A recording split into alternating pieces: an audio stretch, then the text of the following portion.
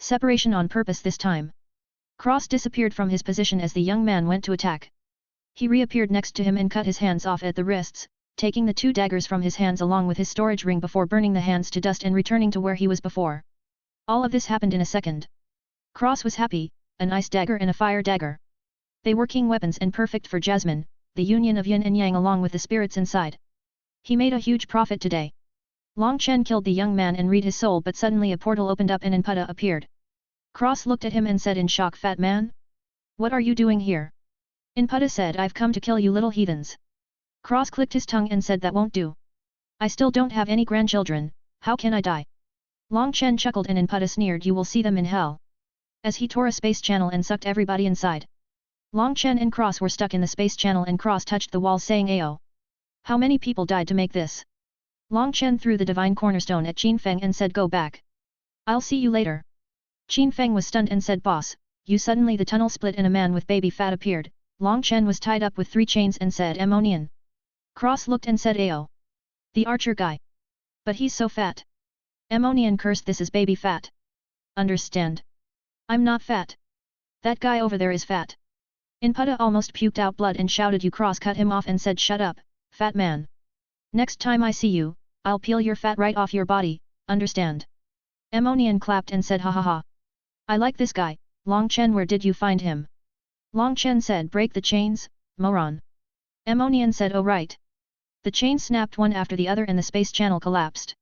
Cross was blasted out with the rest, but Long Chen was sucked into the tunnel. Cross shouted in, "You better come back. I can't handle my own women, you think I can take yours?" Long Chen almost threw up blood and disappeared. Cross appeared back outside with the rest and Bai Shishi pinched his waist saying angrily, "Who's taking his women?" Cross jumped and said, "Fuck. Are you crazy? Who used the power of gold to pinch somebody?" Bai Shishi started crying and Cross said, "I can't deal with this woman," as he chopped her neck and knocked her out. Cross threw her over his shoulder and said, "All right, Daddy Cross is in charge now." Qin Feng shook his head and they went to the chariot. Cross and the other flew back to the academy. Bai Shishi was sent to her residence and Cross went to his own residence, calling him family to him. They all appeared and sat around a table. Cross coughed and said, "All right, folks. Here's what's going to happen." He threw the 2 daggers to Jasmine and she caught them before looking at them in awe. The daggers buzzed and Cross shook his head. The king weapons directly recognized Jasmine as their master. He looked at the rest and said, Yuan, Selena, Grey, White, Gold, Silver, Platinum, and Rose are staying at the academy. The rest of you are coming with me, it's time for you to leave. Even the other beasts? Levi said, "Even me, big brother." Cross smiled and said, "Even you, Levi." Ji Yuan said, "You're going to leave Yuan here?" Yuan was stunned and Cross said, "Seriously, Yuan is stronger than all of you, the only thing she needs is experience. I'm leaving her with Bai Shishi, Qin Feng, and Qi Yu." He closed his eyes at all the resistance, only Luna was calm. Cross slammed his palm on the table and said firmly, "This is my decision. I'm the man of the house and you will listen to me." Everybody went silent and Cross tone softened as he explained, "You're all at the 4 Extremes realm peak. You're going to go through the tribulation and when you're done, we're leaving. I'm bringing you to the places that suit you best. That's it, period. Whatever you say won't change my mind." Luoning retorted, "Can't we just stay with you?" Everybody looked at Cross, who closed his eyes and said, "Maybe you didn't hear me. This isn't a democracy. I can get you everything you need, boost your cultivation, keep you safe, and everything else you would need, but what about when I'm not here? Your cultivation would be strong, but you'd just be wastes killed under a single blow." He opened his eyes and they were fierce as he said, "Listen to me very carefully, if even one of you dies, the entire 9 heavens and 10 hells will follow you. I can't protect you forever, you need to be your own people. You'll just be paper tigers with me carrying you around. Understand?" The room was silent and Cross left the residence saying, "Prepare for the tribulation, when you reach the Divine Lord realm, we'll be leaving not long after. It could be months or days." The room was silent and Luna left first, followed by the rest as they all went their separate ways to prepare. Cross sat outside by himself and Luna said, upset. Cross sighed and said, "No. I know they just want to stay together." Luna smiled and said, "I think you did very good." Cross smiled and Luna sat next to him saying, "Being the man of the house is like this. Sometimes you have to make tough decisions for the greater good." Cross chuckled and said, "So dramatic." Luna giggled and leaned her head on his shoulder as she said, "Maybe a little bit." Cross kissed her hand and intertwined his fingers with hers as he said, "I love you. I love all of you. I want to stay together also, but I have this feeling that everything is going to go to shit soon. The stronger you all are, the better." Luna hummed and said I know I love you too, baby. I think you're making the right choice. Cross sighed and looked up saying I should have taken that old dragon guy's offer. Luna just smiled and a voice boomed in their minds you still can. Cross almost chi deviated as he shouted damn it. Can't you be a little more normal? I almost died. The voice of the dragon laughed and he said that's what you get for plucking my scales dry. Cross grumbled and the dragon said I can send them to Long Chen's wives, where they're most suitable. Cross struggled and Luna squeezed his hand with a smile, he said can you give them a message? The dragon said do I look like a mailman? Cross coughed and said can I have a few days? The dragon grumbled you have 5 days. Cross stood up and said get everyone. There's been a change of plans. Luna smiled and nodded pointing out with her fingers, several whales floated out of her fingertips and flew off into the academy. A while later. Cross was standing with them all and walking in the academy, going to restaurants, teaching them things, spending time with them. He even slept with them all under the stars. 3 days passed. Cross was staring at a thundercloud in the sky, Yuan was standing next to him and looking nervous. Cross was smiling the whole time but she could feel his smile was full of sadness. She never said anything but she knew he was keeping up appearances right now. Cross blew a hole in the clouds above his family and beasts. The tribulation was fierce and ruthless, but in the end, they all passed through it with flying colors. Cross smiled and celebrated with them for an entire day, then spent the rest of the time alone in his room in a time bubble. After God knows how many years. Cross came out of the room on the 5th day, skinny as a skeleton with a smile on his face. Everybody was shocked and Luna almost burst into tears, knowing that he probably made something special for each of them. Cross handed each of them a ring and said when you get there, you'll probably see some special people. If they're Long Chen's family, give them the letters inside. There's also food, clothes, weapons, and other things I made for all of you inside each of the rings. He kept one and plucked a black bead off his necklace, forming into another black necklace as he put it into the last ring and kissed each of his women on the lips and each of his kids on their foreheads before saying with teary eyes remember, I love you all. Do it. The ring in his hand disappeared and so did everyone else. He watched them all disappear, their sad red eyes, stabbed into his heart. Luna smiled to him and mouthed I love you and I'm pregnant before disappearing. Cross eyes widened and he grabbed at the light, but went right through. He stood in an empty room with a lost expression. His mental state fluctuated before he took a deep breath and closed his eyes. He straightened out and walked out of the residence, Yuan, Selena and the other dragons also disappeared. He looked at the sky and he walked to a restaurant. Far away. Lu Mingxian was sitting on her bed, when a ring appeared in her hands. She grabbed it and she started shining before she too disappeared, alerting the entire Lu family hours later. They were all brought to various places. Carl landed in a rainforest to see a bunch of badgers looking at him. He was stunned and said what the fuck. Buckbeak appeared on a mountain in front of a giant lightning bird. Levi appeared in the sea and saw his own kind, he was stunned and swam towards them, only to be greeted with shock and a loud shout His Highness. He's alive. Get the king. Selena, Grey, White and the kids appeared in front of the Azure Dragon ancestor and said you're with me. As he grinned viciously. The group trembled feeling like they were going to have a bad time. Blue and Pandora appeared together in an ice palace in front of a woman. None of the three said anything for a while. The woman finally spoke you smell like Long Chen. Pandora and Blue looked at the woman and there was another silence before Pandora handed the woman a letter. The woman looked at the letter for a while before taking it and reading it. A while later. She said stay with me. Pandora and Blue were silent for a while before saying okay. In unison. Amelia and Jasmine appeared together as well. They were in a hall, with a girl and a woman talking. The woman looked over and the girl sniffed saying Long Chen. Jasmine handed her a letter and the girl read it before smiling widely saying sister-in-law. The woman was just stunned and said you Jasmine and Amelia both disappeared and reappeared with daggers and needles at the woman's throat. The woman made an O with her mouth and said you're my disciples along with Minjia from now on. Ji Yuan appeared in a hall and bumped into a woman with a zither. Ji Yuan said sorry. The woman said not a problem. Her voice was like music and Ji Yuan asked do you know who Zia Yan is? The woman pointed at herself and Ji Yuan gave her a letter. Zia Yan read the letter and smiled widely before saying come with me. Zephyr smashed through a building and groaned as he pushed himself off the ground. A woman was looking at him with wind blades in her hands saying who are you? Zephyr sat on the ground and said fuck. Who are you? The woman shouted I asked you first. Zephyr flared up I don't hit women, but if you don't answer me I'll give you a tight slap, do you believe it? The woman flared up and beat him up shouting what did you say brat? This great aunt will teach you some manners today. They started fighting and a while later the woman said why do you smell like my husband? Zephyr sneered he must have bad luck to be with a mental case like you. The woman grinned her teeth and said you diss my husband Long again and I'll kill you. Zephyr said Uncle Long's wife. The woman paused and said Uncle Long. Zephyr threw her a letter and she read it before grabbing him and saying quickly, tell me, did that bastard get another woman? Zephyr sneered as if I would tell you. The woman shouted you. Before beating him up again. Yuan appeared in front of a beautiful girl, they both jumped and said ah. The woman said who are you? Yuan teared up and pointed her sword at the woman saying stay back. Daddy said perverts are good at disguising themselves. The woman teared up and said I'm not a pervert. Will you? Yuan and the woman hugged and started crying, before Yuan took out a letter. The woman wiped her eyes and read it before crying again and saying I'm your aunt. Yuan teared up and they hugged again. Elise appeared in front of Feng Shuier and Yu Qingxian and smiled saying I'll be staying with you now. Feng Shuier said nervously did something happen? Elise shook her head and handed her a letter. Feng Shuier read it before sighing and handing it to Yu Qingxian, who read it and said you can stay with me then. Elise smiled. Yinger and Honger appeared at a giant sword and saw a man. The man looked over and said who? Honger said your uncle Long Chen's friend. The man raised a brow and Yinger gave him a letter. The man read it and said come with me. As he walked away, Artemis and Lily landed on the ground in a workshop. A young man looked at them before saying holy fuck. Angels from heaven.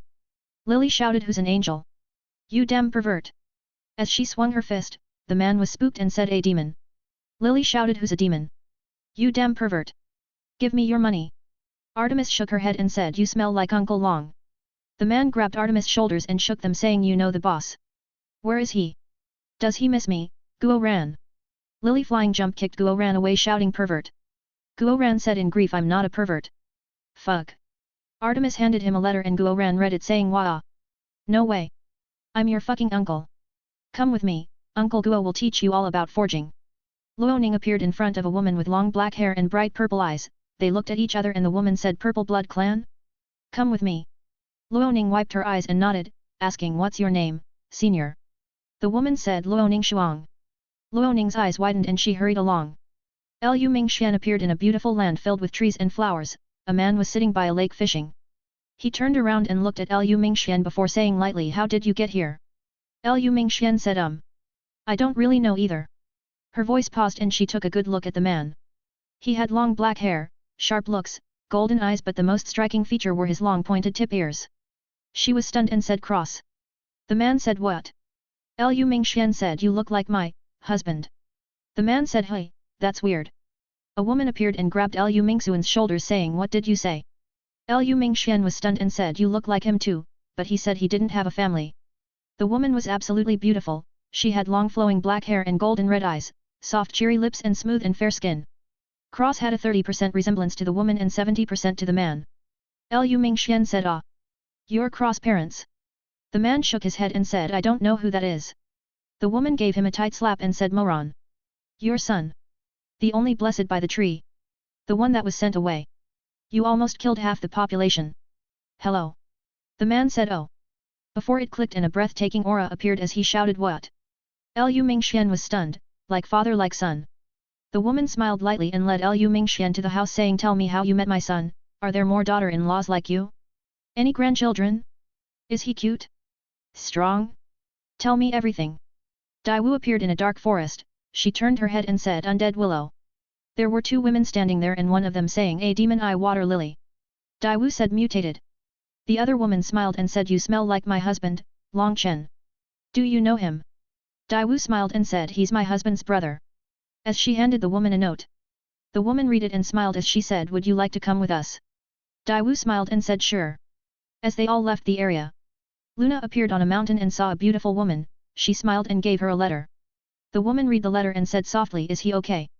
Luna smiled and said a bit sad most of the time, but he's okay. The woman wiped her eyes and smiled saying Meng Qi. Nice to meet you. Luna smiled softly saying Luna, nice to meet you too, sister-in-law. Meng Qi giggled and the duo left the mountain. 202, winning the lottery. Cross ate alone at the restaurant, eating away his depression. Thankfully, the man from the wine god's palace patted his ass and came to the 7th branch. Cross was drinking when Bai Shishi came over and said where's the girls? Cross spat gone. Bai Shishi was confused and said what? Where did they? Cross shouted I said they're gone. Are you fucking deaf? Before grabbing his gourd and leaving the restaurant, leaving the disciples bewildered and Bai Shishi stunned. Cross returned to his residence and locked his doors before laying on his back and staring at the ceiling, drinking as tears flowed from his eyes, dripping onto the floor. Time passed like this. A month later. Cross sat on the ground, even those who knew him wouldn't recognize him now. He had long wild hair and a full beard with a mustache. There were several gourds on the ground around him and wine stains everywhere. The inside of the house was in ruins. Cross was touching the air in front of him. He had been like this for a few days.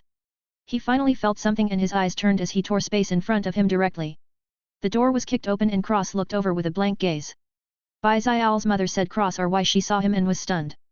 Cross looked at Bai Shishi and the rest behind her. He didn't say anything and ripped open the space. A terrifying aura surged from the void and Cross dived into it, before disappearing as the space crack sealed itself. Bai Shishi said incredulously that was him. Qin Feng looked around and said seems like Big Bro is going through some things. Bai Xiao said but what happened? Bai Xiao's mother muttered so the fluctuations I felt a month ago. She sighed and said there's nothing wrong, he'll be back. Hopefully. Long Chen was in the middle of a massive tribulation, fighting against a man who had muscles everywhere. This was the beast region, beasts ruled here. Suddenly, the thundercloud multiplied infinitely and Long Chen shouted Lei Yuner. Run to the edge. Fast. The woman sprouted wings and brought her people far, far, away without hesitation. A perfect white hand appeared, grabbing space itself and tearing the void. Everybody stopped and looked over. Cross walked out of the space crack and the mammoth man Long Chen was fighting sneered another Terran, get the fu. Cross looked at him and punched out. The man exploded into a blood mist, everybody went silent in shock. Cross looked at the rest and said ugly. Before throwing a ball of black energy into the center. Everyone except Long Chen were sucked into the black hole and grinned into meat paste. Cross snapped his fingers and floated over to Long Chen, the black hole dissipated and Long Chen said in shock Big Bro. What happened to you? Cross eyes turned red and he choked they're all gone. The dragon guy sent them away. Long Chen sighed and patted his shoulder with a smile saying the only thing we can do is get stronger, right? Cross nodded wordlessly, Long Chen shook his head, it seemed like it hit him harder than he expected. Cross looked up and said just this week. Long Chen smiled saying I was warming up. Cross shook his head and said you play around too much. He flicked a black lotus into the sky and blew up the clouds, they reformed and countless lightning skeletons from the ghost ship swarmed the two. Long Chen chuckled and said want to see how many times we can do it. Cross replied I need thunder anyway. He looked down at the piece of bone in the ground and he muttered I'll take the whole secret realm too I guess. Another feature for the sect. Long Chen laughed and sent fire lotuses into the clouds blowing them up endlessly. Cross waved his hand and all the lightning skeletons exploded before being sucked in. Long Chen looked up and said that should be good. Cross said wanna get risky. Long Chen said I'd rather live a long life. Cross said let's get risky. As he held out his palm a black lotus appeared before bursting into flames, it slowly grew and a terrifying aura emerged before the lotus started shrinking and turned into a lotus pod. Long Chen said wow. That's scary. Cross lifted his hand gently and said lotuses bloom in the moonlight. The lotus pod flew into the clouds before blooming and eradicating the clouds completely. Long Chen's jaw hung loose and red clouds started accumulating, the area was smaller but the aura was 100x more terrifying. Long Chen said Nima. I'm definitely losing a dozen layers of skin today. Cross just stayed silent as Long Chen smashed the bone plate and Cross said want to come with me. A voice echoed I have a choice. Cross said I won't use you like others, you'll be your own tribulation grounds in my sect, I won't restrict your growth either. The voice said okay. Cross patted his abdomen and Long Chen was sent out as the entire reel turned into a ball and entered the inner world. Cross appeared outside with Long Chen and endless lightning fell on the city. Cross disappeared, robbing everywhere for treasures, herbs, ores, weapons, materials, books, crystals, pills, furnaces, everything he could find. Soon enough the entire city was picked clean. Cross touched the ground and absorbed the spiritual vein under it, destroying the formation around the city. There was nothing left for him to take and he took out his scythe, starting his slaughter of the lightning creatures. He looked over and saw Long Chen piercing a thunder spear through a woman's chest. She looked heartbroken and Long Chen kicked her flying. Cross saw that Long Chen sealed her into her demon core, only pretending to kill her. What a nice guy. Cross slaughtered the beasts and lightning ghost spirits, a black hole opened up on his back and absorbed lightning crazily while the blood from various beasts was being absorbed as well. Cross literally killed everyone who got in his way, there were no scruples. Lei Yunar's Thunder Falcon clan escaped the city, vowing to take revenge on Long Chen, but he saw that they were faking their anger. Cross didn't really care, he was busy collecting lightning and blood. The blood pool in the sect was absorbing blood like crazy and the stone turned gold as the blood was boiling, seemingly getting rid of the impurities and extracting the source and essence. Apparently the blood pool had the feature of purifying blood that went into it, when one sat in it, they would be able to purify their own bloodline and leave a little bit inside as a thanks. Cross found this a bit suspicious. He was 90% sure he knew the secret of this blood pool. The blood in the pool didn't just purify but mixed. which meant it was able to fuse bloodlines, which meant it was able to replace bloodlines as well. This required further inspection. Long Chen was cutting people down with a new sword, he looked pretty happy with it. The sword looked happy too. Cross circled around and cut down beast after beast, shattering lightning skeletons with 2 swipes. Cross looked over and pulled in the air, rings after rings flew over to him. He looked up and saw a golden chariot, he jumped into the air and slaughtered everyone in and around the chariot before stealing the chariot itself, forcing it into a smaller form, before storing it away. Suddenly, a man appeared in the air and threw a spear at the great Brahma statue, shattering it to pieces. Cross rushed into the Holy Pill Palace and killed everyone inside before stealing everything, techniques, pills, herbs, furnaces. He made the right choice coming here today. He gets to advance to the Divine Lord realm, and he gets a bunch of treasures. What a day! A giant sword pierced towards Cross, who looked up and punched the sword, shattering it to pieces before it was absorbed into his body. The thundercloud exploded into thunder and Cross sucked in half, the other half going to Long Chen. Both their breaths multiplied as they reached the Divine Lord realm first level. Cross let out a breath and looked at the beasts coming at him and Long Chen. The lightning tower inside the inner world had absorbed some thunder as well and became even better than before, now there were levels. Cross appeared over the statue of the great Brahma, he placed his hand on the head and sucked out all the power of faith, spinning it into his own power as the shattered statue became dust. He looked over at the beasts and Long Chen suddenly grabbed Cross and a light curtain appeared as Long Chen said, "I'm the Dean of Lingxiao Academy's 7th branch. Come find me if you want revenge."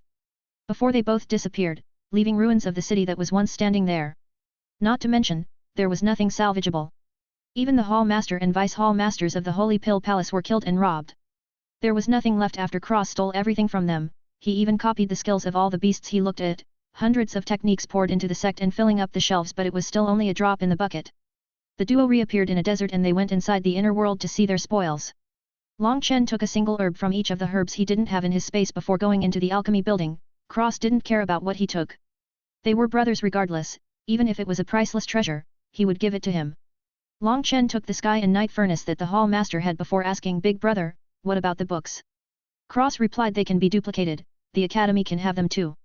Pick which ones you want and I'll duplicate them, it's not a problem at all." Long Chen nodded and picked out books, Cross duplicated them all and put them into a storage ring, handing it over to Long Chen along with half the crystals he had. He had so many crystals, handing half over was literally nothing. He appreciated that the castle was so neat and organized everything right away. He had to say, the scholar made a fantastic sect. They left the inner world and flew towards the Tianlan region. After going through a few transmission arrays they arrived at a sea of sea demons, frantically attacking the city they went to. Apparently, sea demons attacked the school. Long Chen threw a flame lotus and blew up countless sea demons before throwing a sword to an old man and leaving the area. They appeared at Lingxiao Academy and slaughtered sea demons along the way, they arrived at the school and saw Tian Li. He laughed and said, "Haha. I knew I was right." Long Chen smiled and Cross remained stoic, expressing no emotion. They both said in unison, "Big Brother Lei." Tian Li smiled and said, "The Dean wants to see you, go quickly." Cross passed Tian Li and tapped on his forehead before flying away. Tian Li was stunned and trembled in excitement at the completed ancient thunder art Cross just gave him. The duo saw the old man, Bai Litang looked at Long Chen and Cross before saying not good. Cross remained silent and Long Chen smiled not bad. Long Chen and Bai Litang talked for a while before Long Chen and Cross left. They appeared at the 7th branch and Long Chen was immediately hugged by Bai Shishi. Cross walked to the array and looked outside to see countless demons outside. He tore a crack in the formation and walked outside. The disciples shouted in fear and a giant demon slapped at Cross. Cross looked up before flicking his finger, the demon exploded into blood mist. The disciples froze and Long Chen chuckled saying, "Maybe he's much more dangerous now." Bai Shishi asked quietly, "Do you know why?" She was interrupted by a massive boom. The entire formation shook and there were body parts everywhere outside.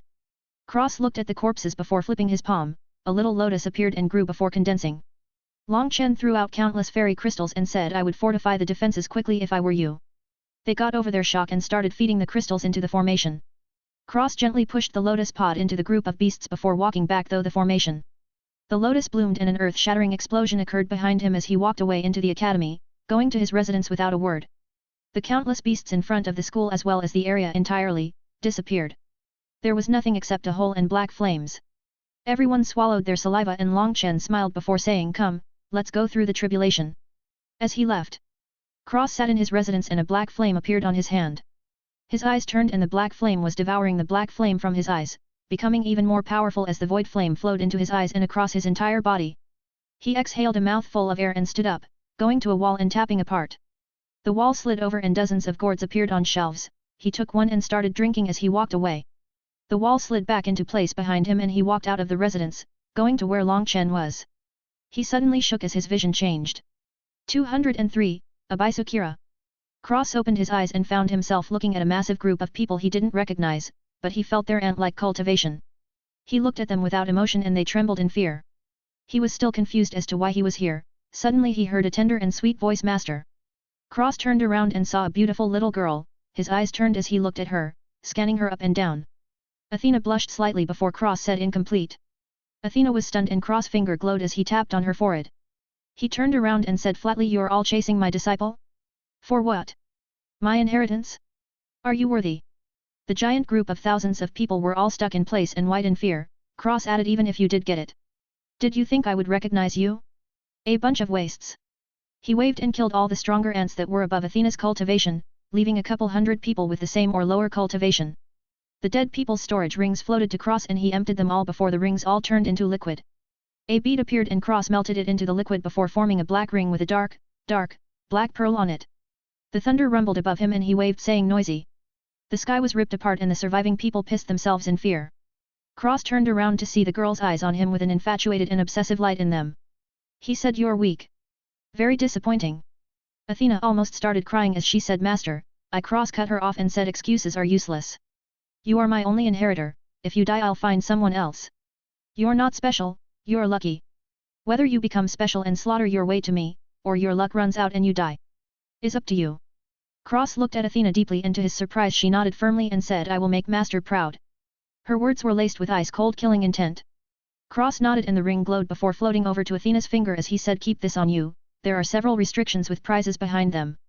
When you're strong enough to break them you can get what's behind the restriction, if you aren't then you'll die." Athena looked at the ring with a fanatical light in her eyes. Cross spoke again, "I don't care how you do it, but if I find out you disgraced me, I will kill you. If you die, the ring will come right back to me." He pointed at the hundreds of people and said, "I suggest you don't reply on my in the future, this is the one and only time I will help you. If you can't deal with the trash, you're not worthy." He waved his hand and a token materialized out of thin air as he said, "If you make it to the Void Sect, bring this token to the sect master. Maybe we'll meet again at that time. Good luck." Athena said quickly, "Master. Master. Wait." Cross looked at Athena, his eyes without any ripples at all. Athena said, "What weapon does Master use?" Cross pointed at a tree nearby and the tree turned to ashes before a beautiful wooden scythe appeared as he disappeared with a flash of white light. Athena looked at the scythe and muttered, "Scythe, scythe, scythe. Kaye. Master is so yummy," as her face turned red and she held her cheeks with her pupils turning heart-shaped. The ground of hundreds of people suddenly had their eyes turn red and they charged at Athena, who sneered, "Come on trash, if I don't kill you all, I'll marry someone other than Master." As she took out a long sword and disappeared, using Void Step. Cross returned to the academy and continued walking to Long Chen while drinking from his gourd. He looked completely different from the otherworldly Supreme Master that just appeared in front of Athena. Cross came to the Tribulation region and sat on the ground next to Long Chen, drinking from his gourd. Long Chen looked at him and said, "Good." Cross replied, "Awful." Long Chen sighed and paid attention to the tribulation. Thunder beasts rushed out of the clouds and Long Chen said, "I'm not saving you if you die to these thunder beasts. You will die with humiliation." Cross ignored them all, only focusing on Luo Bing. A while later, ghost spirits came down and the disciples started fighting them. Time flew by and disciples started dropping. Cross noticed Luo Bing was still going strong. He finally said lightly, "Luo Bing, if you don't change you'll never see your sister again. I hope you won't disappoint me." Luo Bing calmed down and started killing ghost thunder spirits. Long Chen looked at Cross, who went back to drinking and said, "Don't think too much." Long Chen looked back with a chuckle. The tribulation continued and Luo Bing was close to passing out but Cross goaded her every time, making her angry. This bastard lost her sister and he still dares to talk about it. She held on, until Long Chen directly blew a hole in the clouds. Cross watched her fight against ancient lightning corpses before passing out. A skeleton came to slash at her, but Cross reached through the void and slapped the skeleton to death before throwing Luo Bing into the core area into a lightning chain. He condensed the ball of lightning from the skeleton and threw it at Luo Bing, making her scream in pain. Cross' face was emotionless as he watched Luo Bing writhe in pain. Others would feel pain themselves, watching a beauty like Luo Bing in pain like this, but Cross didn't even have a ripple in his eyes. He took his hand back and started drinking again. Long Chen shook his head and pulled Qin Feng and Qi Yu out of the thunder zone into the core area before saying, "Don't overdo it. Lightning went down the chains into the disciples and Cross whistled. A little thunder dragon flew over and Cross touched its forehead, releasing red lightning into it. The red lightning traveled into Luo Bing's body and her screams got louder and heart-piercing. Cross had a cold face as he looked at her writhing body. He finally stopped and Luo Bing calmed down as Cross whispered absorb it. Before looking at Bai Shishi facing off against the skeleton that Long Chen stole the golden sword from. The skeleton suddenly burst into 8 swords after talking to Long Chen. Cross handed Long Chen a pure white orb and Long Chen fed Bai Shishi the orb, it was pure soul energy. Not only would it help her digest the swords, but it would also be a whole boon for her cultivation. Cross stepped and flashed to Luo Bing, grabbing her collar before dragging her away. Nobody had anything to say and just left him alone. Cross went back to his residence and cleaned out the gourd before throwing it on the floor and grabbing a new one from the wall. He took Luo Bing into the inner world and threw her, along with a drop of his own blood, into the blood pool. He sat on the edge of the pool and drank as he watched Luo Bing sit there in a coma, occasionally channeling red lightning into her body and destroying it from the inside, making her bloodline stronger, thicker, and purer. Along with the blood pool, she was making amazing progress. When she started waking up, Cross brought her back outside and threw her into a bed before walking outside. He walked around the sect to see Long Chen with a few other people looking at Su Zixing. He walked over and looked at Su Zixing before poking his arm. Cross took a drop of blood before throwing it into the blood pool. Long Chen pursed his lips in amusement and Su Zixing said, "Second boss. Are you trying to kill me? That hurt." Cross grunted and kept silent. Long Chen looked at him and said, "Luo Bing." Cross drank and said, "In my house." Luo Changwu flew to Cross residence like a bullet. Long Chen shook his head and replied, "He's been worried for almost a month." Cross spat, "Good. If she wasn't so weak maybe she would have gotten more benefits." "Disappointing." Long Chen said, "You can't expect them to be like us." Cross paused and said, "Maybe." Before drinking from his gourd in thought. He suddenly reached into the void and pulled out Luo Bing. For some reason, she was holding a broom. Everyone was looking at her and Long Chen said, "A broom." Luo Bing said, "His house is very messy." The group was stunned and Cross took the broom and turned it to ashes before dropping Luo Bing on the ground. He reached into the void again and pulled out a giant pair of red scissors. They were sharp on both sides and in a red sheath. Cross threw them to Luo Bing, who caught the scissors and looked at Cross in confusion. Cross said, "Special swords.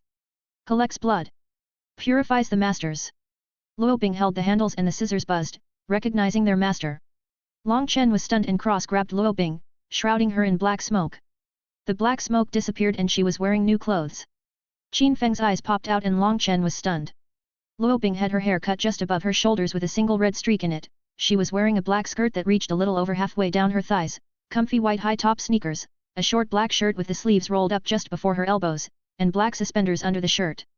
Luo Bing looked at herself in shock. Her entire midsection was exposed. Cross slapped the top shirt and on the collar a single yellow and red eye opened. Cross grabbed Luo Bing and said, "Go train." Before throwing her like a meteor out of the formation. Long Chen shook his head at Cross' strange clothing and went to see the battlefield. Cross went to go see and saw everyone who just passed the tribulation slaughtering demons like crazy. A while later. Long Chen frowned and said, "Put up all the barriers." The sky suddenly shook and all the disciples activated their tokens, returning to the academy in an instant. Suddenly, all kinds of beasts and people appeared. Bai Zhantang glared at one of the man and shot forward going to kill him. Cross looked at the battlefield and slowly stepped out muttering noisy. Long Chen opened his god ring and his battle body before fighting against the Water Lotus clan members with his new sword. Cross floated into the sky and a black hole opened up on his back, a golden half-crown appeared around his head, his armor covered his body. His eyes turned and a giant figure appeared around him. It was different this time. The armor was still draconic and the sword was made of black fire while the spear was red lightning, but now there was a flaming halo over the figure's head. The armor was basically the same as Cross. Cross's eyes glowed and spun rapidly. The beasts all blew back before coming together in a big clump. The figure stabbed the clump with the red lightning spear, killing the clump of beasts. Cross looked at the beasts and lifted his hand. Countless black holes appeared before raining down weapons on the beasts endlessly. The disciples were in awe at Cross' power, he was so strong. Cross clapped his hands in front of him and his eyes glowed again as he said, "Unseal." Abisokira. This was the name Cross came up for the figure, it was short and sweet and it meant abyss killer.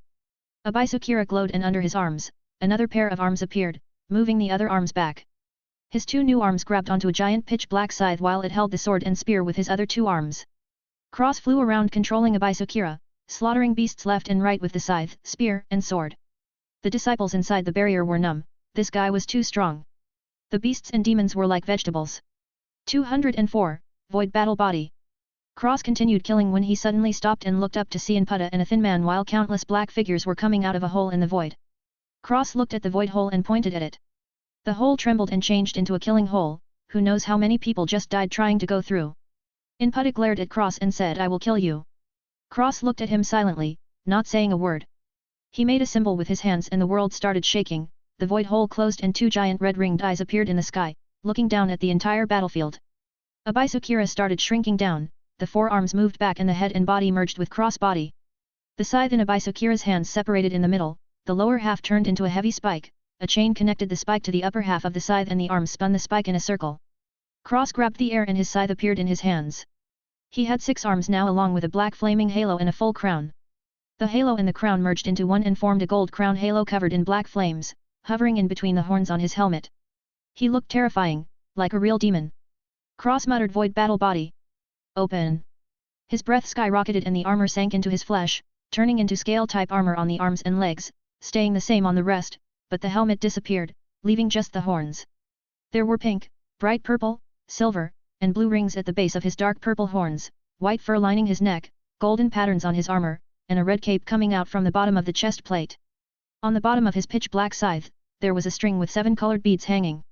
A black hole opened behind him and fused itself to Cross back, spinning slowly, distorting the space around it, but not affecting Cross at all. Cross opened his eyes and said, the void is mine, leave. The eyes in the sky glowed and all the assassins hiding in the dark suddenly were revealed. Cross looked at everything and copied all their methods. He looked behind Long Chen and stepped, disappearing. He reappeared behind Long Chen and pinched the air, revealing a woman with a dagger. He looked at her and copied all her arts before saying annoying.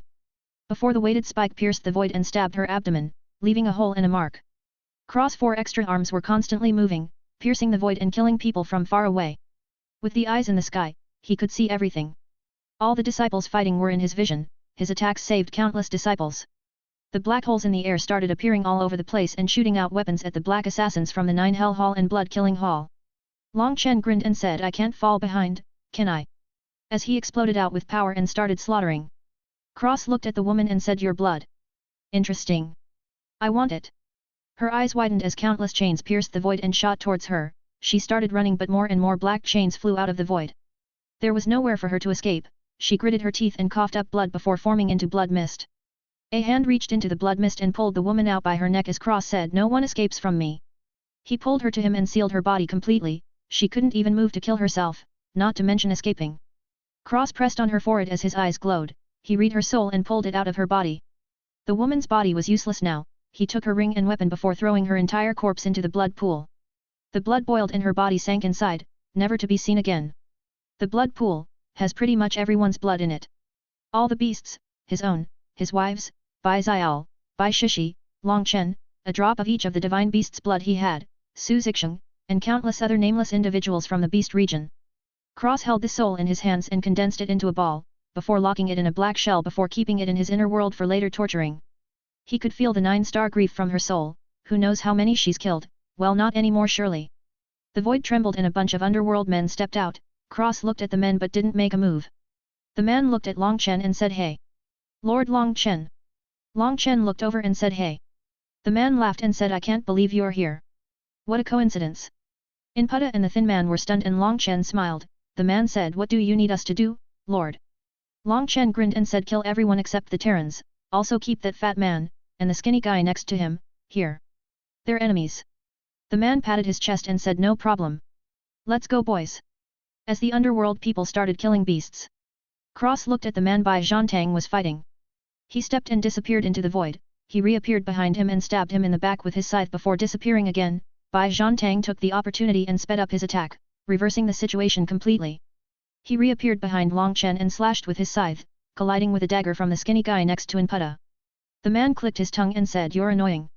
Cross stayed silent and his 4 extra arms started moving faster, killing assassins 4 at a time. Cross suddenly hooked the skinny man's clothes and spun him around into Inputta's dagger. The skinny man blocked the dagger and shouted Fatso, what the fuck? Inputta snorted in annoyance and disappeared. Cross looked at the void and his crown spun, tilting into a circle before releasing a black beam into the void, making an explosion and forcing Inputta out before going back to normal above his head. Cross was fighting Inputta and the skinny man by himself. Long Chen threw something at Cross, who caught it and switched places with Long Chen as he disappeared. Cross stabbed the man fighting Bai Zhantang right through the heart with the dagger. The man froze and slowly fell to the ground. Cross flashed over and slashed the dagger across his neck, cutting his head clean off. He pressed his palm on the man's head and sucked out his soul before locking it in a ball and throwing it to Bai Zhantang, knowing that this is the man that attacked and injured his wife. The battle stopped and everybody looked at Cross, who was holding the man's head and body in two separate hands, draining his blood into a bucket like a pig. Inputta shouted in extreme rage, "That's the great Brahma's disciple and a member of the Shura clan." Cross ignored him and stole his belongings before draining all the blood from his head, throwing it to Bai Xiao. The man attacked Bai Xiao's mother when she was pregnant with Bai Xiao, resulting in his decreased intelligence. Without Long Chen, maybe Bai Xiao would never awaken his three flower pupils because of this man. This hatred was extreme. Cross held the corpse by the ankles and drained his blood into the bucket as he said, "I knew his blood was different." He finished and sent the bucket of blood into the inner world before stripping the corpse of its clothes and stabbing a spike through it into the ground like a scarecrow as he carved into the flesh puppy of the Brahma doggy. The stake was right at the entrance of the 7th Branch Academy. Cross turned around and said, "Thank you for the gifts." The birds were becoming a problem.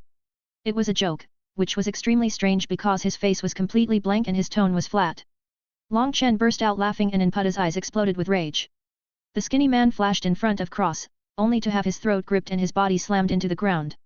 Cross looked at him and said, "Another gift. I will take your faith from this clone, thank you." He slapped a palm on the skinny man's forehead and sucked out all the faith from the clone body, turning it useless. Inputta escaped and Long Chen came to Cross in the clone body. Cross gave him the dagger and propped up the clone body, after stripping its clothes, right next to the headless corpse devoid of blood. He carved 9 Doggy Hall Master into the body of the clone before turning around. Long Chen looked at the ruins and his heart was bleeding from the amount of money that would have to be used to repair everything. He sighed and said, "Repair the cornerstone, formation, and barriers. Continue rebuilding the academy." Cross got a big boon this time and went to his residence to lock up. He took out the golden elephant chariot and a bunch of other king weapons before smelting them all into a liquid and letting Aurora devour them all. The necklace finally glowed and became a king weapon. Aurora told Cross that everything came into one and new powers were made. The armor and scythe were king level weapons. Any energy he gets into his body will be sent to the other necklaces and bracelets completely purified. The speed of cultivation will increase by 1000x, and because of the chariot, the necklace can turn into a small boat, but that wasn't all. It could also send things to other necklaces and bracelets. The sending items was only because they were all connected to the inner world. Using it as a medium, items could come and go, but not people, for now. Cross nodded and patted the necklace beads in encouragement. Cross started digesting the power of faith he consumed from the skinny man's body and his cultivation increased to 3rd level Divine Lord realm. He went to Long Chen and asked him for some black soil. Long Chen have him a ton and Cross went into the inner world, letting it out. The world buzzed and the black soil was absorbed before a giant area appeared with a black bowl in the middle of it, but the black bowl looked like smooth stone. Cross had seen Long Chen do this before and he threw the corpses of some beasts into the black soil. The corpses were devoured and the black boil started filling with a strange white liquid. The sides of the bowl were sending the blood from the beasts into the blood pool. Cross touched the white liquid and felt his entire being relax. He drank a bit and his body changed from the inside out. He quickly went to the bathroom. A while later, Cross walked out of the bathroom. His beard was gone, his hair was down to chin level again and his entire body felt pure. Naturally, all the impurities of his body were washed away and his strength felt like it directly doubled. Cross was in awe and threw millions of corpses into the black soil before collecting the white liquid into a gourd. He left the inner world and went to find Long Chen. Long Chen was talking with Bai Shishi, when Cross appeared. Long Chen looked at him and said, You shaved." Cross didn't speak and poured the white liquid into Long Chen and Bai Shishi's mouths. Long Chen and Bai Shishi were both stunned and they both disappeared. A while later, they returned and looked completely reborn.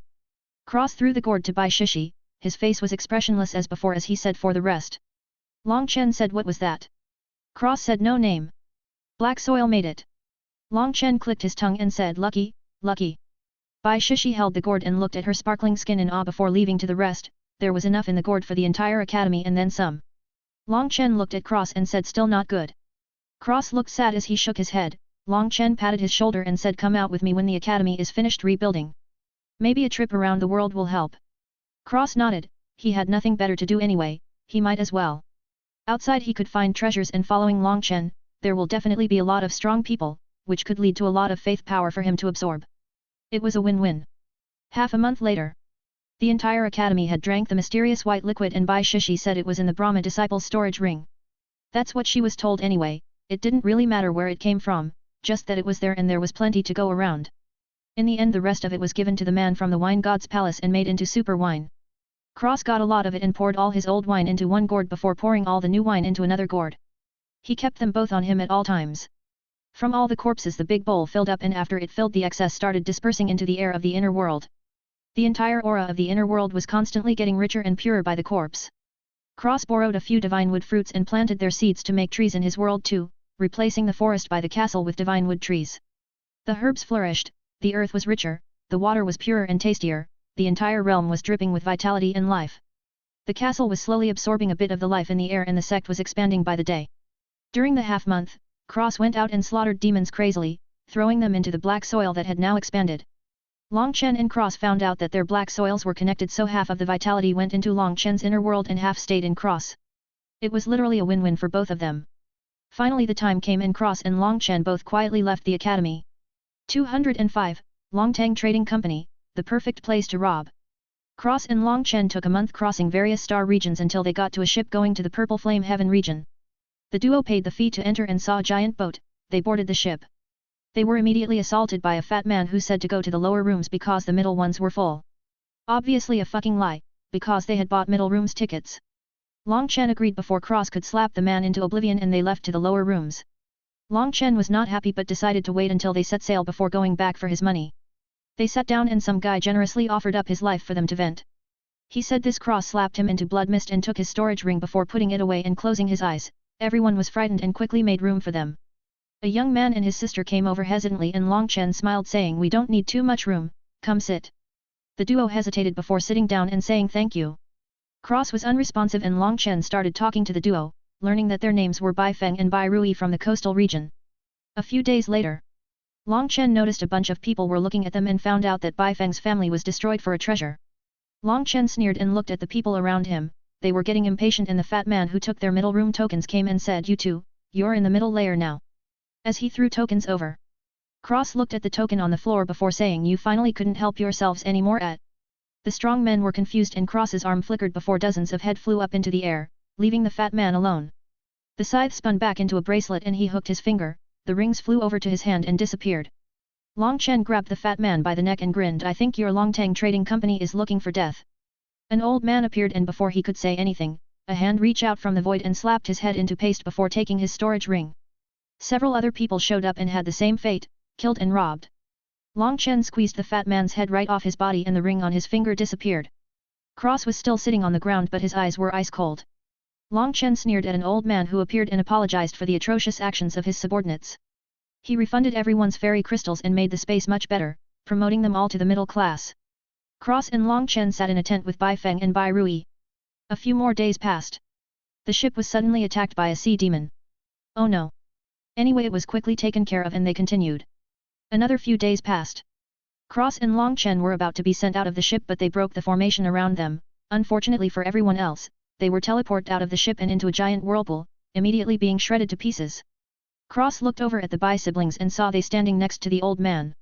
Long Chen was angry and Cross looked at the old man, who had a sinister smile on his face. He slapped Bai Feng unconscious and kicked Bai Rui unconscious as well. They were near the whirlpool despite breaking the array. Cross watched as Bai Feng and Bai Rui woke up and killed themselves in shame. Apparently they were fooled into believing that the Longtang Trading Company would spare Cross and Long Chen. Cross could not care less, he was going to kill them both anyway. Accidental betrayal is still betrayal. Plus they didn't even warn them beforehand, they weren't as innocent as they looked. Long Chen was absolutely furious. Cross looked at the void and said, "Fuck off." The whirlpool paused before sending them out. Cross and Long Chen sped after the ship. Half a month later, the people from the Longtang Company landed. Unfortunately this would be their last time touching land. Cross and Long Chen appeared in the air, shocking the old man. Cross opened his void battle body and slaughtered them with Long Chen before stealing all their stuff. Cross looked at the ship and his eyes glittered. He drilled into the ship, leaving Long Chen to deal with the rest. Cross went through the entire ship, taking everything that wasn't nailed down before coming to the core of the ship and overriding it. The ship shrank into a handheld size and Cross put it away for later. He took all their things and even the ship. Long Chen was finished outside and Cross hooked a finger, all the storage rings flew over to him and disappeared. Cross looked at the ghost ship they rode here on and felt his blood pumping. He immediately ran into the ghost ship and robbed them blind, killing all the spirits on it before arriving at the core. He slapped the crystal and the ghost ship trembled before shrinking down. Cross held the ghost ship in his hand, it was a different ghost ship than the one he was on earlier. It seemed like there was more than one around the immortal world. Needless to say, this one was his now. He looked over and saw 36 people surrounding Long Chen. Cross disappeared and a dagger appeared in his hand as he cut off the hands of the 36 old men, stealing all their treasure pots. Long Chen was fighting them and the 36 quickly became 7 as Long Chen disappeared after getting the dagger back. Cross killed the rest and stole all their storage rings. He read all their souls before they died and knew where Long Chen was going, but first. He looked down at the abandoned city and disappeared. A while later. Cross tore the void and appeared next to Long Chen, who had a giant lotus in his hands. Cross blended with the air and ransacked the entire Longtang trading firm building. All the trading firms other than Huiyan were connected, so Cross wasn't polite and accepted their gifts. He stole literally everything and filled his sect with a shit ton of treasures, herbs, pills, furnaces, books, etc. He looked up after the job was done and saw a man with armor all over his body. He flashed and stabbed into his neck with the dagger from Long Chen, cutting his head off and stealing his ring and armor as well as his weapon. The old man had no idea how he even died, it was too fast. Cross returned the dagger to Long Chen and stood next to him with his 6 arms holding their weapons. Long Chen started fighting all the people before Long Chen grabbed Cross and flew away as more than 100 world kings showed up. Cross spread his hands as he was being dragged through the air, countless little black lotuses floated in the air, towards the group behind them. The lotuses started exploding and soon they all exploded as Long Chen escaped. Cross said, "I wanted their storage rings." Long Chen said, "I got the treasure, it's okay." Cross replied, "I took everything else. Even the ghost ship." Long Chen said in shock, "What?" Cross nodded and held out his hand, a little ghost ship appeared. Long Chen said, "There's some serious cause and effect going to happen." Cross put it away and said, "Going to refine it." Long Chen said, "You can do that." Cross nodded and replied, "Not a big deal. Add ghost ship properties to my scythe. Maybe, unexpected benefits." Long Chen nodded and said, "The white liquid washed away some cause and effect from before, we should be balanced out if you get rid of the ship." Cross shook his head and said, "We got a little more." Long Chen waved and said, "A little more is fine." Cross went silent and they flew away. They landed on a mountain and Cross went into the inner world as Long Chen took out an ice crystal. Cross sat in the forging room before taking off Aurora and the giant ship and the ghost ship, as well as several extreme rare ores. Aurora trembled in excitement. Cross said, "Careful." Aurora buzzed and Cross melted down all the things into one big blob of liquid before condensing it in black chi and void flames. He sucked the black liquid that poured out into a gourd and kept it all, maybe he would find a use for it. It was extremely deadly, but what was he supposed to do? Pour it on people? I'm afraid that wouldn't work unless the enemy sat and waited for death. Aurora devoured the liquid and shined brightly before returning to Cross' neck. A terrifying aura came from her. Cross said, "Ghost ship." Aurora said, "No problems at all, master. The ghost ship was completely eaten by me. It tasted good too." Cross patted the beads and left the room to see what was going on outside. He found Long Chen and they flew away to a city. People looked at them in shock and Long Chen smiled as he said, "Excuse me, how much did the Longtang Trading Company offer for our heads?" The man answered, 500 million crystals, a realm weapon, and a golden elder token for each of you. Cross was silent and Long Chen clicked his tongue saying, "That's it. So stingy." He shook his head and walked to the center of the city to leave. Someone shouted, "Running away with you, tail between you legs." Cross pointed at the crowd and an old man exploded into blood mist as a ring floated through the air into Cross' hand before disappearing. People started muttering, "The silent ghost is so terrifying." Cross felt his eyes twitch at the name Silent Ghost and Long Chen laughed. Someone said, "Long San Yat, you have to escape. The Longtang people are coming." Long Chen smiled and licked a magic water lily seed at him. The young man was stunned and filled with endless gratitude. Originally he worshipped Long Chen because of his strength. His qualifications were just ordinary, but with the seed he could rise to the sky. Long Chen literally changed his fate with a single flick of his finger. Cross looked at the transmission array and touched it softly. The entire array exploded and a black hole formed as dozens of old men appeared. They were instantly attacked by space blades. Some were killed instantly. Cross disappeared and crippled people. Long Chen followed up and killed them as Cross stole their rings, weapons, and any armor they had. His scythe was a bit different now. Aurora said that because of the materials of the ghost ship, the blade of the scythe had a small power to cut through higher tier weapons and armors. Not only that, but faith as well. Maybe, one day it could become like the dagger Long Chen had.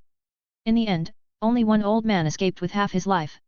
His ring-wearing arm was severed and his entire life savings were stolen. People finally realized how naive they were to think that they could even catch Long Chen and Cross to get the reward from the Longtang Trading Company. These two were absolute monsters. Especially the Silent Ghost. He was the worst. Before you even knew it, you were looking at your own corpse and your storage ring was stolen. Long Chen said, "Where's the city lord?" An old man came out and said, "It's me, is there something I can do you?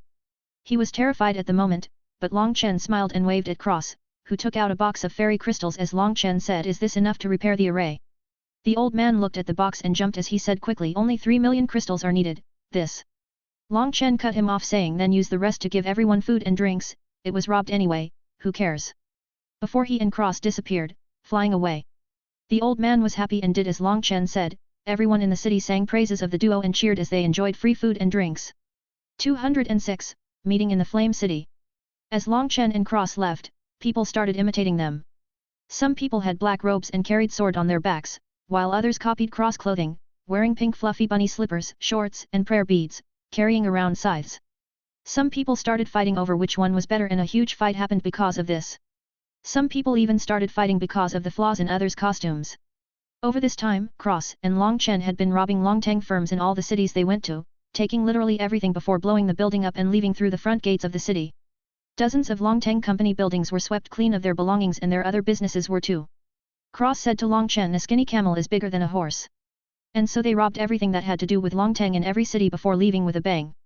The Longtang company sent out 4 terrifyingly strong people, but Long Chen and Cross had already left the star field to the Chaos Star Sea. They rowed a boat and came to an ancient city. Long Chen and Cross were walking on the street, when a fat woman threw herself at Cross. Cross frowned and slapped her across the city into a mountain, turning into a blood splatter. He looked at the big people and cut his palm in the air. The big people that were in the same group as the woman suddenly had their torsos slide right off their bodies while their heads rolled to the ground. Someone appeared and shouted Huda. Cross waved and blood rained from the sky. He hooked his finger and took all their storage rings before they both walked down the street as if nothing happened. They came to a place called Yuzhou and entered the city to see everything was very peaceful. They walked into the Huayan Trading Company and Long Chen pulled out a purple gold token before being escorted to a room. Cross followed him and they came into a room. Cross sat down in a cough and lit a cigarette before smoking as a woman came into the room, introducing herself as Qi Fang. Long Chen and Qi Fang talked about a lot of things and requested a bunch of herbs from them, to which she replied they would have it ready in a few days. The days passed by and Cross walked around while Long Chen went to do business. He went to a library and copied all the books inside. He had been doing the same thing for all the cities they had been to. Every piece of knowledge was extremely important to him and he wanted them all. He also got into Huayan's library with Long Chen's help and copied everything there as well, before the duo left to the Xing Palace site. They got there and saw a bunch of different races together, but some of them were so friendly. Long Chen looked at the statue and the stone stairs. Cross looked at the writing and his eyes turned. Long Chen stepped on the stone stairs and trembled. He went to the 9th stair and a star map appeared in the sky. Countless people started cheering and Cross looked at Long Chen before looking up at the sky, recording everything he could. The star map disappeared and countless people said, Master, did you get the entire Starry River Sky art? Cross looked at Long Chen and the entire Starry River Sky turned into a golden book and was completed in his library. He was satisfied. Now he wanted the 9-star Hegemon body art as well, but that was for another time. When Long Chen actually completed it, that is, until then even if Long Chen gave it to him, he wouldn't be able to complete it. He didn't want it for his own use but to complete the library. What strength! He was plenty strong already, the recording of the skill was what he was after.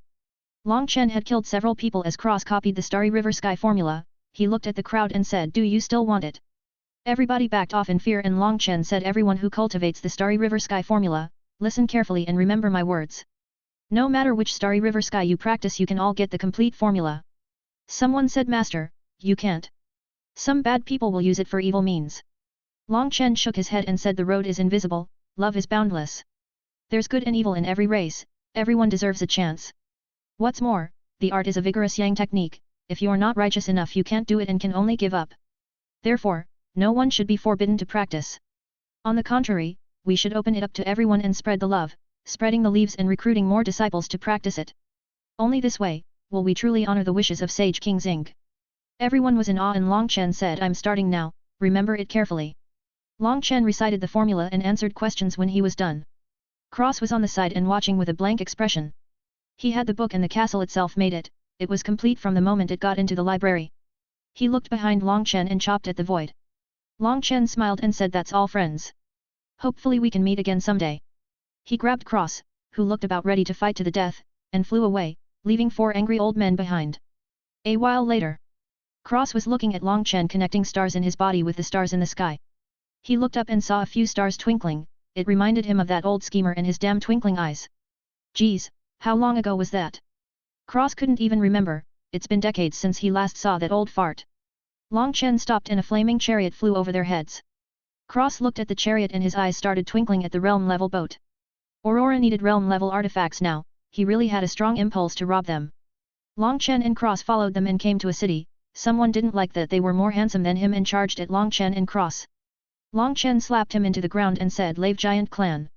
As he looked at the lava giants turning into people and walking into the city. Long Chen and Cross merged into a crowd and they both heard Qingxian Fairy. They rushed forward and saw Yu Qingxian along with Feng Shuier. Cross teared up and rushed forward like a bullet, hugging Feng Shuier tightly. Everybody looked at him angrily and a young man shouted how dare you. Cross looked at him and a terrifying killing intent erupted from his body, the entire sky of the realm changed completely. The void started tearing and black clouds rumbled viciously with lightning, the entire world started shaking in his rage. Everyone turned white and the young man who questioned Cross died from absolute terror, falling to the ground with terrified dead eyes. Cross was glaring at his corpse when he heard a voice he only heard in his dreams recently saying Big brother, I missed you. The phenomena disappeared in an instant and Cross smiled for the first time in months. He wiped Feng Shuier's tears and said softly I missed you more than you could ever imagine, Swex you. Feng Shuier burst into tears and kissed Cross deeply. Long Chen shook his head and came over saying I didn't expect to see you here. Yu Qingxian turned and smiled happily it's you. Long Chen smiled and they started talking as everyone recovered from their shock. Cross and Feng Shuier were in their own world and ignored everyone else. Cross separated his lips from hers and smiled saying are you hungry? Feng Shuier looked into his eyes and nodded happily. Cross grabbed her small hand and kissed every single as he said since my Shuier is hungry, your husband will bring you to eat. Feng Shuier felt fluttery in her heart, so much affection from him wasn't rare but it has been a long time. Something must have happened. Cross looked at Long Chen and pointed his chin at the restaurant. Long Chen nodded and said Qingxian Fairy, are you hungry? Yu Qingxian smiled softly and said I can eat. One of the young masters that were tossed to the wayside said quickly this. Qingxian Fairy, we already have a table. Yu Qingxian smiled and said perfect, thanks to young master Feng Xiang. They all went into the restaurant and the guards following Yu Qingxian followed along too. Long Chen sat next to Yu Qingxian, Feng Shuier sat on Yu Qingxuan's other side and Cross sat next to Feng Shuier. Cross whispered into Feng Shuier's ear while caressing her soft hands, making her giggle and slap his chest playfully.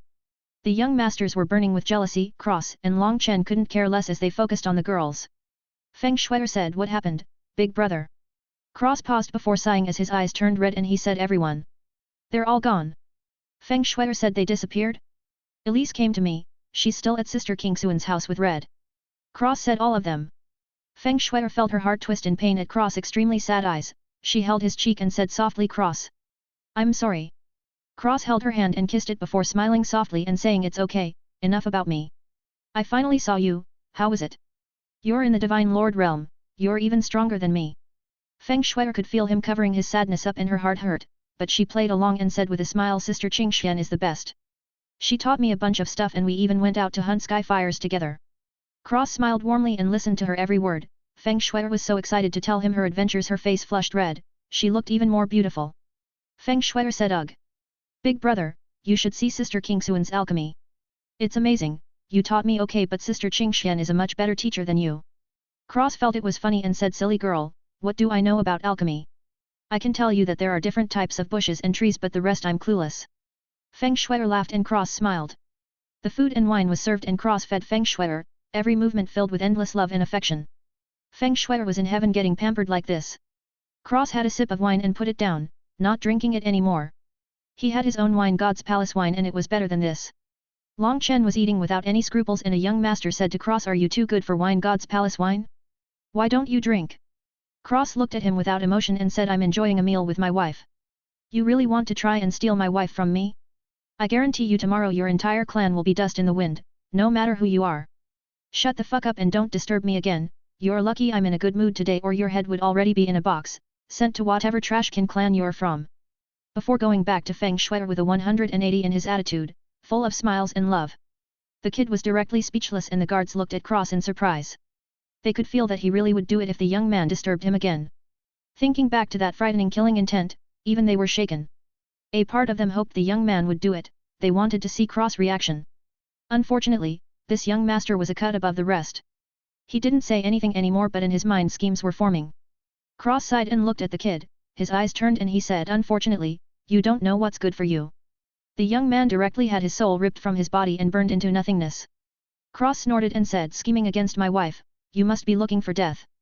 before going back to Shuer with a sweet smile as he said, nobody's giving you trouble are they, Shuexiu? Feng Shuer shook her head with a cute smile and Cross smiled as the dinner continued. The guards took care of the corpse and kept the storage ring, knowing that Cross would have taken it if he wanted it. They considered it a tip. Suddenly a middle-aged man appeared and looked at Long Chen asking, you said morning dew is better for the wine, but I've tried all types of water for this, I can never bring out the full flavor. Why? Long Chen explained, but Cross tuned him out, instead whispering with Feng Shuer. Shuer's face turned red and shy as she said, big brother, you're so bad. Cross grinned and got close to her ear, whispering something before biting her ear softly. Feng Shuer's face turned red and she nodded gently. Cross scratched his neck and chuckled, grabbing Feng Shuer and disappearing. The duo reappeared on the street and Cross laughed as he ran around holding Feng Shuer's small hand. She giggled and they came to an inn. Cross smiled and said, 1 room, please. The boss looked at Cross and Feng Shuer and smiled. Cross poured 100 immortal crystals on the desk and took the key before picking up Feng Shuer, who giggled and going up the stairs with a happy hum. They got into the room and Cross locked the door. Feng Shuer jumped up and wrapped her legs around his waist, her arms around his neck and sealed his lips with her own. Cross grabbed her plump cheeks and squeezed, hearing her sweet moan. He brought her to the bed and stripped her naked before kissing every inch of her body. Feng Shuer felt her heart covered in honey at his sweet and loving actions. She pulled him up and kissed him, throwing fire at his shorts and burning them to ashes as she spread her legs, revealing her dripping secret garden. Cross slid inside in one fluid motion and groaned as her inner walls squeezed his cock tight. Feng Shuer curled her toes and moaned loudly as she said, ugh, you're so big. It's been so long, I'm gonna come. Cross thrusted and Feng Shuer wrapped her legs around his waist, pulling him deeper inside, kissing her womb as she sprayed her juices all over his cock. Cross pulled her up and laid on his back as she pressed her hands on his chest and bounced up and down. He thrusted at the same time, slamming the tip of his cock on her womb with every thrust, making her tremble in pleasure. Cross pulled her down and kissed her lips as he pounded her, her constant moans only making him more excited. She pushed up and held his hands as she sat down and moved her hips in a circle. Cross mind buzzed in comfort and he blew his load, painting her pussy white. Shuer moaned saying, so warm. Cross spun her around and held her wrists back as he pumped her from behind. Moans echoed from the room as time passed. A while later, Cross was snuggling with Shuer completely naked. He stroked her hair and got soft coos in response. He picked up Shuer and she curled up in his embrace. He kissed her and brought her to the bathroom before giving her the white liquid from the black soil. He cleaned her body and kissed her as he stroked her smooth skin in the tub. Some time later, Cross and Feng Shuer were holding hands and walking around the city. They came to the gate and saw a commotion. Cross led Feng Shuer and pushed to the front of the crowd and saw the 4 elders of Longteng Company cursing at Long Chen. Cross chuckled and said, if I tell you I stole everything from them in 27 cities on the way here, would you believe it? Feng Shuer laughed and said, you? Honestly, I believe everything you tell me. Cross paused and looked at her. He opened his mouth before closing it and giving her a warm smile as he said, I love you. Shuer smiled like a little girl and leaned her head on his shoulder saying, I love you too. Cross and Feng Shuer watched the action between Long Chen and the 4 elders when one of them saw Cross and shouted, you! Give us back our things! 207, Skyfire Realm. Cross pointed at himself and the old man said, yes, you! The villain! Stealing from our Longteng Company and tarnishing our name. Let everyone hear this. 500 million fairy crystals and a realm weapon for whoever brings in either of their heads to the Longteng Company. Countless people looked at Cross and Long Chen with greedy eyes. Cross smiled and said, very good. The Skyfire Realm is opening soon, isn't it? He looked around and said, one of you morons, tell me how long. Someone said a month's time. Cross clicked his tongue and said, very well, after I tuck my wife into bed and read her a story to sleep, I'll post up at the life and death arena. If you're ready to go see the King of Hell, come fight me. He chuckled and said, or, if you're too impatient, attack me in the city. I'll wash the city with blood, no problem. But... His tone turned ice cold as he added, if you attack my wife, you better pray you have 3 legs to run with because I will slaughter your entire clan. Not even a dog or chicken will escape. Everyone trembled at the last bit and Cross took Feng Shuer away with a happy smile saying, I have a gift for you. Feng Shuer giggled and they left. Long Chen sneered and left with Yu Qingxian. Cross met up with Long Chen and Yu Qingxian. He took out a realm-level gold furnace with a phoenix on it and gave it to Feng Shuer saying, I stole this from some old guy. Feng Shuer held the furnace in shock and said, hubby, you. Her eyes became red and she hugged the furnace saying, I love it. As the cauldron buzzed, recognizing the master. Cross smiled and kissed her. Long Chen coughed and said, all right. I've eaten enough dog food. Yu Qingxian giggled and said, Sister Shuer, let's go back. Feng Shuer separated from Cross reluctantly and he said, don't worry, come to the arena tomorrow. I'll even go into the Skyfire Realm with you. He flexed and said, remind you of your husband's strength. Feng Shuer giggled and left with Yu Qingxian. she disappeared and Cross smile disappeared into his blank face. Long Chen laughed and said, you change faster than a woman. Cross replied, says you. The thief. Long Chen choked and said angrily, you stole more than me. Cross shook his head and said, we stole the same, I checked. Long Chen almost spurted out blood, before grumbling, I'm locking up for the month. Cross nodded and said, I'll be at the arena if you need me. He took out a ring and said, the herbs. There's also the white liquid in a small gourd. Long Chen took it and muttered, we need a better name. Cross said flatly, Purity Dew. Long Chen snapped his finger and said, perfect. I'll see you later. Cross nodded and they separated. Cross posted up at the arena and stood inside. He got a customer and said nothing. They signed the life and death agreement and Cross immediately separated the man's head from his body in a single second, also stealing his storage ring in the process. The crowd was startled and Cross sat back down, holding his scythe on his shoulder, waiting for the next fool to walk up. Someone didn't believe it and offered his life to prove it. The same thing happened and Cross only blurred this time, not even getting up from his sitting position. The days passed. Cross didn't even change expression as the heads piled up like a hill. He said, break. Come back in an hour. As he walked off and lit a cigarette leaning on a building in the city. He watched the people pass by and saw Feng Xiang stumble and fall in front of him, beaten and bruised. Feng Xiang looked up and saw Cross. He squeaked out, please, help me. Before falling unconscious. Cross exhaled a mouthful of smoke and a bunch of people appeared before attacking Feng Xiang and by proximity, Cross. He frowned and waved his hand. The group had their heads roll to the ground. Cross took their storage rings and turned the corpses to dust. He looked at Feng Xiang on the ground and stayed silent. If he remembered correctly, this kid was the city lord's son and the self-proclaimed next city lord. He remembered hearing that he was disowned by the city lord and the Feng family entirely. Cross looked at the city lord's mansion and locked eyes with a man through a window. Seems like the city lord isn't as ruthless as everyone thinks. Cross turned to Feng Xiang on the ground and held his neck with his scythe before looking back at the mansion. The man was stoic but Cross saw him tremble. Cross returned the scythe to his wrist and dragged Feng Xiang away. This Feng Xiang was too pampered, which led to his arrogance and debauchery. A spoiled seed. Maybe he directly ignored his father, but that wasn't Cross' problem. Cross threw Feng Xiang into an alleyway and tapped on his abdomen. All the qi in his body vanished and he was rendered to a mortal state. Cross tapped a golden light on the kid's forehead and drew a line to his abdomen, connecting the two together. He took his storage ring and reduced his clothes to a coarse sack, cut his hair poorly and stripped him of shoes, food and water, before leaving him there and walking back to the arena. When Cross completely left, the city lord flashed over and checked Feng Xiang. He saw the golden thread connecting his mind to his star space. His eyes flashed an unreadable light and he cracked a smile before disappearing. Feng Xiang woke up to find himself dirty and all his qi gone. He paled and checked his storage ring to see that it wasn't there anymore. He was in despair and sat there for an entire day before his stomach rumbled, his dead eyes flashed with a bit of desire. He was mortal but he could come back. Cross made it so he could see his cultivation at all, which led him to believe he was immortal again. Feng Xiang stood up and disappeared into the alleyways. Finally a month passed. Cross was standing next to Yu Qingxuan's chariot, flirting with Feng Shui'er. Long Chen appeared and several young masters shouted, die for me. Cross frowned and said, scram. His voice traveled and everyone who just shouted, bled from all 7 orifices and fell to the ground, dead. Cross went back to flirting and teasing Feng Shui'er, who would giggle and blush.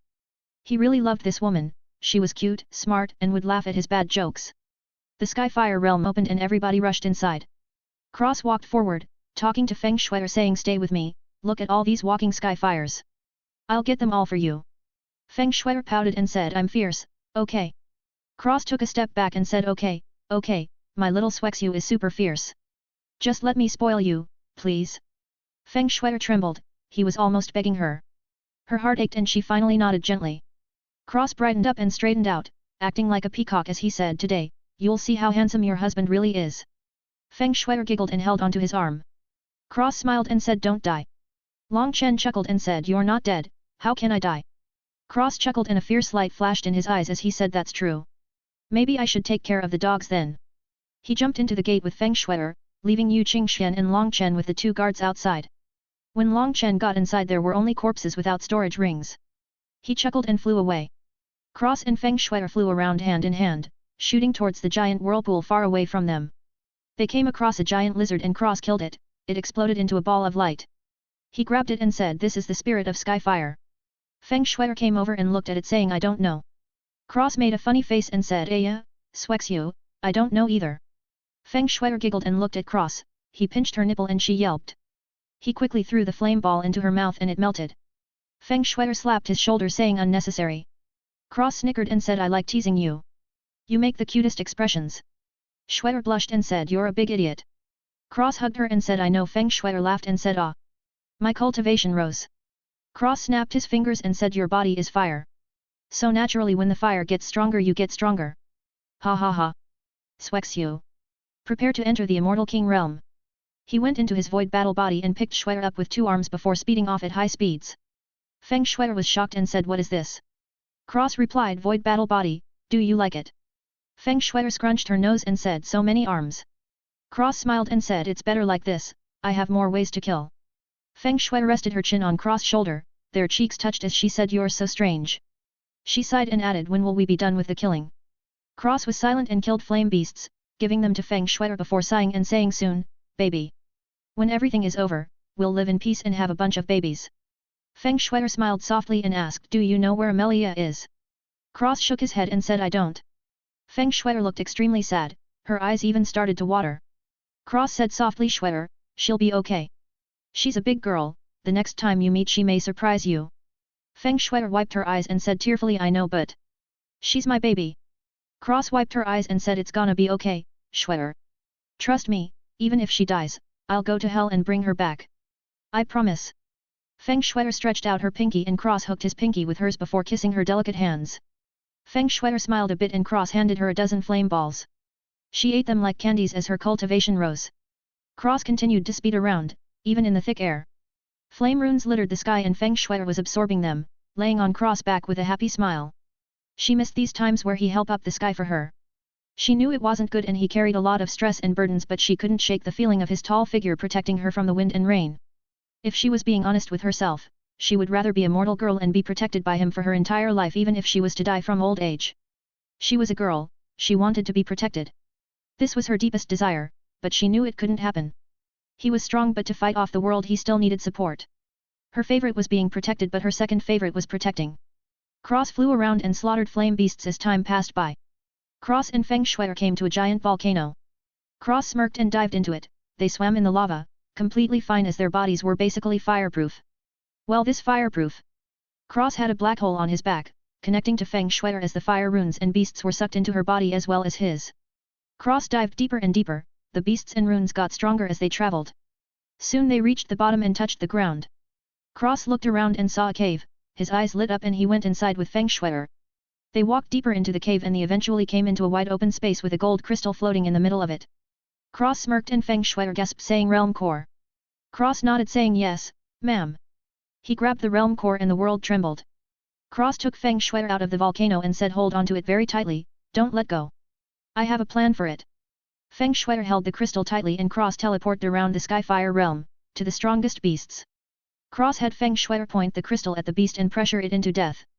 Cross collected the flame orbs as they teleported around. Half the orbs went to Cross and half went to Schwetter, but half of Cross half went to Schwetter as well from the necklace. Feng Schwetter's realm was rising at an incredible rate, she was already at Divine Lord 9th level late stage. A little more and she would be peak. Cross wanted her to get to the Immortal King state either inside or outside, but he had a gift for her, if he could do it, her strength would increase leaps and bounds. Cross appeared in the air in front of a group of people. He looked down and said 3 Skyfires. Feng Schwetter saying someone's gonna have a bad day. Cross grinned and recognized the people were hostile to him before. He didn't say anything and attacked, sucking out their Skyfires and then killing them before stealing their stuff. He threw the Skyfire seeds into Feng Schwetter's mouth after cleaning them with his flames. Feng Schwetter giggled and Cross said in his defense hey, those animals could carry diseases. I'm not going to let my little fire fairy get a disease. Feng Schwetter ate up the Skyfire seeds and licked her lips saying I love you. Cross grinned and said het. You finally realized. Feng Schwetter burst out laughing and Cross flew away, feeling the Skyfires with the crystal. There were countless people inside, but not all of them were hostile towards Cross, though he didn't really care, Schwetter was with him. He would politely ask them for their Skyfires and trade with them. He got quite a few low-rank Skyfires like this, trading king weapons and some realm weapons too. He even sold a boat for the 6,969th Skyfire the nice fire. Luckily for him, most of the arrogant morons who were hostile to him in Longchen had strong Skyfires in the triple and double digits. What a boon! Cross started keeping the seeds in a bowl made of black flaming chi. Feng Schwetter asked what he was going and Cross said experiment. Maybe we can make a new Skyfire for you. Feng Schwetter shook her head saying its birth it form the heaven and earth, you can't just make a new one. Cross snorted and said, what heaven and earth bullshit? In this world, whatever this daddy says, goes. Feng Shui's sweet cheery lips made an O shape before she said, can you give me another baby? Cross laughed and said with pleasure. I'll pump you full of. Feng Shui covered his mouth and said, okay. Okay. Do you want everyone in the realm to hear you? Cross licked her hand and she took it back, giggling as she wiped it on his shoulder. Cross said softly, I'll give you as many babies as you want, Shui. Just wait, okay. Feng Shui hummed and looked at him lovingly. Cross smiled and they flew away, coming across the young masters from the restaurant. Cross grinned maliciously and ruthlessly stole their sky fires before brutally killing them and stealing their rings. He got the devouring god flame and the sun flame. He added them to the bowl and continued to hunt for sky flames as Feng Shui absorbed flame runes on his back. As Cross hunted all the sky fires, except for the people who were friendly and the people who didn't want to trade for weapons, Feng Shui reached Divine Lord Peak. Cross felt all the sky fires were gone from the realm and he looked at the bowl with countless sky fire seeds. He made a swirl of black flames on his palm and said, hope this works. Feng Shui rolled her eyes and Cross lowered her palm into the bowl, mixing the seeds together. A terrifyingly hot aura rushed out of the bowl and Cross focused hard, sweat pouring from his head as the heat was getting to him. Feng Shui said Cross, maybe he cut her off with a shush, as he focused on the bowl with a serious face. Suddenly, the sky bloomed with countless fire beasts, phoenixes, fire flowers, dragons, suns, etc. Cross held the singular seed in his hand and got excited as he said it worked. It fucking worked. Feng Shui was stunned, but then said to herself in her mind, of course it did, my husband is omnipotent. Cross burst into mad laughter as he held the seed in his hand, the bowl dissipated already. He handed it to Feng Shui and sealed it as he said, keep it in your ring, don't take it right now, okay?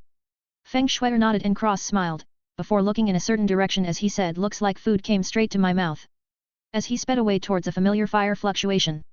208, Express Food Delivery. Cross appeared in the chaotic battlefield, he blended with the void as he whispered tasty and licked him lips. Long Chen was fighting against a man with blood-red features, who was attacking Yu Qingxian from her rainbow flame. The man shouted he was cut off because Cross appeared behind him. Four arms grabbed the man and Cross grinned as he took a big bit into the man's neck. Yu Qingxian gasped and covered her mouth in shock. Long Chen sneered and said, idiot, Yansu. You think Yu Qingxian is food? I know someone who treats void flames as food as well. Cross grinned and clung to Yansu, he ripped his arm off and ate it in 3 bites. Yansu let out a blood-curdling screech of pain and Cross ignored him, continuing to devour Yansu like a wild animal. Yansu shouted, ah! Get off me! Stop! Cross took a big bite and said, food doesn't talk. A black hole appeared in his mouth and his teeth were covered in black flames as Cross bit his arm off, swallowing it. Yansu couldn't escape, are you kidding? Cross was the MC, his plot armor was invincible. Yansu pleaded, let me go. Please. I'll leave. I want to live. Cross ignored him and ripped his head off, crushing it into a ball and swallowing it, before devouring the rest of his body. Yansu died and disappeared as Cross swallowed before licking his lips. Feng Shui spat so gross. Cross chuckled and said, he's a living flame, not a real person. Shui said still. Cross pursed his lips and his expression became playful. He flashed and appeared in front of Yu Qingxian saying, give me your rainbow flame. As he cackled and wiggled his fingers menacingly. Yu Qingxian paled in fear and Long Chen gave him a tight slap, shattering his head. Cross head reformed and he pouted, I was just playing around. Yu Qingxian was stunned. Long Chen said, you scared my Qingxian. Feng Shui giggled and Cross pouted. Yu Qingxian said, ah. You were playing around. Feng Shui jumped over to Yu Qingxian and said, Sister Qingxian, he's like this. I'm sorry if you were scared. Yu Qingxian calmed down and put her hands on her hips, puffed her cheeks and said to Cross, scaring people isn't very nice, you know. Long Chen felt itchy as he looked at her cute expression, he really wanted to just pinch her cheeks and kiss her. Cross huffed, so sensitive. He trembled and backed off a few steps as a pillar of black flames shot into the sky. Cross cultivation rose to the 6th level of Divine Lord Realm. Long Chen clicked his tongue and said, I wish it was so easy for me too. Yu Qingxian comforted him with a smile, which made Long Chen over the moon and giddy. Cross said, Long Chen, leave with Yu Qingxian. Swexu stay with me. He looked at Long Chen and said, I got a big surprise for the people outside. He tell whoever you want alive to leave the area. Long Chen grinned and took Yu Qingxian before flying away. Cross sat Feng Shui down and held the realm core as he said, all right, Swexu. You ready? Most likely, you'll go through your immortal king tribulation. Shui nodded and said, N. I'm ready, hubby. Cross nodded and took the realm core before pressing it in between both his hands. Everyone other than them were teleported outside. Cross said, a little help. The castle buzzed and the realm core shined brightly. Cross pressed it into Feng Shui's abdomen before putting the new Skyfire pill in her mouth and saying focus. I will take care of the Skyfire realm, you just focus on the myriad god fire flame seed. Feng Shui nodded and closed her eyes. Cross spat out a drop of green crystalline liquid and a drop of his blood before drawing a rune circle on her abdomen. The green liquid and the blood spun together and sank into her body at the middle of the rune circle. The rune circle lit up and exploded into little runes before sinking into Shui's skin. The seed and world had been completed at the same time. Cross patted her smooth belly and said return to origin. The world started trembling before getting sucking into Feng Shui's abdomen. The world started shrinking around her as Cross said I'll be right outside, okay. Shui nodded and smiled sweetly. Cross kissed her cherry lips before disappearing. He reappeared next to Long Chen and said ready. Long Chen chuckled and said always. Cross looked around at the countless people looking at them with hate. He chuckled and Feng Shui appeared in the air, he flashed and appeared in front of her, with his scythe out. Long Chen appeared next to her as well, then Yu Qingxian appeared in the open slot. The three formed a triangle around Feng Shui, who let her aura explode. Large thunderclouds rolled in and Cross eyes turned, locking space around him, not letting anyone escape. A pillar of lightning fell on Feng Shui and she took it, normally. The pressure came down and some of the people couldn't handle it, directly exploding into blood mists. Cross chuckled and Long Chen grabbed Yu Qingxian, bringing her out of the tribulation range. Cross threw a lotus pod into the crowd of enemies and it blew up, killing people and scattering them everywhere. He was hiding from the clouds with Aurora but the others didn't have that luxury, as a result, the moment they moved, the thundercloud turned them to ashes with thunder pillars, extremely angry someone was interfering. Cross said to Feng Shui Swexu, you'll probably have some cause and effect from me, so there's 4/10 chances thunder ghost spirits will come. You have to be brave, I know you can do this. Feng Shui nodded with a smile and Cross smiled before punching a hole in the clouds and running through the group, slashing his scythe everywhere, crazily. Every one of the enemies finally gave up and attacked him, but Cross was too slippery, the result was they attacked themselves and then got into infighting. The thunderclouds smashed pillars of lightning at them, forgetting about Cross, who was now outside the tribulation area, next to Long Chen, clenching and unclenching his fists in anxiety. Yu Qingxian said it's all right, she's strong. She'll be okay. Long Chen just smiled and said nothing. Cross watched as Feng Shui chirped in defiance, transforming into her golden phoenix form. A giant beautiful golden phoenix appeared in the air and took the lightning head-on. Countless red swords fell from the sky. Long Chen grabbed Cross, who looked about ready to rush inside, as he said don't. It'll only get stronger. Cross struggled but sat down, his knuckles were white. Feng Shui crushed the flame swords with her wings and talons, but there were just too many. Many of them stabbed into her body, splattering blood. Feng Shui absorbed the sword in her body and felt her phoenix blood getting thicker. A while later, Feng Shui turned into a blood phoenix and looked up. A lightning bone phoenix appeared in the clouds. Feng Shui's eyes widened, the phoenix chirped and dived towards Feng Shui. Cross watched as Feng Shui didn't resist and started biting his nails. The phoenix collided with Feng Shui and exploded into golden phoenix symbols. Feng Shui sucked in all the symbols and her breath changed to the immortal king realm as the thunder clouds disappeared. Cross rushed over and looked at Feng Shui's blood-stained feathers. His heart was in pain as he carefully washed her golden feathers with warm water. Feng Shui woke up and saw Cross washed her feathers softly with a painful expression. Her heart melted and she transformed back to her normal self before hugging Cross tightly. Cross hugged her and kissed her head saying I'm glad you're okay. Feng Shui choked on sobs as she said I love you. While Cross smiled and kissed her lips saying I love you too, Swexu. Cross hooked a finger and the rings of all the dead people flew to him before disappearing. Countless people who didn't participate had their eyes turn green at the massive amount of wealth Cross just accumulated. Cross closed his eyes and a ring appeared, he stuffed it into Feng Shui's hands. He brought her to Yu Qingxian, suddenly the void was ripped open and a loud shout was heard you dare to kill my ninth brother. You. Cross looked up and grinned as he said come down here, I'll show you how I killed him. He shot into the air and slashed the mouth to pieces before ripping out a man and biting his head right off. Cross devoured the man and sneered delivering yourself to get eaten. As his cultivation rose to 9th level Divine Lord realm. The abyss runes made up of other runes started multiplying at an incredible rate, it was endless. Cross was constantly getting stronger at all times. He went to Feng Shui and the other two as he said Heavenly Immortal King. Feng Shui nodded and Cross cheered. Long Chen smiled and Yu Qingxian was jumping up and down, holding Feng Shui's hands, as if it was her who became a Heavenly Immortal King. Suddenly, an old man appeared and coughed. Cross looked at the old man and a gloomy smile appeared on his mouth as Feng Shui and Yu Qingxian said Master. The old man nodded and said thanks to little friends for helping my disciples. Cross didn't say anything and Long Chen smiled saying it was nothing. The old man nodded and said let's go back, it was my mistake to not see Yan Su attacking you. When you go back, activate your rainbow vision. Yu Qingxian nodded. Cross and Feng Shui looked at each other, Cross caressed her kiss and kissed her softly before turning away. Feng Shui cried silently as she left with Yu Qingxian and the old man. Long Chen watched them disappear, he already gave Yu Qingxian the purity due. Finally he sighed and turned to Cross, who went back to his expressionless state. Long Chen sighed and said let's go. Cross followed him and they walked into the city. A few days later, the duo left the city and flew away, going back to robbing Longtang businesses as they traveled. They got on a boat and Cross sat in a corner as Long Chen talked to the man who runs the boat. Cross didn't care where they were going, his cultivation was soaring, just following Long Chen along. He saw no reason to go on his own, so he took a nap. 209, Tianjiao College. They crossed the sea on a boat and landed. Long Chen changed destinations and they robbed Longtang companies everywhere they went. Days later, Cross and Long Chen came to a space portal. The people were anxious outside but many young people stepped up to go save the people inside. Long Chen laughed and said so many hot-blooded guys. What a refreshing sight. Everyone smiled kindly at him and the duo entered the space portal. It shook and exploded open, a torrent of flesh and blood flowed out of the portal and Long Chen and Cross disappeared. The blood and flesh was all from beasts. The duo sped through the world, killing beasts that got in their way. Long Chen was fast but Cross had no problems keeping up with him.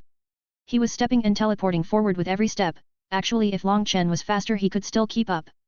Cross wasn't sure but he saw Long Chen had an vision behind his back as well. Long Chen told him it was from his art and gave him a power boost. Cross was gloomy, he was super strong but more power was more fun. He wanted a vision too. He noticed that Long Chen was getting more cards, while he basically had the void battle body. The problem was, Cross couldn't fully use all his power because he simply couldn't borrow the power of the heavens. He felt like it was limiting him the best it could and it was making him angry. What did he do for the heavens to target him? It was bullshit. If anything, he would want to rip the power from the heavens and forcefully use it for his own purposes. Alas, he didn't have that capability. Maybe one day. Needless to say, he wanted a vision and the power of the heavens as well. They continued to fly when a ton of warships flew over their heads. Long Chen and Cross were confused as to why the black warships surrounded the other ones with the beasts. They both heard you damn traitors. Our big brother Guo Ran will clean you up. Long Chen jumped and said Guo Ran. He charged into the battlefield and started killing. Cross followed him and swept his scythe at the beasts, chipping them all in half and then they disappeared into the inner world, sinking into the black soil. Cross looked at the black warship with shining eyes, Long Chen said later. Before grabbing a guy and flashing into the city. Cross eyes dimmed and he slaughtered a man in black armor before taking the corpse with him as he left with slow steps, hoping for someone to attack him. Unfortunately, nothing of the sort happened and he was disappointed. Cross looked at the armor of the man he just killed. He stole his ring and threw the corpse to the side, looking over every piece of armor in his hands. He walked over to Long Chen and the group said you're Long Chen. Cross looked up at the people before back to the armor, studying the runes on the armors. He suddenly floated the armor in the air and threw in a wisp of void flame. He imprinted the liquid with the rune for devour before allowing Aurora to eat it. She flashed and there were little runes on the necklace now. Cross patted the beads and everybody looked at him like they were looking at a monster. The guy Long Chen saved was named Tu Hu and he said this. Are you a forging god? Cross shook his head and Tu Hu gulped saying I've never seen something like this. Long Chen chuckled and said this guy, he's pretty special. Tu Hu said Master, what's your name? Cross spat Cross. The group's eyes widened and they shouted you're Cross. Before backing off slightly. Cross was confused and Long Chen said you know him. Tu Hu gulped nervously and said are you kidding? The little overlord at Tianjiao College calls him her father. Cross eyes burst into flames and he said what's her name? Tu Hu said Lily, though her sister Artemis is very kind. He was going to say Lily is a hooligan, stealing money from people and making absurd inventions, but he held his tongue in case Cross got angry. Cross burst out laughing and said let's go, we're going to Tianjiao College, right away. Long Chen chuckled and Tu Hu said but we're surrounded. Cross laughed and sneered who dares to stop this daddy? I'll take you all slaughtering today. He mumbled quietly then I can get my hands on that warship. His eyes sparkled with a greedy light. Tu Hu and the others shivered. No wonder Lily was like this. Her father was the exact same. Long Chen laughed and said let's go. Cross chuckled and walked out of the city with Long Chen. Cross said wait, I have an idea. Long Chen looked at him and Cross said get on my back. Long Chen's face turned black and Cross said just do it. Long Chen got on and Cross laughed as his eyes turned. A massive figure with 4 arms appeared and Cross said okay, run the God Ring and the Star Power. Long Chen got a bit excited and ran it. The figure floated in the air and doubled in size. A gigantic multicolored ring appeared behind the figure and its eyes turned into shining stars while scales appeared on the armor and thunder wings burst out of its back. The ring turned and suddenly a black hole appeared in the middle of the ring and spun in the opposite direction. An ultimate supreme breath burst through the clouds, the pressure was terrifying. It was hard to even breathe. Cross and Long Chen felt their energy draining rapidly and Cross made a move, the thunder spear thrusted forward and killed everything, beast, demon, humans, all the enemies were obliterated in a single thrust. The people inside the warships weren't even safe. Every living being in front of them died without exception. Good thing the allies were behind them, The figure collapsed and Cross and Long Chen fell to the ground, both throwing up mouthfuls of blood. Cross was on the ground and grabbed the air before pulling. All the rings, armors, weapons, and warships flew over to him. The warships shrank and became handheld versions before disappearing along with the rest. Cross spat out another mouthful of blood and turned his head to see Long Chen looking at him in shock at what just happened. They communicated silently before a loud voice sounded in their heads, "Don't even think about it. You are forbidden from trying that again, do you hear me? You will die the next time. I saved both of you this once but I won't do it again." Long Chen and Cross were both stunned. This dragon comes and goes as he pleases? Tu Hu and the rest ran over with a fanatical look in their eyes as they said excitedly, "That was the coolest fucking thing I've ever seen in my life." Long Chen and Cross both chuckled weakly as they slowing got up, looking pale. All the corpses disappeared, half went into Long Chen's black soil, while the rest went into Cross. There were countless corpses, if you counted them, it would take you years to finish counting them. Anyway, they were all thrown into the black soil all the same. All the crystals from the beasts were piled up into a massive mountain in the city and Cross and Long Chen left with Tu Hu's group to Tianjiao College.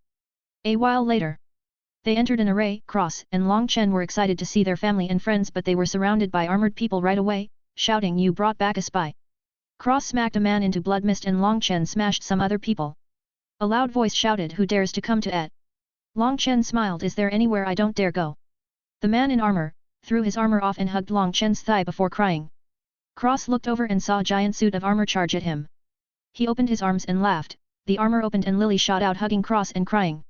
Artemis flew over and hugged Cross too, silently shedding tears. Everybody was stunned, seeing their idols crying bitterly. Long Chen was hugged by a woman, who said, "Idiot. You came too late and now I'm married." Long Chen was stunned and the woman pulled a man and said, "This is my husband. This is Long Chen, he saved my life, if he came earlier, I would have married him instead." The man smiled and said, "Thank you for saving Kyunkin's life." Not bothered at all by her comments, apparently he was used to it now. A man walked over and said, "Guo Ran, you're colluding with spies. Don't resist." Guo Ran exploded, this time Lang Hui. "You fucking snake! This daddy's boss is here today. Before I don't even bother to waste my breath on you but now the boss is here I can finally leave this ghost place. You fucking wasted all my time, let's see who stops this daddy today." Tu Hu and the others were stunned. Where was the usual Guo Ran? Unknown to them, this is the usual Guo Ran, but he's been suppressing himself for a year. Now that Long Chen was here, he had no more scruples. Lang Hui said, "Good, you along with these two bitches will be AR." Cross smashed his fist and obliterated Lang Hui's entire existence as he shouted, "You called my daughters bitches? You must have a death wish.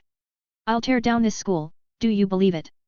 Before looting the treasures on the ground like a hoodlum, Lily searched with him and they both grinned. Guo Ran slapped his forehead and said, "No way. That's why." Cross looked at him and said, "Oi, oi, you want some too, skinny boy?" Guo Ran shouted, "Come. See if I'm afraid of you." As he hid behind Long Chen and sneered. A group of old people appeared and said, "Bold." Yo! Long Chen slapped the old man flying and Guo Ran applauded, cheering, "So satisfying. I missed the smell and taste of the boss divine slap." Ha ha ha. Cross grabbed his collar and grinned. Guo Ran said immediately, "Big brother. Haha, did you do something with your hair? So handsome." Cross laughed and copied Guo Ran's arts, before putting him down and saying, "You, the little baster, better not seduce my daughter." Guo Ran turned white and said, "Big bro, are you trying to kill me?" Lily waved a fist and said angrily, "What? I'm not good enough." Guo Ran almost died of grief as he said quickly, "Ancestor, are you joking? You're the most beautiful woman in the sky." Lily looked satisfied and Artemis giggled, signing to Cross, "I think Lily has a crush." Cross signed back, "I'll crush her if she does." Artemis burst out laughing. Long Chen was about to start killing when another old man appeared. Guo Ran said, "It's the dean." Long Chen looked at the dean, who invited him inside for a chat. Long Chen reluctantly agreed, not liking this place at all. Cross threw Lily over his shoulder and grabbed Guo Ran like a pig under his arm as he walked into the academy, Artemis following him from behind. Cross threw Guo Ran to Long Chen and separated from the group saying, "You, the funny woman, who pretends to not like her husband, bring me to your library. Xie Qian pointed at herself, and her husband laughed. Cross said if not you, who else? Let's go. Tell me about how much trouble my daughter had caused around here. Xie Qian said quickly this. Do you have days to listen? Cross opened his mouth wide and said days. He spanked Lily and said what are you doing when I'm gone? Lily said in grief I only took 90% like you taught me. Cross said good. Let's go. Xie Qian was stunned, like daughter like father it seemed. Cross looked at Long Chen, who nodded and they left in separate ways. Cross put Lily down and said coldly tell me about this Guo Ran. Lily spat why should I? Cross felt his eyes twitch and said maybe, I have to lock you up in the inner world forever. You think you're ever getting married? Ha! You're funny. Lily blushed and stomped her foot saying I can do what I want. Cross shook his head and said not while I'm alive. Lily threw her hands up in the air in rage and Artemis giggled. They reached the library and Xie Qian told Cross all about Lily's hooligan behavior, making Cross nod in satisfaction. Cross looked around the library, coping everything into the inner world before coming across a black book. He looked at the book and touched it, the book exploded into black light and sank into Cross' forehead. Xie Qian was stunned and said You. Oh no. An alarm sounded and countless strong people appeared shouting who stole the sacred records. Cross was in a daze, it turns out the void forging he got was just a small piece of a huge puzzle. But it was also the most important piece, without it, the black book was just useless. Now he had the entire void forging scripture. Cross was like a blind man, who could suddenly see. Everything made sense now, he slapped his forehead and laughed. 210, having enough. Cross sneered and said scram out of my sight before I kill you all, fucking wastes. The old men were angry and Cross slapped one of them, grabbing his ankle before he could slam into a bookshelf as he said don't ruin a library. They almost spat out blood. He was the one who slapped him in the first place.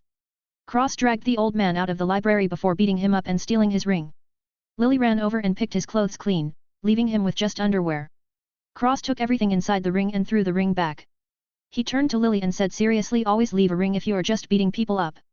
That way they can fill it up again, if you kill them then you can take their rings. Lily nodded seriously, as if he was teaching her something very important. Xie Qian was speechless. Artemis hugged Cross' arm and signed Daddy. Are you going to bring up away? Cross patted her head and signed back if this place isn't suitable, I will bring you somewhere else.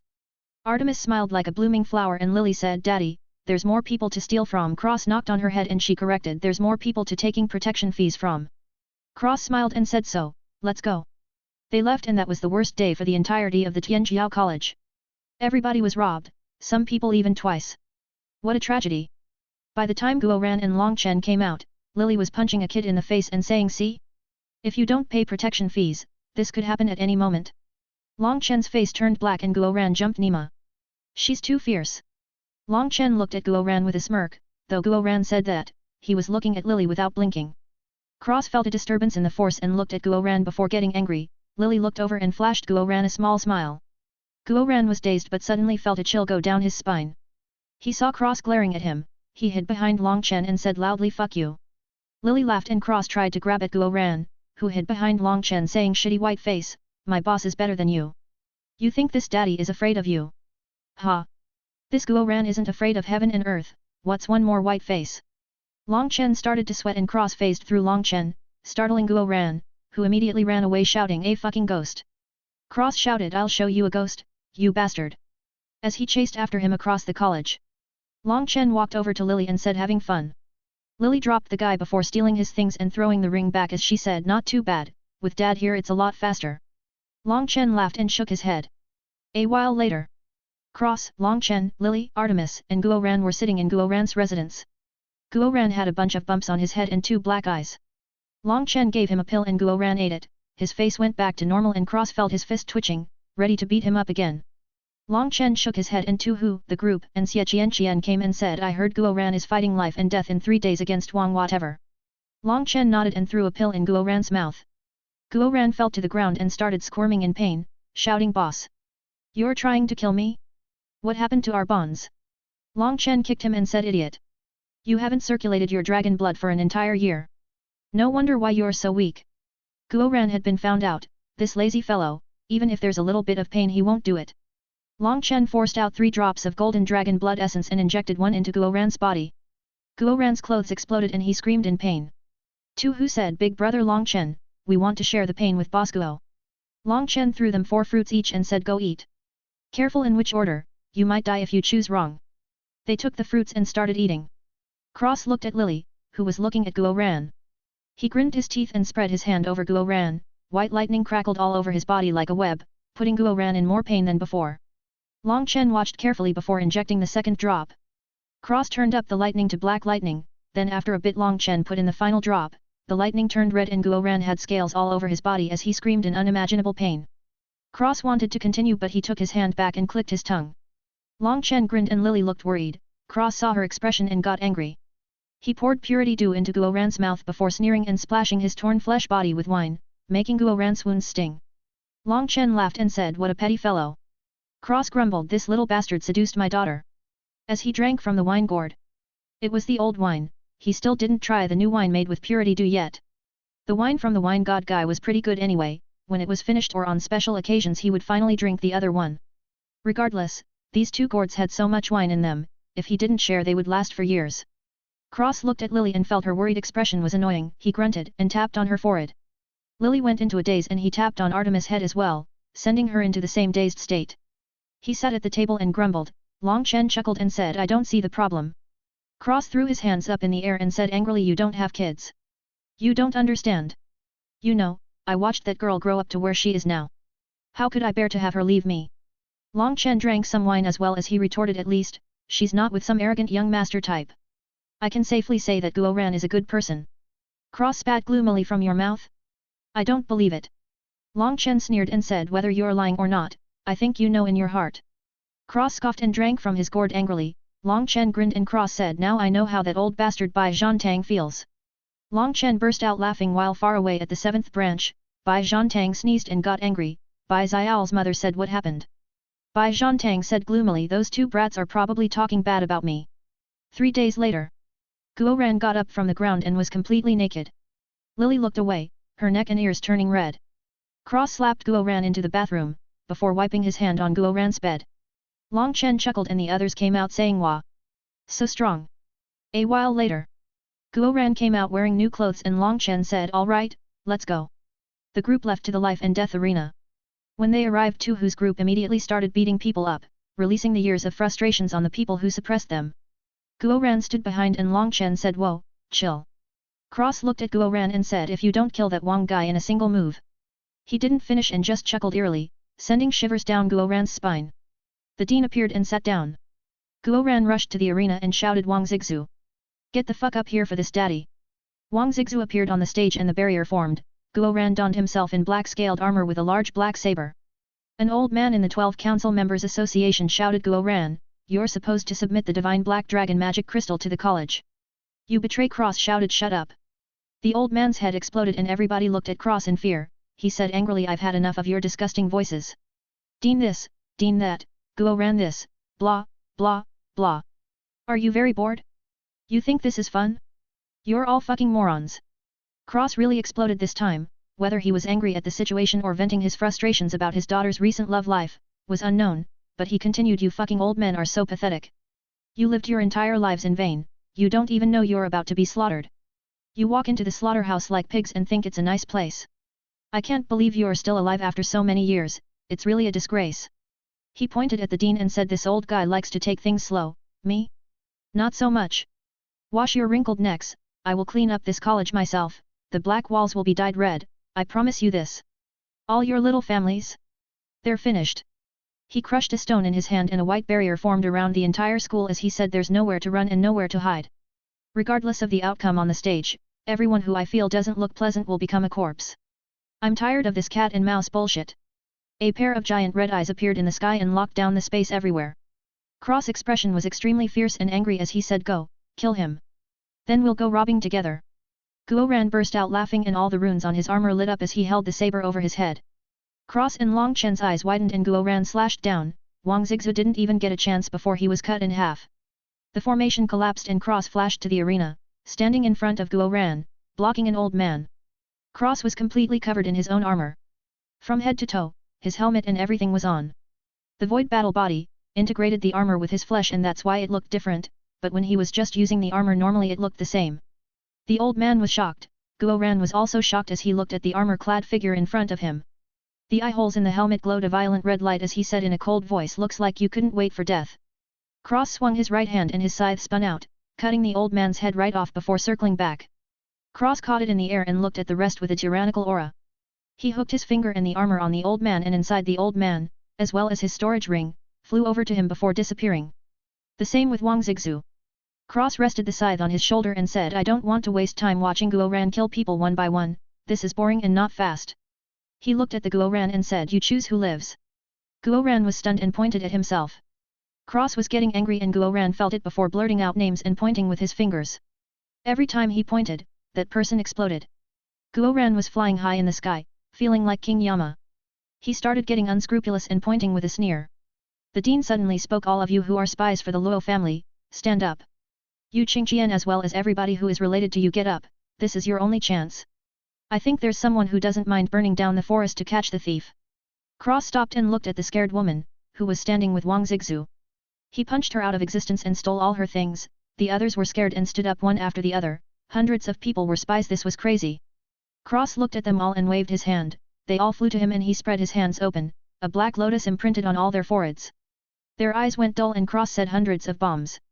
Just tell them to self-detonate on the battlefield of the beasts outside, they don't deserve to have military achievements, these wastes are better as tools. The dean smiled and said, as for the rest of you who didn't step forward, sorry. Goodbye. As he formed a rune with his hands. Dozens of people's armors crushed them to death. Cross hooked in all the rings and armor from all the human bombs and the killed spies, flew over and disappeared. The dean stood up and said, from now on, Guo Ran is the president of Tianjiao Shenjia. Also, Tianjiao Shenjia is in a state of war, anyone who disobeys President Guo Ran will be charged with treason and killed. Before patting his ass and leaving, Guo Ran was stunned, as was everybody else. 211, The Purge. Not even the next day, Cross took action. He searched the souls of all the spies and found the rest. Haha, I'm afraid the beasts and the Luo family in the Devil Luo region will be bombed to death. There were thousands of spies out of the millions of disciples. Cross directly made them all tools and robbed them. He stored them in a box he made and went out to clean up the sect. Honestly, he was only doing this because Lily and Artemis were here. Someone once asked him, what if you kill the wrong person by accident? Cross simply said, say oops and plant a flower on their grave. He really didn't care at all. The school was going to be safe, but they weren't losing any firepower because everyone Cross cleaned up became a human bomb and was stored in the box. He also didn't forget to rob them all blind. The 12 council members and their families were also a part of the purge, except for the ones who were on the dean's side. He read the Wang family's council member's soul and found out his targets. That's when the real purging started. Overnight entire families and everything they owned disappeared completely. A few days later, the barrier was lifted and the eyes disappeared. The council members were smoothly replaced and nobody said a single word. Cross was sitting in Guo Ran's residence and looking at Guo Ran with narrowed eyes. Long Chen sighed and sat on the side lazily. Cross said, on what basis? Guo Ran said, I'm the president. You don't lose out. Plus. He trailed off, not daring to finish his sentence. Cross felt his eyes twitching fiercely as he said, into the secret room. The three disappeared and reappeared in the secret room. Cross grabbed Guo Ran and Long Chen before going into the inner world. He kicked Guo Ran in the ass towards the forging pavilion. Guo Ran was in awe as he looked at the forging pavilion and everything inside. Long Chen looked around and said, it's much better in here than before. Cross and Long Chen were walking around. Cross replied, the purity dew diffused into the air. Also, all the new herbs are in the herb garden, I can't even count them all. Long Chen nodded and went to take a look. They passed the blood pool and Long Chen said, it's much thicker now. Cross looked at the pool and replied, this place is too mysterious, so don't understand the feeling I have when I'm here. It's like a sleeping beast that won't wake up. I think when it wakes up, everything will be heaven-defying. Long Chen nodded and said, I think so too, it's very strange. Cross shared a theory, I think the library, when it's full, or something happens to it, will be able to fuse techniques. Long Chen's eyes widened and Cross said, seriously, it's a feeling I have. It can compile the techniques right now, what about later? It must be so. Long Chen sucked in a cold breath of air and said, amazing. Cross scratched his neck and said excitedly, actually, I have high expectations for that moment. He saw to Long Chen in giddiness, what would happen when your arts and mine fuse? Long Chen's eyes almost popped out of their sockets as he said, that's insane. Cross almost jumped up and down as he said, do you know what that means, Long Chen? When we're at the top of the world we can start our own descendants line. Like the Void God and the Nine-Star God. Long Chen's eyes sparkled at the thought and he got excited for the future. They both giggled like little schoolgirls and skipped around happily. A while later. They came back to the forging pavilion and saw Guo Ran with red eyes holding ores and materials in his arms trying to get more. Cross felt his mouth twitch and Long Chen laughed as he said, "What are you doing?" Guo Ran was startled and said, "Boss. Father-in-law." Cross almost spat out a mouthful of blood and Long Chen burst out laughing. Guo Ran started to sweat in fear, he was startled. It just came out. He was dreaming. Cross beat him up good and they left the inner world. Guo Ran was bruised with bumps everywhere but he was extremely happy. He had a ring on his finger with countless precious materials, he even snuck into the library and read the void forging scripture before sneaking out. Cross and Long Chen were watching him the whole time and Cross was gloomy. Long Chen sneered, "This guy's cold on the outside, warm on the inside. If his daughter tells him she loves Guo Ran, he can't do anything but accept it." The days passed. Long Chen taught 300 disciples the Starry River Sky formula and Guo Ran started working on armor with Lily and Artemis. Cross watched over the 300's progress and all 300 of them connected with their stars, strengthening their weak bodies. Also in this time, 300 starry armors were completed and given to them. 7 days later, they received a distress signal from Qingyu City. Guo Ran took 100,000 disciples and drove 300 warships out to Qingyu City to slaughter the beasts. Cross, Long Chen, Guo Ran, Lily, and Artemis were standing at the front of the boat as they flew to Qingyu City. When they got there was a trap waiting for them. Guo Ran was the first to rush out in his armor and start killing the enemies. Lily donned a giant suit of armor 5 times bigger and thicker than herself. There were countless runes on it and the head of the armor had a white skull painted on it. The mouth of the armor exhaled smoke and the entire thing moved, punching through a beast and turning it into blood mist. Cross and Long Chen were stunned. Artemis clapped her hands and a black armor appeared, wrapping tightly around her body. Her mace appeared and she smashed the beasts into meat. Cross' mouth was wide open in shock, since when were these girls so fierce? Long Chen was equally stunned and the duo watched as the army slaughtered the beasts like vegetables before the fleet flew to a mountain, chopping it in half and revealing 400 warships inside. Guo Ran ordered the fleet to blow up the enemies and so they did until the void trembled and a ship appeared. Guo Ran shouted, "Qingying warship." Cross eyes sparkled and he stepped, disappearing. He slaughtered everyone on the Qingying ship and shrank it down to a handheld version. He had heard from Guo Ran that there was only one Qingying ship ever made by Luo Qingying herself. Cross was excited and burst out laughing. He returned to the deck of the first warship and he looked over the Qingying warship with excitement. Guo Ran led the rest and they slaughtered the enemy, forcing them to escape after destroying 1,000 warships. They were about to clean up when some old man and a bunch of other people said that they just got there and wanted to help. Long Chen directly told them to scram. This fucking old guy was hiding in the void the entire time, only coming for the spoils. Cross was even more direct and killed the old man before stealing all his stuff. He looked at the disciples and a greedy light shone in his eyes. The disciples were frightened and immediately fled in their ships. Long Chen ordered everyone to clean up within the hour and set up a formation to transport the survivors of Qingyu City to Tianjiao Academy to safety. A while later, they went back to the Tianjiao Academy, but there were 10,000 uninvited guests there. Long Chen and Cross looked at them coldly, pretty much knowing their intentions. Cross left it to Long Chen and grabbed Lily and Artemis before disappearing. Cross appeared in the inner world and sat them both down before saying, "You understand the void forging scripture yet?" Lily and Artemis nodded and Cross nodded before saying, "Good. Today, Daddy is going to give you a huge boost." He waved his hand and a bunch of precious materials fell in front of them, forming a mountain. Cross sorted and digested all the information about forging he got from the library. He didn't have all the books but it was only a matter of time before it happened. He started teaching the duo what he knew, which surprised the two girls greatly. Think about it, he was there for like a week or so and he knew more than them. They listened seriously. Cross was a master forger. The void forging scripture might seem easy but just like the alchemy he learned from Long Chen, it was much more complicated under the surface. The girls listened earnestly and Cross sent them along with the materials into a forging room, turning on the time distortion effect before going into a forging room of his own. He had read all the books available to him and he had treasures for Aurora to devour. The difference between Guo Ran's armor and Cross is that Cross had a spirit in it and is essentially a living thing. The others' armors are not. In the case of Lily and Artemis, they can be. He stressed the integration of their armor and the bracelets. Not only would it be much more effective but the armor would also grow along with Aurora, which meant whenever Cross added something to Aurora, their armors would also be strengthened accordingly. In addition to them being able to strengthen it themselves. It was simply heaven-defying. Cross sat in the room and took out all the armors and warships he stole along with the rarest ores and materials he had and melted them all into liquid before forming runes with his hands. His hands blurred as his speed increased and a black flame was burning the liquid, cleansing the impurities from the liquid. Cross collected the impurities and Aurora devoured the ball of liquid. Countless runes lit up on the necklace and swam around in the beads like little fish, added a deep aura of mystery to the necklace. Aurora squealed in delight and got all giddy and excited. Cross smiled and rubbed the prayer beads with joy, feeling her aura increasing by a large margin. Aura confidently said that she could now turn into a boat with a cannon that was not weaker than the Qing-Ying warship, not only that but the boat was extremely fast and could hold more people now. Cross was stunned and praised Aurora fiercely for being so awesome. Aurora was over the moon in happiness at all the praises. Aurora. Cross exited the forging room to see that Lily and Artemis weren't done yet. He left the inner world and went to go find Long Chen, seeing as he had nothing to do. Maybe he can beat up Guo Ran, that always alleviates his stress and boredom. 212. Maluo Mo problems. Cross came out to see Long Chen in front of millions of people. He rushed over and heard except the spies, kill all the protesters. Cross said wait. Wait. Everybody looked at Cross and the protesters said see. Even Long Chen's brother thinks this is absurd. Long Chen must be plotting something.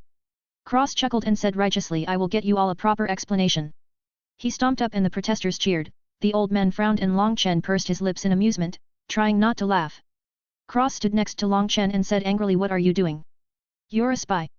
Long Chen burst out laughing, Cross' angry look disappeared and he laughed. The protesters felt something was wrong and Cross wiped his eyes and said killing them all, isn't it wasteful? Long Chen smirked and said oh? Can you do it? Cross chuckled evilly and looked at the group of millions as he said maybe with a bit of effort. But it shouldn't be a problem. An old man said what are you going to do? Long Chen looked at him and smiled Qingyunzong, this guy is much more ruthless than me. Just watch. Qingyunzong was puzzled, but he was soon pale with fear.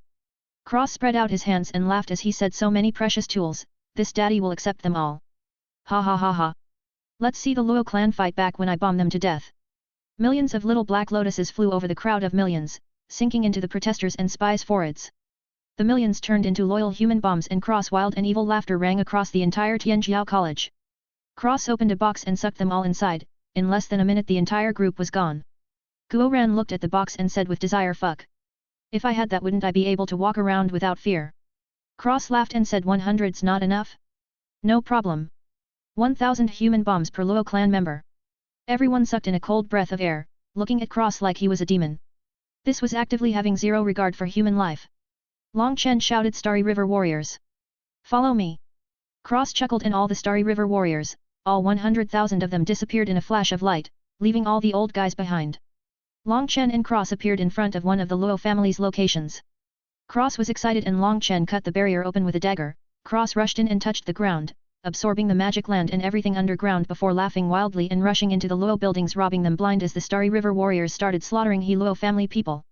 Note: Luo family betrayed the human race and sided with the beasts or as they're called in the book Maluo. Long Chen made a friend named Xiaoguhong when Cross was filling Feng Shui up. Xiaoguhong came from this place and he was betrayed by the Luo family so he left with his wife Luo Qingying. Eventually the Luo family was being killed from all sides by the people because they betrayed humanity. Luo Qingying's mother sent her a sad story in a letter making Luo Qingying feel sad and pity towards her family so she snuck back, but her family set a trap and killed her. Xiaoguhong went there and held Luo Qingying in his arms and her last words were not to kill her family. She's a retard but Xiaoguhong is a cool guy, he lives in the Wine God's palace in the Purple Flame Heaven region. Anyway, Long Chen is really angry and we're gonna kill every Luo family member in the Magic Luo region, also this Luo family and the Luo family that Luo Ning is from are completely different, something to do with Chinese words, they can look the same in English but they're actually completely different in Chinese. Like or, and Oregon. Basically. Cross ransacked the place clean, not even a single speck of dust was left. Long Chen cut a mountain and revealed even more things. The 100000 Starry River warriors quickly learned from Cross and picked the place clean, even taking the doors and windows. Long Chen gathered everyone on a transfer array and activated it. Cross held his box, he was saving it for a big surprise. Guo Ran whispered we should leave a gift. Everybody else nodded and Cross shook his head saying no, because then we'll lose the element of surprise. Plus, this daddy will show you a good fireworks show when the time is right. What using in groups? I'm using them all at once. Everyone was shocked and then they all started laughing as they disappeared from the place. Even the soil on the ground was taken. Cross directly stole the magic ore land that the base was on and put it in the inner world. Sure enough, following Long Chen will bring you endless wealth. Long Chen busted an array and Cross appeared next to him as he said time to shine. As he opened the box, millions of human bombs flew out and littered around the place. Cross touched the barrier and said time stop. The time inside stopped and Cross ran in like lightning, stealing everything. A few minutes later, he came back with an excited face and snapped his fingers, returning time inside to normal, as he said ready for the fireworks. Long Chen was excited and Cross put out a thumbs down before the duo backed out of the barrier and it sealed itself. The 100000 Starry River warriors appeared and watched American Samoa. A world-shaking explosion went off, countless lights flashed everywhere. The explosions decimated the city and they bloomed like flowers, dazzling the audience. Cross said, right, why were there more Ching-Ying ships inside? Long Chen said they're all imitations. There's only one real one. Cross frowned and said the one I had before was an imitation. Long Chen nodded and Cross cursed. Long Chen chuckled and the smoke cleared, revealing a devastated city. Long Chen opened the barrier and said kill the rest and rob everything else. Cross chuckled and the 100,000 Starry River warriors rushed in doing exactly what Long Chen said. Cross flew into the city with Long Chen saying let me show you something good. He punched a hole in the ground, revealing a treasury. Long Chen grinned and they robbed everything inside before finding a box made of magic dragon black gold.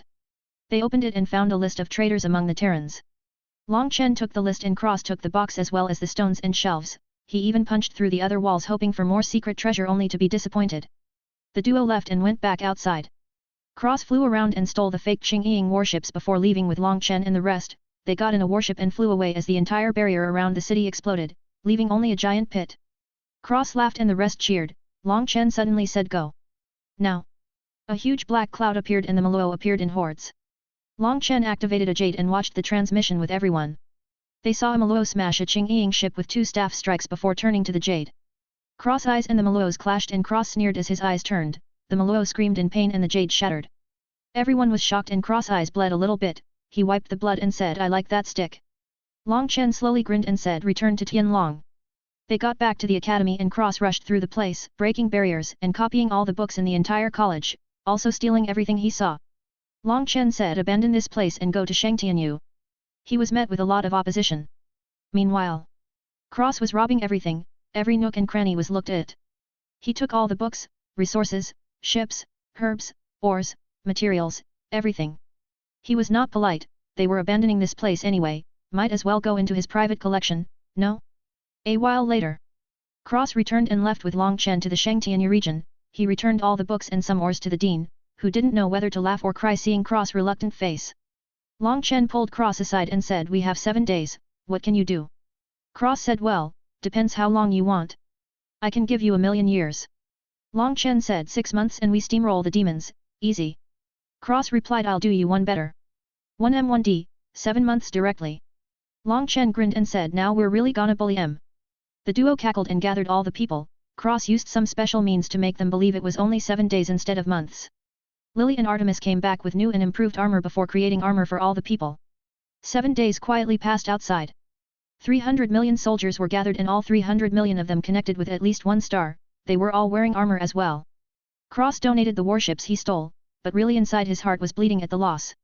They were able to recreate Ching-Ying warships easily and there were millions of them. Long Chen and Cross were giggling like little girls at the scene they were going to witness. They looked at the demons in the distance and Cross looked back at the Starry River warriors before saying to him. You guys can do it. Bah ha ha ha ha ha. He couldn't hold it in anymore and burst out laughing. The entire army started laughing. Cross shouted through a laugh go steamroll these morons. Show them the power of the Starry River warriors. Ha ha ha ha. Long Chen grinned and Cross stood up saying all right. Let this daddy show you how it's done. His void battle body opened and runes covered all the armored spots in his horns. He stood at the front with his scythe, looking like a devil with 6 arms and horns. Guo Ran shouted holy fuck that's cool. Cross grinned and said I got the left. Long Chen smirked and they both rushed forward, charging into the horde of Maluo demons and starting the slaughter. The Starry River warriors roared and a thick killing intent appeared as they charged forward, millions of ships above them. Cross was cutting the demons like vegetables, they didn't even drop to the ground, their corpses went sent to the black soil. Suddenly, countless little black holes appeared, there were more black holes than people.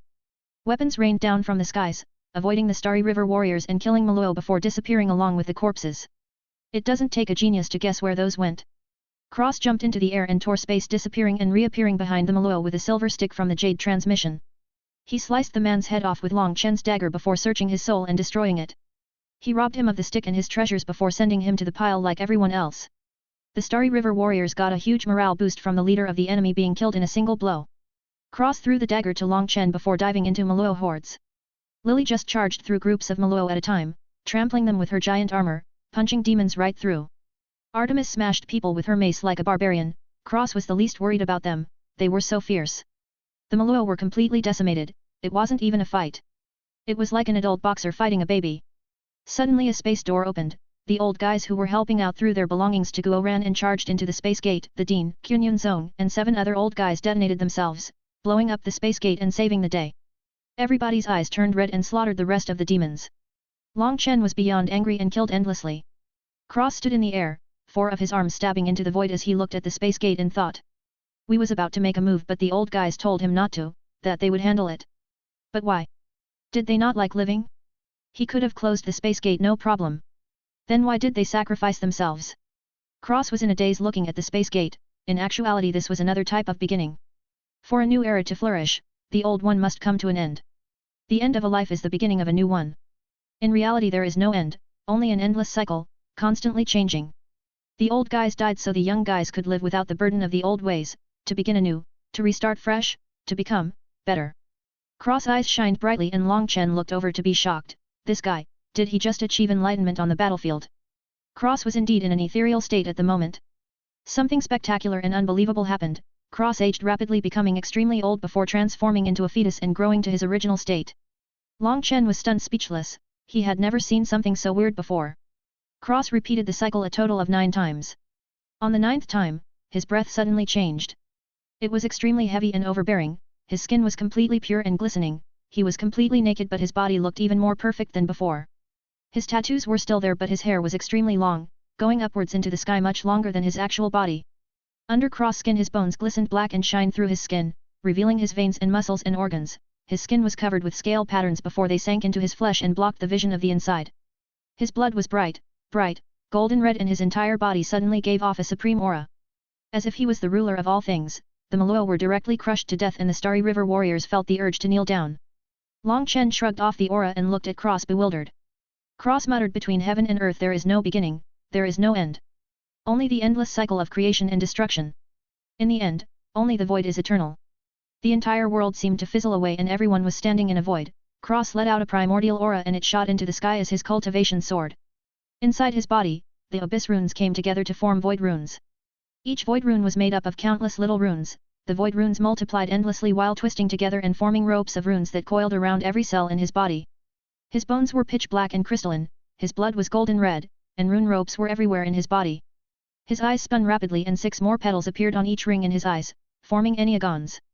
His cultivation soared and thunderclouds looked to be forming, but suddenly everything disappeared and Cross cultivation was sealed.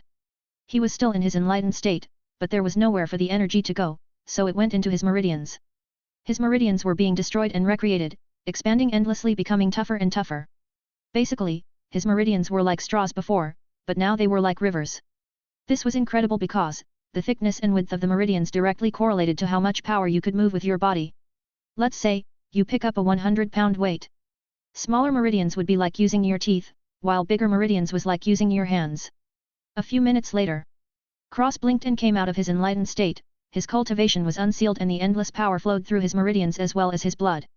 Cross felt like he could slap his former self to death in a single go. His cultivation didn't cross to the tribulation, but he was at the peak of the 10th level of the Divine Lord realm. His void rune ropes were still growing endlessly, having more room now. He looked at everyone, who was looking at him like he was a monster, and said, "What?" Long Chen said, "Oi! You're still naked." Cross looked down and sure enough, his dick was out for the world to see. Cross was stunned but not shy as he said, "What happened?" Guo Ran shouted, "Oi! Cover up!" Cross sneered and put his hands on his hips saying, Feeling inferior? Hat.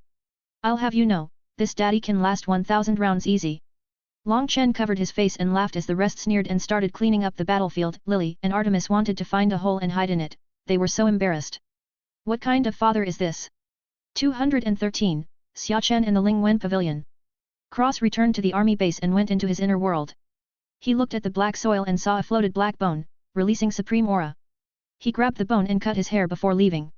Long Chen and Guo Ran were talking and Cross ran over with a black bone. The duo looked over and Long Chen said, "Supreme bone."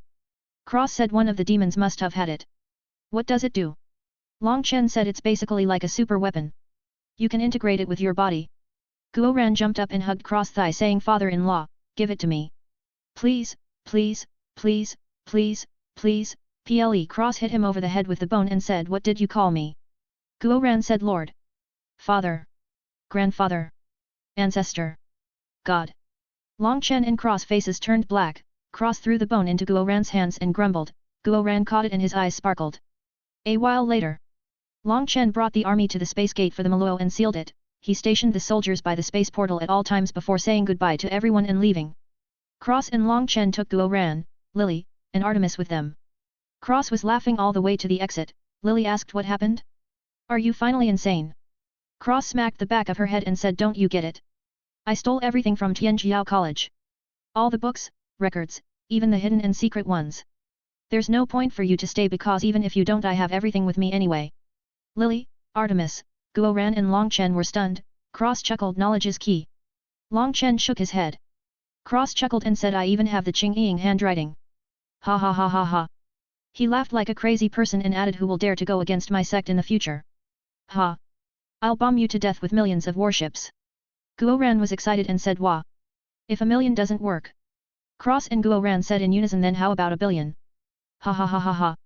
Long Chen slapped his forehead and Cross and Guo Ran laughed arrogantly to the sky. They left the Maluo region and flew to a mountain before started to recover their strength. Cross looked inside his body and felt something was wrong.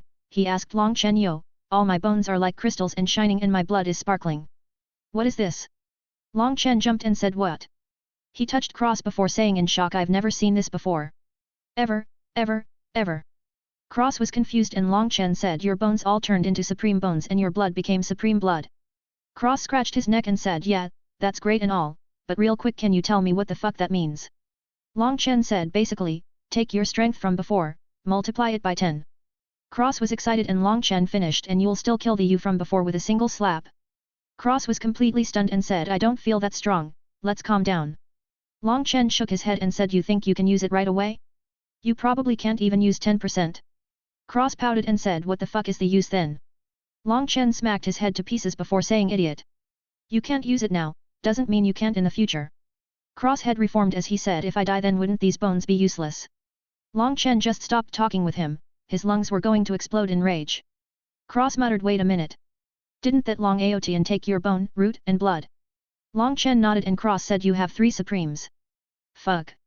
I only have 2. Arg. He got up and kicked a rock, shattering space and flying away. Long Chen chuckled and they left the area, going to the Fusion Star region. Their destination was the Ling Wen Pavilion, the best place for formation masters in the entire immortal world. Cross was excited, maybe Luna was here. He dreamed of her every night, every time he closed his eyes he would see her figure, as well as the rest, but Luna was special, though he would never say it, it was obvious. She was with him from the very beginning, she held a special place in his heart. They entered a transmission array and when they appeared on the other side, countless eyes were staring at them like hungry wolves. Someone ran up and said, little brothers, let me sell you something good. This is the Golden Sword Lives Forever rune. Lily and Artemis were apparently ignored. Cross, Guo Ran, and Long Chen were curious and Guo Ran asked, what does it do? The man said, slap one rune on your abdomen, I guarantee you can last 5 days and 5 nights. Cross laughed and said, this daddy can last 1000 rounds. I don't need this. Guo Ran said with a sigh, I can only go once, isn't this good enough? Cross felt his mouth twitch and he slapped Guo Ran in the back of the head. Lily looked down at her feet and Long Chen and Artemis laughed. The man said, no problem, look I have more. Cross cut him off and said, listen, you show me something cool, whether you cheat me or not, I'll give you 1000 fairy crystals, okay? The man was ecstatic and took out a rune before slamming it on his chest.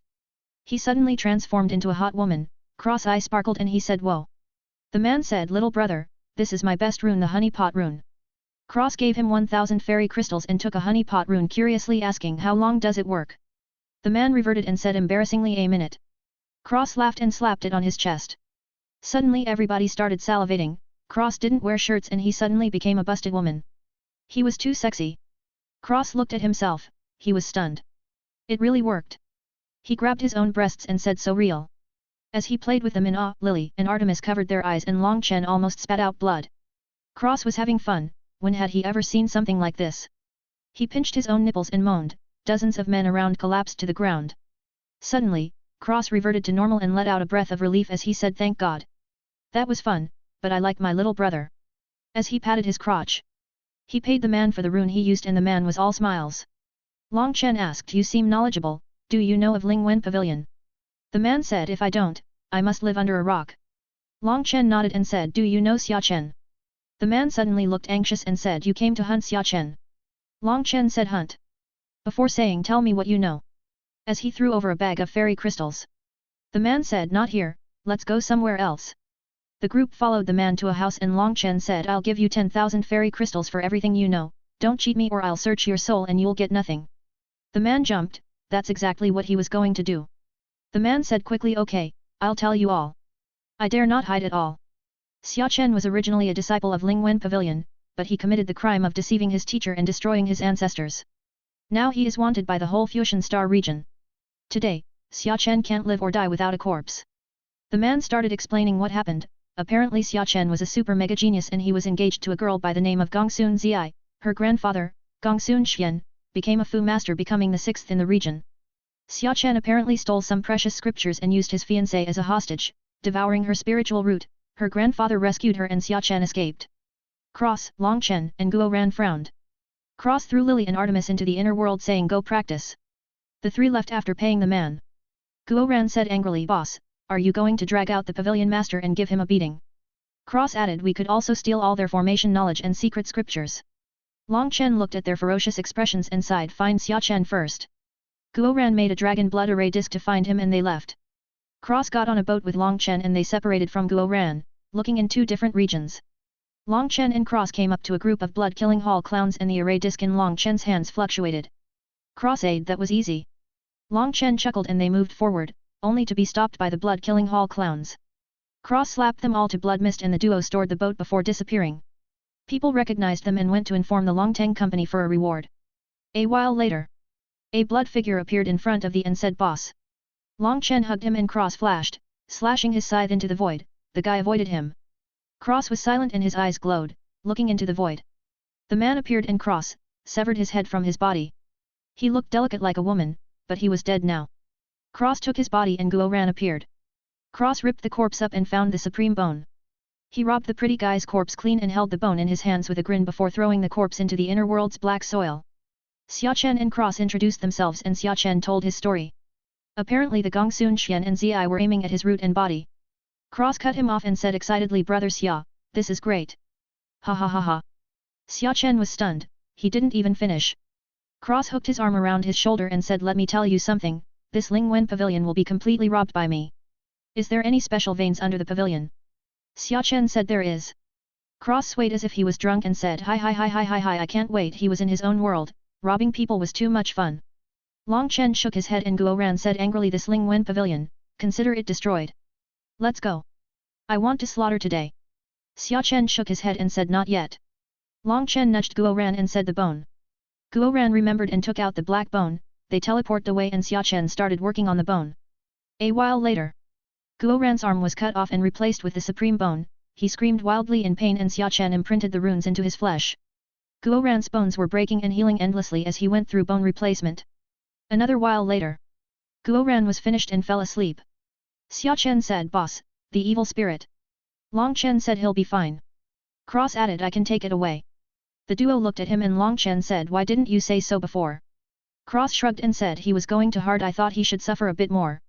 Long Chen slapped his forehead and laughed, while Xia Chen was confused. Cross slapped Guo Ran in the face and the evil spirit was washed away. Guo Ran jumped up and said Lily. Cross grinned his teeth and shouted you fucking little. As he started beating Guo Ran up before throwing him into a mountain.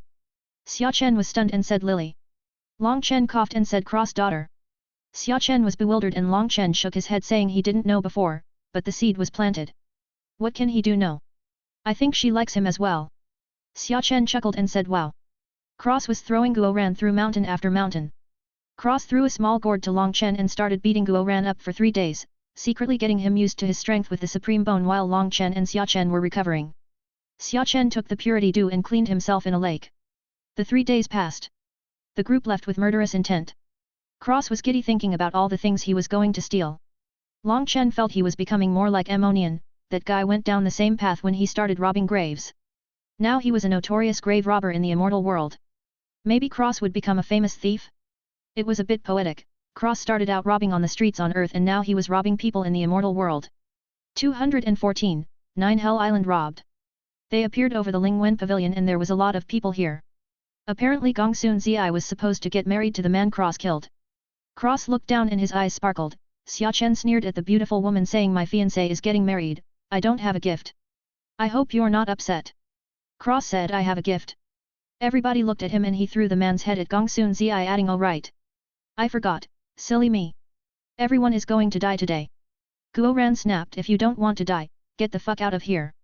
Cross chuckled and clapped his hands, giant eyes appeared in the sky and a white barrier surrounded the entire Lingwen pavilion.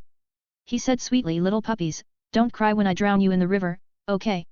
He suddenly laughed eerily and Gongsun Xian shook his head saying Xia Chen, you disappoint me. I was ready to. Xia Chen snapped in rage shut up. You fucking waste, you stole my runes and applied for the rune master rank. I'll kill you. His voice was trembling in grief and rage. Cross slipped into the void as Gongsun sighed saying are you trying to discredit me before your death?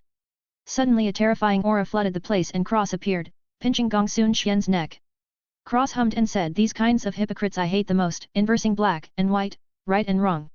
He shook his head and Gongsun Zi screamed like a shrew let go of my gr. Cross reached his other hand into the void and pulled her to him by her neck as he added you, the stupid woman, did I allow you to speak? Cross held them both out and said with a smile today, you'll hear the truth of the matter, I hope you're all ready. He let his soul out and the duo's eyes glazed over as Cross said what's your names? The duo said Gongsun Zi/Xian. Cross chuckled saying how many rounds can you last in bed? Gongsun Xian said I'm impotent. Gongsun Zi said forever. Cross asked Gongsun Zi, what turns you on the most? She replied getting surrounded by cocks. Everyone was completely stunned, even Cross was startled. Xia Chen's face was ugly, he actually had good feelings towards this woman? Cross coughed and said I think everybody can see that they cannot lie. Everybody nodded, they got way too much information. Cross said did you use Xia Chen for your own selfish goals? The duo replied yes. Cross asked did you use Xia Chen's runes to become a rune master? Gongsun Xian said yes. Cross asked did you want to steal his roots and body? The duo replied yes. Cross smiled and said I think that's enough, don't you? He took back his soul and the duo woke up before turning white, everybody looked at them and Xia Chen was crying tears of joy. Long Chen smiled and patted Xia Chen's shoulder. Cross smiled and said hey. You know what, I have an idea. You wanted a body and roots right? He knocked the two together and a white light flashed.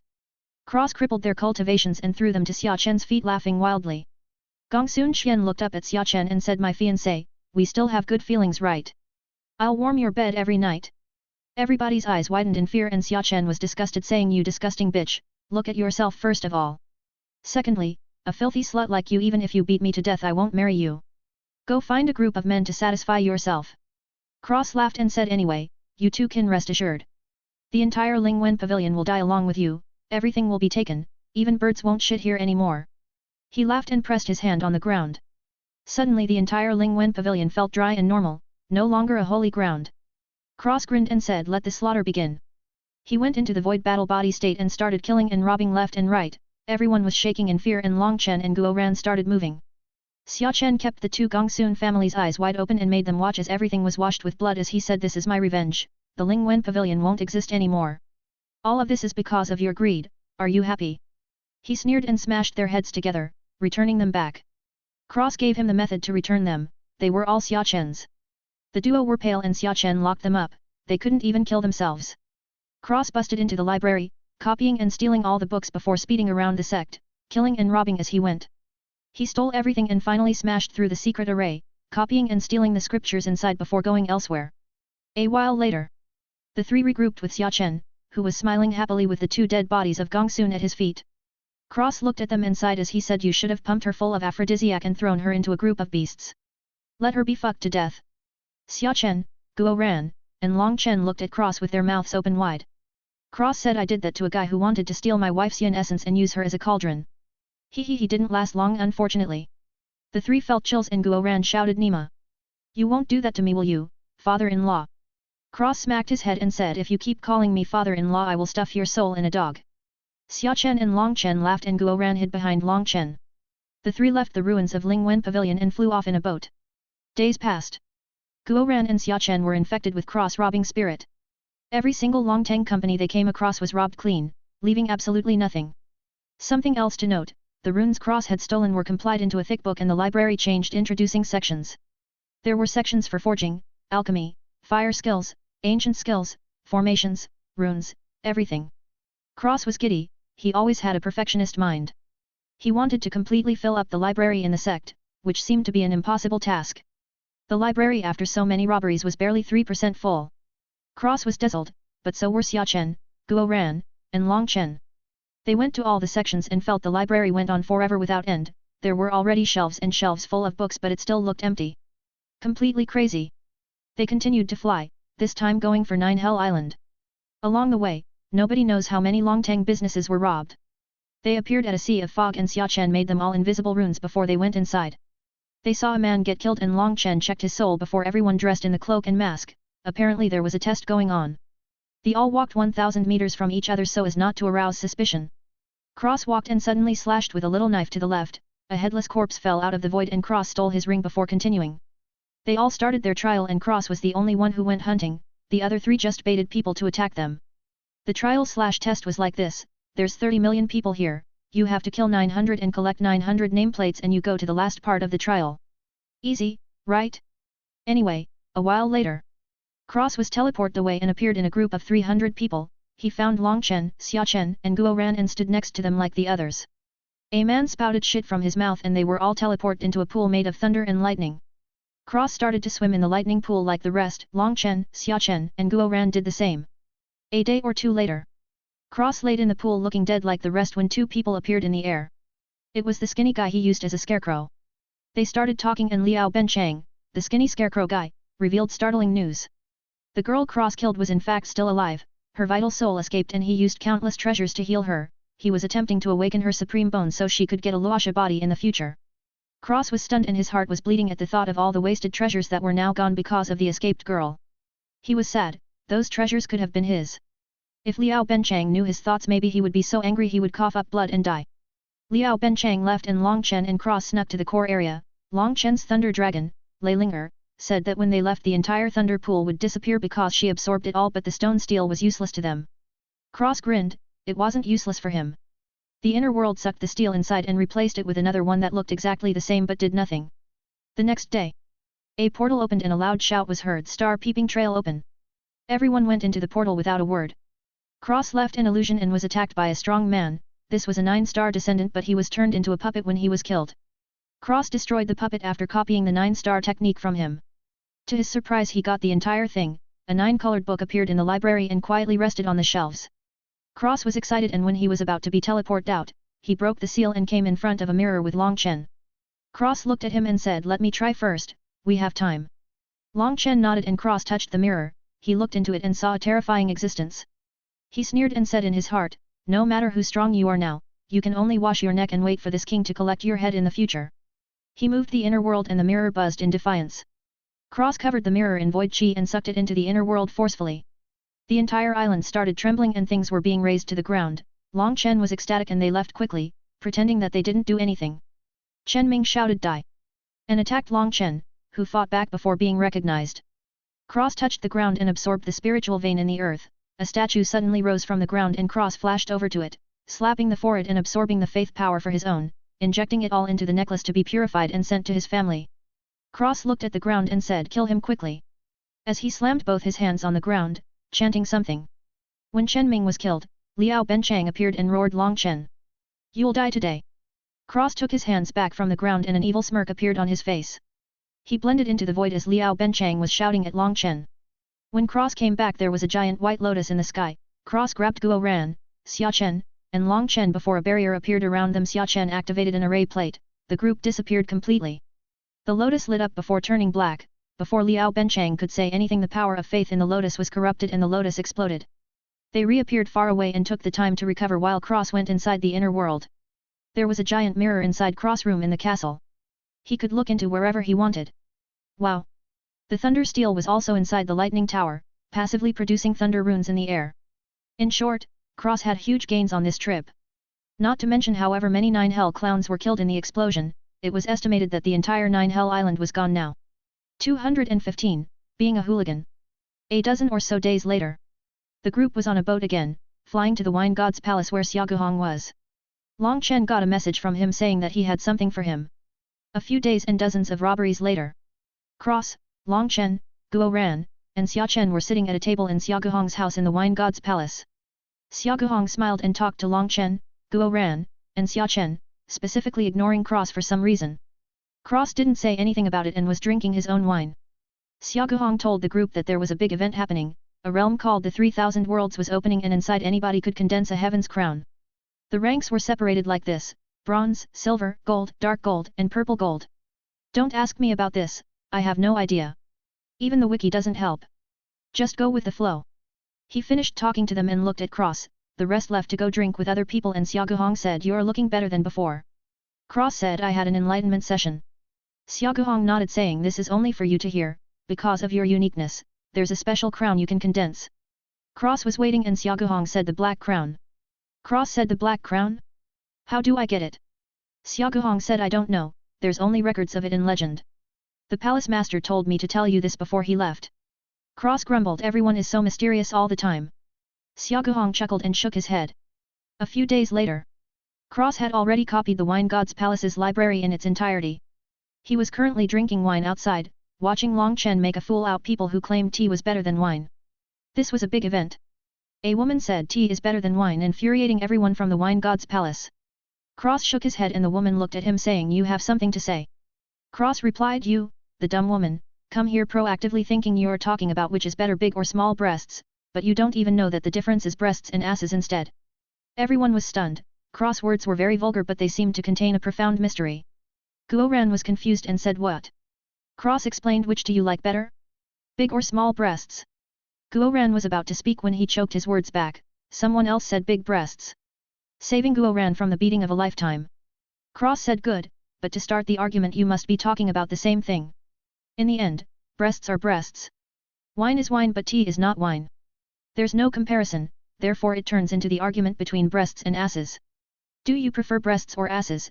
In the end it's completely different. Not everyone will like breasts over asses but at the same time not everyone will like asses over breasts.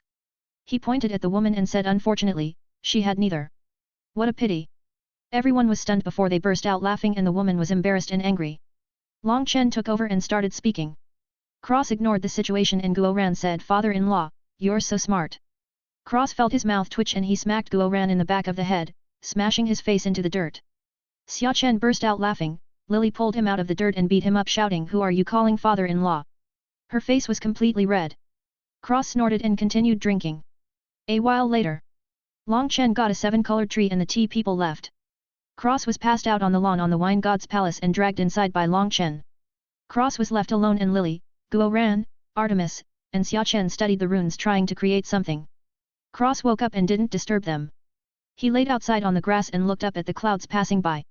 He was told the 3000 Worlds realm was huge and everybody will come, maybe he'll meet more of his family. He sighed to himself and went to sleep again. An unknown amount of time later. Cross woke up and was dragged to a boat by Lily. The boat flew away and they came to an ancient city. Xiaoguhong explained the history of the city but Cross ignored him. He wanted books not speech. Suddenly, there was a thunderbolt in the distance and the boat sped towards it. There was a giant and a two-headed fox fighting, but really who cared about that? There was a loud shout about a poem and then Emoni and Long Chen, Cross, Guo Ran, and Xia Chen looked over. Lily and Artemis were already back in the inner world. Suddenly a giant screen appeared and showed Emonian smashing in Puta's face with a shovel and the man shouting said that he was selling the photo jades for 100,000 fairy crystals. A bunch of people bought them and someone suddenly exploded. The four looked over to see the guy Cross killed when they found Xia Chen, they were stunned. But Long Chen said it's a different guy. He has a supreme bone in his other hand. Cross said so that's what it was. The three looked at him and Cross explained the guy's supreme bone was covered in strange aura but when I killed him I wiped his body clean to kill his spirit. I do this with everyone because I don't want any surprise attacks. He coughed and continued anyway, the strange aura was trying to liquefy the bone or something but I stopped it and took the bone for myself. This guy must be so angry his lungs bursted when he found out, but I want his supreme bone too. The other one was space and he has time, imagine if he had both. Long Chen gave him a thumbs up and said fuck. You cut half his life. Guo Ran cheered father-in-law is the best. Cross smacked him and watched the show. Inputa looked over and said ah, little brothers Long Chen and Cross. Cross sneered you fat fuck, don't call me little brother, you'll disgust me to death. Also, your disciple? I saw someone just like him, unfortunately he's still waiting in line to meet King Yama, but he left me his supreme bone as a gift for sending him on his way. Inputa flared up before calming down and the kid next to him said you have my supreme bone. Cross dug out his ears and said what? Sorry. You should take Inputa's micro penis out of your mouth when you're speaking to others. It's very disrespectful. Everyone was silent in shock and the kill grinned his teeth saying, "Listen to me, my name is Ji Wuming. You will die in my hands, I swear on my soul." Thunder rumbled and everyone was stunned, but Cross fired back, "What? You're ignorant? I'm not surprised since you're the fatty's disciple." Guo Ran burst out laughing and Ji Wuming was trembling in anger. Long Chen smiled and Cross added, "As for you killing me." He sighed and shook his head, speaking in an old man voice, "Youngster, I've been looking for death for a long time. You're too young to understand my profundities, go back and cultivate the mind then come back." Xia Chen laughed and Ji Wuming seated Cross. Cross smiled like a spring breeze saying, "Yes. Ignorant? I mean moron. Is there something you need? There's a 2-for-1 special on reincarnation tickets, I can even guarantee you'll be a bigger dog in your next life." Everybody started laughing and Ji Wuming raised his hand, but Enputta stopped him. Cross clicked his tongue and said, "That's right, listen to your master." "Oh silly me."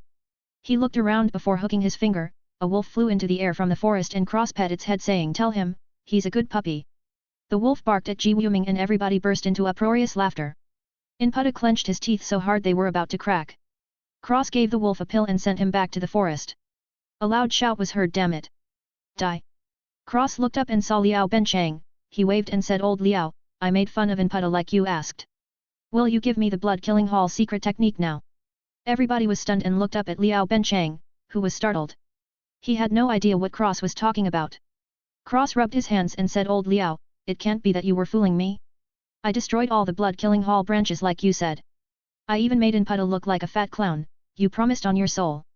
Liao Benchang was stunned. Long Chen shook his head and said, "Enputta's not as stupid as he looks." Cross said, "I'm not aiming for Enputta." Behind Enputta a collection of fierce killing intent appeared, directed at Liao Benchang. All the blood killing hall disciples were enraged, thinking it was true. Cross added fuel to the fire and pointed at Liao Benchang saying, "I even killed blood killing hall disciples and framed Long Chen for you. I can't believe you would go back on your word. You're burning bridges with me."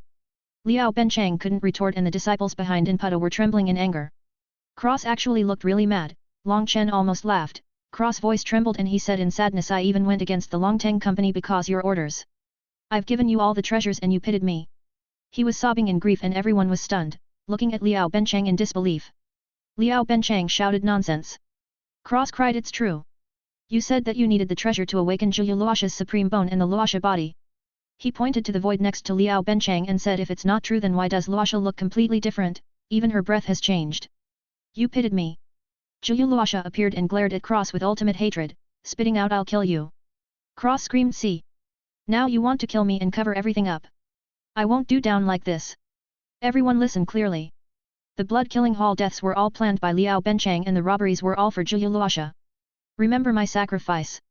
Liao Benchang was enraged and slammed a palm at Cross, but it was blocked by Xia Guhong.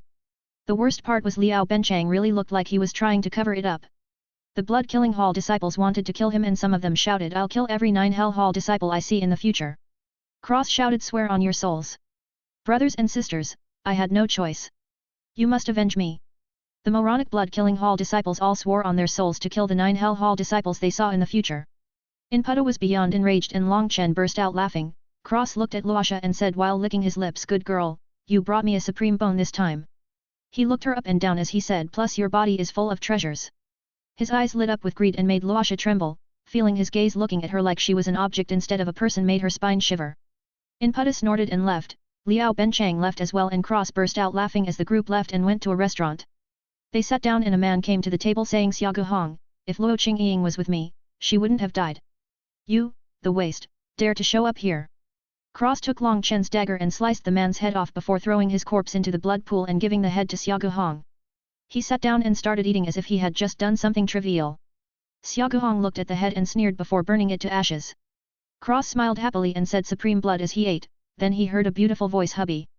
Cross melted and looked down to see Feng Shui with Yu Qingxian. Long Chen and Cross went downstairs and Feng Shui drilled into his embrace. Cross hugged her and kissed her cherry lips, looking at her with love. Guo Ran, Xia Chen, Lily, and Artemis went to go sell stuff, so it was only Long Chen and Cross again. An old man shouted, "Presumptuous." Cross glared at him and said in a tone so cold, frost started appeared in the surroundings, "Shut your fucking mouth. An old eunuch like you has no rights to speak to me, believe it or not, I will cut off more than just your dick." Disgusting excuse for a human being. The old man was speechless, Yu Qingxian was also unable to speak. Cross snorted and looked back at Feng Shuai saying you have to deal with this thing that isn't man or woman. You suffered. Feng Shuai wanted to laugh but she really couldn't, the old man was so angry he threw up blood.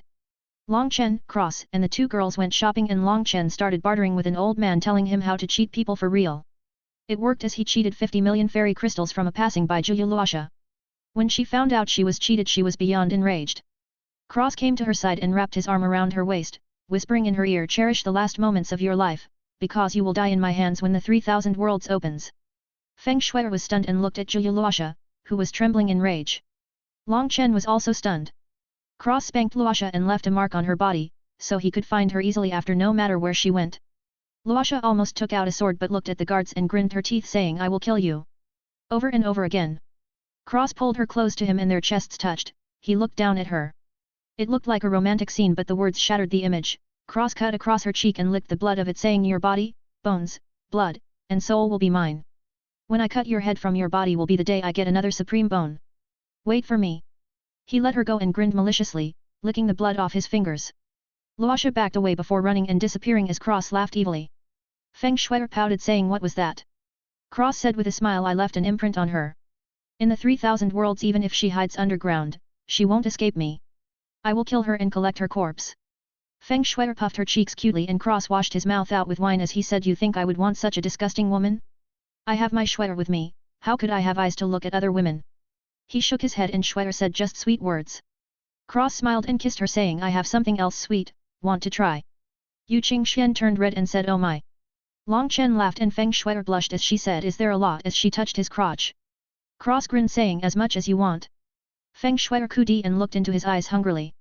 Long Chen coughed and Cross clicked his tongue pulling Feng Shuai to him and devouring her lips. Long Chen shook his head and gave Yu Qingxian a rose finch hairpin. Yu Qingxian looked at Long Chen with an inexplicable emotion in her eyes, it seemed she had been infected by Feng Shuai a bit. Long Chen jumped as he looked into her eyes while putting the rose finch hairpin in her hair. Her eyes, they were so pure and beautiful. Long Chen slowly went into a daze, looking at her. He slightly moved his face closer and Yu Qingxian blushed shyly but didn't pull back. Cross and Feng Shuai were by the side and watched Long Chen and Yu Qingxian kiss. Cross stroked Feng Shuai hair saying you did this. Shuai giggled and hugged his arm saying maybe I said a few things. Cross smiled and Long Chen pulled back, looking at Yu Qingxian with love in his eyes. He suddenly said come, I'll bring you to meet my two brothers. Yu Qingxian nodded softly and the group left. 216, Carl, Levi and Buckbeak arrive.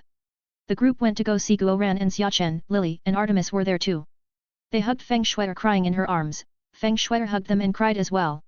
Cross stood by the side and looked at Guo Ran, who was looking at him with his mouth wide open. Cross shook his head and Guo Ran let out a breath of relief. Cross cracked a grin and said she'll probably be here though.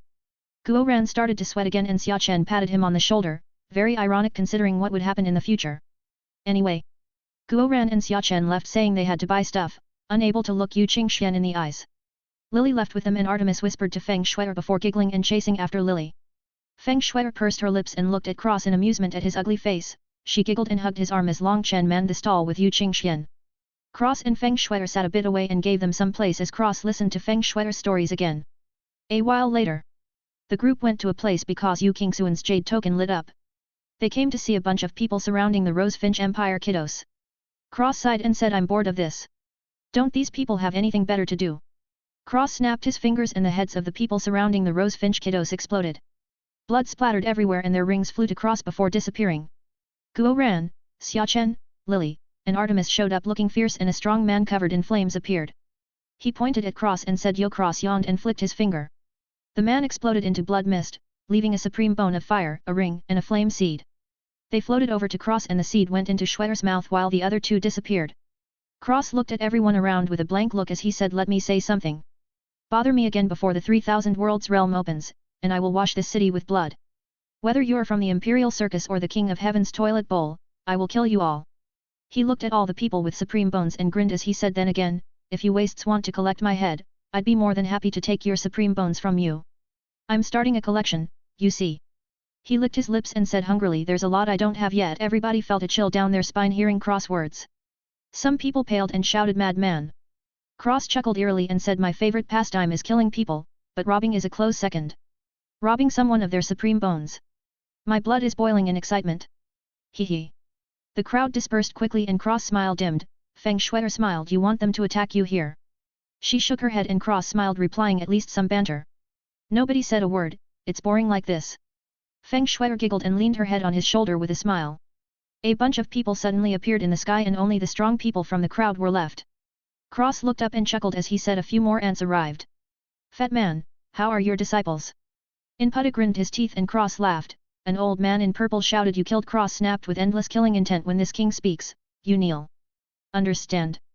The old man fell to his knees and Cross roared. All of you old people, crawling out of your caskets to make a ruckus, disgusts me. You were put in a coffin for a reason, stay there next time. The old people were enraged and Xiaoguhong laughed and appeared over Cross group as he said well said.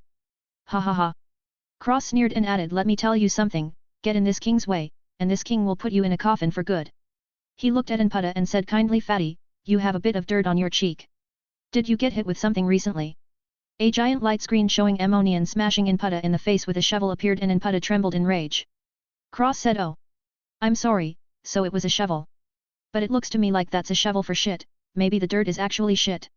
Everybody sucked in a cold breath of air and Inputta said yo. Cross cut him off with a frown as he said no, that doesn't make sense. This happened a while back. He snapped his fingers and said ah. I know now. He looked at Inputta and laughed. Your nose is so far up Brahma's ass, you smeared his shit on your cheek. Let me ask you, does his shit taste good? Long Chen burst into laughter and Inputta's eyes turned red as the world shook as if angry at Cross words. Cross sneered come, shoot. I fucking dare you. Shoot. Do it. If you can hit me, I'll call you grandpa. The audience was in shock. Who dared to talk to Inputta like this? Nobody.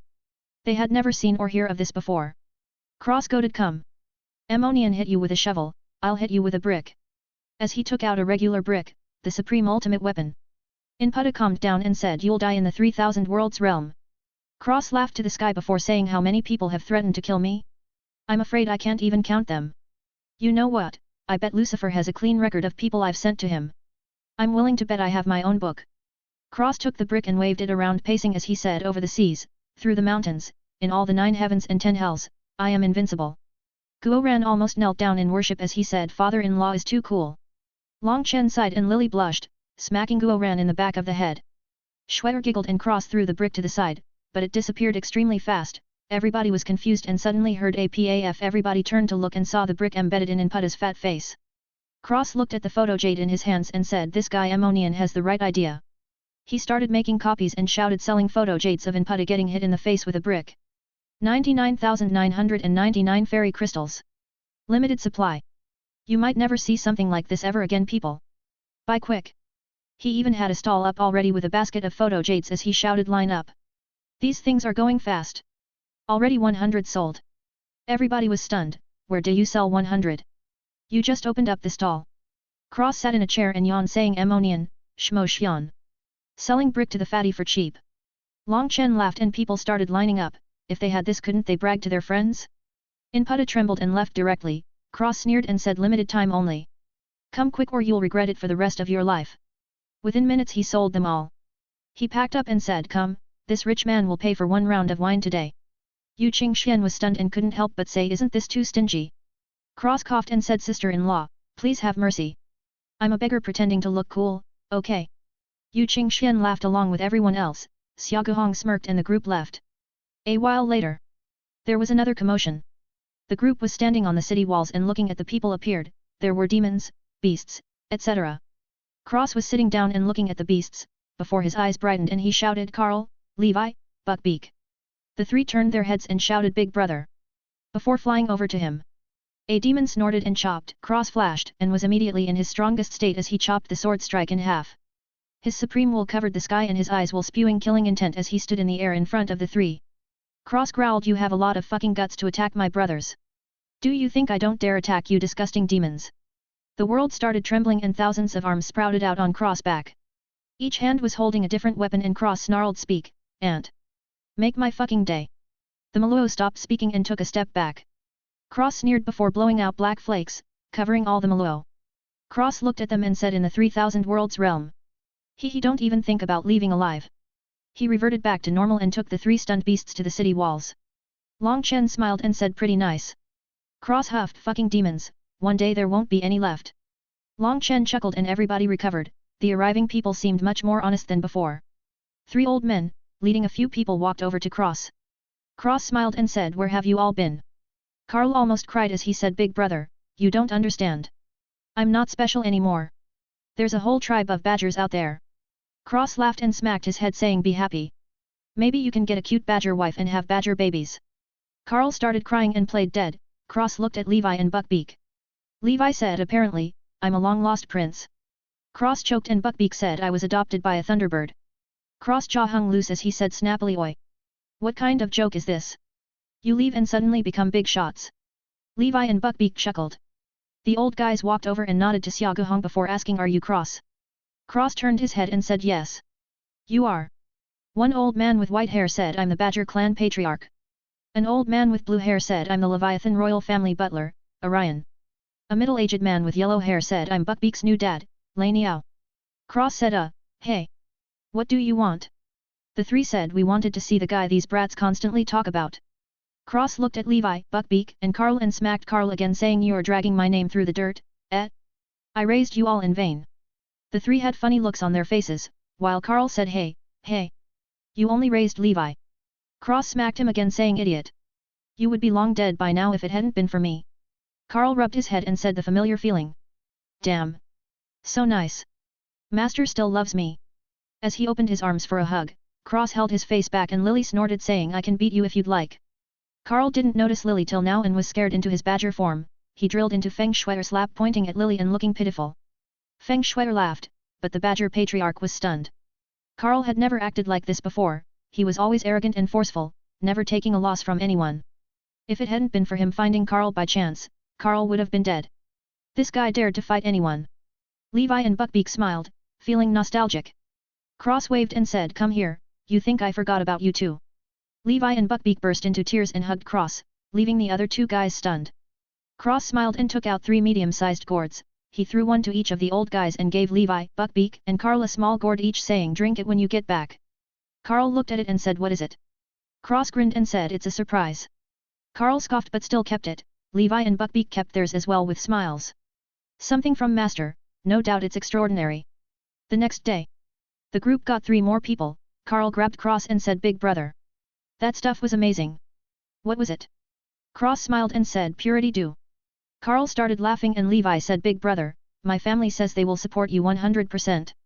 This was a huge favor to our race." Cross smiled and Buckbeak laughed saying, "My dad said if you need him, he'll be there in a second." Carl said, "Ayo. The badgers are behind you too." Cross smiled and said, "All right, all right. I have an endless supply, just relax.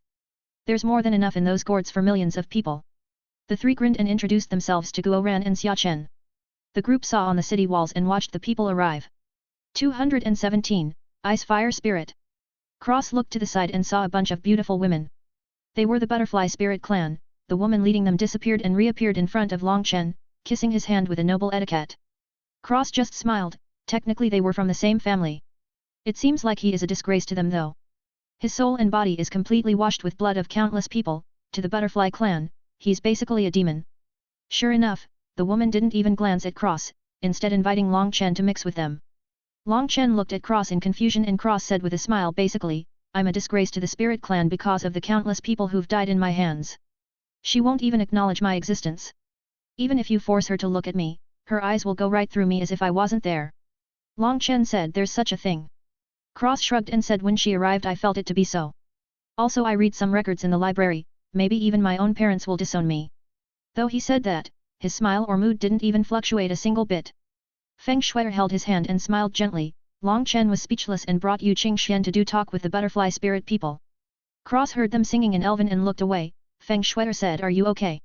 Cross smiled and Carl snorted, "Who needs M? I remember when it was just me and Big Brother." He trailed off telling his heroic story. Buckbeak rolled his eyes and Levi laughed. A hug portal opened in the sky and 10 days later it was time to go inside. Feng Shui went back with Yu Qingxian and Lily and Artemis were with Cross, Long Chen, Guo Ran, Xia Chen, and 18 other Dragon Blood Legion soldiers. Cross had given them the Purity Dew and directly became brothers with them. Cross also found out Long Chen's Heavenly Dao tree had new fruits that gave off supreme auras. It turns out every person Cross killed that had a supreme bone or blood turned into a fruit. Cross and Long Chen were calculating secretly and decided that they would travel together to kill supremes. Cross didn't really need the bones, so they tried throwing a supreme bone into the black soil for it to appear in fruit form on the tree. Cross took the Space Supreme fruit and threw the Space Supreme bone into the soil, making a new fruit. He kept the space fruit for later. Cross was standing with the rest in Xiaoguhong. When the space gate opened, Cross' inner world started trembling and Cross felt it was salivating and hungry. He jumped before grinning. This daddy was going to devour some of the 3,000 worlds today, are you ready? A lotus petal spun in the gate before turning black and showing a battlefield. The sky outside the gate was cracking, shocking countless people. The black lotus swallowed the scene and Cross' eyes glazed over as he looked at the infinite darkness. What he saw was beyond his imagination. There was a man sitting on a black throne. Suddenly someone appeared. The man that appeared had sharp looks and stars in his eyes. The man was the first 9-star.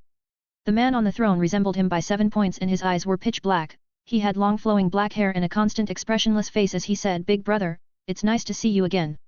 The 9-star man said, "You haven't spread your legacy." The man on the throne said with anger, "Those bastards betrayed us. If it wasn't for Mother, the 9-star man said, "Enough. Mother sacrificed a lot for us. At least fulfill her last wishes." The man on the throne was silent for a while before finally saying, "Only one. There can only be one void god in this world." The 9-star said, "That's enough." The man on the throne said in a rare moment of gentleness, "Big brother, do you think Mother?" He stopped speaking and the 9-star man sighed and shook his head. The void god looked to be crying as he said, "In the future if any of my descendants go against yours, they will be eradicated." The 9-star man cracked a smile and said, "You're still the same dog plaster as before." The void god smiled and said, "You're my only flesh and blood." Xiaoguhong's voice shattered the scene as he shouted, "Wake up!" Cross blinked and came back to reality. His eyes were bleeding badly. He looked around and felt things were a bit fuzzy. He took out the purity wine and drank some, healing his eyes. He went back to normal but his mind was blown. Everybody was looking at him greedily. He was confused and Long Chen had an eye patch on now as he said, "They want to know what we saw." Cross said, "Oh. That's impossible, because essentially, I saw nothing." Cross was confused because just before everything shattered, the 9-star man and the void god looked right at himself and he saw another scene. It was the explosion of empty black space. He didn't know what it meant. Cross frowned and said, "I really didn't see anything, but it was something. It had to have been." His mind was muddled, but he heard the demons laughing at the Terrans. Cross looked over with a blank gaze. For some reason it was 100x more terrifying than before. The demons froze in fear and Cross said flatly, "The reason Terrans never unite is because the strongest people can only rise out of a mountain of corpses. How many demons can I wipe with the wave of my hand vs how many supreme in the Terrans?" He sneered, "Only the strongest survive, not like the demons," holding hands and singing in a circle about happy life together. Countless Terrans started laughing and humiliating the demons, who were just scared of Cross eyes. Cross looked back and Long Chen said, "Profound." Cross chuckled and said, "Plagiarized." Long Chen laughed. Suddenly the flower started sucking people to the space gate. Cross floated with Long Chen and entered the gate, coming into a tunnel to a door. This place allowed killing, you know what that means. Cross disappeared and people disappeared completely every moment, many of them Luo Supreme and Underworld Supreme. The Underworld people that came were against Long Chen, so they were sentenced to death directly. Cross continued to kill and collect. The worst part was nobody knew what was happening. People were just disappearing. Someone shouted they probably entered the 3,000 worlds. The people were enlightened and Long Chen held back his laugh. Cross had probably sent hundreds of Supremes to the 3,000 worlds right now. A while later, some guy with a thunder sword attacked Long Chen before he suddenly disappeared and the thunder sword was collected by Long Chen quietly. Cross appeared next to Long Chen and handed him the dagger before they both entered the 3,000 worlds realm. Cross and Long Chen appeared at the same place. What luck! Long Chen sensed the breath of fire and they sped towards a location, only to find a ton of flames but most importantly the spirit of ice fire. Huo Linger, Long Chen's flame dragon, had eaten some of the ice fire before but never the source. This was amazing. Unfortunately, the ice fire was in the core area and blocked by pillars of other flames. Huo Linger even said that it could be isolated. The duo got close to the core area and saw a bunch of people from the Holy Pill Hall. Long Chen blended into the group of millions of Holy Pill Hall disciples, while Cross blended into the void and flew off. He flew through the world and soon came to a place he sensed when he got here. The entire 3,000 worlds were filled with chaos chi, making the air and chi inside millions of times better than outside. Cross was going to clean this entire place up. He entered a mountain region and a flame was quietly floating in the middle. Cross ran over and devoured the flame before disappearing. He reappeared in a cave with a red crystal floating in it and nothing else. Cross smiled. Seems like this was going to become a habit. He took the crystal and looked inside, seeing everything going on in the entire world. Note: I have no idea if this is accurate but there should be 3,000 worlds, yet. Cross teleported away with the crystal and the world shook for a second before everything went back to normal. Cross silently killed thousands of Supremes, sending the blood, bones, and roots into the black soil. In this world, there were no Supremes left. Cross borrowed the world power to shatter their souls and throw their corpses into his inner world. Cross waited and watched Long Chen, while silently sending groups of people at a time out of the world, slowly depopulating the world of people. He also stole their belongings and made them poor people without a penny or weapon. He was already being very nice by not killing them. Though not a single member of the Holy Pill Hall was sent out, they believed in Brahma. They can die for him as well. Cross was slowly killing people who were competing for the ice fire against Long Chen, stealing their sky fires and supreme bones, blood, and roots. They died on the ice mountain, not arousing any suspicion. A while later, Cross frowned at the white woman, who was the spirit of the ice fire. He couldn't care less if she was trapped for millions of years. She dared to hurt Huo Linger, that sweet little girl. She deserved death. Cross looked at the red-haired man chasing Long Chen and directly used the world to kill him and take him away. The pressure wafted over the woman who froze in terror. Long Chen snorted and took Huo Linger back. Cross sneered and said to the woman, "A shame you have no idea what gratitude is. Obediently be devoured." The woman in white pleaded, "No, please. I didn't know." Cross sneered and said, "Too bad. I don't care." Endless power fell of the world and killed everyone, except the ice fire spirit and Long Chen.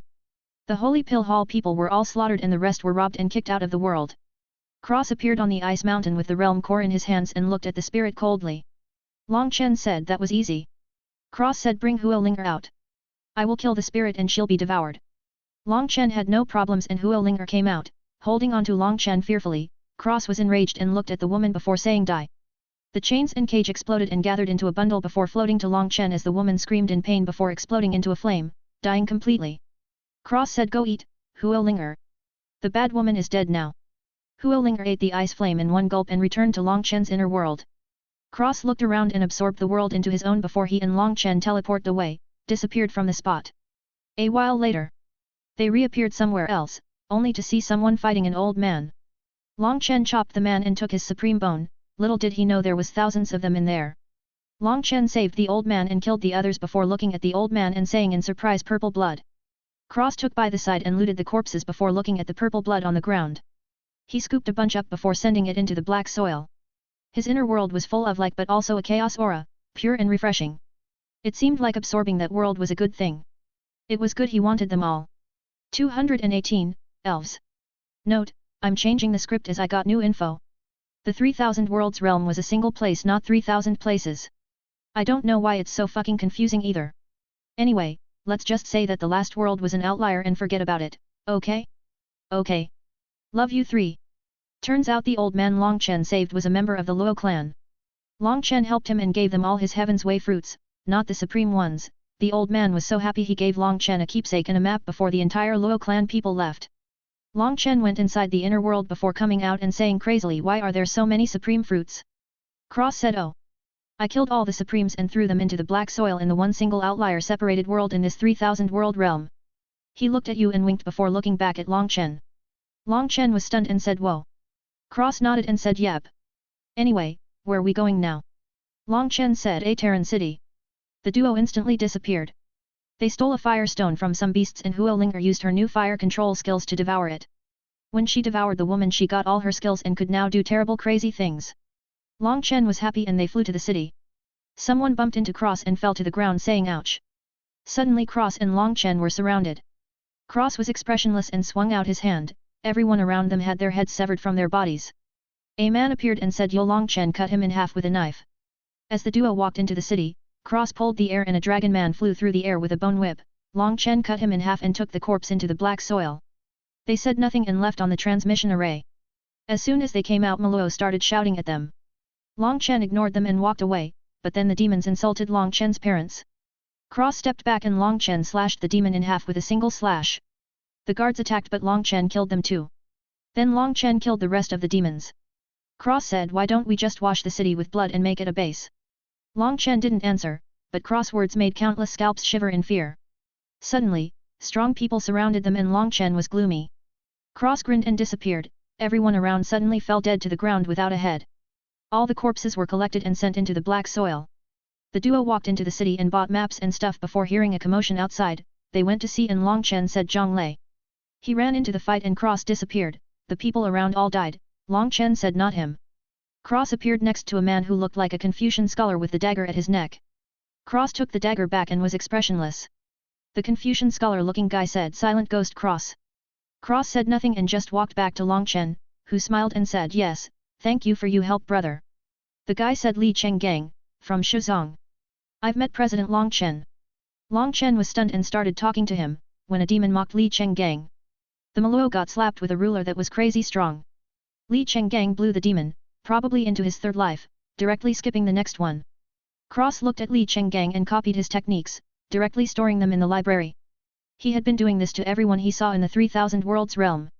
Li Chenggang left and Long Chen, Zhang Lei and Cross walked into the city. Some guy pushed Cross, who ripped his head off and threw the thunder sword the man was carrying to Zhang Lei before collecting the corpse and throwing it into the black soil.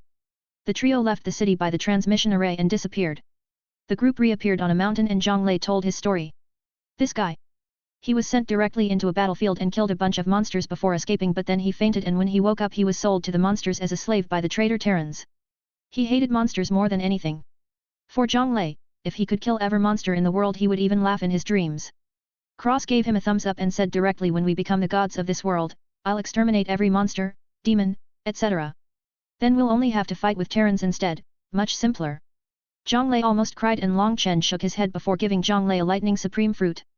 Zhang Lei ate it and Cross poured purity dew in his mouth at the same time. Both Cross and Long Chen injected tribulation lightning into Zhang Lei's body to help him absorb more.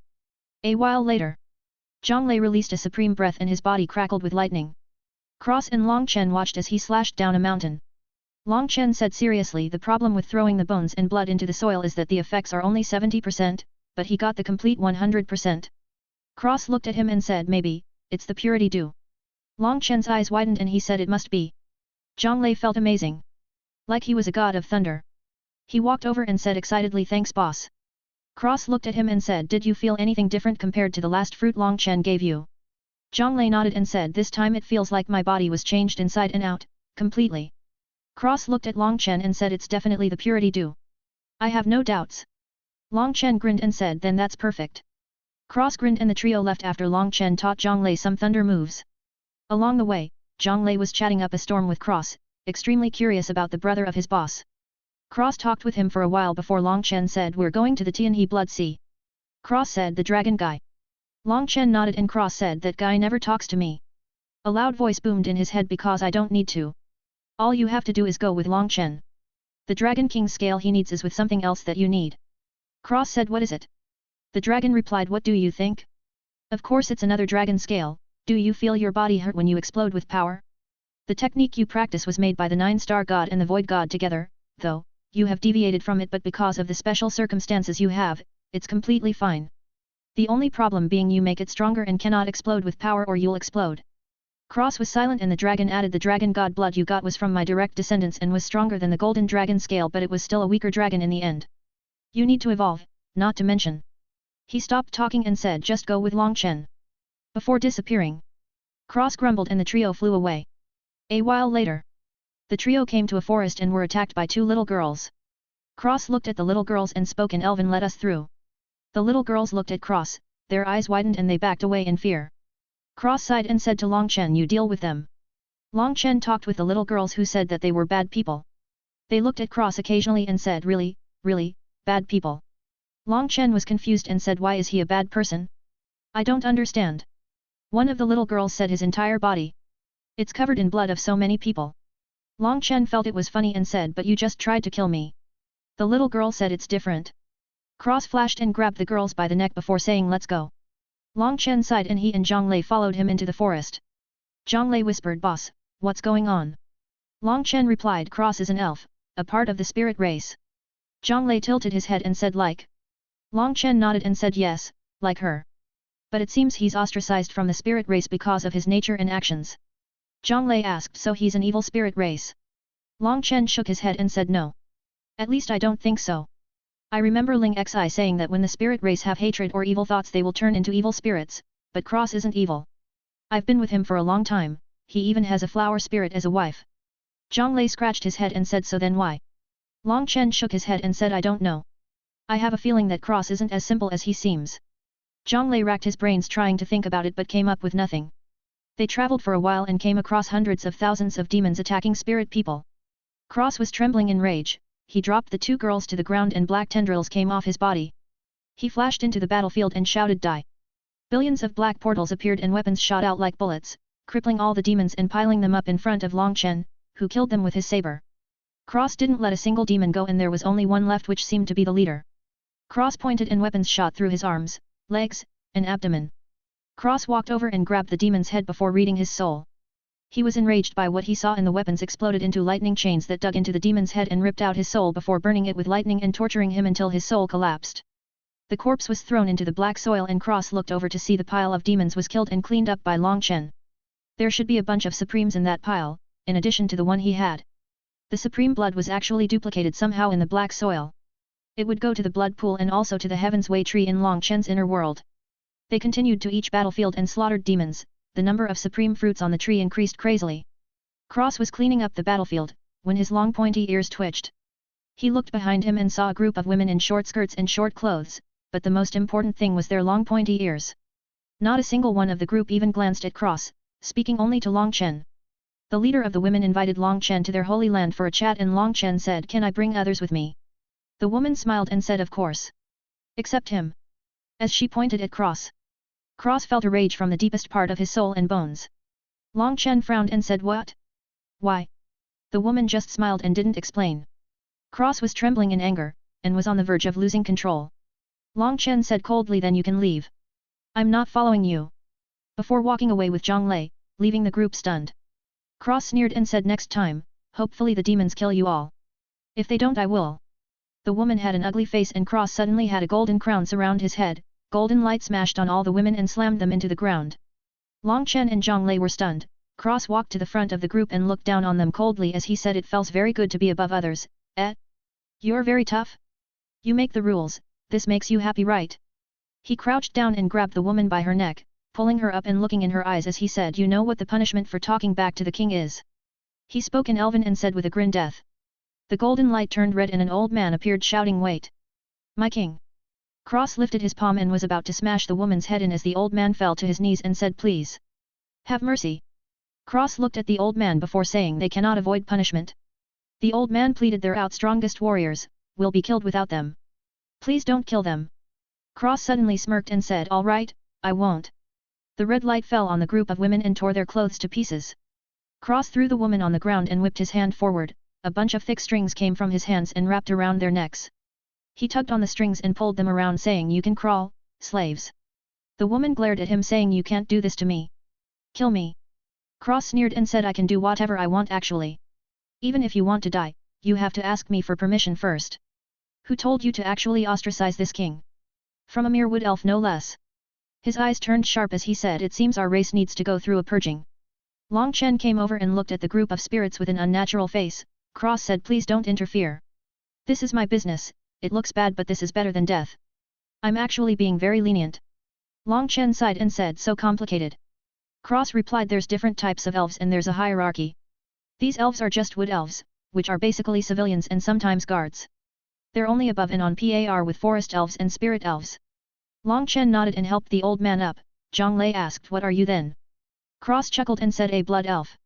Zhang Lei scratched his head and said, "Is that strong?" Cross chuckled and said, "Let me put it this way. The tree of life is at the top, under that is the king. But the blood elves are the ones that protect the tree of life from everyone, including the king." Zhang Lei was stunned and said, "So you're stronger than the king?" Cross smiled and said, "Well, I am the king so I guess so." Zhang Lei was stunned again and Cross added, looking at the women, "It appears the tree has abandoned this place as well." His lips warped into a frown. Long Chen said, "You've seen this before?" Cross nodded and said, "Yes. In the lower realms there was a clan of forest elves. They also disrespected me, believe it or not." He looked at the old man and asked, "You are the clan leader?" The old man nodded and said, "Yes, my king." Cross waved and said, "Enough formalities. Bring me to your holy land, if they crawl all the way there, I will let them go." The old man nodded with a smile and they group left. A while later, they used a transmission array and appeared in the elves' holy land. Cross let go of the strings as he said, "Go. Before I change my mind." The women didn't say anything and kneeled in front of the statue. Long Chen was in a daze and Cross looked at the statue in surprise before walking away. He went with the old man and sat around a stump. Cross poured him wine with purity dew as he said, tell me about your inherited memories, old man. 219, Tribulation above the Blood Sea. The old man said, I don't know much, but I do know that the golden crown is for the king. That's why I recognized you. Also, I hope you can forgive the rest. They don't know, the tree hasn't been here for a long time. Cross looked at the giant tree in the distance and said, just a seedling, but it's dead? Why? The old man sighed and replied, King, you have no idea what happened to us while you've been gone. The Brahma has been targeting the divine tree at every turn, forcing the divine tree to hide along with most of the elves. As for the rest, you can see the result. We're trapped and abandoned, not on purpose but because we're too far away. The old man almost started crying as he said, the tree is dying. Cross was silent and drank his wine without a word. He suddenly asked the others, they believe me to be an evil spirit. The old man sighed and nodded. Cross hummed in thought. Cross looked at the old man and said, do you know where the tree is hiding it? The old man shook his head and said, no, but I do know that it's not in the 3000 worlds realm. Cross nodded and narrowed his eyes, thinking over a decision in his mind. The old man said, I heard you and your friends are going to the Tianhe Blood Sea. Cross nodded and said, yes. We all need to advance to the Immortal King realm. The old man nodded and said, I will take you all there. Cross nodded and drank his wine as Long Chen and Zhang Lei walked over. Cross looked at Long Chen and said, fifth volume. Long Chen touched his nose and said, you knew. Cross smiled and said, of course, I have it now too. Long Chen laughed and smiled to the old man saying thank you. The old man was flattered and said, no, it's my pleasure. Friends of the king are friends of the elves. Not to mention you are blessed by the Butterfly clan and the Colorful Crane clan. Even if the king wasn't here, you would be welcomed with open arms. Long Chen smiled and the old man stood up saying, all right, I will bring you to the Tianhe Blood Sea. He smashed his staff on the ground and the group disappeared. He sent them off and returned to the Holy Land. The trio flew to the Tianhe Blood Sea on their own. They entered and were immediately attacked by monsters, truly rude. Anyway, they can be rude in hell because they were all chopped up and killed by the combined strength of the trio. A few days later, the trio suddenly came to a tribulation and watched from the periphery. Leiling emerged into the thunder clouds and the trio watched and talked. Leilinger pretended to be a thunder beast and killed monsters before turning on the thunder beasts. The tribulation ended and there was only one person left alive. Leilinger looked at him and the monster said, I am your lord. Submit to me. Thinking he was chosen by the heavens to accomplish great things and rule the world, bringing peace and prosperity to all creatures and uniting the entire world. Unfortunately, he was a big idiot and Leilinger smashed him into blood mist before disappearing into the void. Cross, Long Chen and Zhang Lei laughed and the older monsters looked at them with deadly eyes. Long Chen said, are they looking at us? Zhang Lei said, it would seem so. Cross added, look, they're coming right at us. Long Chen replied, hey, are they attacking? Zhang Lei nodded and said, it would seem so. The three were silent for a moment before Long Chen grabbed Cross and Zhang Lei and ran away. Cross let out a trail of black lotuses as they escaped, having done this hundreds of times. Cross suddenly said, maybe, I can do that. He shook off Long Chen and stood in the air, pressing his palms out. The millions of monsters chasing them were suddenly locked onto, a giant black lotus bloomed under them. Long Chen watched in shock as the giant lotus closed on the monsters, swallowing them all up just like what happened to the battlefield in the vision at the space gate. Cross touched Long Chen and the lotus disappeared.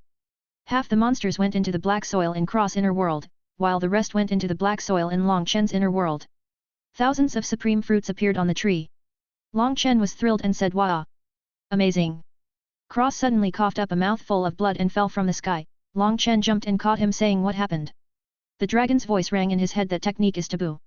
He recreated the scene from the space gate, but the cause and effect was monstrous.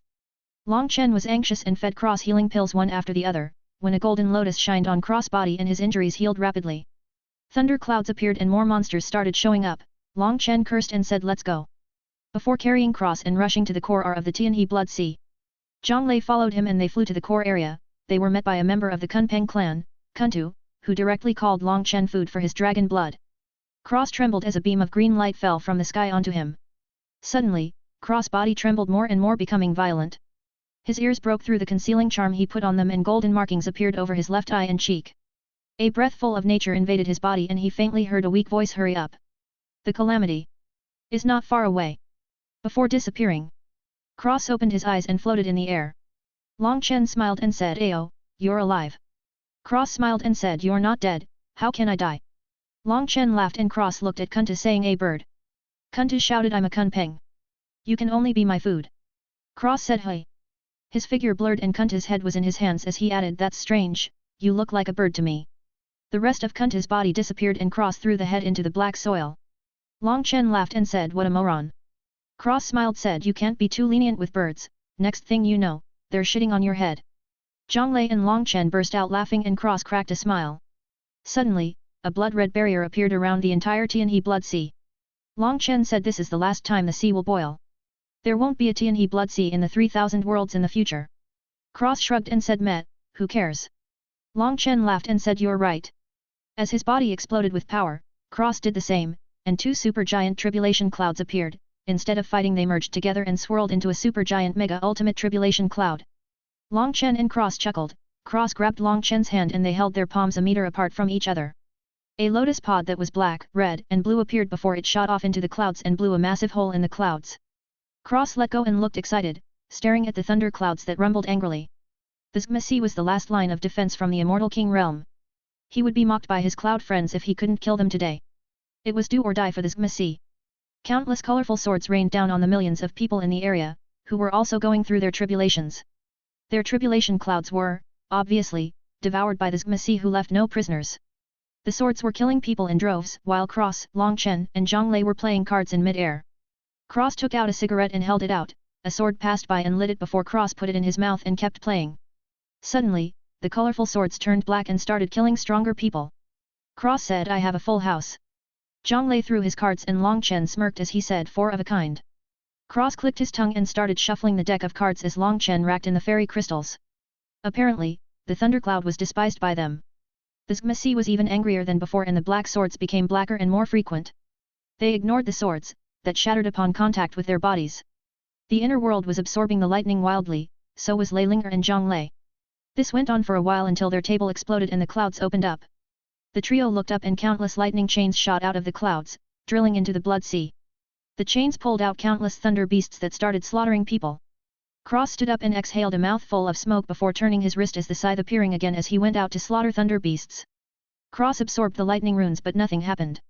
He was stunned and confused, as was Long Chen, because the same thing happened to him. The dragon's voice rang in their minds, you will no longer get nourishment from the tribulations. The duo were stunned and said simultaneously, why? Cross instead let the inner world absorb the lightning for itself as he continued to kill thunder beasts angrily. The dragon replied, because you both want to destroy the rules and make your own. The elf boy laughs in his dreams about destroying the heavens and Long Chen wants to create new rules. Long Chen asked, but I've said this before, why didn't it happen before? The dragon replied, bah. You were too weak before. The tribulation clouds treated your words as fart, but now you are a threat and the heavens are afraid, so you will be targeted. Cross grumbled and started massacring thunder beasts as a small black hole appeared on his back and sucked in the lightning, sending it to the rest of the girls in a very calm and gentle state. Long Chen had a golden dragon image behind him and he started devouring everything. The thunder beasts suddenly gained consciousness and started screaming, ah! Die for me! Charging at Cross and Long Chen. Cross exhaled a mouthful of smoke and said in disdain, I wasn't afraid of you when you were alive, you think I'd be scared of a ghost? As he killed the thunder beasts rushing towards him. Apparently, the tribulation took the souls of the people who died in it and injected them into the thunder beasts so that they could have revenge. The Zgma Sea thought he was smart and cunning, but he almost choked and died seeing them being taken out so easily. That's it. Time for Plan Z. The blood sea started drying up, revealing the seabed. Thunder pillars started shooting through the seabed before lightning figures started shooting out of the ground into the air. Cross and Long Chen were shocked. The figures. They were 220, rebirth. They were 9-star descendants. Cross was besieged by hundreds of 9-star descendants, as was Long Chen.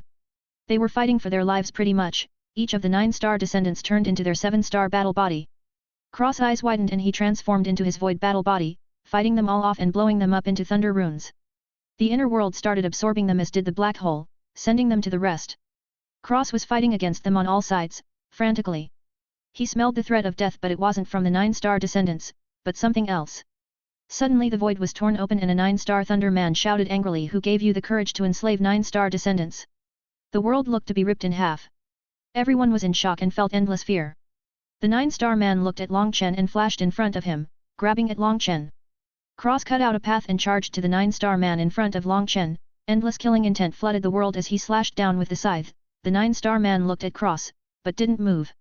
Suddenly, a man dressed in black thunder with pitch black eyes and long black hair appeared. The man caught the scythe with his palm covered in a small black hole. Cross' pupils shrank in disbelief and the man said, too weak. A massive black hole opened up on his back and Cross was blasted away. Cross stomped on the void and a giant black hole appeared on his back as he shot forward at the other void descendant. Cross and the man collided, scythe and fist, countless people got caught in the ripples and exploded into blood mists. Everything was being devoured by the black hole on Cross' back and pouring into Cross' body before being devoured again. The man had black holes open on the back of his hands, seemingly a part of his skin. His hands burst into black chi before he threw out a punch. Cross roared and returned the scythe to a bracelet before meeting the man's fist with his own, covered in black flames. The weird blob-like energy and the black fire were fighting to devour each other, but the blob-like energy won. Cross was blasted away and the man chased after him, smashing a fist on Cross' chest as he said coldly, "Wrong method. Holding back. External forces." The man grabbed Cross and paused before saying emotionlessly, "Hunted." Ice-cold killing intent erupted and the man said, "Lucky." Before exploding into thunder runes and drilling into Cross' body, making him scream in pain. At the same time, in his mind, countless teachings and scriptures, along with the full silence of the abyss art were repeating over and over, burning themselves in Cross' mind. The inner world buzzed and all the corpses and blood around was sucked into the world, returning to the black soil. The thunder runes in the air were devoured by Leilinger and the extra was taken by the inner world. The surviving people were less than 50, but Leilinger killed them and devoured their thunder as well. Soon there was nobody left and everything was picked clean by the joint efforts of Leilinger and the inner world. Leilinger had cut down people with a thunder sword and Huolinger helped with a fire sword. They were real swords, actual artifacts, not made by their own power. Therefore they had unimaginable power. The people were cut like vegetables in front of them. Cross was still twitching and he, Long Chen, and Zhang Lei disappeared, leaving the former Tianhe Blood Sea abandoned. Long Chen teleported them away 15-17 times and they all broke through to the Immortal King realm.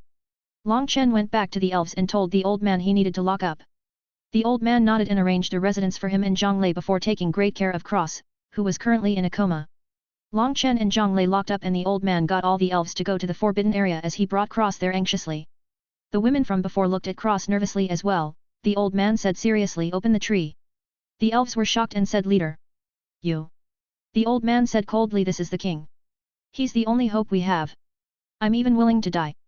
The elves were stunned and hurriedly opened the tree, revealing a pool of green crystalline liquid. They carefully placed Cross inside before closing the tree and praying around the tree in a circle, muttering prayers in Elven. Meanwhile, inside the tree, the green crystalline liquid was shining and covering Cross completely as gold light trickled in from outside, dyeing the liquid gold. Cross was changing inside and out.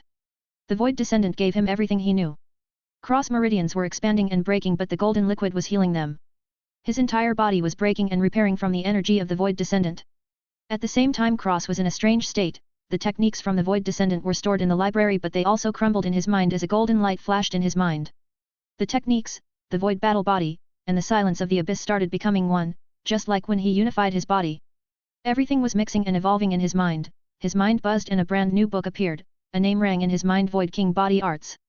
Cross body shined and delicate golden markings appeared his right eye and cheek, mirroring the left side of his face. His entire body buzzed and black swirls appeared on the back of his hands and in his palms. On his neck, the ring tattoo thinned into a line and connected a black flame, a black lightning bolt, a black water drop, a black swirl, and a black tree. They were all connected by a line and circles around his neck with the same amount of space in between each pattern. His torso had 2 lines with pointed tips coming over each shoulder and onto his chest, 2 more lines coming from each side of his waist, ending on his lower abs, pointing up. The 8 pointed lines were pointing to the center of his chest. On his arms, 2 black rings on his upper forearms just below his elbow. Finally on his legs, 2 black rings just above his ankles. He roared and the golden liquid poured into his body, destroying and repairing his meridians, expanding them infinitely and slowly turning them golden and crystalline. The entire tree trembled and slowly withered, revealing Cross floating in the air. A seed was hovering above Cross' head before slowly sinking into his body as the inner world shook fiercely. Cross opened his eyes slowly, a gold light shining out from them and landing on the praying elves, filling them with life and soothing their souls.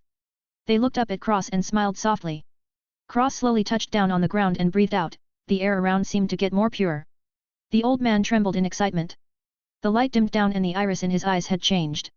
There was a Taiki diagram in the iris, it was no longer solely black but half gold and half black, spinning endlessly. Cross looked at the elves and raised his hand gently, the elves rose up from the ground and the grass seemed to rise up as well. Cross said softly, "There's no need for this. You have exceeded my expectations of you all." He spoke in Elven and his voice seemed to flow with nature. The old man said, "No. We must do this." Cross stepped and appeared in front of the old man abruptly, softly patting his shoulder and smiling softly as he said thank you. The old man teared up and said, "This old man doesn't deserve it." Cross smiled and said nothing. He turned his head to the group of women, he waved his hand and a golden light enveloped them, transforming their bodies and strength, basically blessing them. They kneeled on one knee and said in unison, "Thank you, King." Cross pursed his lips as he said, "You can drop your act, Jinyi. I don't believe you don't hate me for humiliating you." Jinyi's, who was the leader of the women, face turned unnatural and Cross said, "I don't care what you feel, to be honest. You disrespected me and were punished. I don't hate you, you are inconsequential to my life. You are and always will be elves, we're the same race. Unlike the humans, I would like to not destroy each other.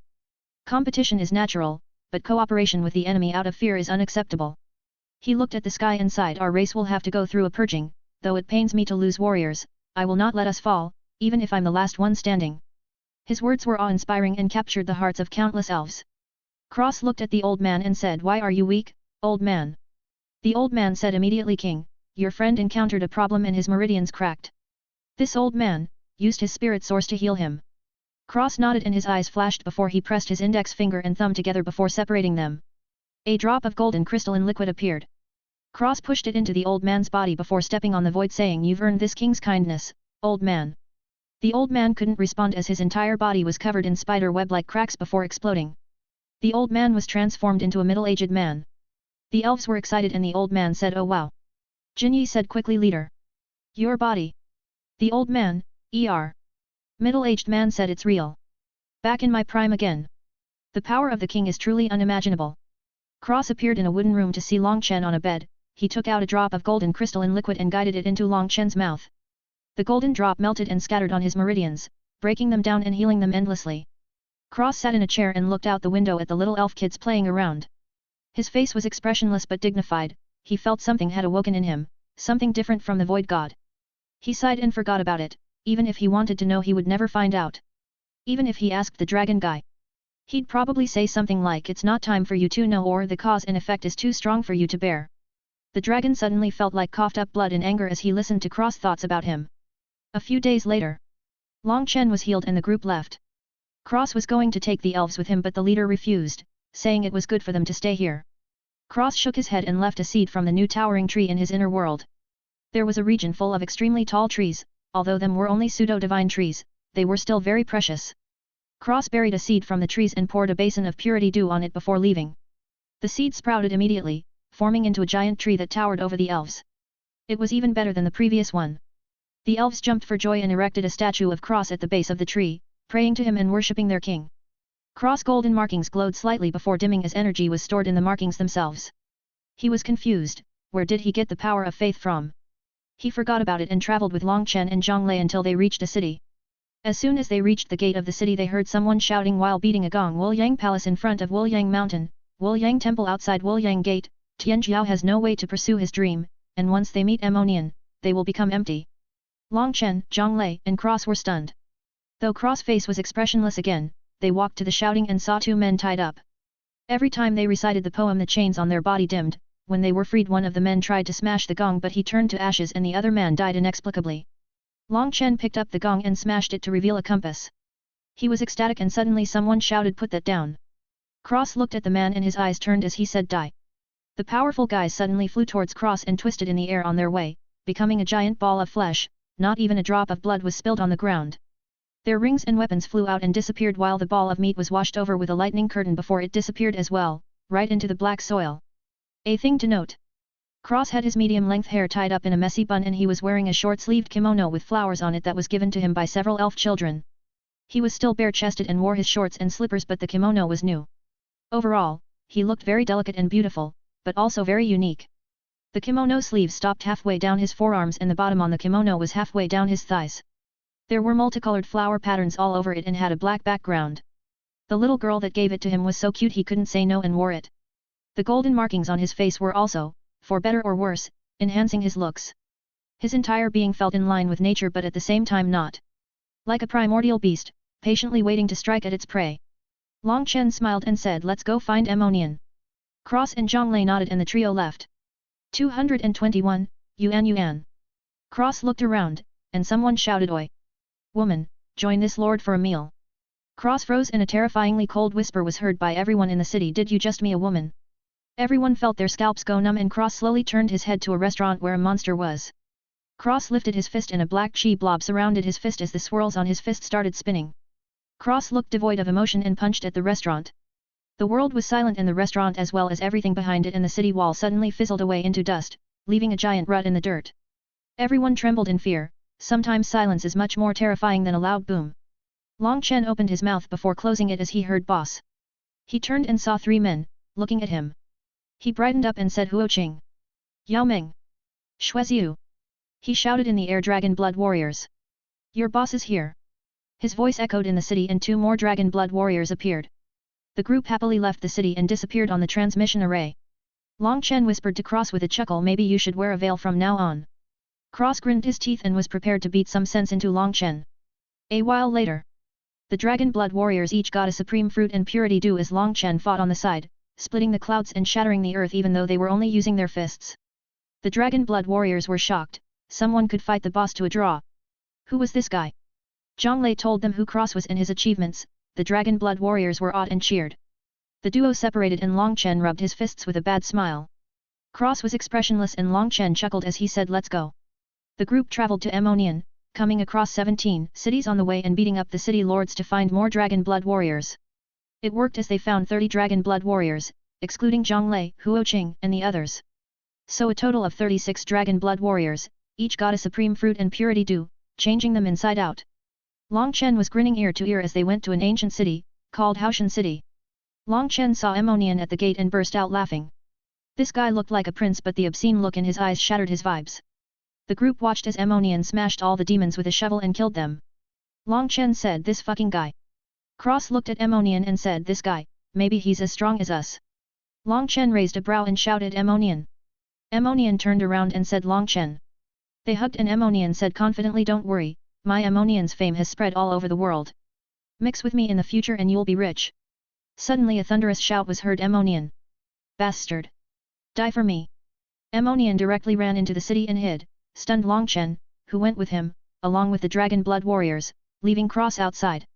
Cross looked at the people and took out a zither, he plucked the strings and the 100 million people suddenly froze. Cross continued to play the zither and the people all had dazed eyes before they collapsed to their knees and blood tears flowed. The zither music was extremely sad, the millions of people suddenly lost the light in their eyes and died mysteriously. Cross put the zither away and waved his hand, all the people disappeared and went into the black soil, all their belongings sorting into the inner world. Cross took light steps into the city as if he had just done something trivial. Ammonian slapped his thigh and said hey. This woman is too fucking strong. Cross felt his mouth twitch and he slapped Ammonian across the city, while Long Chen and the Dragon Blood Warriors burst out laughing. Ammonian ran back and said bah. Bah. Why are you so angry for? You look like a woman. This Ammonian isn't afraid of you. Cross said I'll smash your head in with a brick, do you believe it? Ammonian spat I don't. Cross really did smash his face with a brick sending Ammonian rolling on the ground. Cross spat and didn't bother to pay attention to him anymore. This guy. Even sentence that comes out of his mouth infuriates him. Ammonian ran back and saw fuck Long Chen, where did you get this unreasonable guy? Long Chen was laughing so hard he had tears in his eyes. Cross remembered and gave Ammonian a photo jade. Ammonian looked at the photo jade and saw Cross smashing Inputta in the face with a brick. Ammonian shouted you're stealing my fame. Cross ignored him and Ammonian almost started crying. Long Chen said alright, what's the gift you were talking about? Ammonian smirked and said right. Come on. As he led them all away. A while later. They came across a mansion, the group walked inside to see 200 Dragon Blood Warriors, they all shouted boss. Long Chen laughed with tears in his eyes as he said you're all okay. Cross sat down at a table alone and crossed his legs, watching the reunion leaning his head in his palm. The celebration lasted for a full day before Long Chen started giving everyone supreme fruits and purity dew. Ammonian's eyeballs popped out of their sockets in shock and Long Chen grinned. A few days later. 500 more Dragon Blood Warriors arrived and got the same treatment as the rest. Suddenly, Long Chen said Guo Ran and Xia Chen are here. Ammonian was the most excited and said well? Let's go. Long Chen left a ton of supreme fruits to Zhang Lei and taught him how to distinguish between the different fruits, while Cross left him a gourd with enough purity dew to drown the entire Haoshan city, telling Zhang Lei to only give it while they're eating the fruits. The trio left the Dragon Blood Warriors after telling them to stay in the city for the rest. The trio went to hundreds of cities, leaving people to hold signs for the stray Dragon Blood Warriors, telling them to go to Haoshan City. They arrived at Yunyu City and were greeted by a bunch of Dragon Blood Warriors, who said that Guo Ran and Xia Chen went to go save Yu Xiaoqian, who was being attacked by strong demons. Long Chen exchanged nameplates with them and gave them supreme fruits, telling them to eat them in secret. Cross gave them purity dew and told them to drink it with the fruit for the best effects. The trio then rushed to the city. They stepped on the transmission array before disappearing. They smashed space and flew towards the demon land. When they got there, Long Chen saw Yu Xiaoqian, but Cross rushed forward, black chi on his hands as he ripped the formation of the demons along with the power of faith apart. Cross roared at the demons with extreme rage in his eyes. The man who had red hair, with the holy pill hall attire, was shaken and spat out a mouthful of blood. Cross, see that you dare to attack my daughter. Die. The world turned black and a blood moon appeared in the air with cross-eye pattern on it. Countless weapons suddenly pierced through the air at the demons and the disciples from the holy pill palace/hall. Cross grinned his teeth and punched at the group of demons and humans. A giant claw shot forward and obliterated groups on demons at a time. Cross charged through the crowd, punching people into blood mists as if he was the real demon. Long Chen dived into the group and started slaughtering people with his saber filled with anger. The man with red hair said, Long Chen, you killed my clone. I'll kill you. Long Chen sneered and chopped at the man, who blocked with his sword. Suddenly, endless killing intent flooded everyone and Cross appeared behind the man from nothing as he said, I killed you, fool. I'll do it again, too. As he punched right through the man's faith barrier and head, ripping his soul out before devouring it with his chi. The headless red man slumped to the ground and Cross threw him into the black soil before looking at the rest and saying, endless nightmare. The blood moon lit up and brightened the earth, shining a red light on everyone who was an enemy. They all collapsed and started screaming, tearing at their own eyes and throats. Cross looked at them coldly before saying softly, break. The world cracked and the blood moon disappeared, everything returning to normal, except the demons and the Holy Pill Palace disciples were completely dead, their souls shattered and devoured by Cross. Ammonian jumped, you're a monster. What the fuck was that? Cross waved and all the corpses disappeared, any Skyfires were put in the Skyfire Pavilion, all their other belongings went into the castle/sect and the corpses were thrown into the black soil. Suddenly, a figure smashed into Cross' chest and started crying saying, Daddy. Ammonian, Guo Ran, Xiaochen, and Yu Xiaoqian were stunned. Cross smiled and stroked her hair saying, did you miss Daddy, Yuan Yuan? Yuan Yuan cried and nodded, hugging Cross tightly. Cross smiled but suddenly pushed Yuan Yuan away and threw a punch to the side. A two-headed corpse guy appeared and Cross punch tore space, tore the void, tore the black hole in the void, and everything after that. The two-headed corpse?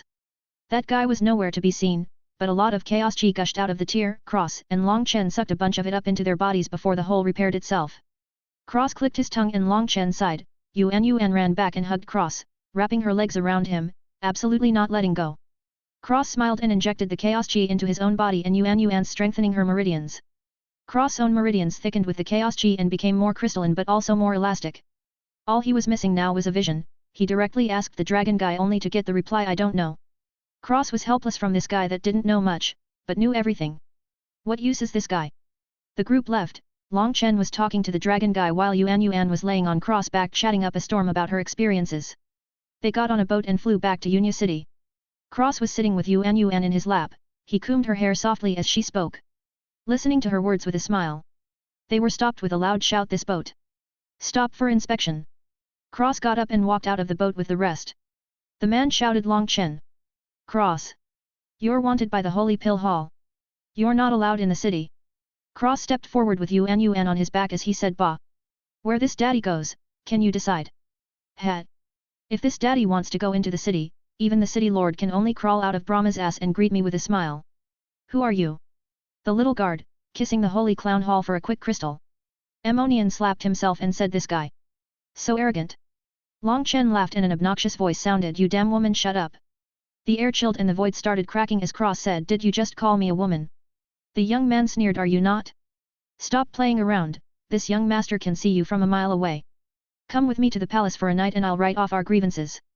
Ammonian turned white. Yuan Yuan slowly got off Cross and backed off to Yu Xiaoqian. Long Chen shook his head and Cross was so angry he started laughing. The world started trembling and his clothes fluttered in the wind. The void started tearing and exploding as storms started occurring.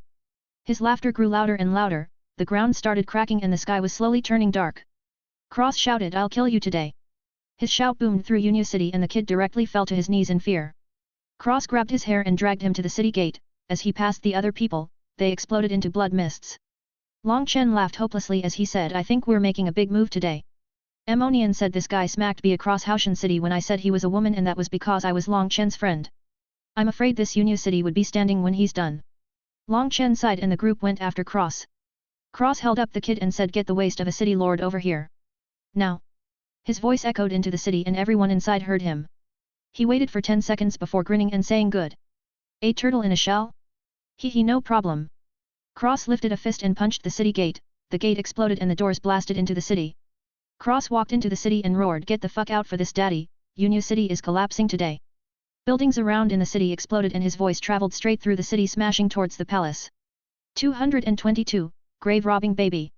Cross threw the kid behind him and sneered to the void, you better hope you have a clone today. Before disappearing. The void shattered and revealed Cross choke slamming Jayulasha into the ground. His cackled and licked his lips saying you're good. You made your body even more precious for me. What a sweetheart. Unfortunately, my wives will be upset if I start picking up puppies from the streets. Jayulasha was terrifying and said don't kill me. Please. I'll be your slave. Cross picked her up by the neck and squeezed before slamming the void behind him. A blood mist appeared and Cross said like I said, I don't have a habit of bringing home lost puppies. Plus. An disgusting woman like you? Your only use is a single good fuck and then sold to a brothel. He slapped her forehead and ripped out her soul before devouring it and throwing her corpse into the black soil. Long Chen and the rest came over with the kid in their hands. Long Chen said that was easy.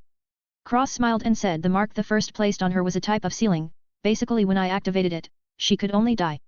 Long Chen gave him a thumbs up. Long Chen suddenly cut the void next to him, revealing the city lord. The kid shouted Dad. Save me. Cross smirked and said you handle him. Long Chen grinned and Cross punched at the void, shaking out Ji Wuming. Cross sneered, weren't you going to kill me? I don't see it. I guess you're only good on your hands and knees getting pumped from behind by Anputta. Ji Wuming snarled, I'll kill you. Cross sneered and they both disappeared into the void. Explosions rang around the city as Cross and Ji Wuming clashed. Long Chen threatened the city lord, then directly killed his son before waltzing into the city and getting the Dragon Blood warriors before getting on the transmission array. Cross appeared with a half-dead Ji Wuming in his hands. Ji Wuming mumbled, kill me. Please. The rest felt their scalps tingle. Cross smiled happily and said he's still being tortured. Long Chen shook his head and the group disappeared. They returned to the Haoshan City mansion and the entire group reunited. Cross smiled as he sat at a table with Lily, Artemis, and Yuan. Lily and Artemis were, of course, with Xia Chen and Guo Ran, but they were shopping when Long Chen, Ammonian, and Cross arrived the first time. Ji Wuming was foaming at the mouth with dead eyes under Cross' foot. Guo Ran said, Father-in-law, what did you do to him? Cross glared at Guo Ran as everyone went speechless in shock. Over 1,000 Dragon Blood warriors looked at Guo Ran in shock. Lily blushed and covered her face muttering idiot. Cross cracked his knuckles and took a breath before saying he's in an endless illusion where he's getting raped by Anputta over and over again. Everybody's jaws hung loose and Ammonian jumped saying this guy is too fucking vicious. Cross laughed and said Met, I could actually do it. That would be worse, no? You know this one time. He told the story of the kid from the Sun and Moon sect. He didn't even remember his name but he remembered how he killed him. Everybody had their scalps tingle and Cross laughed, slapping Ji Wuming and shattering his soul before throwing him into the black soil. He started talking to the girls happily, thankfully they were sharing stories excitedly while Cross listened. Long Chen ordered the Dragon Blood warriors to rehearse their formations after he gave them all supreme fruits and purity dew. Cross gave Yuan the purity dew and then sent the three girls into the inner world before quietly leaving with Long Chen, Ammonian, Yu Xiaoqian, Guo Ran, and Xia Chen. 3 days later. They arrived at a desolate region. Ammonian started digging around while Cross introduced himself to Yu Xiaoqian and said what a pity. Yu Xiaoqian was confused and said what's a pity. Cross sighed and looked into the distance as he said a beautiful girl has to suffer being with Long Chen. He sighed again and shook his head. Long Chen flared up and shouted oi. What does that mean? Cross held his hands behind his back and looked up at the sky as he sighed saying with closed eyes it means you're ugly. Guo Ran and Xia Chen burst out laughing. Yu Xiaoqian giggled and Long Chen spat says the guy who looks like a woman. Cross lunged at Long Chen and they started a dust brawl. The dust cleared to reveal 3 figures. Cross, Long Chen, and a guy with 3 swords and green hair. The green-haired guy got up and said what they? Before jumping into a hole in the ground and disappearing. Ammonian ran over and had a serious look on his face. Long Chen said what's wrong? Cross got up and tied his hair in a messy bun again, before dusting off his kimono as Ammonian said the core of the burial place is in the middle of the skyline border between the 2 sides of the world. If we touch it, we'll surely die. Long Chen said so the most valuable thing is the core. Ammonian grinned and said exactly. Cross said quickly I call dibs. Yu Xiaoqian watched as all the guys started arguing, she rubbed her forehead in disbelief. They came to an agreement and all laughed obscenely before the group flew away. They came to a barrier and returned to the starting point, they were stunned but went forward again, stopping in front of the barrier. Cross touched it and his hand bent in another direction, he took it back and it was normal. Cross was stunned and Long Chen slashed the barrier with the dagger, making a hole. Wow! They cut a hole in the barrier and the entire group rushed inside, they came to a dark world full of bones. There were supreme bones on the ground, Cross picked them up and threw them into the black soil one by one, they found a winged demon corpse and Long Chen took the sword out of its head as Cross took the entire corpse. They heard footsteps and found an old man, who was already dead but walking around looking for something. They stopped by him and the old man continued on his way, but he looked at the group. Cross stared at the old man's eyes that had plum blossoms in them with greed in his own. The old man looked back and continued. Cross went to the old man and took a single drop of blood before going back to the group as the old man apparently didn't care. Cross smiled at the drop of blood and burned it until there was only eye power essence left. Guo Ran said maybe we can take his cane. Long Chen smacked him saying don't desecrate the predecessors. The old man stopped and turned to Guo Ran. Guo Ran jumped and said hello elder, I was just joking. Haha. The old man seemed to come to life slightly as he said can you take me to my wife? Long Chen said immediately I will take you, of course. Where is she? The old man said she's here but she can't be found. She's the person I love most in my life. My heaven's eye is used for her. I want to find her body, run the last bit of heaven's eye power, break the constraints of heaven, and reincarnate together. Long Chen jumped and Cross looked at the blood in his hands before looking at the old man and sighing. Long Chen said you can rest assured. We will find her for sure. The old man laughed and said 9-star descendants are the most trustworthy people all right. He looked at Cross, who was looking at him sadly, as the old man added and the Void King descendants are just as greedy as ever. Haha. Everybody looked at Cross, who blushed in embarrassment as he said I have a hobby for robbery, okay? It's under control. As he put the blood in a gourd with phoenix tears, his blood, purity dew, and golden crystal in liquid, before putting the gourd away. Long Chen said Guo Ran carry the predecessor on you back. Guo Ran almost cried and Cross immediately helped him. The old man gave Long Chen a hairpin that pointed the way to his wife and he gave his cane to Guo Ran but also said the weapon can only be used with my pupil skill. Guo Ran wanted to cry but had no tears to do so. Cross took the cane and said in. I will carry such a heavy object, don't worry. Everybody gave him a disdainful look and the old man laughed before he appeared dead on Guo Ran's back, saving his energy. The group continued traveling. They came across a rhinoceros and Yu Xiaoqian said a moon god rhinoceros. She used a jade comb and slowly sawed off the horn before handing it to Long Chen with a sweet smile saying for you. The guys all spat on the ground and Long Chen smiled saying silly girl, I'm strong enough. Yu Xiaoqian smiled and said the horn can only be controlled with a powerful spirit and can save your life after you nourish it with Yu soul. Long Chen retorted you need it more than I do, your life is more precious than mine. Ammonian said enough. Enough. The two single dogs with us will get jealous if you continue. Guo Ran and Xia Chen almost spat out blood and Guo Ran said I'm not he choked his word back as he felt his spin tingle from cross glare. Long Chen refused, Ammonian refused, Xia Chen refused, Guo Ran refused and Yu Xiaoqian looked at Cross with her hand stretched out. Cross struggled and said you girl, really? I would have taken if you gave it to me after Ammonian. Everybody refused, where do I have the cheek to accept? He said that but his hand was slowly moving to the horn. Long Chen slapped his hand and Cross said dramatically Yu Xiaoqian, take it before your husband gets jealous that you are gifting things to other men. Long Chen choked and Yu Xiaoqian giggled with a blush at the word husband before refining the horn. Cross looked and almost shed tears in heartache, are you kidding? He would have taken it for sure, he wasn't joking. Everybody except Yu Xiaoqian gave him a disdainful look, even the old man somehow. Long Chen mentioned separating 1,000 meters apart to find more things. Cross immediately started combing the area with his strings, pulling almost everything into the inner world. Guo Ran found things one after the other but he mysteriously disappeared. They went to his location and walked into a giant mouth, leaving Xia Chen outside. The group saw a mountain of gold. Cross eyes started shining and he started collecting everything like a vacuum. Long Chen went to a black lake. Cross sucked everything inside the inner world, picking the place completely clean. He looked in every nook and cranny for anything he might have missed, when he came to Long Chen after finding nothing else. Long Chen wanted to collect the pool and Cross said good boy. You're more ruthless than me. Even the water you won't leave behind. Long Chen chuckled and Yu Xiaoqian said I have a way. She used her water and started making water balls out of the black water, she made 100,000 and handed them all to Guo Ran who put them away happily. The group left and reunited with Xia Chen before combing the area for treasures again. Cross was ecstatic at all the treasures just laying around as he collected everything he saw.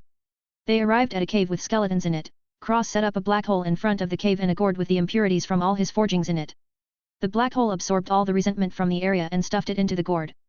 Ammonian said this is a death gate, nobody comes to clean it. I'm afraid there's an ancient evil corpse inside.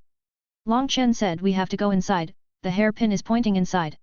Ammonian gave everybody clothes and Cross put away the gourd as everyone walked inside the cave. They came to a wooden door and Long Chen decided to steal half of it. There were two doors that opened together like a gate. Long Chen cut the door off its hinges with the black dagger and caught the door. Cross was on the other side and feeling the door with his fingers and a frown on his face. Long Chen put it away and did the same to the other half, giving it to Ammonian. Cross frowned and Long Chen teased, you wanted some. Cross said seriously, what wood was that? The strongest wood in the world is from the Tree of Life. His eyes were killer as he said, whoever made that door better pray they didn't use wood from the Tree of Life. The rest were startled and Ammonian slapped himself saying, good brother, you're an elf. Cross nodded but he still had an angry expression on his face. Yu Xiaoqian comforted, it's not from the Tree of Life, the grain is different. Cross relaxed slightly before asking, then what wood is it? So strong. The rest had no idea and Yu Xiaoqian said, maybe an ancient wood? One that went extinct. The group didn't know and they continued on. They came to a stone gate that would smash down like lightning and crush people. Ammonian sneered and put the wooden door right under the gate before walking through. The wooden door held up. The rest passed through and Ammonian took back the wooden door with a big smile. Suddenly there was a low roar, a creature over 10 feet tall and with long horns on its head appeared. Ammonian said, ancient evil corpse. Hide your breath and don't move. They all stood still and the creature circled around them twice before walking away. Cross looked ahead and froze before saying, haha. That's a joke. Everybody looked at him and he shared his view with them via his soul power. The group saw countless ghosts. Real. Live. Ghosts.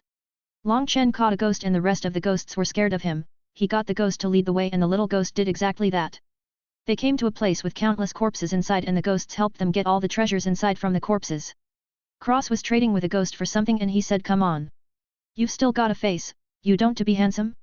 I tell you this, you give me that and I'll make you so handsome, even the lady ghosts will throw themselves at your feet. The rest of the group deadpanned, lady ghosts? They continued going through the tombs collecting all the treasures until they came to a passage. Long Chen took a deep breath and said, let's go. 223, beating someone so hard they forget. They walked down the passageway and encountered a corpse with a sword. Long Chen took care of the man and Xia Chen absorbed the chaos chi in the corpse into a formation plate, saying that he could have enough for all the dragon blood warriors outside if they had enough. Long Chen was happy and Cross suddenly flashed and grabbed next to Yu Xiaoqian's head, capturing a bat-like thing. Yu Xiaoqian said in shock, a Vatra blood baton.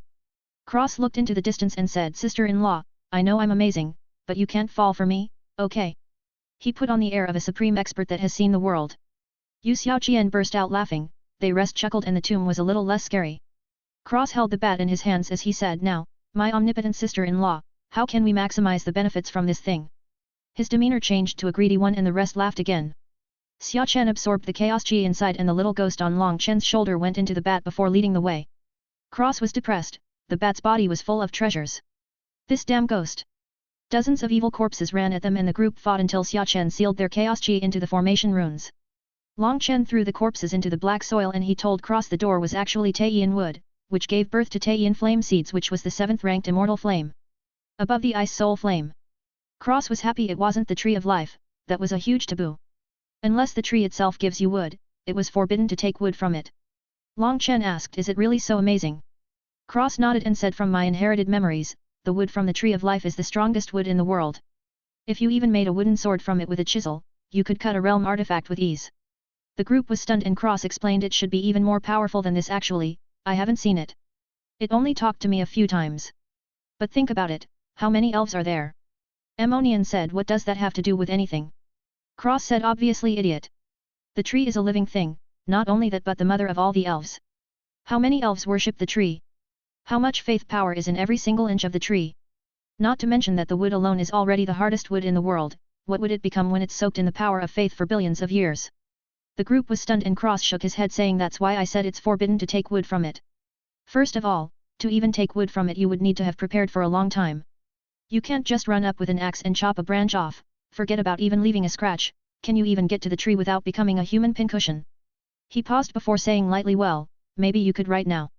Anyway, the short story is you can't get the tree, so don't try. Unless you want the entire spirit race to hunt you down, even the butterfly spirits will kill you. Long Chen was shocked and said, even butterfly spirits? Cross laughed and said, you're all underestimating the importance of the tree. For most spirits, it's 100x more important than their parents. Between having their parents killed and letting a scratch appear on the tree, they will sacrifice their parents and their parents will die willingly. Maybe the person who even sacrificed themselves as well. Guo Ran was shocked and said in disbelief, what? It's just a tree, right? Cross laughed and said, indeed, it is just a tree. That's why I couldn't care less about it. The doors is one thing, the tree can die but it can't be humiliated. So really between my family or any of you, I will sacrifice the tree every time. Everybody smiled and Cross coughed saying, well, maybe not Guo Ran. The group laughed and Guo Ran shouted, father-in-law. Why do you hate me? Cross sneered in response as they continued through the cave. They came to a giant python and Cross eyes sparkled as he took the dagger from Long Chen, laughing like a crazy person as he charged at the python with strange steps. The python thrashed and its eyes turned but the space was broken by Cross eye power. The python had magic pupils. Another one for the collection. Cross flashed to its head and dug out its eyes, keeping them carefully before piercing the python's neck and killing it as Xia Chen smashed a seal on the python's head, absorbing a ton of chaos chi. Guo Ran pulled out the fangs and Long Chen threw the corpse into the black soil. Cross melted the eyes into blood and cleansed them, getting the pure eye power blood essence before putting the drop into the gourd and shaking it up as he put it away. They killed a bunch of corpse demons before hiding on a flying boat as people came in according to Ammonian. It was the demons. Somehow, even the corpse demon with 2 heads from before. Cross was aggrieved and complained, I keep killing them, why do they keep coming back from the dead? Damn it Lucifer, people are escaping hell. Everybody looked at him, completely stunned, and a letter materialized in front of him. Cross read the letter out loud, they're not escaping. They're just too slippery, most of them have clones or supreme escape methods. Keep trying buddy, when they get here, they'll never leave. Your friend Lucifer.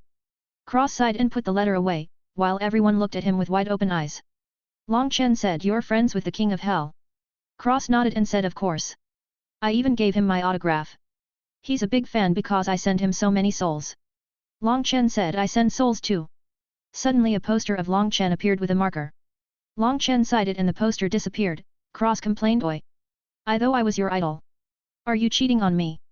A voice was heard, you're number 1, Long Chen is a close number 2. Cross smirked triumphantly and the rest rolled their eyes before moving on, following the corpse demons and picking up the corpses left behind by them. They used strange bottles to suck the chaos chi out of the corpses before throwing them away. The group followed the demons to a gate. The gate opened to reveal a giant golden tree with flames burning around it in a space of millions of miles wide. They slowly followed the demons inside before branching off to the ancient golden trees. Cross took the dagger and dug around the tree, looking like he was going to take the entire tree. He did just that, he cut out a huge pit and took the entire tree before returning to the group. There were corpses on top of each tree. Cross threw them all into the black soil after cutting the branches of the ancient sunfire tree off and planting them in the ground. Dozens of saplings started growing from the ground and Cross laughed his head off before going back outside. He came to hear Guo Ran say, what the fuck? Are Supremes so worthless now? Cross said, the moment we found the Supreme Bone in the Maloo Star region they started appearing all the time. Can't you see what's happening? The group's mouths open wide and Cross added, yes, it's true. We're the main characters. Guo Ran started laughing arrogantly, ha. With my plot armor I'm invincible. Cross smacked him in the back of the head saying, don't break the 4th wall. Guo Ran rubbed his head and said, ah. Sorry. He bowed to you and Cross smacked him again saying, you did it again. Guo Ran rubbed his head and said, father-in-law. You're going to beat me into retardation. Long Chen shushed him and said, the plot's continuing, shut up. Cross sighed and they watched the Holy Pill Hall disciples. Cross smacked himself and said, this guy isn't dead again. Long Chen said, his name is Yin Chongsheng. Cross said, I don't care if his name is Father of Heaven. How many lives does this guy have? This is ridiculous. He sighed and said, at least that Ji Wuming guy is dead. A burst of applause rang out, revealing Ji Wuming, who started talking to the other 2 survival beasts. Cross smacked Guo Ran saying, I don't believe it. Guo Ran cried, why did you hit me? Cross said, to see if this was a dream. Guo Ran almost shed tears as he said, you're supposed to hit yourself. He calmed down and said, it's alright. At least Jiu Luosha appeared and Cross stretched out his neck. Long Chen slapped him and Cross spun around before saying, this is a joke, right? Have I not killed anybody? Why won't they stay dead? I've killed all these people before, do they not like coffins? Should I bury them in an urn instead? Suddenly the old man spoke, she's down there. I can feel her. Cross said, I say, old man, can't you whisper? Sure enough, the 4 people who just wouldn't die snarled Cross/Long Chen. Cross walked out and held his prayer beads as he said, Amitabha, I will lead you to hell. If I don't enter hell, who will? The 4 were enraged and Cross said, wait. I have to ask you for a question first. The 4 stopped and Cross said, seriously, are you clones? Or is this your real bodies? Also, How come you won't die? Are you ghosts? The four were enraged and attacked. Funnily enough, the corpse guy, Ji Wuming and Zhu Luosha all attacked Cross while Yin Chongsheng attacked Long Chen. Cross stepped out to meet them in the air, blocking the two assassins that attacked from behind his scythe and blocking the corpse guy with his hand covered in black blob like chi. Cross smiled like a spring breeze and said, "You three are so cute. I just want to pinch our cheeks. Did you have a good day at school today?" The three were humiliated and they attacked crazily, summoning their visions. Cross chuckled and pinched a dagger saying, "In terms of time control, this daddy is the ancestor." Ji Wuming fled immediately and his clothes turned to dust, withering rapidly. Cross clicked his tongue and said honestly, "You ghosts are too annoying to deal with. You keep coming back over and over again, plus you didn't even bring gifts." Suddenly Zhu Luosha shouted, "Ji Wuming! I told you he's mine. I'll kill you first, then him." As she attacked Ji Wuming, Cross was stunned and blocked the corpse guy before saying to him, "Is this woman retarded? Do you think so too?" The corpse guy said, "She's not too smart, yet." Cross shook his head and said, "I can't believe it honestly, how dumb can you possibly be?" As he punched the corpse guy in the face, sending him flying away. Cross flashed and slapped Zhu Luosha's ass before saying, "Try harder. I know you can kill him. I'm cheering for you." Zhu Luosha grinned her teeth in rage and humiliation. Cross flashed back and started recording the fight saying, "Zhu Luosha vs Ji Wuming." Apparently, Zhu Luosha said that Anputta sucks cocks in hell and Ji Wuming replied that Zhu Luosha's mother worked at a brothel and she was very good. Who will win? The duo almost coughed up blood in rage before trying to kill each other, ignoring Cross, believing that they can kill him after. Cross was recording when suddenly, the giant fusang tree was uprooted, by Long Chen and Yin Chongsheng. Cross left the photo jade running and looked at the big giant tree in shock. He realized that he was cheated once again. This was the real Sunfire tree. Why was he getting cheated at every turn? He was angry. He must get some of this tree. Must. The tree was ripped in half. Long Chen got the upper part and Yin Chongsheng got the lower part with the roots. Cross flashed and punched Yin Chongsheng in the face before stealing the lower half of the tree for himself and sneering, "This is for mental trauma fees, damn ghost." Huo Ling returned to Long Chen's side. She was drinking the blood from Yin Changshen's flam unicorn. Cross put the tree away and sneered, "This daddy gets the trees, het." Before looking around and saying, "Ayo. The time boy is gone." Long Chen cursed and drilled into a portal under where the tree was. Cross collected the photo jade and followed after Long Chen. They saw a golden lake with a bronze tripod in the middle. Long Chen shot towards the tripod and Cross slowed down, slapping Yin Chongsheng as soon as he came down, as well as Zhu Luosha, a double slap. Cross shouted, "Everyone calm down." The Yin Chongsheng attacked Long Chen, who moved out of the way and let Yin Chongsheng attack the tripod with his spear. As a result, the speak exploded into pieces and Yin Chongsheng had his soul injured as he flew back, coughing up blood. Cross collected the blood and finished. The tripod is on the skyline, which means you have to fight the entire celestial tomb to get it. Moron, your little power of faith is nothing to the burial ground. He shook his head and looked at the golden lake curiously, as if the other three were air. The other side suddenly collapsed and a bunch of people appeared. Long Chen seated Long Aotian. Cross looked over and started laughing. He laughed so hard, he fell over and cried. He was pointing at Long Aotian and laughing. Long Aotian was about to start bragging when he heard Cross laughter and got angry as he shouted, "What?" Cross wheezed and said, "Look at your stupid clothes. Ha ha ha. You're wearing purple and gold everywhere, you even have a purple gold crown. Ha ha ha ha ha." Long Aotian felt veins appearing on his forehead and the rest of the group showed up. Apparently the corpse guy was dead. "It really, we'll find out if he comes back, I guess." Cross pointed at Long Aotian and laughed, "You look like a clown. Ha ha ha ha ha ha." Long Aotian growled and passed through the skyline, stunning everyone before he said, "You." Cross flashed and slapped him in the face as he shouted, "Good. You fucking moron. You're on this side now. Who do you think you are, stealing my brother's bone, root and blood?" He grabbed Long Aotian by the collar and slapped him endlessly, shattering his teeth as he said, "You think you're strong? Pa. You think you're very cool? Pa. You're nothing. Pa. Look how you're being slapped in my hands. Pa. Pa. Pa. Pa."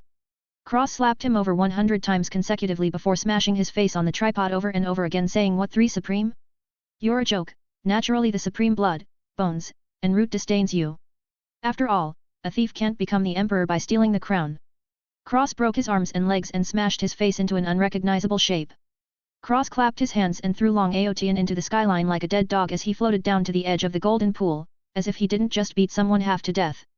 Long Aotian roared and suddenly healed completely before Long Chen and he fought, shaking the sky and cracking the void. Cross was standing next to Ji Wuming and said, I think I smashed his face too hard, he doesn't even remember me beating him. Ji Wuming shuffled a few steps to the side, not wanting to fall into Cross' hands. He'd rather be killed than be humiliated like Long Aotian. 224, Endless Treasures. Cross looked at the water and crouched down, touching it. Nothing happened. Suddenly the golden pool exploded into golden mist under the pressure of Long Chen and Long Aotian's collision. Cross was disgruntled and opened his palm, absorbing all the golden mist in the air and injecting it into the inner world. The fight continued and Long Aotian smashed the ground, the 36 coffins under the golden water floated into the air.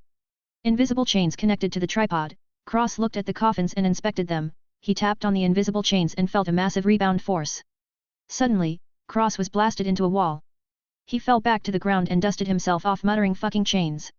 He walked over to Ammonian and the rest before huddling around as he whispered, Ammonian, you see those coffins? Ammonian nodded frantically and said, there's treasures in them. Cross eyes sparkled with greed as he said, good. Let's steal them all. Ammonian grinned and they started planning as Long Chen fought.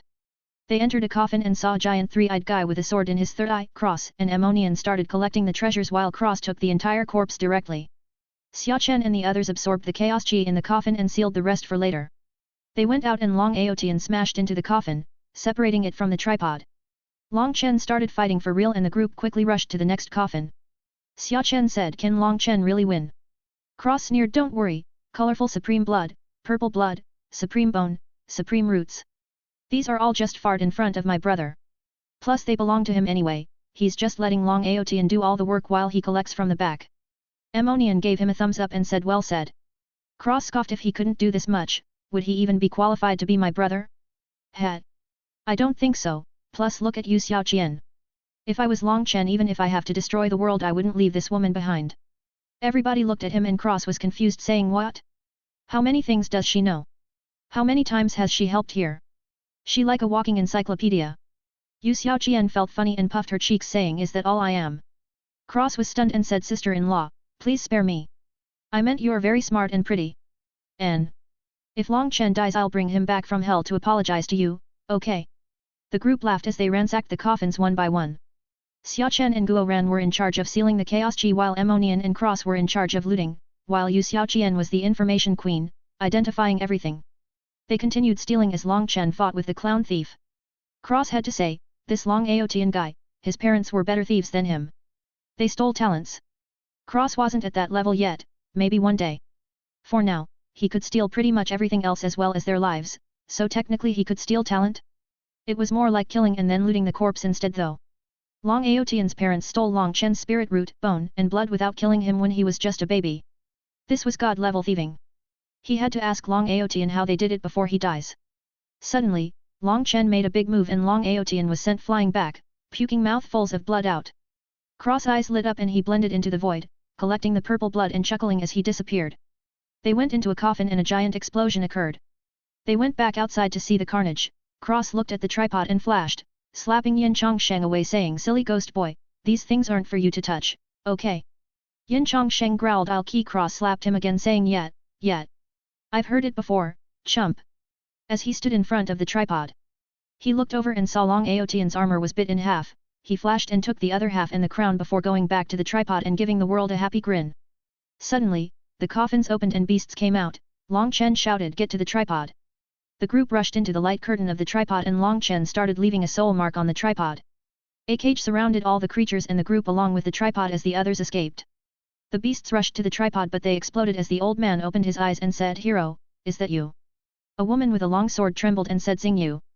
The old man held the woman's hand with endless love and said, I'm so sorry, hero.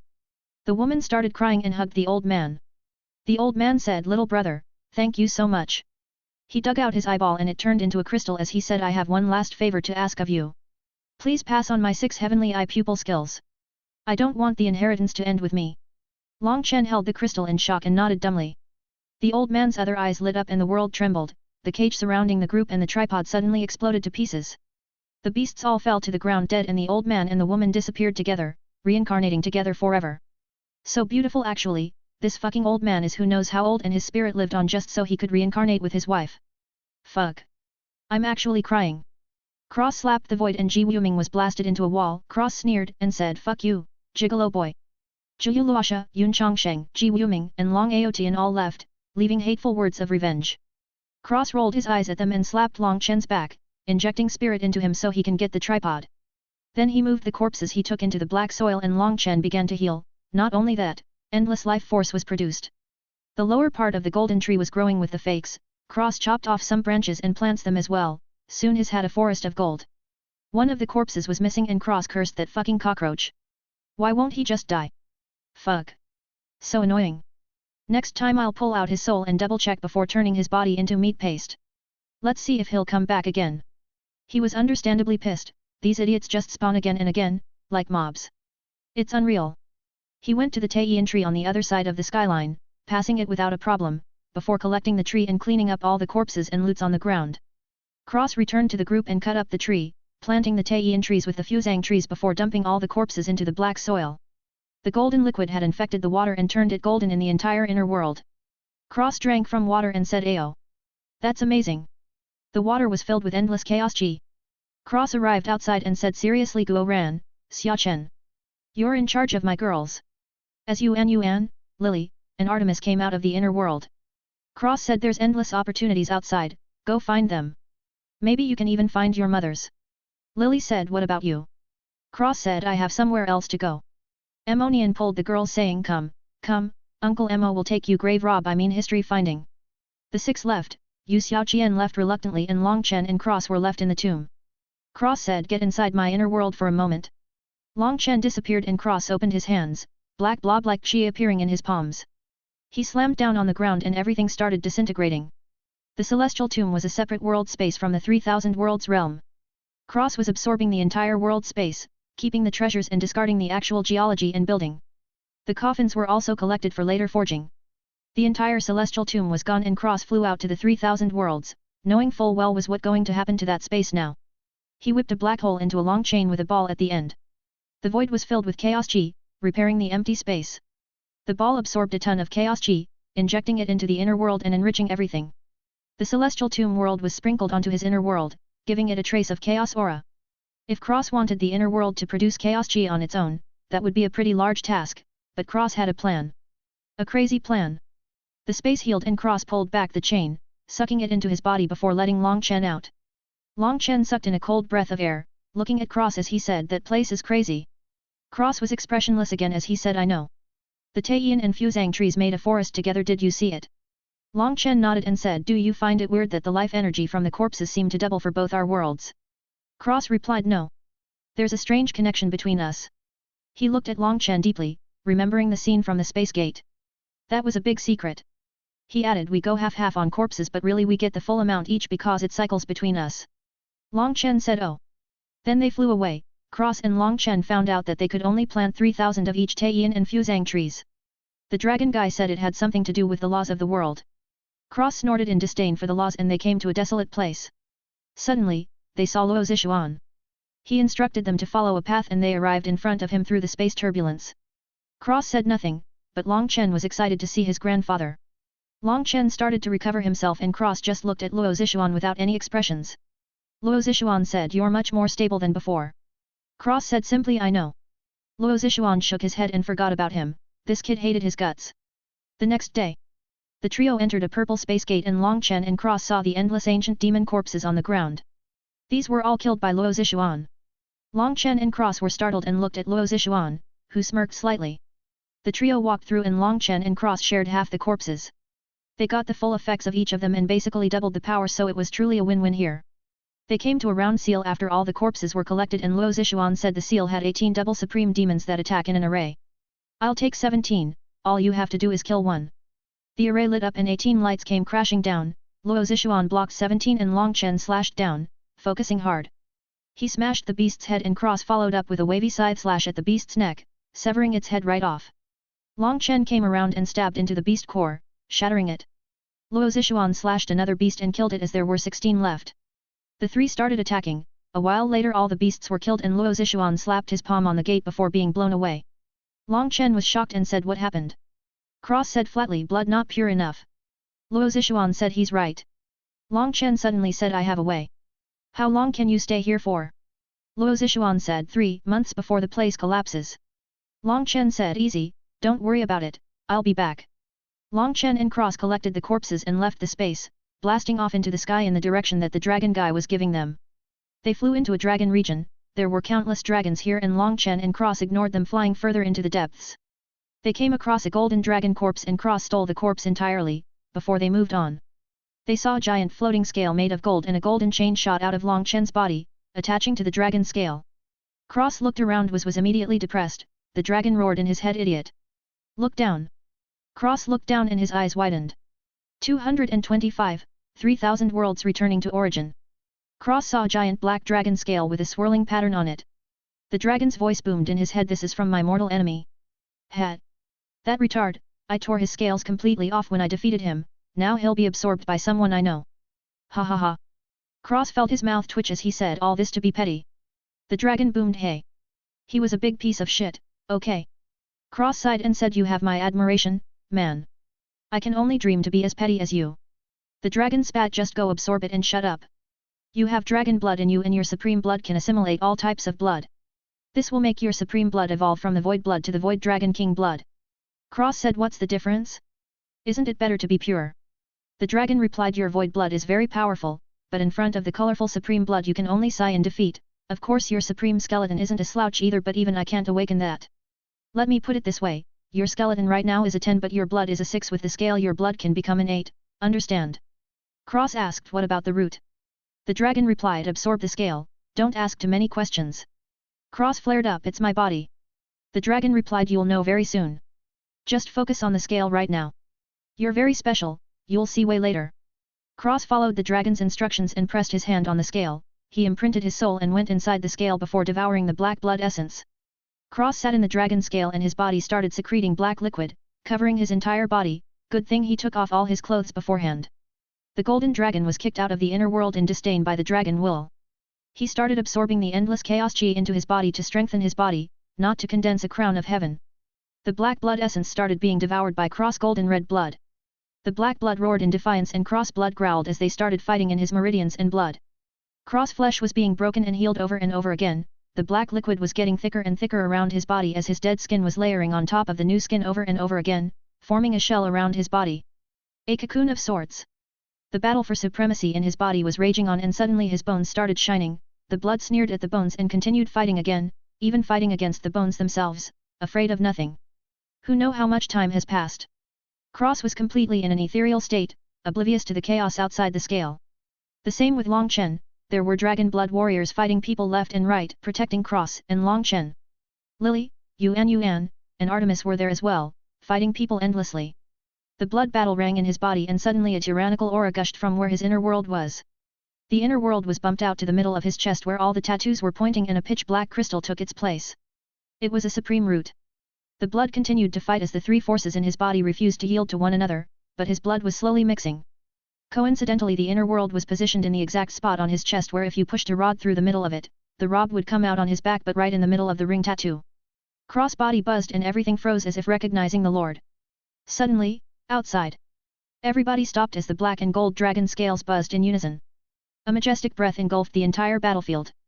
Inside both scales, Cross and Long Chen were in gold and black blood cocoons respectively. The dragon scales suddenly moved and rotated in the sky, forming a taiki pattern. The dragon scales started shrinking and became eggs, moving closer together and circling around each other, generating endless chaos chi.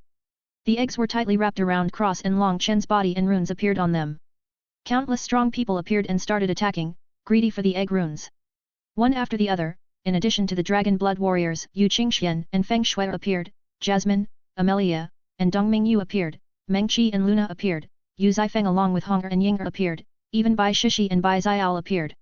Yin Chongsheng shot towards the black and gold eggs with his flame unicorn, when the space tore and a white wolf smashed into the flame unicorn. A black and white badger, a lightning griffin, and a giant leviathan charged out of the space crack, tearing at the enemies at the same time and guarding the eyes with blood leaking from their mouths and big grins on their faces. Everybody was stunned and a fire phoenix and the vermilion bird flew to the beasts and hovered above the eggs looking at the rest menacingly. The battle continued and this fucking Kunpeng ghost appeared along with Long Aotian.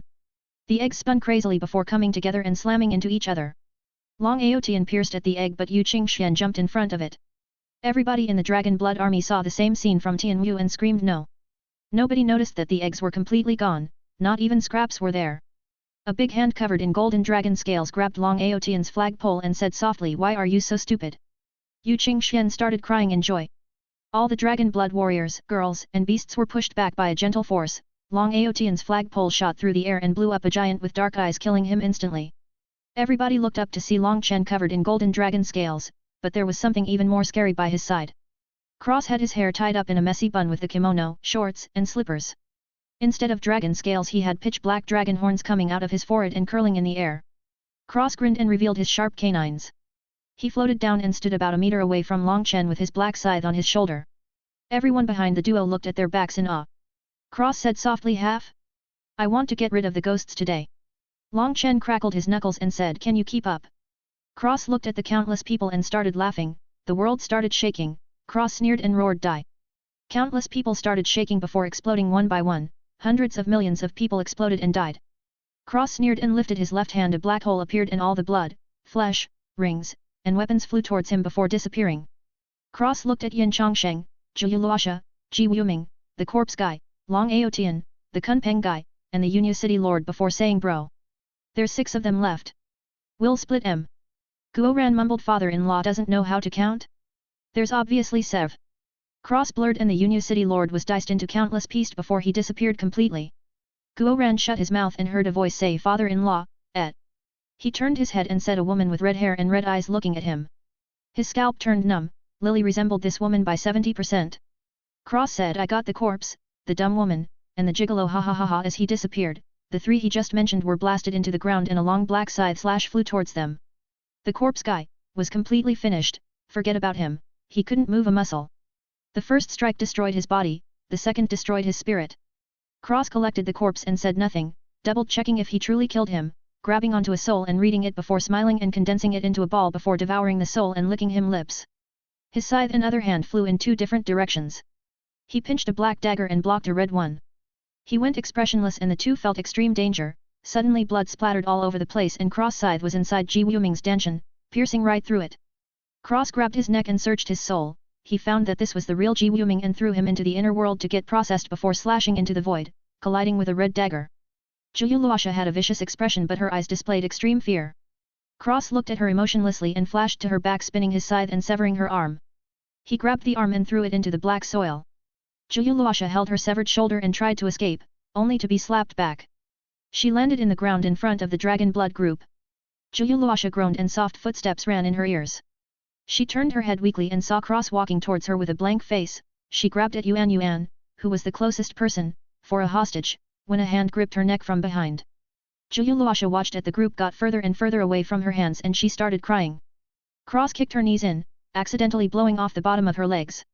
He forced her to kneel on the ground and smashed her head into the ground, cracking the earth as he forced her to kowtow to Yuan. Cross smashed her head over and over until it cracked and her arm went limp. Cross turned his head and grabbed the air, catching the dumb girl's vital soul. He slashed in another direction and a blood-curdling screech was heard as her soul was destroyed. Cross held her vital soul and sneered as black flames jumped on his hands and slowly burned her vital soul. He threw her corpse into the black soil and pulled out Ji Wuming's head before throwing it to Dongming Yu and turning around, disappearing into the void. Dongming Yu was stunned and looked at Ji Wuming's terrified expression and look. Cross appeared above Yin Chongsheng and slashed at him, taking him out of the fight. His eyes were cold as he charged at Yin Chongsheng, slashing at him endlessly, spinning the scythe in his hands. He disappeared and kicked Yin Chongsheng from behind into the ground. He flashed under him and the scythe disappeared. His fist turned into a black hole and he punched Yin Chongsheng on the abdomen, devouring his power and extracting any sky fire seeds he had before grabbing onto his face and crushing his head in his grip.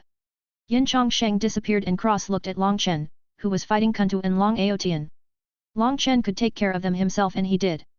He shocked Long Aotian half to death and tore Kuntu's wings off before telling him to scram. Before grabbing Long Aotian and shooting off. Cross watched him go and looked at Kuntu's fleeing figure. The dragon guy told him to let Kuntu go because he would grow another pair of wings and Long Chen could use them. Cross looked in a certain direction and threw a ring to Guoran before disappearing. Guoran caught the ring and there was gourds and gourds of purity dew along with a full array of treasured weapons, as well as a single supreme fruit. He arrived at a core and his expression became hateful and vicious. He grinned madly and tore the space around the core, pushing through as the world started to reject him. He tore through and ripped the void before ripping the core into his hands. The entire 3,000 worlds started trembling and Cross reappeared above the dragon blood warriors and girls. He floated down with the core of the world. He looked at Luna, Honger, Yinger, Yuan, Jasmine, and Amelia. His eyes turned red and he held out his arms, hugging them all. They separated and Jasmine pulled Guo Ran looking at Cross with questioning eyes. Cross laughed and wiped his eyes as he said, talk to your daughter. Whatever she wants I give her. Jasmine glared at Lily, who hid behind Carl, pushing him forward, stunning Carl silly. Luna held Cross' cheek and said sadly, are you okay? Cross choked on sobs and hugged her tightly. Meng Qi smiled, so did the rest. Long Chen came back and saw the scene. He smiled with tears and hugged his women. Cross made sure Amelia ate the supreme space fruit and drank the purity dew. After everyone, even Long Chen's wives, drank it while eating the fruits. He smiled and they started disappearing one by one. Cross hugged his kids and kissed his wives. He grabbed Ying'er and kissed her as well before sending her away in a daze. They all disappeared and left only Long Chen and Cross. Then a purple door appeared and Luo Zishuan laughed saying it's done. He dropped Long Aotian and the space wrapped around him, sending him away out of the 3000 worlds realm. A bunch of people appeared and said thank you, those who framed us will die. Luo Zishuan laughed happily and they all disappeared. Long Chen and Cross were alone in the 3000 worlds. Long Chen looked at the core in Cross' hands and said you. Cross smiled and said yep. Before smashing the core into the center of his chest. The entire world started shaking intensely. Cross grabbed Long Chen and sent him into the castle as the world started twisting and turning before assimilating into Cross' inner world. The entire inner world was shaking and expanding. The sect itself exploded with buildings and grew to be 10 times the size, almost as big as the Ling Xiao sect. While the rest of the world actually contracted instead of expanded. The soil was becoming richer and full of chaos chi, the entire world radiated chaos chi and aura. All the people were sent out to random star regions while the elves were sent to the Tree of Life by the Dragon Guy. The 3000 worlds became devoid of people and flooded Cross' body with chaos chi. A purple gold crown appeared above his head and Cross sneered before ripping the crown in half. The world trembled at his actions and a black crown took its place as his black supreme root, dark golden red supreme blood, and pitch black supreme skeleton lit up in unison. They connected to each other and Cross exploded into the void battle body. The crown above his head and the black crown merged together and the crown became half gold half black was black flames burned around it. Cross closed his eyes and said the void devours the heavens. Behind him a black hole appeared but the middle of the black hole became empty. In the empty space, a vision of the heavens being torn apart and eaten by darkness appeared. Cross breath climbed to the 9th level of the Immortal King realm. Cross took a deep breath and contracted his muscles. His realm started falling but his breath became stronger as his cultivation condensed to the 3rd level of the Immortal King realm. He opened his eyes and roared, the void shattered and Cross reverted back to normal. He pulled a stunned Long Chen out of the inner world and they landed on the ground in the ancient city they came in from. Suddenly, they were attacked. 226, Rose Finch Morons. Cross and Long Chen slashed at the void together and Inputa's figure blasted out of the void and smashed into several buildings. Cross sneered and said come, you fat fuck. Today, I'm going to turn your head into a shitpot for real. Inputa seethed but Xiaoguhong threatened everyone and they eventually left. Cross clicked his tongue and Guo Ran, Xia Chen, Lily, Artemis, Yu Qingxian, and Feng Shui ran over.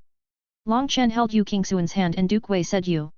Long Chen was enraged and slapped him flying across the sky. Cross pulled Feng Shui to him and checked over her, then he looked at Lily, and Artemis, before letting out a breath of relief and a big smile. He caressed Feng Shui's cheek as he said Swexu, thank you. Shui smiled sweetly and leaned on his shoulder. Cross looked at Lily and Guo Ran and sighed. He looked at Xia Chen and this guy was avoiding his eyes.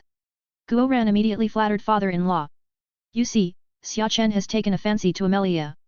Cross felt veins appearing on his forehead and Xia Chen turned white. Lily added not only that, but Amelia likes him too. Yeah, I can see it. She even gave him a keepsake. Feng Shui froze and burst into flames before calming down and smiling sweetly. Xia Chen, can we have a chat? Xia Chen started trembling and Cross closed his eyes. He was really about to beat all these kids to death. He patted Artemis and said thankfully, my Artemis is a good girl. All she needs is dad, right? Artemis started fidgeting and looking around. Cross felt like his heart was shattering with every fidget. He almost started crying.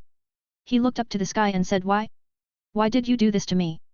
Long Chen said that he would clean this Duke Wei thing which wasn't man or woman up when he proposed to Yu Qingxian at the Rose Finch Empire. Yu Qingxian was so embarrassed, she dragged Feng Shui, who finished talking to Xia Chen, away and left.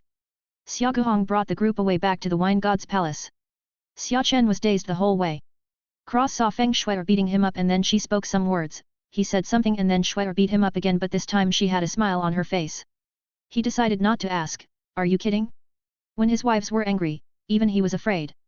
They got back and immediately relaxed. Cross went into the inner world and saw the massive sect and was slightly dazed. It was safe to say, everything from the 3000 worlds was in the sect. The sect directly sorted everything and erected new buildings. The lightning tower was replaced by a giant pagoda, there was a giant stele in one corner, and many more inheritances. There was even the pseudo tree of life at the back. The 3,000 Fuzang and 3,000 Taiyin trees were mixed together in a forest. If you looked at it from above, the forest had a Taiki pattern made of black and gold. The black soil expanded and the bowl got bigger, now there was even an altar. There was a set of stairs similar to the one in the Luocan, the blood pool was sparkling with a supreme aura and much bigger. The ancient inheritance pavilion was a giant building now, and the main sect building was giant, towering over the entire sect at the back. The entire world had condensed to a normal star realm, not as big as the 3,000 worlds, but the chi inside was directly chaos chi and 1000x richer than the chi inside the 3,000 worlds. In short, the inner world was new and better than ever, baby. The library had also filled to 6%. Crazy. When he came out, the group left the wine god's palace and went outside. Long Chen took out the ancient corpses for Guo Ran, Xia Chen, Lily, and Artemis to study. He showered them in the light of the 7-colored tree he got. Days later, Long Chen and Cross were ready to leave and go to the Rosefinch/Vermilion Bird Empire and scoop up Yu Qingxian. Cross was going to get Feng Shui obviously. He still felt his blood boiling at the thought of the young masters crowding around her, asking her to marry them. He sneered in his heart, when this daddy enters the Rosefinch Empire, you're all going to hell. The duo sped off, streaking across the sky. Long Chen integrated the Kunpeng wings and his speed exploded, but Cross still kept up with him by walking. He was still wearing the kimono, looking like a fresh scholarly long man with a messy bun. In actuality, he was a cold-blooded killer who doesn't even blink at killing fools. A while later, Cross was sitting on top of a chariot, drinking, as Long Chen whipped 3 people to pull the chariot towards the Rosefinch Empire. It turns out, these people were from the Sky Ruler Seal Empire and decided to attack Long Chen because he was speeding. They were turned into chariot pullers. They arrived at the gate of the Rosefinch Empire and Long Chen said, "Go. Don't ever speak of my Qingxian ever again, or you will reincarnate so fast, you won't even know what you've become." Turns out it was the 17 Imperial Prince. Ha! Anyway, he and 2 others ran for their lives, not even taking the chariot. Cross stored the chariot and smiled happily as they walked into the Rosefinch Empire, flattered by the guards for being so fierce. They entered the city and the duo went to the Huayan Company to get information before leaving and taking a transmission formation to the Vermilion Bird/Rosefinch Imperial City. They walked out of the transmission array and someone shouted, "Great Imperial Prince has arrived. Make way."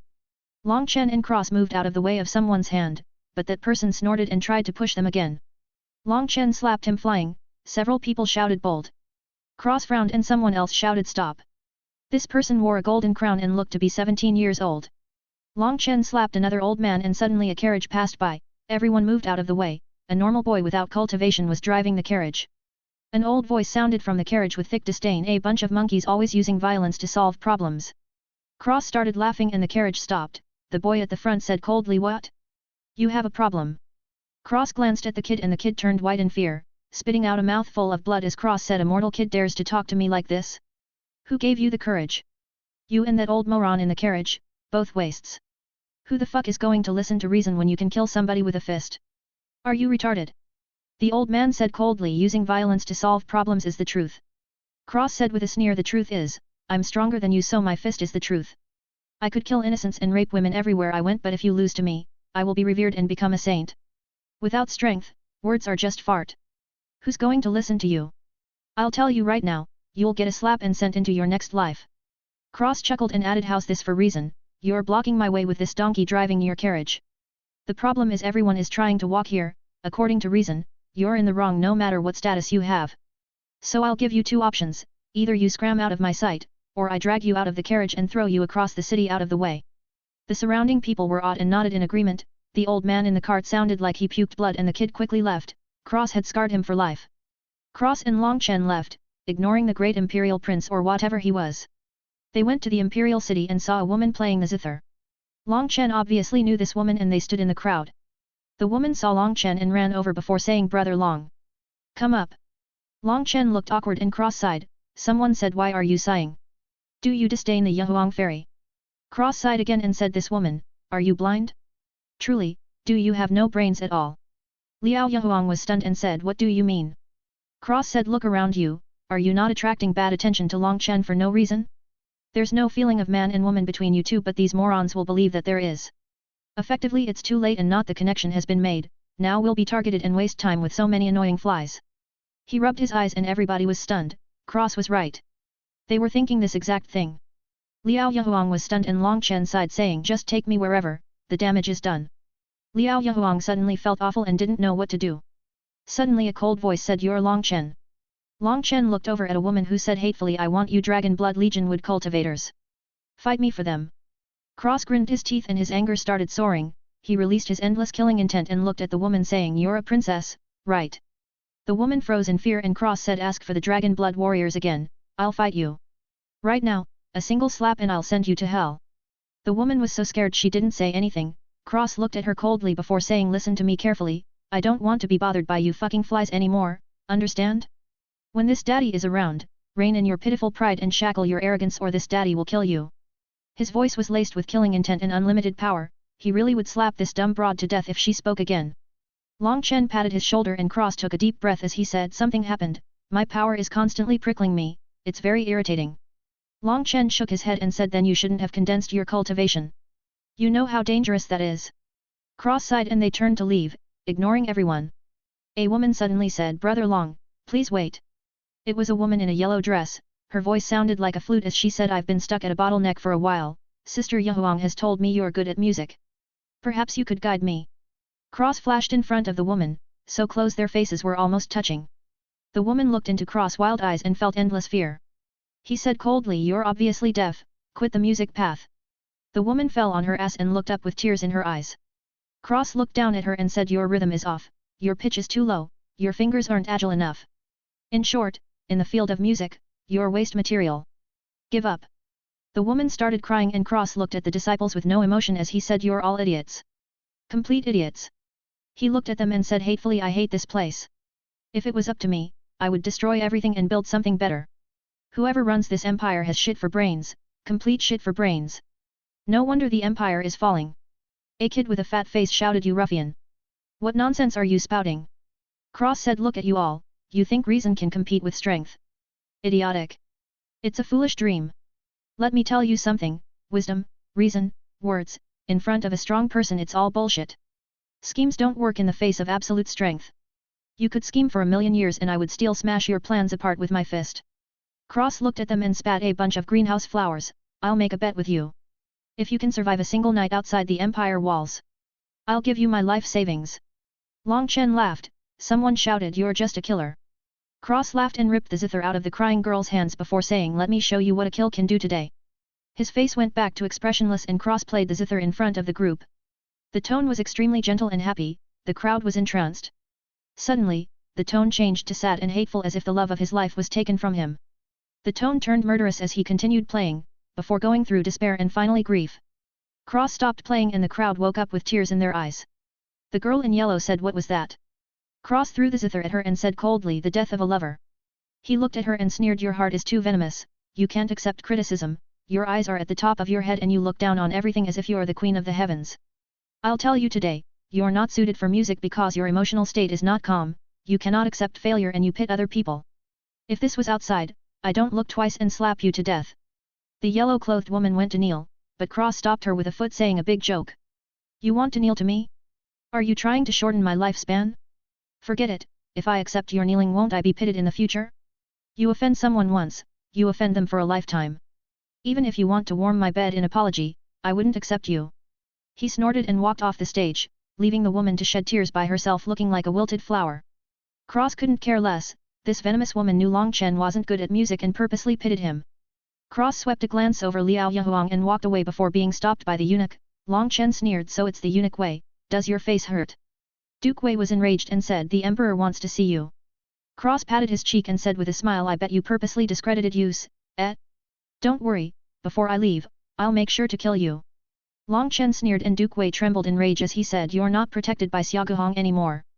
Cross sneered since when did I need, Brother Guhong to protect me? Perhaps your memory was chopped just like your dick. Duke Wei's eyes went red, Cross caught his neck and lifted him up saying say something, go ahead. I dare you. I'll bury you. A loud voice sounded bold. Cross sneered if it weren't for my brother coming to propose, I would have stormed the palace. Are you kidding? I'm not afraid of anything in this life. Long Chen smiled and the voice said with anger come to the palace. Cross shook his hand and Duke Wei was slapped hundreds of times before flying across the imperial city, who knows where he landed. Cross and Long Chen walked to the palace with sly grins. 227, palace shenanigans. The duo entered the palace and saw a furious man on a throne with two women by his side. This was the Emperor, Yu Xiaoyun, and his wives. One of them looked like Yu Qingxian and the other was pretty cute too. Long Chen smiled and said, "Auntie, Long Chen is very impolite and hasn't brought a gift. I hope you can forgive me, since we'll be relatives in the future." He ignored Yu Xiaoyun and talked to Yu Qingxuan's mother. An old man snorted and said, "So bold. Doesn't even know the Cross flashed and slapped that old man before standing in the position he was at before.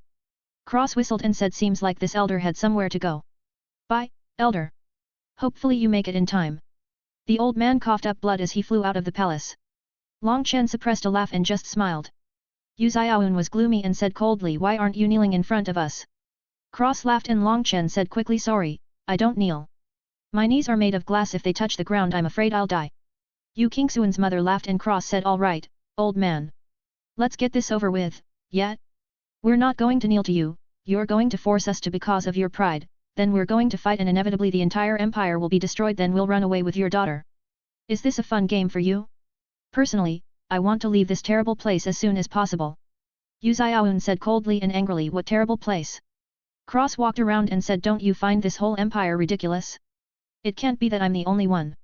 Several people glared at him, but he continued, "A bunch of children outside cursed me for killing people, as if I was a scourge on the human race. Let me ask you something, old man. You go outside and try talking to a demon race, what are the odds the demon will listen to your words and suddenly turn over a new leaf, stop slaughtering Terrans, live peacefully with everyone else, and hold hands to sing happy songs?" Yu Xiaoyun said, 0% the demons must be killed. Cross smiled and leaned on Yu Qingxuan's mother's throne as he looked at Yu Xiaoyun and said, "So then why are all the greenhouse flowers outside saying otherwise? Just before someone insulted every cultivator in existence for using their fist to solve problems. This, maybe he was a clown? If reason worked, why is there a military? If reason worked, why don't I see half demon kids running around playing with half beasts and half underworld people?" Cross shook his head and drank from his wine gourd as he said naturally, "This doesn't work. Yet here I am trying to reason with you. It seems that I am in fact the hypocrite here. Well anyway, I think you should stop teaching this reason over strength nonsense." A bunch of mortal people pointed their fingers and looked at me with disdain as if they were better than me. What a joke. Anyway, they're in line to meet the King of Hell, maybe they can reason with him. Cross smiled at Yu Qingxuan's mother and said, "I don't thank a lot of people, but I would like to thank you. Feng Shui is my wife, thank you for taking care of her." The woman smiled and Cross walked away, back to Long Chen as he said, "Little bro, why don't we just kidnap her? If another straw bag of a person insults me, I won't be able to hold back anymore."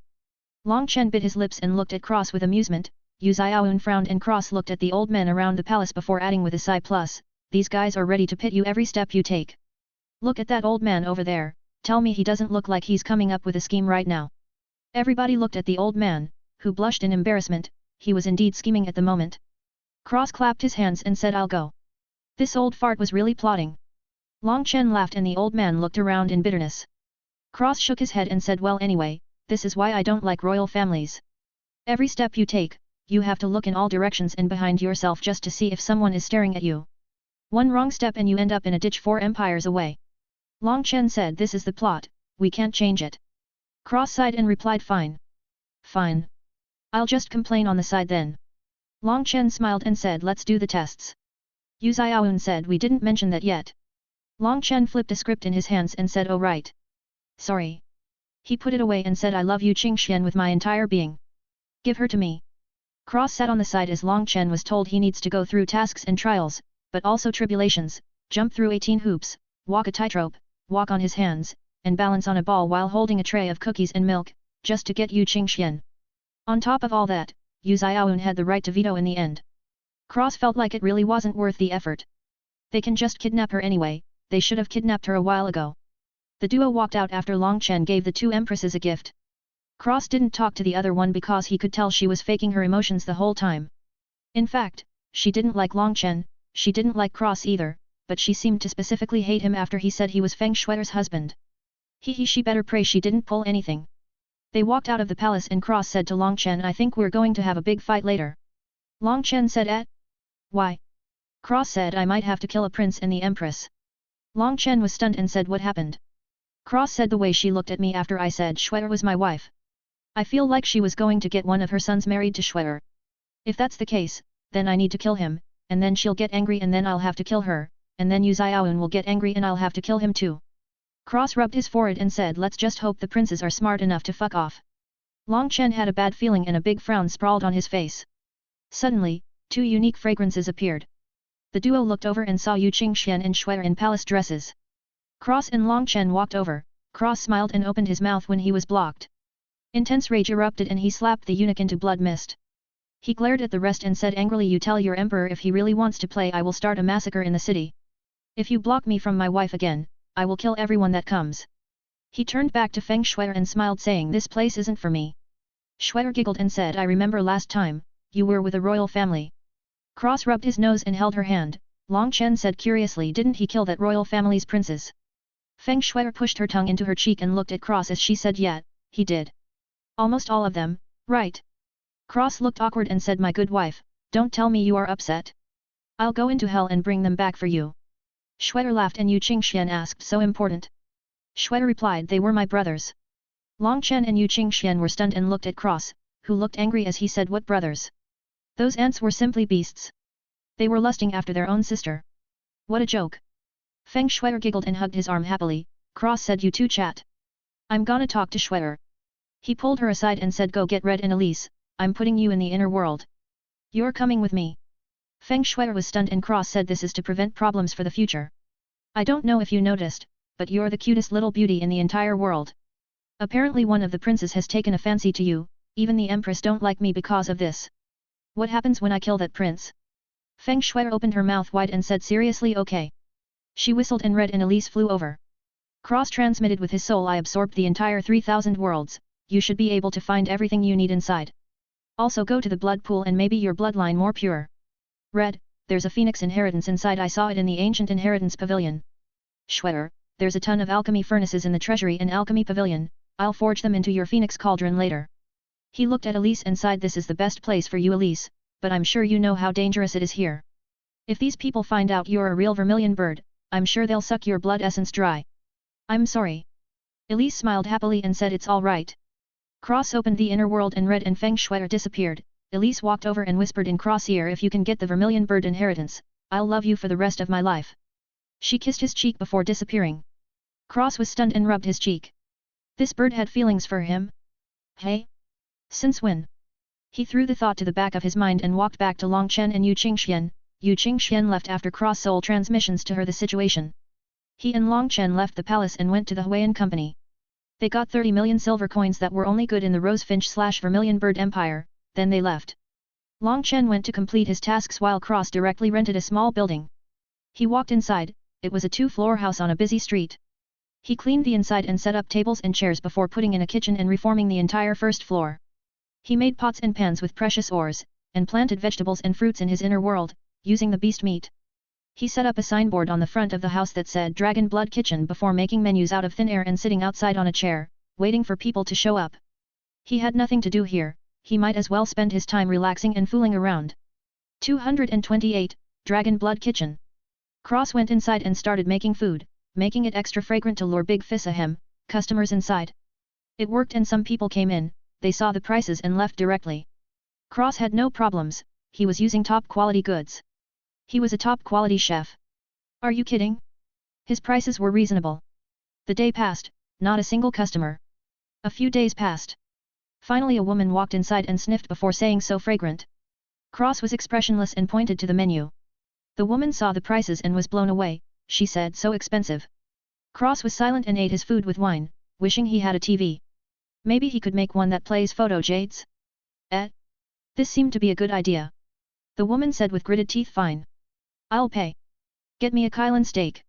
She took out 1,000 silver coins and Cross took them right away, are you kidding? This was a rich man. He went to the kitchen and took out a beast corpse, before cutting out a tender piece of meat and placing it on the pan with spices, oil, and vegetables. He put the corpse away and flipped the steak before adding a drop of purity dew, the meat sparkled and sizzled beautifully and a lush aroma spread from the kitchen. The woman was salivating and Cross came out with a steak on a plate and vegetables piled up in a flame arrangement. He placed a fork and knife on the table and walked back to his chair in front of the kitchen, before fiddling with a big photo jade. The woman looked at the fork and knife in confusion. Cross said flatly the fork is for holding the meat and the knife is for cutting the meat. The woman was stunned and Cross demonstrated before handing her the utensils and sitting back down, ignoring her again. The woman ate the food and her eyes widened. she devoured the rest and patted her stomach before feeling her cultivation flaring up. She was just a divine flame realm cultivator, the materials were from World King existences, plus the purity due in the vegetables. It was basically a heavenly treasure for her. The woman said quickly, "You're the best, boss. I'll be back later with my friends. I'm seeing Lu." Before rushing out of the restaurant, Cross didn't even lift his head, but he suddenly heard a mechanical voice say, "Suitable host found, would you like the cooking god system?" Cross said directly no. The mechanical voice said affirmative. "Goodbye." Before disappearing, Cross shook his head, systems nowadays. He got a few more customers who saw the prices and left after throwing a few bad words at the prices. Cross ignored them and sat in his chair, working on a TV. Night rolled around. Cross closed up shop and started forging a TV with a slot for photo jades. Basically the TV would play the photo jades that were in the slot over and over on repeat. It was in its base form at the moment, but Cross was hopeful for a TV that could cycle through photo jades. Really it wasn't a TV, but more of a DVD player with a screen. He held the big flat screen TV and fixed it on the wall, putting the slot next to the TV with a shelf that held several photo jades with labels on them. Cross looked around and felt something was missing. He snapped his fingers and pulled out a Shenmue divine wood tree from the forest of trees. Not the Taiyin or Fusang, and not the pseudo tree of life either. It was still a strong tree from the ancient inheritance realm he absorbed a long time ago at Ling Xiao Academy. He also took out some beast bones, tusks, and horns. That were white and black, along with some tendons, but forging an entire piano. He placed the piano in a corner of the shop and smiled to himself before going upstairs to sleep. The next day, Cross was sitting in front of the kitchen and walked over to the TV before placing in a photo jade of a battle between Zhu Luosha and Ji Wuming from the 3000 Worlds realm. He disabled the volume and sat on a chair outside the restaurant, watching the people walk by. A few hours later, Xing Lu showed up with a group of people. She jumped over excitedly saying, "Hello boss. I'm back." Cross nodded in greeting and walked into the restaurant. "A boy with Xing Lu muttered, so rude." Xing Lu replied, "It's the boss' special charm." As she walked inside, Xing Lu saw the TV and was amazed. She said, "Boss, what is this?" Cross said, "TV." Xing Lu was even more confused and Cross didn't bother explaining as he said, "Eat or not." Xing Lu sat down immediately saying, "A Kailan steak please." The rest of her friends sat down before seeing the prices and erupting into complaints, "So expensive." "Xing Lu, are you sure you didn't get cheated?" Xing Lu said quickly, "Sister Zhang, let me tell you, I advanced last night because of the food here. It's absolutely worth it." The group was skeptical and the boy who muttered before said, "I'll have a 4-symbol soup then." Cross shook his head and said no. The boy frowned and said, "Why not? You're supposed to make what I order." Cross said, "Too much for you. You'll explode." The boy sneered and slammed 4,000 silver coins down saying, "Give it to me." Cross collected the money and the rest ordered. He went to the kitchen and started cooking. Xing Lu said hesitantly, "Brother Wu, I think you should listen to the boss. He seems very knowledgeable." The man named Renjia Wu said, "Bah. I don't believe it. Maybe you were cheated, Sister Lu. Let me tell you, come shops make the first meal amazing to draw in customers and then the rest are terrible." Xing Lu said, "Impossible, the boss wouldn't do such a thing." This girl was conquered on her first meal, quite spectacular. Cross came out with plates hovering around him, they gently placed on the table and a bowl of soup was placed in front of Renjia Wu. All the cutlery was placed there was well and Cross said, "1 spoonful only, or you will explode." Renjia Wu sneered and picked up a spoonful of the 4-symbol soup. He ate it and dropped his spoon. Cross grabbed him and flashed outside and Renjia Wu's cultivation explosively increased right away. Cross already walked back into the restaurant and sat back down on his chair, thinking about making coffee. Maybe he would use something else for beans? This required more research. Xing Lu and the others were stunned and looked at Renjia Wu, who had fanatical eyes as he walked across and kneeled down saying, "Boss. I'm sorry for doubting you, please forgive me." Xing Lu and the rest's eyes widened in shock. Renjia Wu was an extremely arrogant individual. He would never apologize. Cross nodded at him and Renjia Wu was ecstatic saying, "Boss. If someone bad-mouths your shop, they'll have to get through me. I swear." Cross ignored him and Renjia Wu went back to the table happily, looking at the soup longingly. Cross suddenly said, "Take it home." Renjia Wu was thrilled and thanked Cross profusely. Cross ignored him and the group left with happy smiles, vowing to tell their other friends. Days passed. Long Chen came back and his mouth twitched looking at the bustling restaurant and Cross sitting at a chair, fiddling with a small machine. He walked over and said, "You started a restaurant?" Cross nodded and Long Chen's eyes twitched as he said, "Why?" Cross replied, "Bored." Long Chen shook his head and said, "I got scammed into fighting the princess, so I'm moving into her palace." Cross shook his head and said, "Idiot." Long Chen sighed and said, "I didn't read the fine print." Cross just said kill her. Long Chen laughed and went upstairs saying then, we'll really have a problem. Everybody looked at Cross in shock and seeing Lu said boss, that's. Cross said brother. Seeing Lu and the rest of the girls in the restaurant let out breaths of relief and sweet smiles. Cross felt his eyes twitch looking at them. The days passed. Cross closed up and sat in the restaurant alone. Suddenly the dragon guy's voice boomed in his head angrily. What are you doing setting up a shop? Cross replied Ao. You're back. Listen, I hate this place, make me stronger so I can beat up the emperor. He paused and added and steal all the royal treasures. The dragon guy almost spurted out blood and said you. Arg. Don't you have any sense of panic? The tree is being attacked on all sides and you're sitting here opening a shop.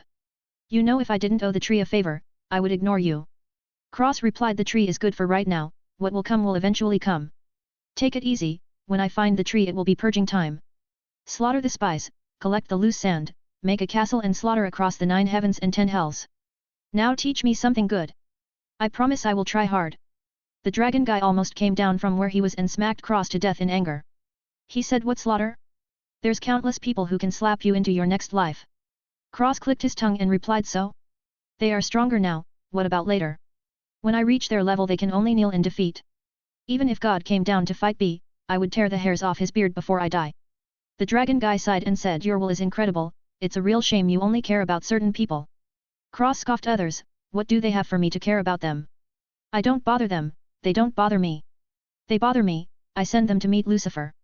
Simple, easy, efficient. The dragon laughed and said maybe you can succeed.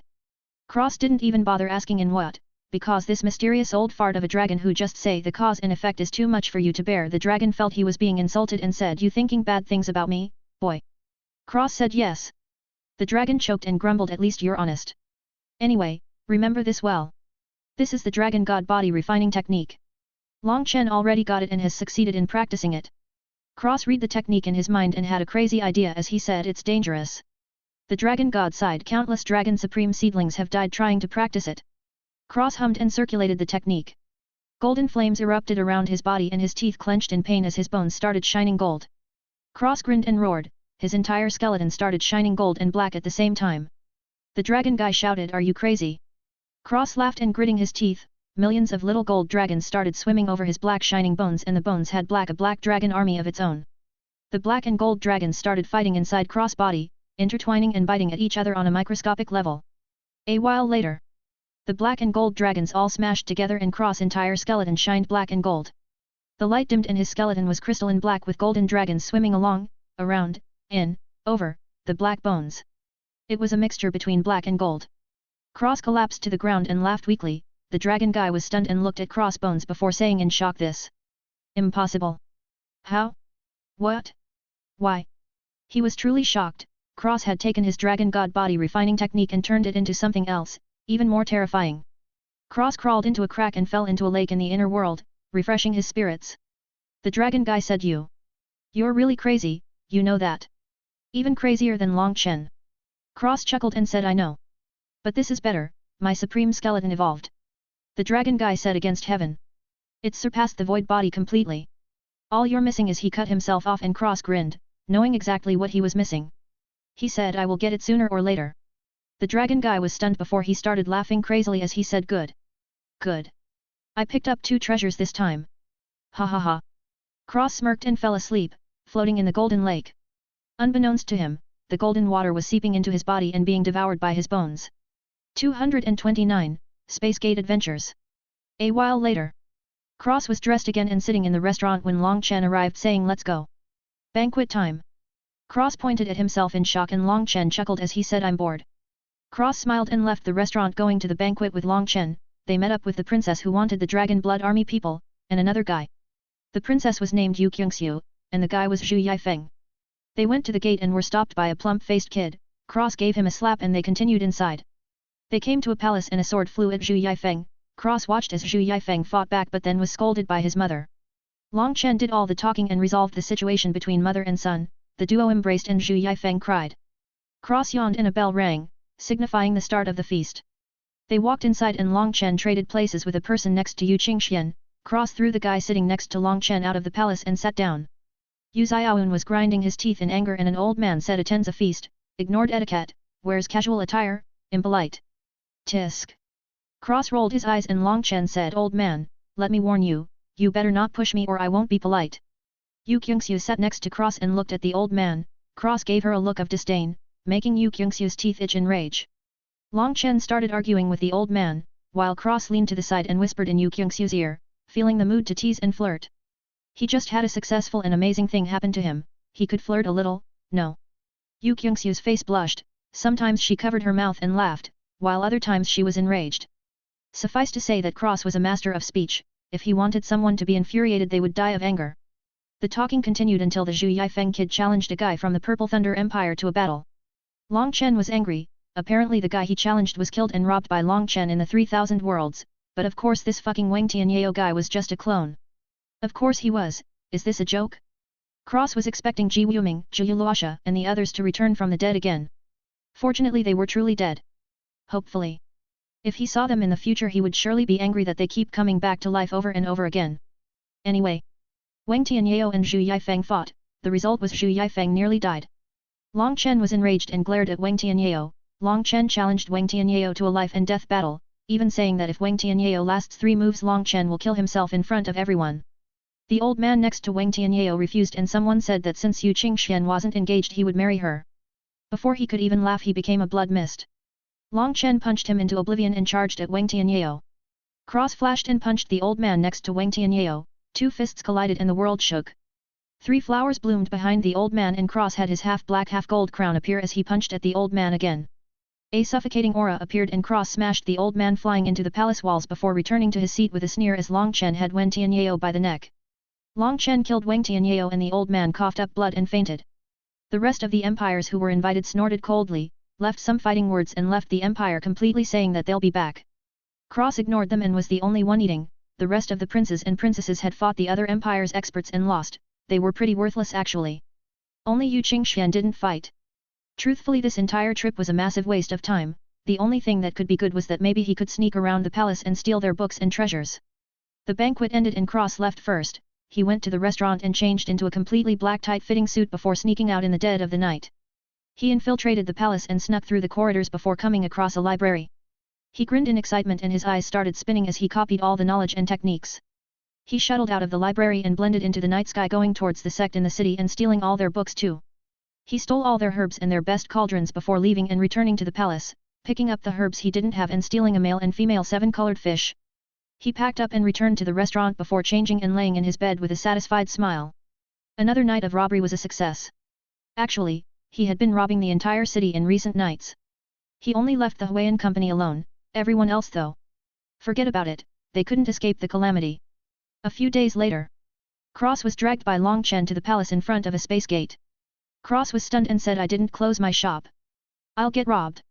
Long Chen rolled his eyes and said, a stingy guy like you didn't put down a formation to prevent that. Cross pouted and Long Chen laughed. They went into the space gate and appeared in a fire world with supreme gravity. Cross was pressured, which was a big surprise. He walked forward with the group, who were struggling. Yu Kyungsu was struggling to even walk. Cross looked at her and shook his head. She grinned her teeth and said with difficulty, what are you shaking your head about? Cross walked over and said, silly girl, how weak are you? This daddy can walk here on his hands. Yu Kyungsu straightened out and grabbed him, shaking him around as she said, I'm not a freak like you, okay?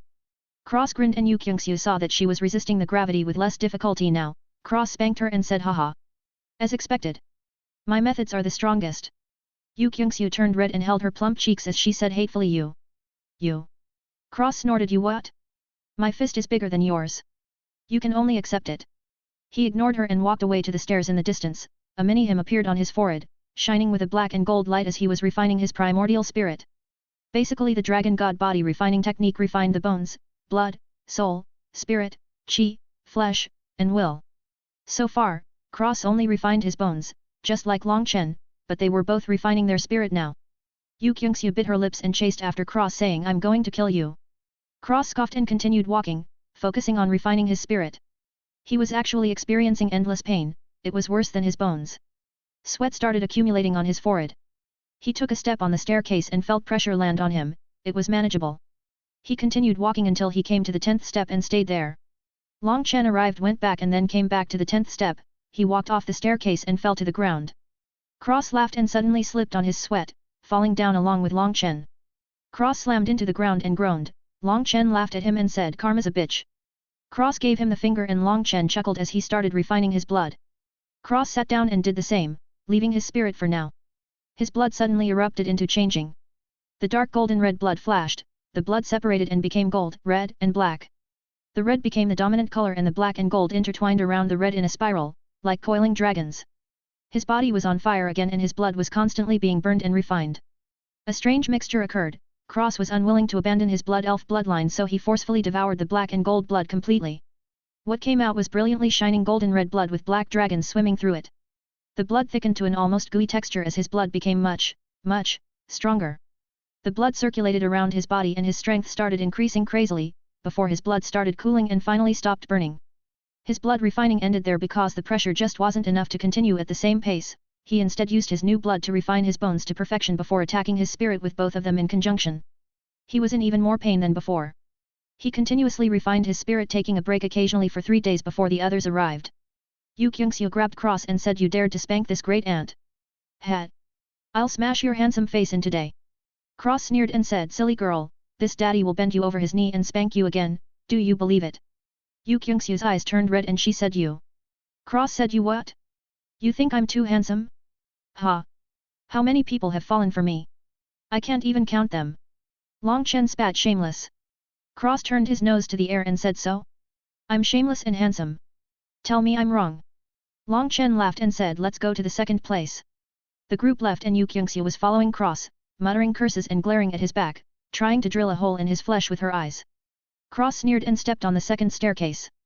Long Chen and Cross climbed the stairs, constantly refining their blood, bones, and primordial spirit as the pressure got greater and greater. Cross' black primordial spirit was shining gold and black, little golden specks were appearing everywhere on his black spirit. The duo reached the 6th step and there was heavy armor there. Long Chen and Cross looked at each other before scrambling to don the heavy training armor. The duo looked like palace knights wearing the heaviest sets each, stimulating their flesh like crazy as they continued up the stairs and continued refining. They passed the staircase and went to another staircase. They continued stepping until they reached the 10th step. The duo were immediately blown back. Cross and Long Chen groaned on the ground at the bottom of the staircase. Long Chen and Cross got up before charging up the stairs again, stunning the group that was on the first step of the 3rd staircase. They were blown back over and over again and Cross shouted, "I don't believe it." He slapped his chest and he immediately transformed into his void battle body state, looking like a monster with a burning crown in the middle of his long horns. Cross shot up the stairs and roared as he stepped on the 10th step and stood there, resisting the pressure. He stabbed his extra forearms into the ground and refined his bone, blood, and spirit like crazy, along with Long Chen, who was also in his golden dragon battle body. Cross battle body was everything in one as he had combined the black dragon battle body into his void battle body. They both stood there, in their blood small spheres started forming.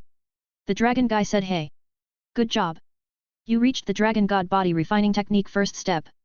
Cross and Long Chen started cultivating on the 10th step, punching and kicking in the air while refining their bones and blood. Cross blood eggs became black and gold, like little Taiki symbols. Cross and Long Chen reverted to normal and continued to refine, while the others tried to get to the 10th step.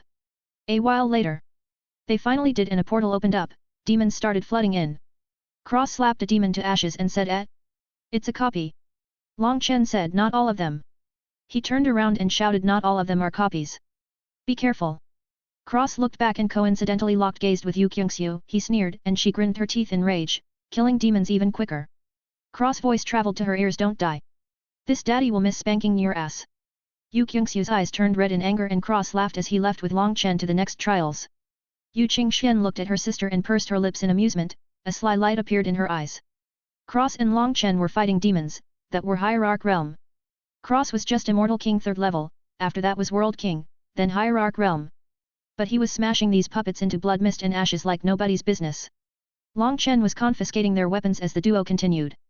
They came to a supreme hierarch winged demon guy. Cross fought against it but left it alive because Long Chen said that the people behind them would have a good time if they just killed everything for them, plus Yu Qingxian wouldn't get any stronger, which was obviously not good.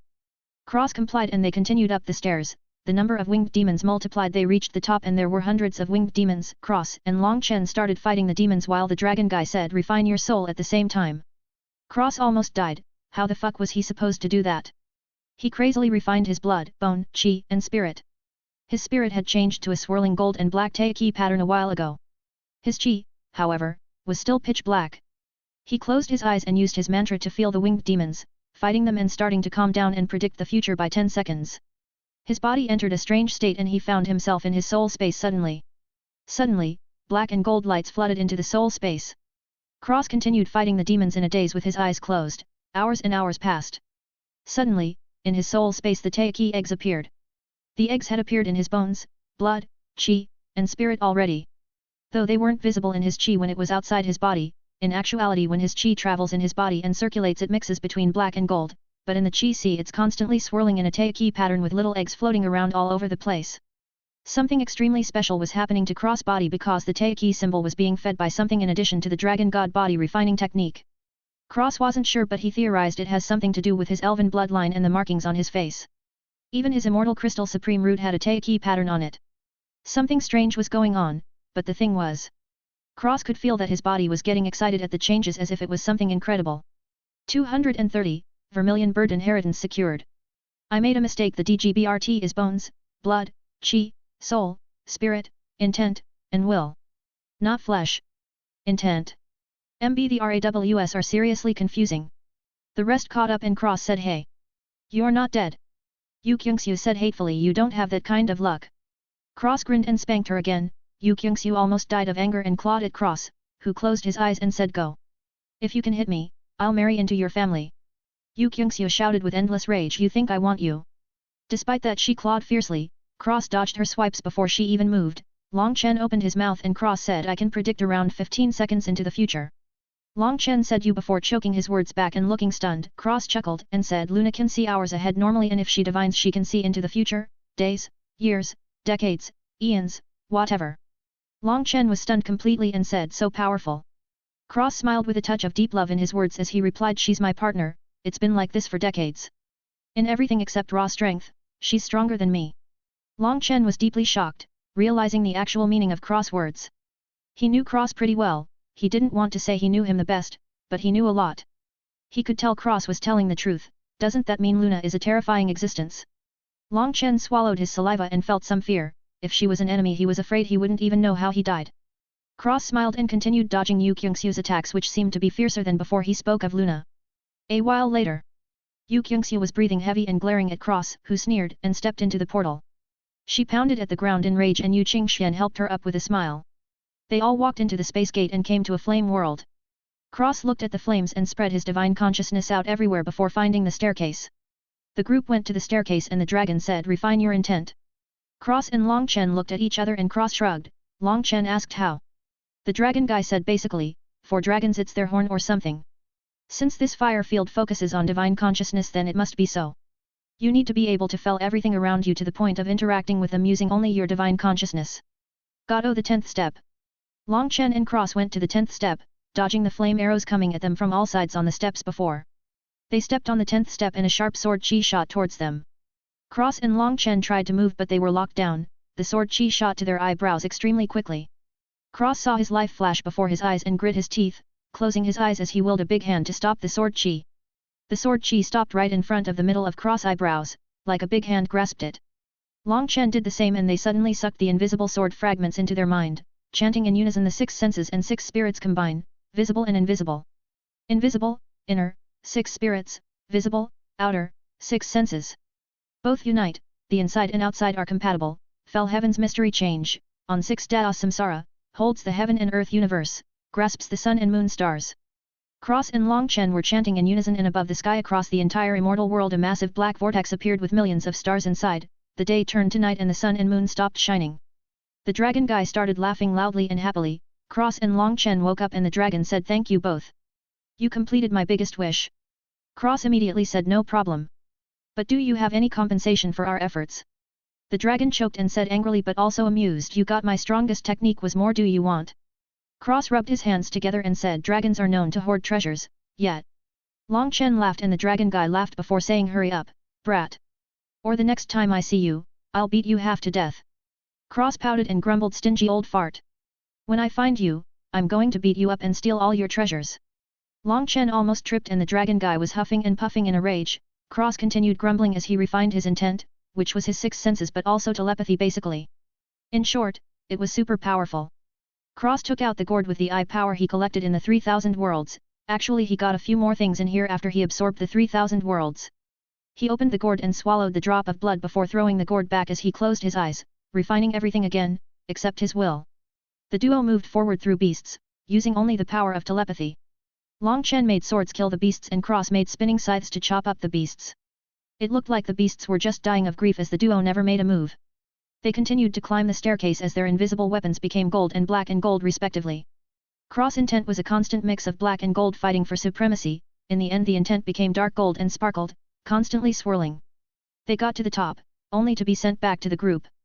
Cross and Long Chen brought the group up to the top and a giant vermilion bird appeared, the others kneeled in worship, leaving Cross and Long Chen.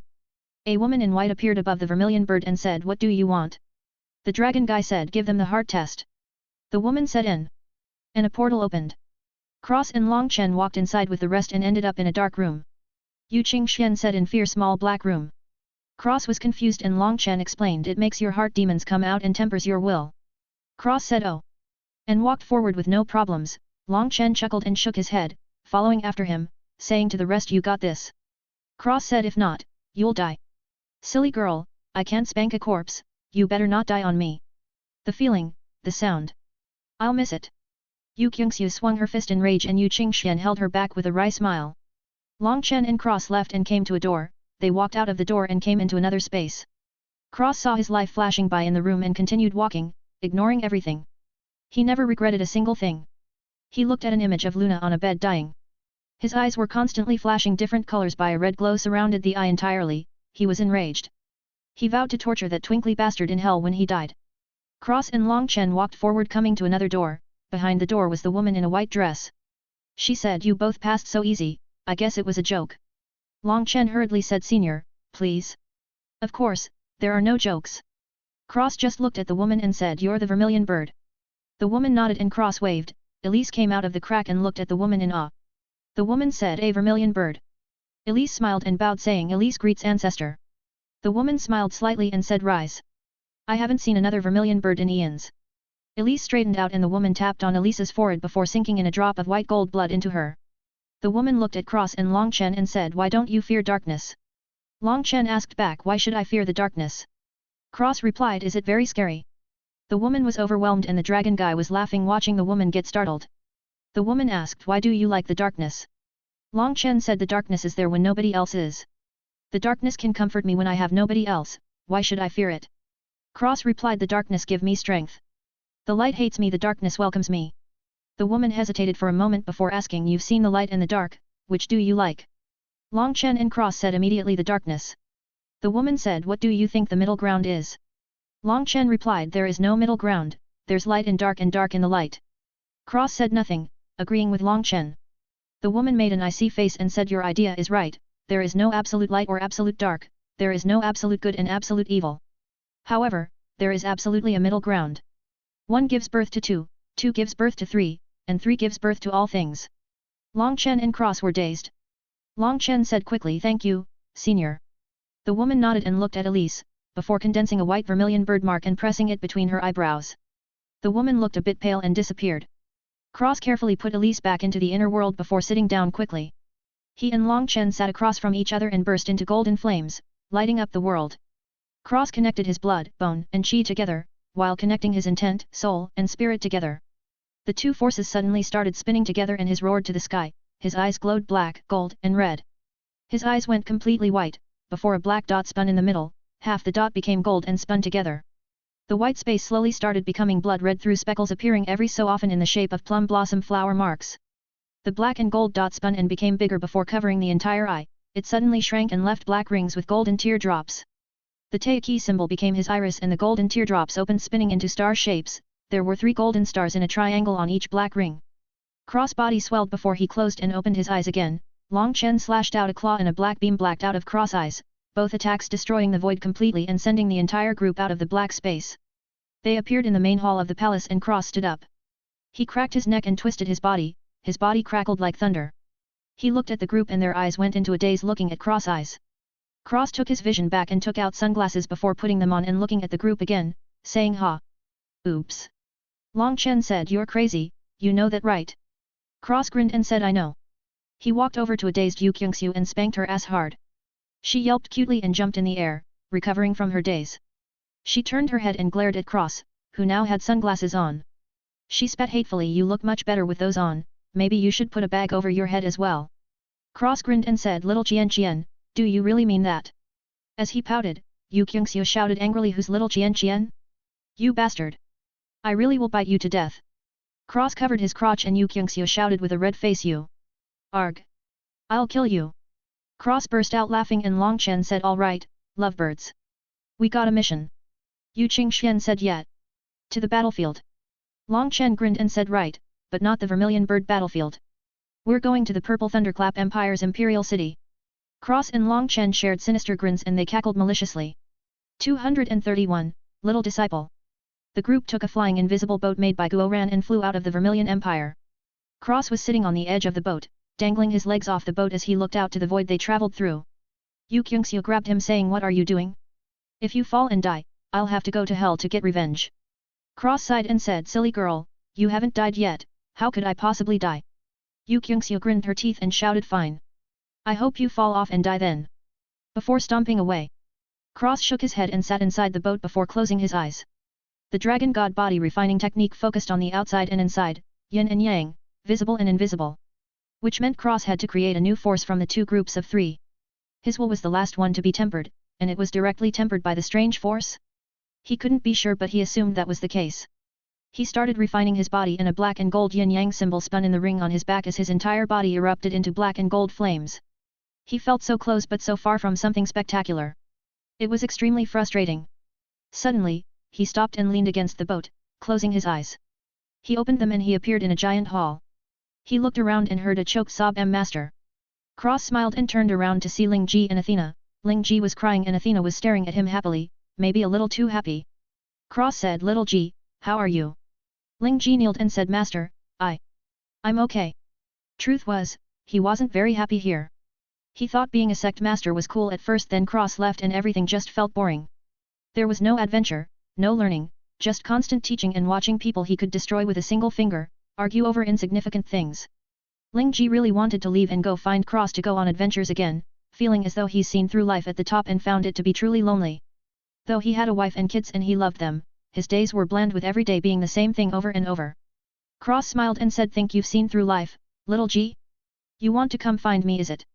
Ling Ji blushed, feeling as though he's been seen through. Cross laughed and said, how is your family, little Ji? Ling Ji replied, good, Master. My son is pretty strong, actually today he's getting married. Cross was stunned and said, such a thing. He squinted and said, what a coincidence. Ling Ji ha-ha-dee and said quickly, Master, really I didn't call you here for this. I called you because I just didn't believe junior sister Athena. Cross looked at Athena and hummed. Athena said, Master, why are you wearing sunglasses? Cross replied simply, if I take them off, your soul will explode looking at my eyes. Ling Ji and Athena's mouths were wide open. Cross chuckled and hooked his finger. Athena's ring flew off her finger, the ring had switched to her left-hand ring finger, something Cross didn't notice. He held the ring and muttered to himself, the ring flashed before floating back to Athena's finger. Athena held out her hand as if someone was holding it, putting the finger on her ring's finger. Cross ignored her actions, feeling this disciples of his was just a little strange.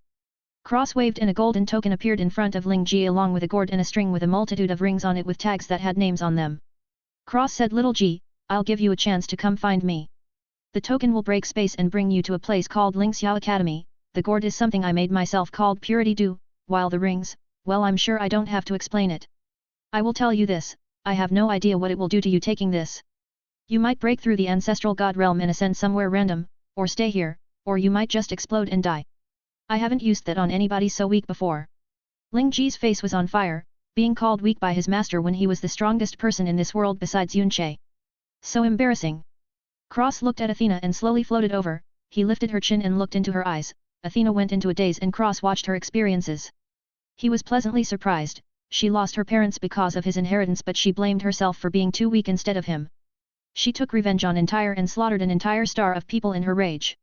He noticed she had even taken the wooden scythe he made the last time he saw her and made it into a necklace, continuing to use her sword. Her sword was very strange, it was jagged like a saw on one side and sharp and clean on the other. Also, she had a strange clothing preference. Wearing no shoes, tight shorts, and bandages around her breasts with long black hair that flowed down her back like a waterfall. She was a very beautiful girl. Unexpectedly, her stomach wasn't flat and smooth, but she had ABS and tan skin. Cross took his hand back and grabbed her hand, pulling it up to his face. He sniffed and said with surprise, Amazonas. Athena was stunned and mumbled, I do. Cross thought she was replying to his comment and said, strange, very strange. I didn't know Amazons still existed. It's a pity your father was a normal human. He looked to be hesitating and Ling Ji stood next to Cross, looking over his shit on his tiptoes as he said, what's wrong, master?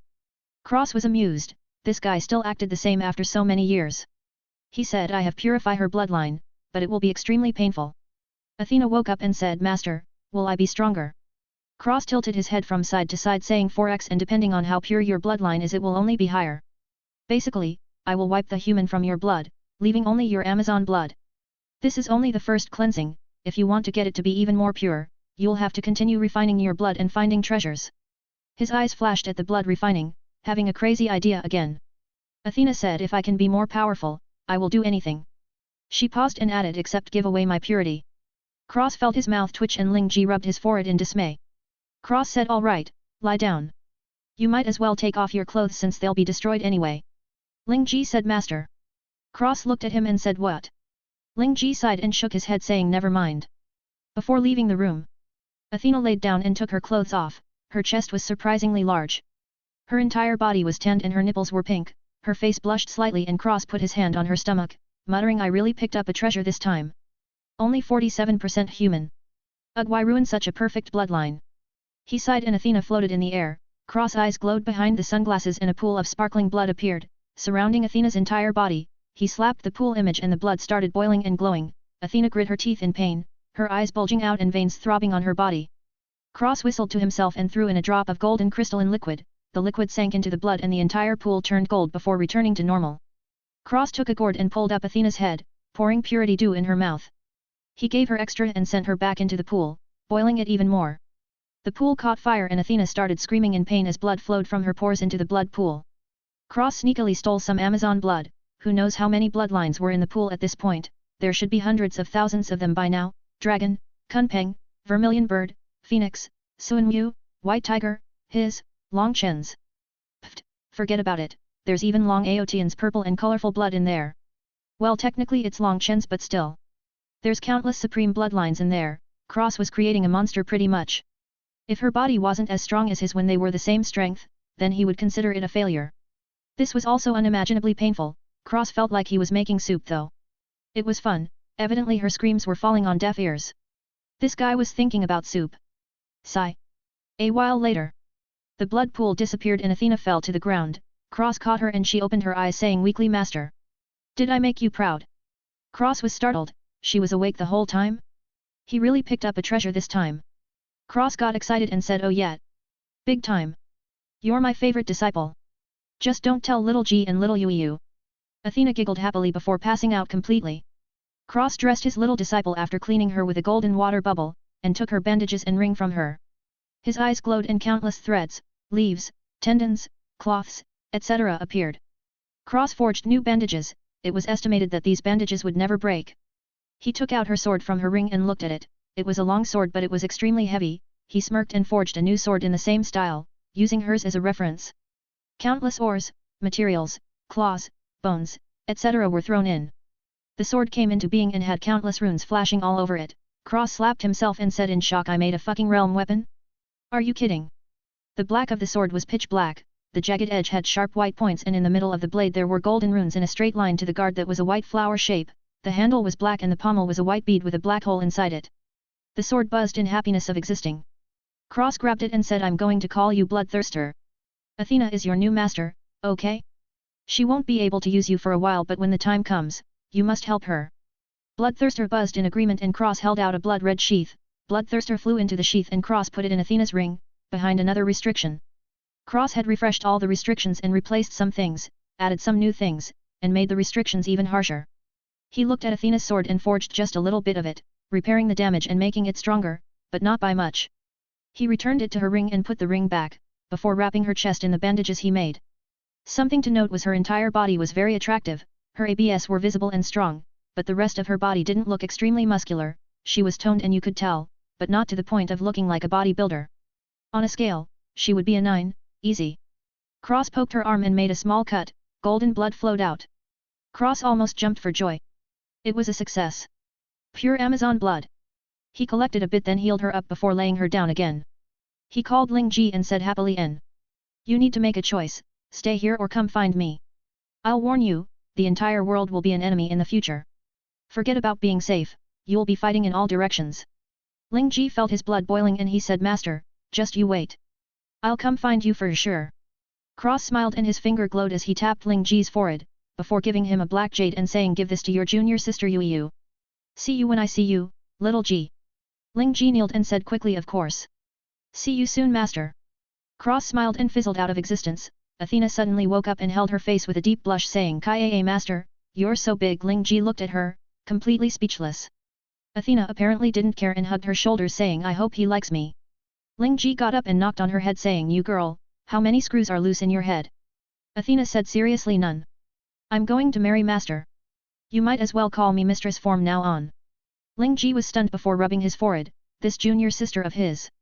Master's gonna have a big problem in the future. 232, the robbery of the century. Cross opened his eyes on the flying boat and Long Chen said what happened. Cross smiled and said I got a new disciple. She's a pure-blood Amazon. Long Chen was stunned and said really?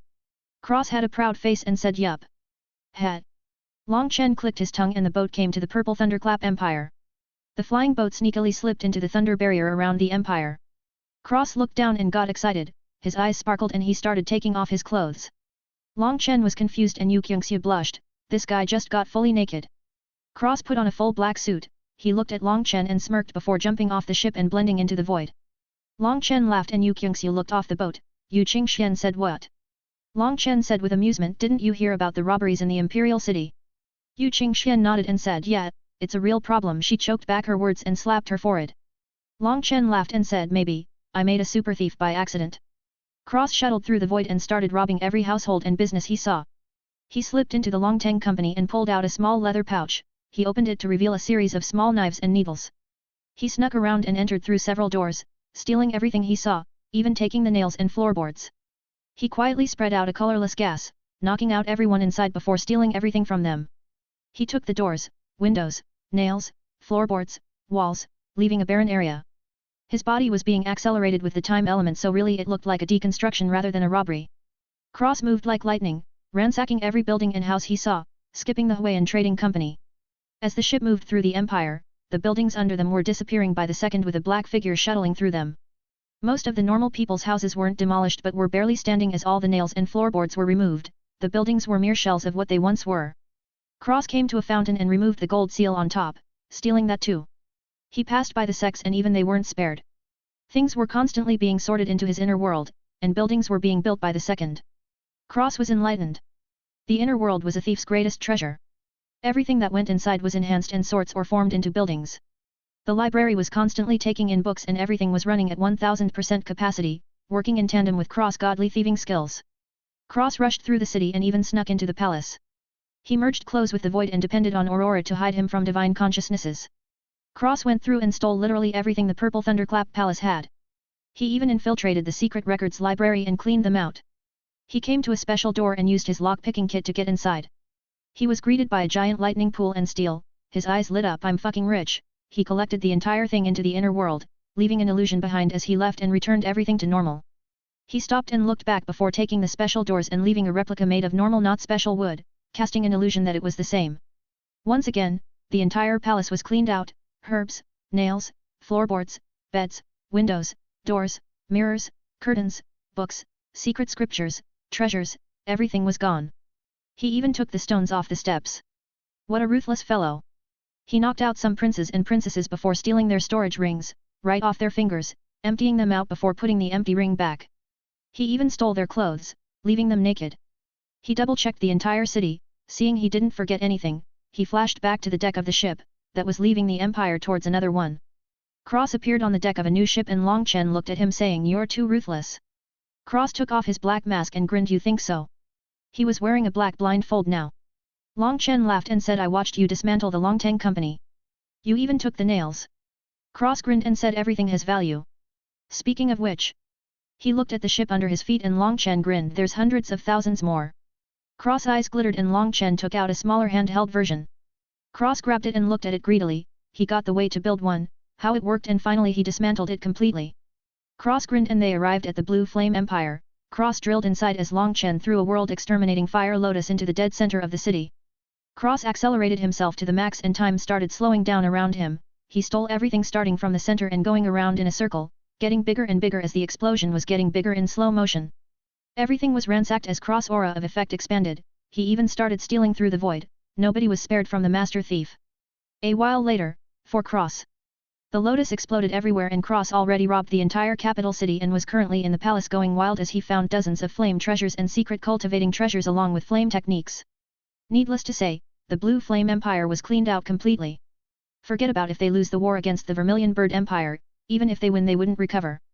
Cross had effectively cut off the lifeblood of both empires. He even took the spiritual ground the empire was on. The Blue Monkey Empire was finished.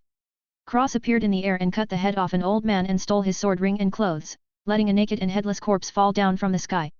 Cross chuckled and disappeared again. Long Chen had trapped a giant blue wolf divine beast spirit.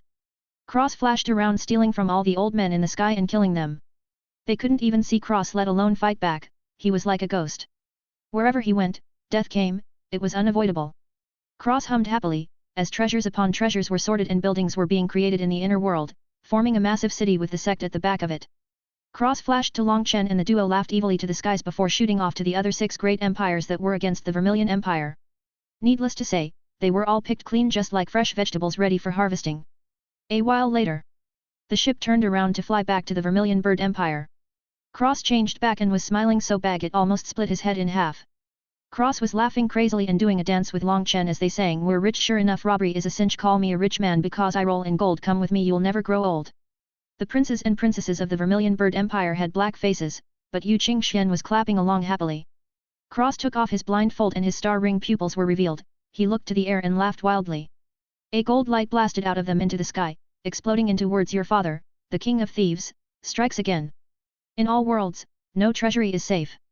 Cross drowned himself in alcohol and celebrated. He was just too happy. He completely cut the life from 8 great empires. Forget about coming back from this loss, there was nothing left for them to use to do so.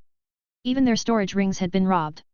Their sacred grounds, their spiritual earth, the very cores of their empires was robbed with a smile. Cross wealth was incredible, it was uncountable. There were too many things. Even if you counted for 100s of years you wouldn't be able to get the value. A luxurious city was built around the sect. Cross grinned like a fool, his dream was slowly coming together piece by piece.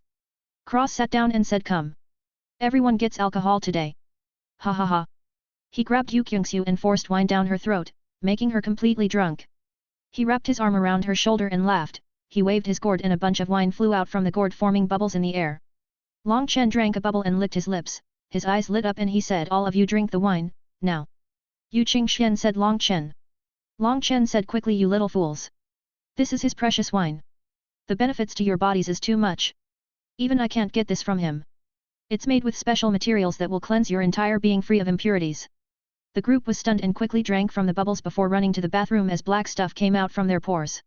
Cross was hammered at the moment and washed Yu Qingxiu with a bubble of golden water before throwing the black water off the side of the ship. A while later, everybody came back with big grins and Cross was passed out on the deck with Yu Qingxiu, sleeping with her limbs spread out and her head on Cross' chest, snoring and drooling. Her royal aura had completely disappeared. Yu Qingxian looked at the duo with a sly smile and Long Chen laughed. They flew to the Vermilion Bird Empire. Cross woke up and slapped Yu Qingxiu's head, waking her up and instantly sobering her. She jumped up and waved a sword shouting, "Who's ready to die?" Cross laughed and spanked her saying, "Don't die, stupid girl." Yu Qingxiu sneered and said, "One day, you're going to regret spanking me." Cross sneered and said, "This daddy doesn't regret anything." As he stepped after Long Chen, shattering the void under him. Yu Qingxiu watched him go and snorted before jumping into the battlefield where Yu Xiaoyun was with the rest, excluding Long Chen and Yu Qingxian. Cross, Long Chen and Yu Qingxian appeared near Yu Qingxuan's mother, Zhang Huixin, who had blood at the corner of her lips. Long Chen and Cross both charged at the old men that had 3 flowers behind them. 3 flowers means they connecting their bones, blood, and roots together. When the 3 flowers become one, their power increases. Basically it's a power up. Don't worry too much about it, some people are strong with it and some are weak with it. Cross unleashed his void battle body and punched at an old man with 3 flowers behind him, smashing him flying. Cross crouched in the air, touching the ground, looking like a wild animal. Long Chen stood next to him and smirked. Zhang Huixin was stunned but smiled. Long Chen charged at Wang Tianyao's master, throwing a punch and Cross charged at another old man. There was only 3 and 1 went flying, slightly injured. Cross dropped all weapons and used his fists, throwing punches at the old man, who protected himself with the 3 flowers. Cross punched constantly, drawing back as his other arms punched forward. His arms were casting after images as they shot through the sky on the old man with world-shaking power. Long Chen suddenly said fuck, and rushed off. Cross started fighting all 3 old men, covering for Long Chen's rush. Cross summoned his weapons and started killing the old men with Zhang Huixin and Yu Qingxian. A while later, the 3 old men were dead and Cross ran through the void to where Long Chen was. He saw Long Chen ripping off Kunta's wings again and laughed as he blocked the giant Kunpeng ancestor. Cross looked at the Kunpeng ancestor and grinned as he said, when I want to sleep a pillow comes. Ha ha ha. Long Chen, go to the gate. His expression turned vicious as he added, I'll handle the bird. Long Chen grinned and left Kuntu alone as Cross flashed to the Kunpeng ancestor's head. His 6 arms came together and Cross hammered his fist on top of the Kunpeng ancestor's head, smashing him into the ground, shattering the void as he slammed into the earth, rumbling the entire Vermilion Empire. Cross dived down and drew his fist back, shouting, darkness swallows the sun. As he punched down with a pitch-black chi-covered fist, the world flipped upside down as his fist connected with the Kunpeng ancestor's claw. The world trembled and the void started cracking, a black ripple expanded from the collision and blew everyone else away, turning the weaker people to ashes. Cross flew back and the Kunpeng ancestor shouted, ignorant junior. You'll die for humiliating my Kunpeng clan. Cross sneered, come and fucking do it, pigeon. The Kunpeng ancestor's eyes turned red and he roared to the sky. He flapped his massive wings and charged at Cross, who squinted and stood still. The Kunpeng ancestors sneered and just before they collided, Cross moved. Cross took out his scythe and spun in the air, over the Kunpeng ancestor's head, a giant black ring, spread out and cut the Kunpeng ancestor's wings right off. Cross stood in the air and the Kunpeng ancestor froze in the air before falling to the ground muttering, I'm impossible. Cross took the wings and stored them away before flashing down towards the Kunpeng ancestor. He wanted that sweet Kunpeng source essence. The thing that makes them fight against the heavens. Cross grabbed onto the Kunpeng ancestor's back and his teeth were suddenly covered in black chi as he bit on the Kunpeng ancestor's neck, drinking the Kunpeng blood as his body exploded into golden flames. The Kunpeng blood essence and source essence was absorbed into Cross body and being refined into his bones, blood, chi, soul, spirit, and intent. His bones, blood, and root started glowing brightly as they changed slightly. The dragon guy shouted, stop. It won't work. You'll explode. Cross ignored him and continued devouring, closing his eyes and thinking of his family. He opened his eyes and they were fierce and held endless determination. 233, Heaven-rending Void God Arts. Long Chen slashed a sword at Liao Benchang and killed him. Just so you know. Anyway. The Kunpeng ancestor shriveled up and Cross flashed above the Vermilion Bird City. A portal was over the city and pouring black flames. Cross was under the black flames and his body was shining black and gold, his eyes were shining brightly as he roared to the sky. The world started trembling, whether it was in fear or from Cross power, it was hard to tell. Cross body inflated and he suddenly sucked in greedily, a black hole appearing in his mouth. All the black void flames suddenly started rushing into Cross mouth like a tide as he devoured the void flames endlessly. The flames ran through his body and Cross circulated Void King body arts along with the Dragon God body refining technique. The gold and black Taiki pattern appeared on Cross back and the fire exploded into black flames. The void flame that was being absorbed ran through his entire body, washing everything inside completely clean and sparkling. The invisible energy that was produced from the yin-yang was being sucked up by Cross' entire body endlessly.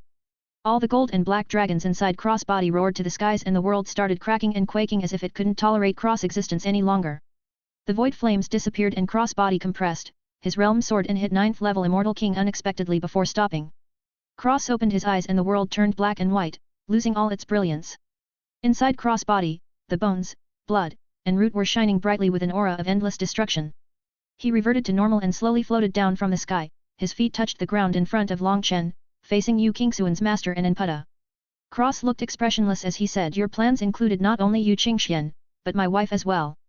The old man said with a sneer, an unexpected gift for the Void Flame King. Cross said, oh. The old man suddenly fell to the ground and started tearing out his flesh, clawing hopelessly as he let out blood-curdling screeches that were near inhuman. Cross looked at Anputta and said, you will die, not only your clone but your physical body. Just like your precious disciple before you, you will be tortured in my hands. I promise you. As he waved and Anputta exploded into blood mist, Cross pointed at the blood mist and void flame devoured everything along with the trace of the soul in the clone. He looked into the portal in front of him and said, you go tell Yansu himself, when I find him, he will become a tonic for me.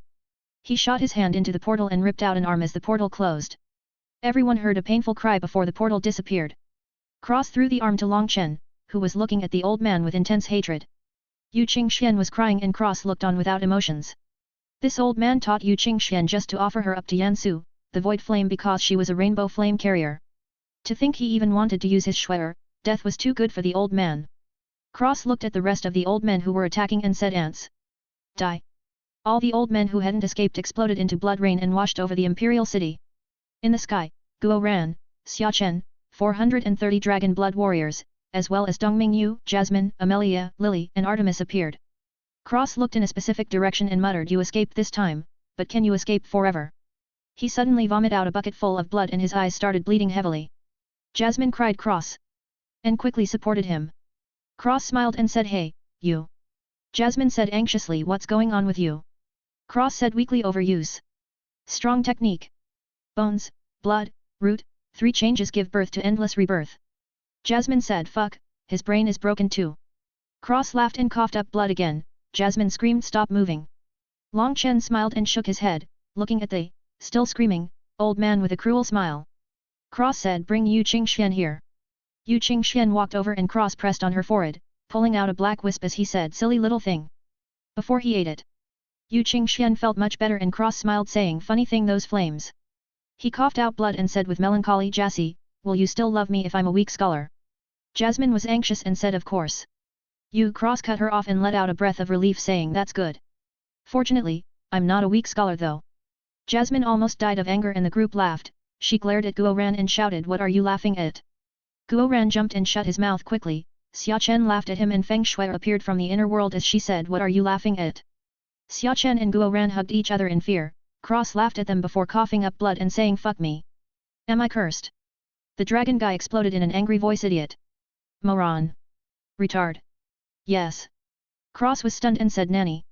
The dragon guy said in rage, "You were originally targeted by the heavens because of the void you cultivate, now not only have you combined it with dragon might, but you devoured Kunpeng essence. You know what you did?" Cross shook his head and the dragon guy said, "Your bones, blood, and root have changed. Literally becoming power that goes against the heavens." Cross opened his mouth wide like an O and said, "Can I name it?" The dragon guy almost coughed up blood and Cross said, "Void bone, blood, and root, heaven-rending physique." Thunder rumbled in the sky as if acknowledging the name. Cross was excited and the dragon guy sighed, saying, "I don't even know what to say anymore. Anyway, you're cursed." "Badly cursed now, boy?" Cross asked, "How so?"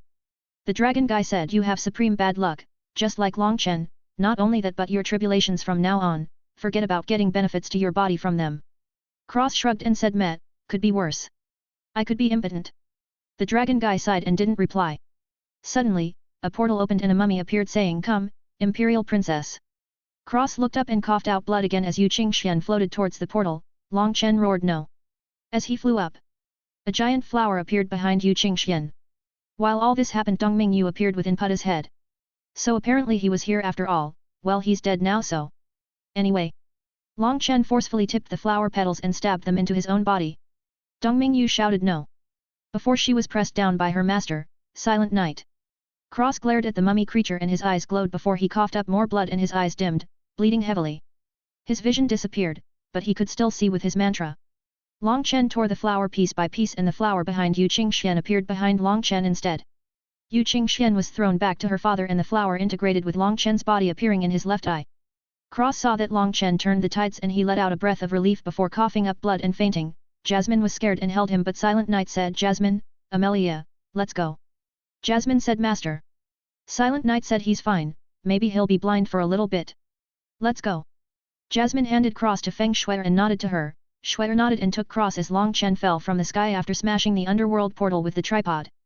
Yu Qingxian caught him and Silent Night disappeared with Dong Mingyu, Jasmine, and Amelia. Cross was plunged into infinite darkness. He couldn't see, couldn't feel, couldn't smell, all he could do was listen to the silence. The darkness enveloped him as if it was a mother's gentle embrace, devoid of all light but carrying the most gentle warmth. Cross heard a voice finally hum. Completely deviated. On all paths. You boy, a descendant of my void god, the only one in the world, and you chose destruction of all paths. Why? Cross replied, "I have no idea what you are talking about." The voice said, "Silence of the Abyss, Void King body arts, Dragon God body refining technique, these 3 arts have been destroyed by you, you cut off all paths and gave birth to a physique that shouldn't exist. Effectively crossing a bridge and burning it behind you, you have no retreat options. Why? Cross said, since I became powerful the heavens have repulsed me, forced me back, held me down, intended to destroy me. My path isn't predestined, fate doesn't control me. The arts of the past are tools for the creation of a new path. I cut off my escape paths because I will not allow myself to take a step back. I burn the bridge behind me because that's what makes the heavens the angriest. The voice was silent and Cross laughed. The heavens? What a joke. When I become God the heavens will bow to me. The voice started laughing before it said good. Good. Boy. I hope you can do it. If you fail, you'll die. Perhaps you can create the legend and do what countless others failed to do.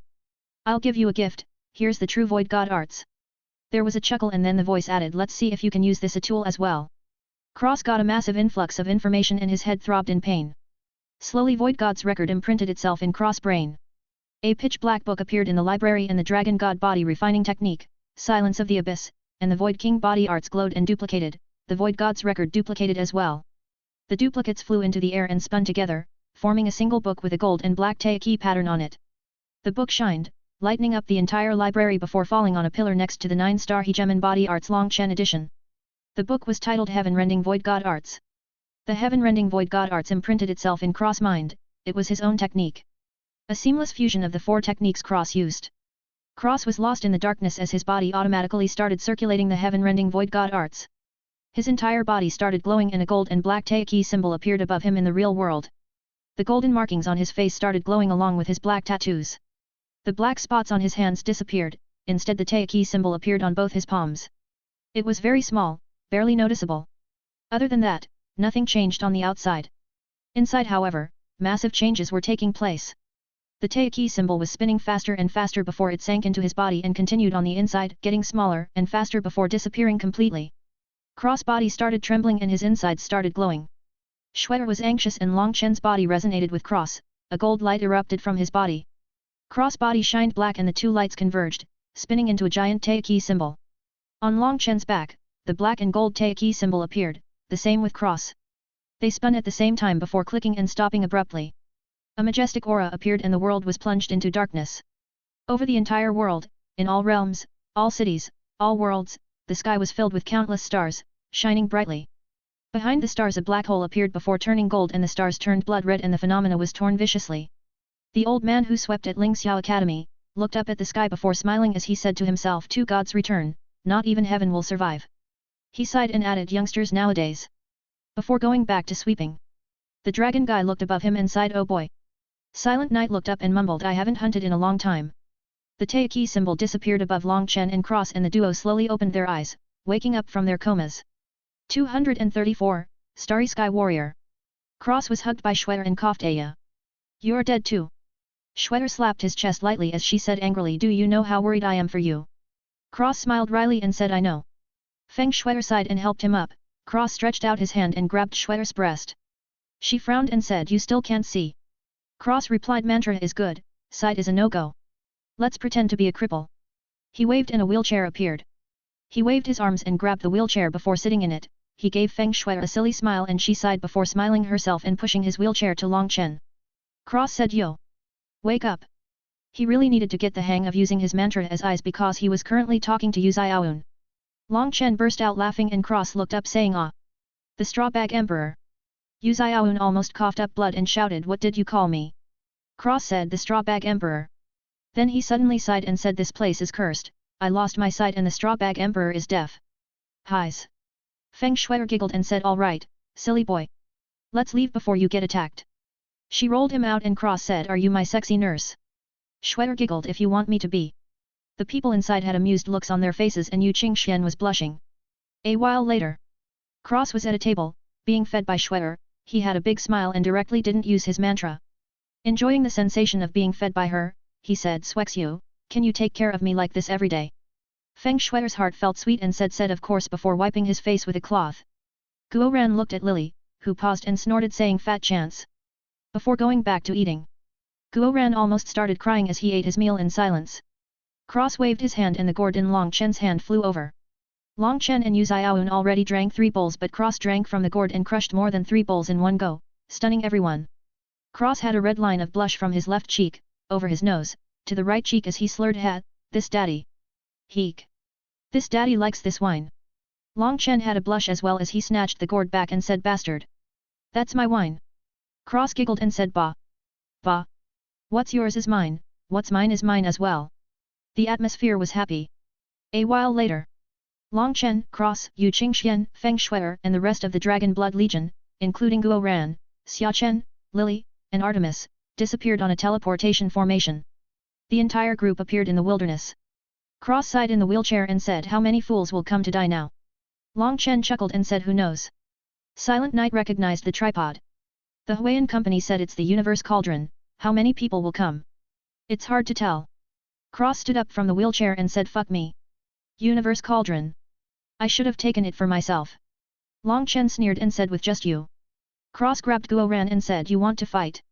Guo Ran said father-in-law, you missed. Cross grabbed Xia Chen and had a fierce expression. Xia Chen said father-in-law, you missed again. Cross clicked his tongue and said damn. I hate being blind. Long Chen chuckled and the group boarded a flying boat, vanishing into the sky towards the corruption-filled heaven region. Days later. Cross got used to seeing without eyes and stood at the front of the boat with a black blindfold on. He said to Long Chen what do you think? Long Chen said we don't have a choice. Cross was silent before saying inner world. Long Chen said please. Cross walked away and gathered the Dragon Blood Legion, he waved and said all of you except Guo Ran and Xia Chen, get inside. He didn't give them room to disagree and sucked them in. Soon it was just Guo Ran, Xia Chen, Long Chen, and Cross on the ship. Suddenly a ship appeared and a laugh was heard haha. Long Chen, our Long Teng company will get revenge and the universe cauldron. What a deal. Cross clenched his fist and black chi created an orb over his fist as he said abyss swallows the earth. Before punching out. The old man put up a barrier with a sneer but Cross punch went through the barrier and blew up the old man's head like a watermelon, killing him completely. Cross grinned and stole his weapons as he stepped back. The ship suddenly sped off into the heavenly river and disappeared as everyone was stunned. The boat escaped and the strong people in hiding cursed. The boat sailed forward and Long Chen said seriously we need to get stronger, if these hierarchs keep coming for us, one day we'll get swarmed and die. Cross sat down and said then we fight to the death. Apparently he was fine with dying. He took out a bunch of precious ores and materials, weapons, boats, cauldrons, armors. Everything that had runes and was forged. He took off his prayer bead necklace and started forging with his divine consciousness. He melted the things and started molding the liquid with big invisible hands as he imprinted runes with his hands. Guo Ran and Xia Chen watched in awe as the black and gold crown appeared over Cross' head and ripped the heavens down to use its power. Aurora was submerged in the liquid and the impurities were being pushed out and into a bottle, that smelled like death. Guo Ran's eyes sparkled at the bottle. All the impurities were cast away and the necklace was revealed again. Countless little runes were swimming in all the beads and the necklace gave off a subtle pressure of a realm artifact. Cross put it back on and threw the bottle to Guo Ran, who caught it excitedly. Cross leaned against the ship and sighed, taking out his scythe and caressed the blade. Suddenly, the boat was blown into the air, the four got a good look at a giant mouth in the sea that closed as the boat came back down. Guo Ran said what the fuck was that? Cross said it was a giant mouth? In the sea? Did it eat the fish or aim at the boat? Xia Chen said the fish. Cross smiled and said it's a sky whale. Guo Ran said sky whale. Long Chen explained the sky whale is a legendary beast. Nobody has ever seen its true body before but it's said to be bigger than the entire 9 heavens. Guo Ran and Xia Chen were stunned, was that even possible? Cross smiled and said they're relatively harmless. Though they might accidentally eat you, they don't meant to. Guo Ran said that's reassuring. The boat continued on for days without an incident, until they came to a vortex. It was the eye of the devil that Cross and Long Chen met when they came to the purple flame heaven region. Long Chen said go towards it. Xia Chen was stunned and Cross got up to look at the eye. Guo Ran held his shoulder and transmitted his vision with Cross, so he could see. They went into the eye of the devil and floated down to see a mountain of skeletons with a tree on top. Cross said ah. That's what I saw last time. Long Chen asked you saw this before. Cross nodded and said the tree demon is what I saw, under the mountain, I can't see. Long Chen jumped off and went to the tree demon before talking to it. Eventually, Long Chen freed the tree demon, who was unexpectedly an undead dragon tree, part of the undead plant race like the undead willow tree and the magic eye water lily. Technically, this old guy was the same as Dai Wu. Cross looked sad thinking of Dai Wu, he hoped she was alright wherever she was. He really wanted to see her again, actually he wanted to see them all again. He grinned his teeth in hatred and looked at the skies, when everything was done he would tear up this hateful sky and create a new one. Free of demons, hateful things, under his own iron fist ruling. Whoever doesn't agree, death. Long Chen looked down at a giant life crystal and sucked out the life into the universal cauldron. 1/3 of the rust came off and was collected by Guo Ran. Long Chen came back with the tree demon, Uncle Huai. Cross smiled and said Old Man. Uncle Huai smiled and said Magic Eye Water Lily. Cross smiled and said my wife, originally a flower spirit. Fortunately, became a 9-colored water lily. Uncle Huai was deeply shocked and said so lucky. Cross just smiled and the boat floated out of the eye of the devil. Suddenly, a ghost ship surfaced from the sea. Cross and Long Chen were excited and the boat chased after the ghost ship. The group swung from a loose chain onto the ghost ship deck. Cross looked around and said treasures. They walked forward into the ship and saw a bunch of skeletons dragging a person. Uncle Huai said primordial era powerhouse. Long Chen was stunned and said we gotta save this guy. He went through the ship and they came to the ghost ship core. Cross touched the core and forcefully took control. Long Chen had Xia Chen drive the ghost ship and after 7 days the person, who was identified as a starry sky warrior moved his hand, but nothing more than that. They came to a dead sky whale and traveled for 3 days before landing on its head. Cross looked at the whale head and the head exploded revealing a core that flew behind the group. They turned around to see the starry sky warrior eating the whale core, then he crushed the whale head and ate that too, then he ripped out the whale spine and made it into a whip before shrinking it to his waist. Long Chen, Cross and the others were stunned. The guy looked around before leaving without a word. Long Chen cursed what a rude fellow. They went back to the ghost ship and Long Chen started trying to get the cauldron to refine pills. Cross set up a portal to his inner world on the deck and put up a time barrier around Yu Qingxian and Long Chen while they played with the universe cauldron. Cross sat on the deck in a chair, next to the inner world portal and looked out to the distance, sitting peacefully. Being blind ironically let him see things he didn't see before. What is life truly about in a world like this? What is the meaning of life? In an endless battle for strength, what is the meaning of fighting for everything? Just to reach the top? The top of this mountain is inevitably the starting point of another mountain. The truth was blindness wasn't a curse, the curse was to see the world. If you can't see the next mountain, aren't you happy with your own life? What is there to look forward to when the world you know doesn't expand infinitely? Love, peace, happiness, growing old and eventually returning to dust. Cross suddenly was enlightened. His body glowed white before dimming down, everyone looked at him and felt peaceful. It was very strange. Cross drank from his wine gourd and hummed softly, looking out into the distance. It wasn't a cultivation enlightenment, but an enlightenment of the temperament and mindset. He felt a lot calmer than before. In truth, Cross was really tired. He already decided a long time ago that this would be the last world he becomes a god in. After he changes the sky and creates a peaceful world, he'll retire and manage his sect. He had big dreams, he wanted his sect to welcome everyone. Beasts, humans, spirits, etc. If they wanted to learn, he would teach them. He sighed to himself and held Schwetter's hand, caressing the back of it softly as he felt himself to be turning into an old man. Feng Schwetter smiled and leaned her head on his shoulder, looking out to the distance with a longing smile, feeling his thoughts. 235, Corruption-filled heaven. Cross circulated his heaven-rending void god arts constantly, refining his entire being as the days trickled by. 1.5 months later. Long Chen threw Cross a pill and he ate it right away, not even asking what it was. Cross took off his blindfold and he could see. A miracle. His eyes felt much better. Long Chen's eye also felt slightly better. They reached land and saw a monster tide, so they swept past, helping the humans in need. Cross dangled countless strings off the side of the ship and collected the corpses, sending half to Long Chen. They got to the shore and got off the boat but they were stopped by a man who shouted stop. Who are you? Cross smiled and said it seems our help wasn't appreciated. Schwetter held his arm and giggled. The man glanced at Schwetter and Yu Qingxian, his eyes flashed with lust and greed. Cross and Long Chen looked at each other and shook their heads. Sure enough, the man said I think you are conspiring with the demons. Arrest them. The dragon blood warriors behind Long Chen immediately killed all the people with the man. Cross said isn't it nice to live? Feng Schwetter smiled sweetly and said seems like they were in a rush to meet Lucifer. Cross scratched the bridge of her nose and said lovingly you learn fast, Swex you. Feng Schwetter scrunched her nose cutely and Cross smiled happily. A powerful guy appeared as Guo Ran cleaned up the man. Uncle Huai shot and destroyed the powerful guy's body. The guy suddenly went into a wooden totem and cast a tracking mark on the group saying something about a family not letting them off before running away. Cross scoffed at this and said are we going to let them off? This fellow, is his brains shit? Long Chen rubbed his face and said do we have to meet idiots everywhere we go?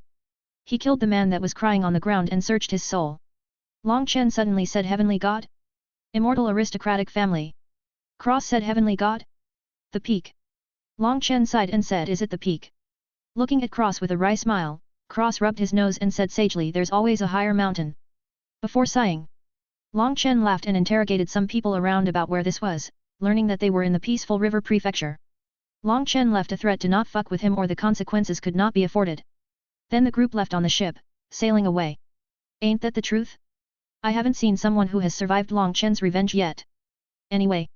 They left and 3 Hierarch Realm old men came. In short, Cross didn't have to move. 2 of the old men were taken care of by Uncle Huai and Long Chen had been fighting the last one, but he pissed himself, kneeled on the ground and begged for his life. Long Chen disdained to kill him, but Cross wasn't polite. The old man said, I'm willing to be a slave. Cross waved over and smiled saying, very well, since you want to be a slave. I will fulfill your wish. His hand glowed black and gold and he slapped the old man's forehead, imprinting the Taiki pattern and enslaving the old man.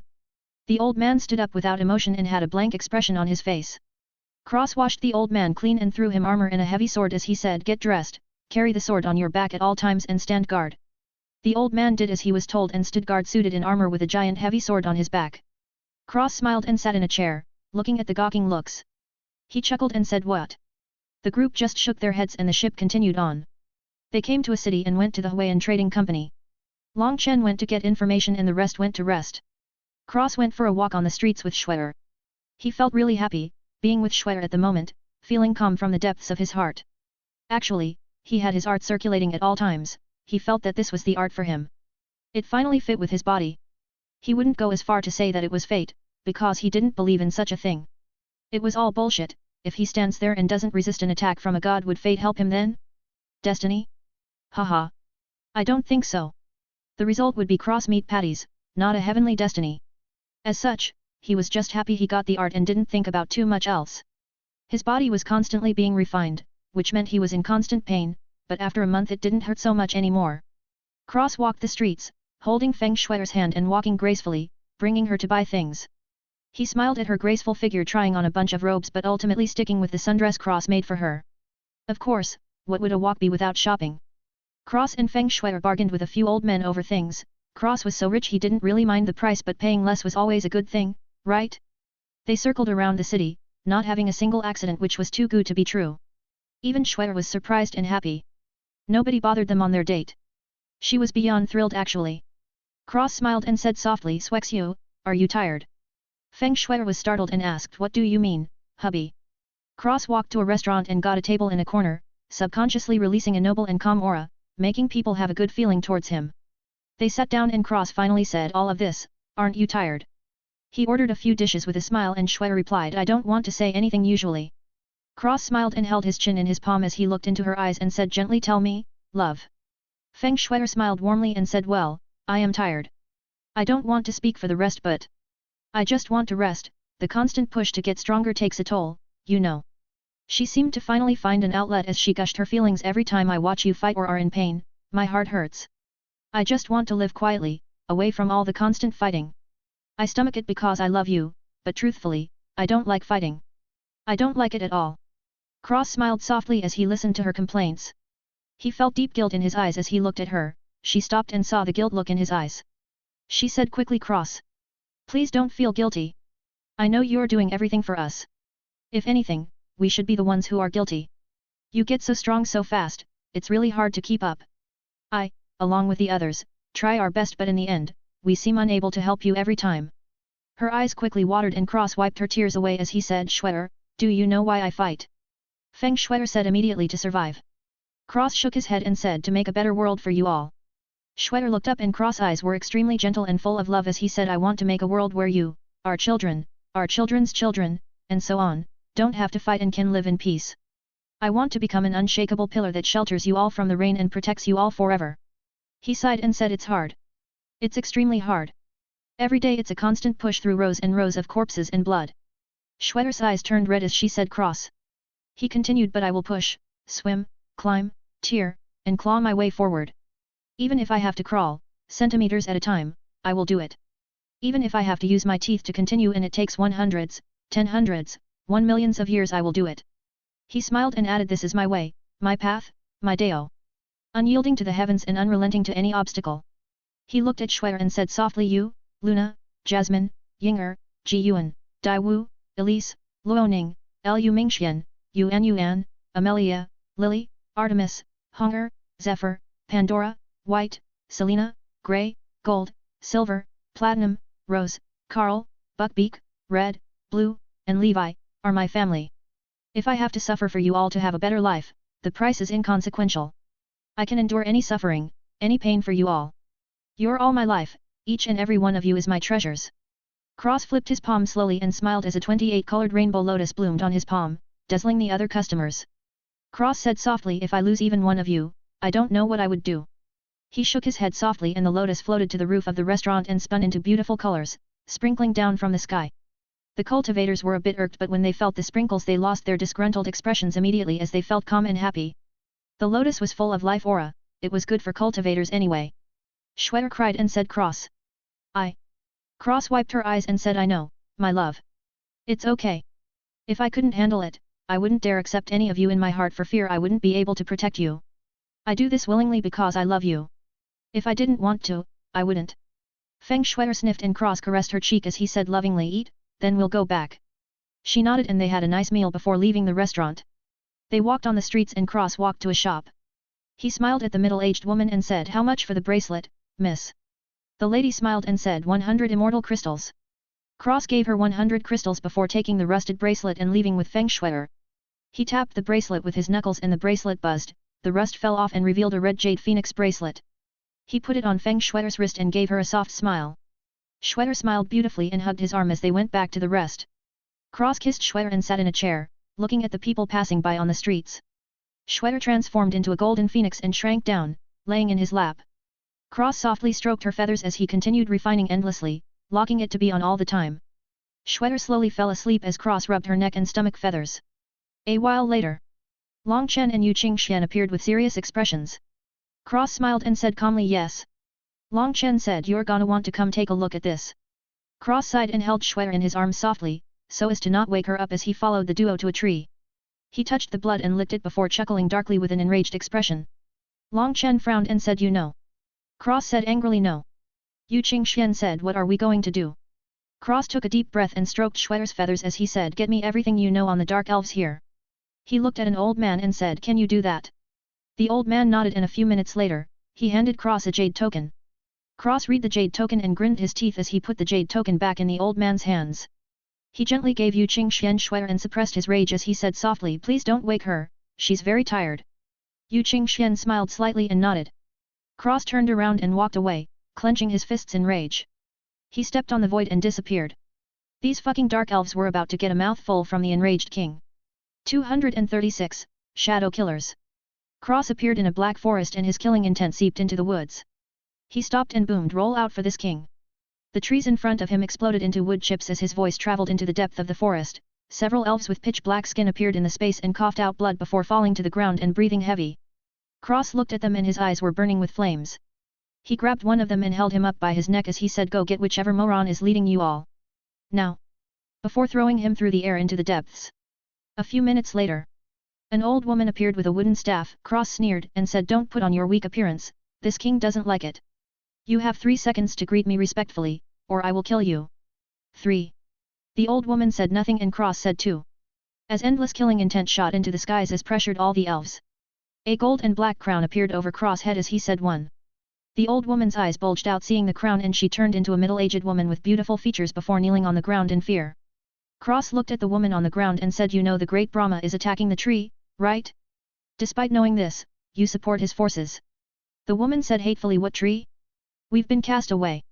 Cross started laughing and sneered stupid woman, if you were really cast away by the tree do you think you would be alive? He crouched down and held the woman's chin as he continued silly girl, look at your king. The woman looked up and Cross gave her a kind smile as he said the tree never abandons her children, no matter the circumstance. He swept her hair from her face and continued with a smile the tree sent you away because it knew you were in danger. How many elves have I seen that are separated from the tree? Don't worry, I will bring you back. He stood up and held out his hand as he said this king is going to make a reformation, no longer will we be bullied by other forces. Brahma? Tui. Who the fuck is he? Cross pointed to the sky and looked at the woman as he said even the heavens won't be able to stop me. This time, for the first time, we elves are going to fight back. Every single waste of life that had a hand in attacking the tree will suffer extermination of their entire bloodline. A tyrannical and domineering aura erupted from his body, dazing the woman, who was kneeling and looking up at him. She whispered, is it true? Does mother still care about us? As tears fell from her eyes, Cross reached out his hand and said yes. This king needs you, will you become my right hand and help me change the fate of our elf clan? The woman looked at his hand and wiped her eyes before taking his hand and saying, Saya and the rest of the dark elves are willing to serve, your highness. Cross pulled her up and kissed her forehead saying, from this moment on, you shall be my shadow killers in my right hand. Saya kneeled on one knee and made a fist over her heart. Cross stroked her hair softly as he said, Saya, get the rest and bring them to me. How long will it take? Saya said immediately, a day at the most. Cross nodded and said, pack up all you things, bring everything you can with you. I will give you a new place to live. Meet me at the tree in the Huayan company, the one where one of you tried to assassinate my brother. One of the elves started sweating like crazy, a few of them looked at him with schadenfreude in their eyes. Cross smiled and stepped into the void, disappearing instantly, stunning all the dark elves that were supposed to be the best assassins in the elf clan. A young man said, leader. Are you sure about this? Saya stood up and said, 100% this man, he disdains to lie. Perhaps all these years we were fooled. The rest of the elves were immediately angry and Saya narrowed her eyes as she said, plus, I can smell the blood from his soul. This new king. He's probably killed more people than I've seen in my life.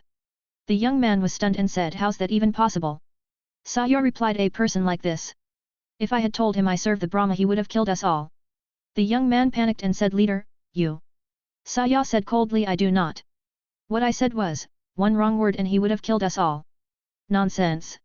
That bastard fooled us all these years, telling us mother abandoned us. If I don't tear out a chunk of his flesh I won't be able to die in peace. Terrifying killing intent came out from her and her eyes were so angry that they were almost spitting out fire. The young man whispered to her leader. The spies. Saya squinted and said, take them with us.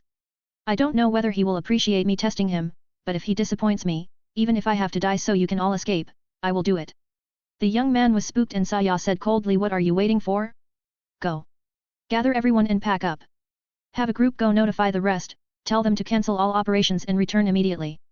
The young man bowed and said, yes, my queen. Saya said, don't call me that anymore. The sky has changed, a new king was born, I am no longer the queen. The young man opened his mouth before closing it and disappearing. Saya looked out into the distance and muttered, I really hope you don't disappoint me. Her gaze pierced the void and Cross turned his head, their eyes locked and Cross smirked before saying, hopefully, the strength you hid from me wasn't all of it. Saya's pupils shrank and Cross sneered before her gaze was shattered and he disappeared. Cross went back to the Huayan company and sat under the tree. Long Chen appeared and said, done. Cross said, soon. First level. Long Chen replied, broke through just now. Was thinking on going to collect some protection fees from the Longteng company. Cross laughed and said, wait a bit, you're not going to have to worry about the dark elves anymore. Give me a day or two. Long Chen grinned and said, no problem. Cross smiled and a golden phoenix flew over before nestling into Cross' lap. He smiled warmly and stroked Schwetter's feathers as he refined his flesh once more. The dragon eggs in his body had transformed into black and gold flower dragons. They were everywhere, swimming around and sucking in power from the heavens for Cross to use. Effectively, instead of borrowing the power of the heavens, he was stealing it from them, forcefully ripping it to use for himself. The hierarch realm was pretty tough because of this. Basically, when a person gets into the hierarch realm they condense their 3 flowers from their bones, root, and blood. But what happens with these flowers is that they give the person the ability to use heaven's power for their own. Basically they're loaning the power and when they die the power is taken back by the heavens. The problem is if you want to fight against celestial reverends, which is what the 3 flower hierarchs are called, without special means like Cross Void Chi or Long Chen's heaven-splitting sword strike, it's basically impossible. Guo Ran can pierce the heavens barrier because the arrows he uses are made from the rust from the ghost ship, but for normal people they can't get this. They also don't have Void Chi or Long Chen's moves, so against the energy from heaven, they're powerless. This makes celestial reverends extremely powerful, not just because they're strong, but because most people can't even touch the corner of their clothes. Luckily, Cross doesn't have this problem. His Chi is, at its most basic form, devour. This means that in face of the heavens energy, his Chi will eat it like cookies, which makes him a super powerful person.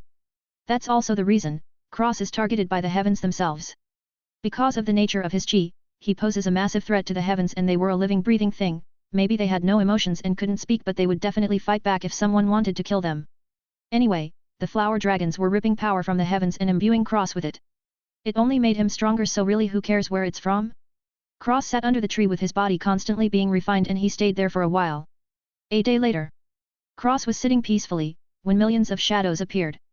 He looked at the shadows and the dragon blood warriors appeared, ready for a fight. Saya appeared and kneeled on one knee saying this is everyone. Cross stroked Schwetter's feathers as he said absolutely everyone. Saya nodded and Cross looked at the millions of elves. His eyes glowed and the space was locked. Cross flipped his palm and black lotuses flew from his palm. More than 100,000 lotuses flew out and each one burned an elf to ashes. All their rings and belongings flew to Cross before disappearing as he said now that the spies are taken care of, I have a mission for you. Saya didn't even flinch as hundreds of thousands of elves died and she said yes. Cross said every holy pill hall, I want you to kill everyone inside and rob everything they own. The herbs, pills, cauldrons, treasures, nails, floorboards, doors, windows, shelves, etc. He said Guo Ran, give me a stealth boat. Guo Ran handed him a stealth boat and Cross gave it to Saya saying I don't care about loss of life, the strongest make it out alive and become the elites of the shadow killers that I will train personally, the rest of you will die. It's time to weed out the strong from the weak. I don't want a single holy pill hall in the entire corruption-filled heaven to exist, understand? Saya said respectfully I understand. Cross condensed countless black hole spheres and said for every Brahma statue, place one of these on the head. When you're done, come back to me with the survivors and your mission will be over. Go. Saya collected the black hole spheres and all the elves disappeared. Long Chen grinned and said we're making a big move. Cross smiled and said it's just the start. If Brahma isn't wiped from the world, I won't stop. Long Chen laughed and said good. Let's go, it's time for us to make a move as well. Cross smiled and moved Schwetter to his head. She chirped and Cross said what a cutie. As the group left the Huayan company, going to the Longteng company with savage expressions. Long Chen walked into the building and said loudly Long Chen, coming to collect this month's protection fees. His voice echoed in the building and the rest laughed. 237, Full Moon Clan. Long Chen fought the people, while Cross brought the rest to rob the place clean. He taught them how to steal efficiently, there was a group for nails and floorboards, a group for doors and windows, a group for ores and weapons, a group for herbs and pills, a group for treasures and crystals, and Cross went by himself to steal the rest. They worked like a well-oiled machine and stole everything extremely fast. Cross blessed them all with time acceleration and they moved like lightning, cleaning out the place before leaving with Long Chen, flying to another Longteng company, leaving the last one a shell of a building with nothing left inside. The group was quickly addicted as they continued stealing from the Longteng branches incessantly before leaving and going to the next one. Everyone seemed to have opened up a new world as they got excited as they flew to the next branch. A while later, they were surrounded by celestial reverence and Uncle Huai made a move, blasting them away. A woman came by the name of Feng Fei, apparently she and Long Chen knew each other. Anyway, she's not important. The group continued to fly and they ran into Su Changchuan. That guy that suddenly disappeared from the story like 50 chapters ago. He was back. Long Chen saved him and brought him to the flying boat before speeding off. Long Chen and Su Changchuan talked for a bit before asking Long Chen to help him because the leader of the Full Moon family. Basically, Su Changchuan went around the world looking for metal-attributed women and after Bai Shishi failed he found another one, pursued her, and finally banged her, gaining his full potential and awakening the supreme full moon vision. Anyway, he needs to go back to the clan so he can become the successor, but he was stopped at every turn. Thankfully, Long Chen saved his life. Su Changchuan said that if Long Chen helps the entire Full Moon clan will support him in his endeavors. Long Chen said that someone was probably behind the scenes and Su Changchuan seemed to give up on his big dreams but Long Chen said that he would still help, making Su Changchuan's big dreams return to life. A real roller coaster of emotions for Su Changchuan today. Needless to say, the woman Su Changchuan had sex with was nowhere to be seen. Unless maybe she was a ghost? Who knows, anyway they went to the life forbidden area, which was, much to the shock of everyone, a forbidden area for life. Honestly, even I can't believe it. Cross sneakily took some of Su Changchuan's blood and threw it into the blood pool. Another one bites the dust. They flew through several enchantments, ignoring Su Changchuan who was white as a ghost in fear. Cross stood at the front of the ship with Schwetter perched on his head. They arrived at the front entrance for the Full Moon clan. Suddenly, an old man appeared saying happily young master. He approached and said don't go inside, it's a trap. Su Changchuan was cold and said I knew it, thank you Uncle Yun. Cross walked over and slapped Uncle Yun's head to smithereens as he said yes, truly. Thank you, Uncle Yun. As he looted the corpse and threw it into the black soil. Su Changchuan was stunned and Cross shook his head saying no wonder you can get a good woman. You're as dumb as a stump, man. That guy was obviously coming here to kill you. Xi Changchuan said how did you know? Cross looked at Long Chen and said this guy, his brain disappeared along with him a long time ago. Long Chen laughed and Cross said to Su Changchuan dude, you're handsome, okay? Don't lose face for us handsome guys. Everybody gave him a disdainful look. Su Chongchuan was stunned and cross-added. How would this guy even get out of the clan if it was full of traps? Also, why would he come to us instead of fixing the traps? Either he's part of the enemy group, or his head is full of shit. Either way, he's too stupid to live. How many people will lose brain cells because of him? It's better he reincarnates, maybe he'll be smarter in his next life. Su Chongchuan was dazed and Long Chen laughed saying stupid people can't live. Cross sneered and said and yet, somehow, you're still alive. The world works in mysterious ways, et. Long Chen almost coughed up blood and the rest laughed. Long Chen said angrily, I'm smart, okay. Cross chuckled and said of course you are. You're the smartest guy I know. He turned his head and winked to the rest, making a shush sigh with his finger against his lips. Long Chen punched Cross in the head, blowing it to pieces of black blob like chi. His head reformed as he said anyway, we need to clear the way for the white face. Su Chongchuan smiled wryly and Long Chen shook his head with a smile before saying let's go then. As they flew the flying boat through the front door, they were immediately attacked by a bunch of old guys. Cross sighed and said why is it always old men? Why can't beautiful women attack us instead? He got a hard peck to his head and an angry glare from the bird on his head. Cross chuckled and grasped the air, a golden light curtain appeared and blocked all their attacks. Long Chen said how strong are you now? Cross replied I think maybe, if we both fight to the death, I will win and keep half my life. Long Chen rubbed his chin and said 100% from the start. Cross pursed his lips and replied maybe when you finish the battle body, it's mutual destruction or I live several injured for a few more years then die. Long Chen hummed, thinking to himself. Cross added also, I'm constantly refining the body. You can do it too. Long Chen looked at him in shock and said you are. Cross nodded and showed him the spinning Taiki symbol on his back as he said you didn't notice you have one too. Long Chen replied I thought it was for show. Cross shook his head and said spin it and lock it, it will spin forever. Ling Chen did it and winced a bit before going back to normal. Finally an old man appeared and Su Chongchuan shouted Patriarch. The Patriarch asked what was going on and Su Chongchuan gave him the rundown. The Patriarch was angry and took the group to their ancestral totem, which was a giant rhinoceros.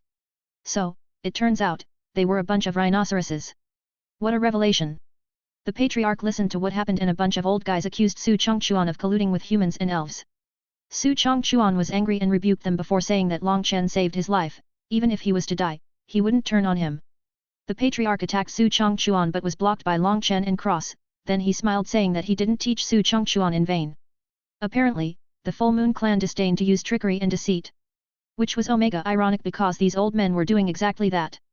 Anyway, the Patriarch forced the old men into a corner and killed a few, demanding to know who was behind this. And if you had half a brain, you would know exactly who it was. Ding ding! Great Brahma's claws were already in the forbidden area of life. The old men turned on the Patriarch, believing that he was driving the Full Moon clan to destruction so they swore fealty to the Great Brahma. Cross shook his head at these people and said a bunch of morons. I have a bad feeling idiots will be littering the road to come. Great Brahma this, Great Brahma that.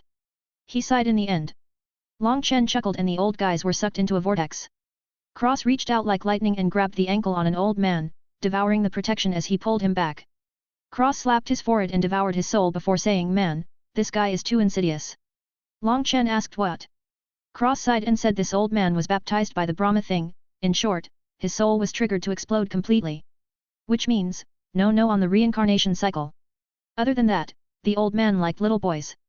The Patriarch turned green and Long Chen felt his mouth twitch, cross-eyed and put his hands together saying Amitabha, I will take this corpse and cleanse his sins. As he looted the corpse and threw it into the black soil, collecting the blood and vitality. Everybody looked at him with twitching eyes, they were almost fooled until he looted the corpse completely clean. A thief in Buddha skin. The Patriarch said I will make good on Su Chongchuan's promise to support you. The entire clan was in an uproar of rejection and Su Chongchuan led the group away saying gratefully Brother Long, thank you. Cross said immediately Chongchuan, if you really wanted to thank us, you could give us a tour of the Full Moon clan. I would like to see the herb garden, the finance division, the treasure vault. Long Chen clamped his mouth shut and said with a smile it's not an issue, we're friends. Don't worry about it. Su Chongchuan smiled and brought them around the Full Moon compound called Silver Moon City. Long Chen watched Cross carefully, this guy's eyes were shining looking at everything. Long Chen was pretty sure he even saw some saliva flowing from his mouth. The thief path was one with no return.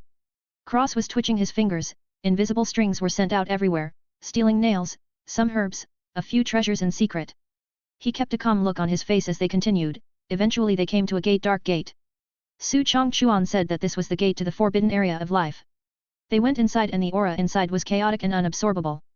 For most people, Cross absorbed the aura into his necklace and sent it to all the girls after it was purified. Suddenly, Su Chongchuan said in fear, "Dark beast invasion." The group followed Su Chongchuan to a massive horde of black beasts with 4 arms and 2 legs that were pitch black. The dragon blood warriors immediately jumped into the fray and started killing crazily. Cross and Long Chen watched from the sidelines. Cross said, "It's not enough." Long Chen said, "Still better than nothing." Cross shook his head and said, "Even if there were millions, it would only need a few breaks in between. These monsters are garbage." Long Chen sighed and the beast invasion was cleaned up easily. The dragon blood warriors looked unsatisfied. Su Chongchuan said that he would give the world to Long Chen and then explained that these dark worlds were constantly being invaded by beasts and that they had 4, including Silver Moon City. Long Chen denied and said that he would get his own, but Su Chongchuan told him he needed a star domain core for that, which Long Chen didn't have. The Patriarch appeared and said that he had an extra star domain core lying around and Long Chen said that he could refine pills for them for it. In the end the Patriarch was too happy and gave Long Chen all the ingredients for the Star Moon Divine Splendor pill. Long Chen had Yu Qingxian refine the pills and she made a bunch of top-grade gold Star Moon Divine Splendor pills. The Patriarch almost cried, he was so happy. Apparently these pills were very important to him. In the end, Long Chen chose a world and had 30 celestial reverends from the Full Moon clan join them as they came to world that was, in the Patriarch's own words, a complete and utter death zone. Whoever went there was dead without a doubt, and if you went there you would be labeled an mentally ill person and shunned. Maybe a child would even ridicule you and throw tomatoes at your face. Long Chen said that he was going there and dodged a tomato. 238, Exquisite World. The group got to the gate and Xia Chen set up a formation as the rest started killing. Long Chen suddenly went crazy and started killing everything. Cross was at the back with Xia Chen, shooting arrows at the dark beasts, killing them easily. Feng Shui was using fire phoenix arts on the dark beasts, dancing in the air like a flame fairy. Cross watched her with a smile as he shot arrows. He even sat down and floated his bow sideways, plucking the string like a zither as arrows blew out like a machine gun. The formation was set up and the dragon blood warriors were happy, they finally had a home in the immortal world. The constant killing was more training than anything. With the constant fighting, their cultivations would increase significantly. Even celestial reverend beasts weren't spared. Cross had strings shooting out in all directions collecting half the corpses as Long Chen collected the other half. Long Chen suddenly roared and killed 1 trillion dark beasts. Yep, you read that right. 1 trillion dark beasts. Amazing, right? Anyway, half the trillion corpses were collected by Long Chen and the rest were collected by Cross. A giant mountain of corpses was sitting on top of the black soil and slowly being devoured. Long Chen was suddenly sent flying backwards and the Patriarch of the Full Moon clan went to fight the golden beast with 6 arms instead of 4. Apparently this was a Dark Lord. Cross couldn't help but think of Voldemort here. Was he truly such a being? Ha, a big joke. But maybe that's what the thing he fought was? He wasn't sure, maybe not. Leaning towards maybe not. Anyway the Patriarch fought it and the Dark Lord beast ran back to the den to rest. The Patriarch was injured but it wasn't too serious. Long Chen continued to fight along with the dragon blood warriors, constantly sharpening themselves on a grindstone. The corpses continued piling up and Long Chen started fighting the Dark Lord to stimulate his dragon blood under the threat of death. A month later, Long Chen broke through to the 2nd level of the Immortal King realm and another Dark Lord appeared. Cross was in the middle of the dark beast horde with his eyes closed, dodging everything that came near him and occasionally punching out to kill a beast. He wanted to stimulate himself as well and this was the best way. All these dark beasts were celestial reverend level and their attacks were deadly. He didn't put up any defenses so one wrong move and Cross would become ribbons. Nevertheless, he refined his body and dodged all the attacks with minimal movements like a ghost. His movements became faster and faster as time passed. Another month later, Long Chen was at the 9th level of the Immortal King realm. Cross was at the same but he was at the peak. A little more and he would break through to the 10th level. Inside his body the dragons swimming around started forming little runes. It was the runes for heaven but there was a slash through it, effectively becoming heaven-rending. Nice. The runes multiplied and grew all over his body. And with a little click, Cross advanced to the 10th level of the Immortal King realm. The runes continued to multiply and grow infinitely as his body was still being refined. Cross every move was filled with a destructive will. He quickly got it under control and he suddenly seemed like a normal person without cultivation. It was very weird. Long Chen flew away and Cross walked to the dragon blood warriors, his figure blurred every now and then as he stepped as if the world couldn't handle his existence. With every step he traveled meters and the dark beasts around him fell to the ground dead. All the corpses were disappearing and Cross stood in front of the dragon blood warriors as he said mysteriously, "What is the heavenly Dao?" The group was stunned. Guo Ran replied everything. Cross slapped him and laughed a joke. To this daddy, the heavenly Dao is fart. Ha ha ha ha ha. Guo Ran ate the dirt and the group laughed.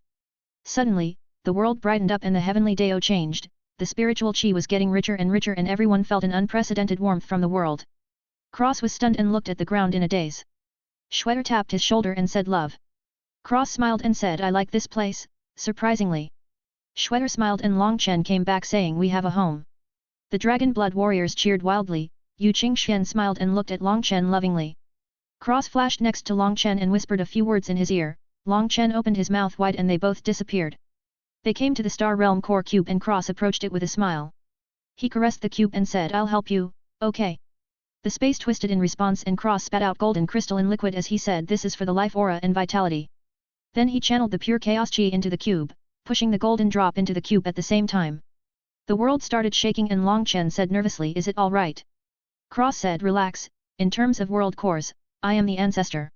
He enveloped the cube in chaos chi and aura from his inner world, nurturing the cube with endless life. He even covered the cube in a bubble of purity dew as he injected all his elements, except void, into it while nourishing it with chaos chi. The world stopped shaking and a primordial aura appeared, the grass grew, trees sprouted, flowers bloomed. Cross waved and above them pseudo-trees of life seeds were scattered across the entire world, soaking in the life aura and growing tall before producing their own life energy into the air. Since the seeds were born into chaos chi, they gave off chaos chi as well. Cross stepped back and the duo returned to the surface. Long Chen was assaulted by the extremely pure air and chi. He was amazed, as were the rest. This was simply a holy land. A while later, the Full Moon clan members left and everybody started working. Long Chen named the world the Exquisite World because of Yu Qingxian, very personal. Cross was sitting in the absolute middle of the world. Plants thrived around him and swayed in the wind happily. He looked up at the seven-colored sky and smirked. He mumbled, "Are you ready?" The world buzzed and Cross imprinted a rune in the air. The world shook and the seven colors in the sky came together, forming a seven-colored halo. The halo spun faster and faster before condensing into a seven-colored sun and hanging high in the air, burning brightly, illuminating the world with endless warmth. The world flourished and became happy all of a sudden. Long Chen was stunned and grinned, "Good brother, he did it." The sun set and a golden moon appeared in the sky with a pitch-black background. The sky shivered and different colored stars started littering the sky. Even in the night the moon and stars kept the world brightly lit. The entire world was ethereal and hazy as if a dream or a fairyland. The chaos chi and primordial aura converged and invaded the world. Cross voice rang in the world, 9-star sun, endless moon of the void. One world, two gods, three key, endless prosperity. The world shivered and the sun and moon appeared in the sky at the same time. The world shook fiercely and multiple places were hit with rainbow pillars of light, the earth glowed, the sky shined, and a beautiful song rang throughout the world. A while later, everything calmed down and the seven-colored sun lit up the world once more. Cross laid on his back, covered in sweat and smiled perfect. Before falling asleep. Half a month later, Xia Chen and Guo Ran finished setting up defenses in the world against the dark beasts and Long Chen took everyone out to go to a Saint King competition. They came to Silver Moon City, the rebels were back. Long Chen took care of the problem and grabbed an old man, who was revealed to be the vice-patriarch of the Sky Tiger clan, who also worshipped Brahma. Long Chen traded the vice-patriarch's life for the rebels from the Full Moon clan. The Sky Tiger clansmen made quick work of the rebels and threw them over. The seventh elder tied them up and Long Chen threw the vice-patriarch back. The Sky Tiger clan immediately became hostile but they froze when Cross grabbed the vice-patriarch by the nape again. The vice-patriarch almost spit out blood in humiliation. Out of the frying pan, into the fire. He even regretted coming here. Cross held the vice-patriarch and said with a smile, "I don't like letting people go. Tiger meat is very tasty after all, it would be a real shame if you were allowed to walk out of here." One man shouted at Long Chen, "We had a deal." Long Chen smiled and said, "I said I would give him back to you, who would have thought that he would land in someone else's hands." He shook his head as if to say it was a truly tragic situation. Cross grinned and said, "You want your vice-patriarch back?" He pointed at the young man, who was a supreme and most likely their candidate to fight in the Saint King competition, as he said, "Kill the boy and I'll give you your vice-patriarch back." Chose a life, the boy or the old man. Everyone sucked in a cold breath of air, this was too ruthless. The young supreme was stunned and people were looking at him, as if to weigh his importance. Cross smiled and said, "Of course, there is a third option. Hand him over to me, I promise I won't kill him." He had a devil's smile on, the young man was sure that death would be a luxury if he was handed over. The Sky Tiger clan finally said, "Sorry, Vice-Patriarch." Cross clicked his tongue and said cold-blooded. He threw the Vice-Patriarch back and chuckled, "You took so long, it seems you value the boy only a little bit more than the Vice-Patriarch." Tisk, tisk. If I was the Vice-Patriarch I would be furious, after all you can breed new supremes but is his wisdom from his long life invaluable? The Sky Tiger clansmen's faces fell, and sure enough the vice-patriarch was very angry at them. He waved and left, leaving some words of revenge before they disappeared. Cross sighed and said, "What a pity." Long Chen shook his head and Guo Ran said, "What's a pity, father-in-law?" Cross almost cried as he said, "A supreme Sky Tiger mount. Gone. Just like that. Imagine riding a Sky Tiger into battle. Arg." The group was stunned and Guo Ran slapped his forehead and said, "Fuck. We should have taken him by force. Damn it." Long Chen gave him a slap and the group left with Cross and Guo Ran gloomy over their loss. They flew out of the Silver Moon world and crossed a dozen cities, buying special goods from the special races that were there. Cross walked the streets and secretly copied every book he saw in every city he went to. They continued and secretly robbed every Longteng company they saw. Unexpectedly, the Longteng company released the news of Long Chen having the Universe Cauldron. With that piece of news, the group entered the Saint King Star region. 239. Demons' heads are really full of shit. They came through a transmission formation and Cross beat a gong immediately. There were countless races and people waiting for them. They were about to speak when the loud gong rang across the city. Cross shouted, "In 9 heavens and 10 hells, the myriad Daos come together to make the invincible one. On all peaks, he is the loneliest man. In all worlds, countless corpses are left behind in his wake. All treasures submit, the heavens can only sigh at his talents, even the ghosts cry in his presence." Long Chen was amused and Cross shouted, "All those who step in his way, die." Countless people suddenly had their heads explode and they fell to the ground dead. Cross put the gong away and held his hands together as he said sadly, "Amitabha, I have accepted your sacrifice." He waved his hands and all the corpses and blood disappeared. Everyone was stunned silly. Cross walked forward and sang, "For the fools who cross my path only the warm embrace awaits." Lucifer laughs with a big smile. "Countless souls cross the yellow river, I continue on my way, endlessly pushing through. When will they learn this daddy is invincible in all worlds?" As he walked and sang, people started dropping dead like flies with blood coming out of their eyes. People were truly scared. Cross continued, "Whoever blocks my path will be slaughtered. The King of Heaven trembles, the Lord of Hell laments, the demons cry. Buddha sighs as I walk. Stones made of bones dyed red with the blood of my enemies. My path breaks through the heavens. Who dares to stop my rise? When I reach the peak and ascend, they will only remember my name, the one who rends the heavens. Only I am invincible." He clapped his hands together and the world trembled. The void started tearing and all the races who were there to kill the group for the Universal Cauldron exploded and died before their corpses and blood disappeared. Everyone who survived was scared silly. Cross took out a goblet made of a skull and scooped up some blood before drinking it. He grinned at the onlookers with bloody teeth, prompting them to run away as fast as they can. "Are you kidding? This guy is a super demon." Cross chuckled and the group went to the city gates. Cross gave the guards 3 gourds of wine and said, "Drink, I swear this tastes better than the blood of my enemies." Haha. The guards were so scared, one of them even fainted. Cross scratched his neck and said, This isn't too good." Long Chen said, "Can you blame them? You put up that whole show and made everyone scared." Cross sighed and said, "The truth is, Mr. Guard. I'm a weak child. You see, at birth my mother was very pitiful and was attacked by the Longteng company. Now they revealed that my brother has the Universe Cauldron to avenge past enmities." He almost cried and lamented, "When will the torture end?" Before he started crying and hugged Schwetter. Long Chen said, "Can you spread the news that I'm selling my bronze cauldron? Some people say it's the Universe Cauldron. Maybe I can pick up a quick buck, you know." The guards were stunned. A 2-pronged attack. The first attack was tarnishing the reputation of the Longteng company, the next was revealing that they were selling the Universe Cauldron. It worked perfectly as people didn't believe that Long Chen had the Universe Cauldron and thought the Longteng company was getting revenge for all the times he stole from them. As such, nobody was willing to be used as a knife for the Longteng company, especially not when there was no benefits whatsoever. This way the group was unbothered in the city. Long Chen even went around trying to sell the Universe Cauldron. He kept calling it a bronze cauldron, but when people said Universe Cauldron he would blink and laugh saying, "Yes, yes, Universe Cauldron, of course." So 100,000 World King crystals. In everybody's hearts, Long Chen was a swindler and the Longteng company was an idiot. It didn't help their case when they had people firmly proclaiming that they were telling the truth. Someone asked them to swear on their soul but they refused. And after that the doubts in people's hearts vanished into thin air. What Universal Cauldron? What a joke. A few days later, the Full Moon clan showed up and the group left with them, coming to a giant winged devil corpse. Apparently this guy was an immortal before, but now he was kneeling down with a spear nailing him to the ground. Cross was awed and the silver chariot stopped a million miles away. You could still feel the pressure from here. Cross got out of the chariot and walked towards the corpse. Long Chen, Yu Qingxian, Feng Shuer, Lily, Artemis, Guo Ran, Xia Chen, and the rest of the Dragon Blood warriors followed closely behind. They continued walking and came within 100,000 miles from the corpse. A bunch of other people fell off, but Cross and Long Chen's group continued for another 90,000 miles before Yu Qingxian and Feng Shui'er stopped.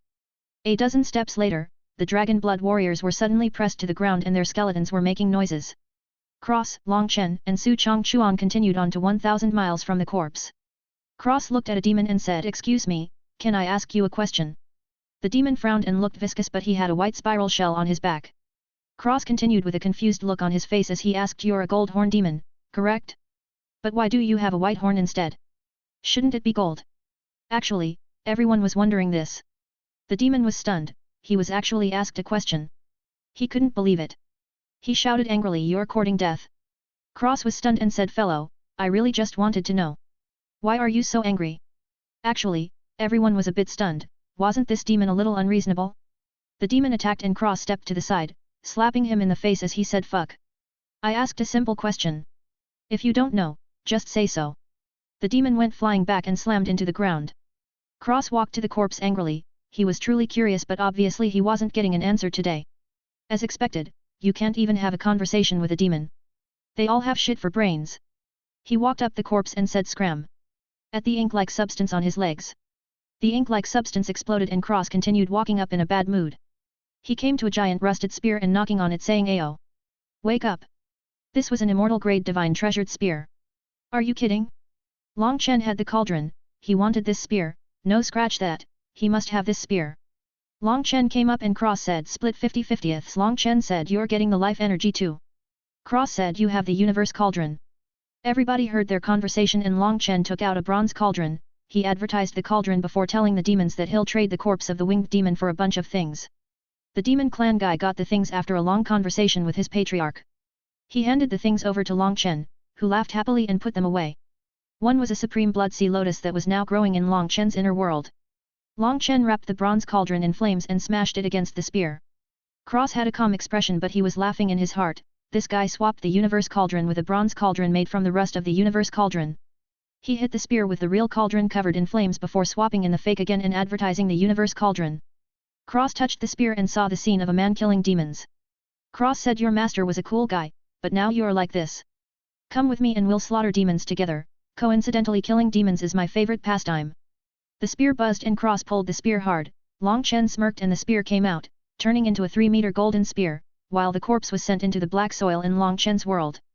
The duo laughed to the heavens and Cross held out the spear as he said, "This daddy has the golden universe spear of myriad demon slaughtering technique arts of death." Long Chen almost coughed up blood and looked at Cross with disdain. Cross chuckled and they landed on the ground as demons came at them, angry that they were fooled. They went out for wool and came home shorn. No surprising though, as their heads were truly filled with shit. Cross held the spear and said, "Come. Come. You'll be the broken horn demons from today onwards." As he thrusted out the spear and blew a demon to smithereens. Cross laughed and looked more like a demon than the demons.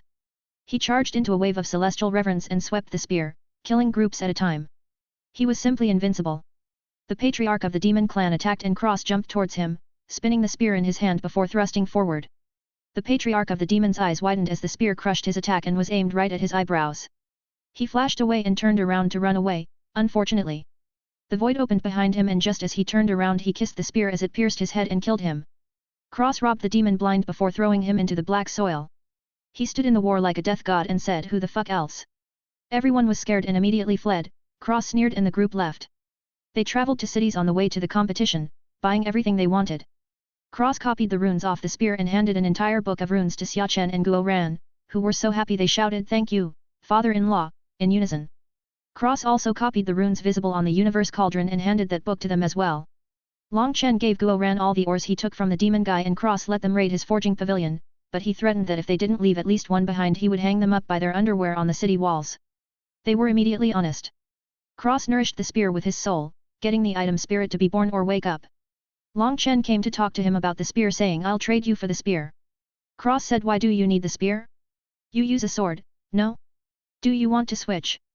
He held it out as he said, "I was just joking before, I don't want the spear. I just wanted to look cool and slaughter those demons from before. I don't think you should switch though." Long Chen choked on his words and he smiled with red eyes saying, "You're really a good brother."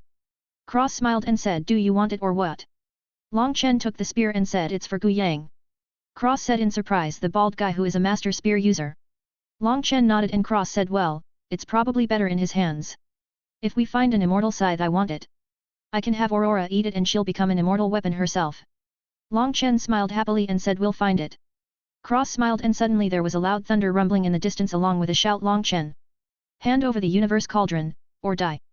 240, Cross secret menu recipe, Rainbow Suan Mu longevity soup. Long Chen went outside and saw a heavenly purple thunder lizard. Cross grabbed the spear and flashed through the void before piercing the head of the lizard and stealing the corpse as he vanished. Cross threw the corpse to Long Chen and took the ring, he also gave him the spear.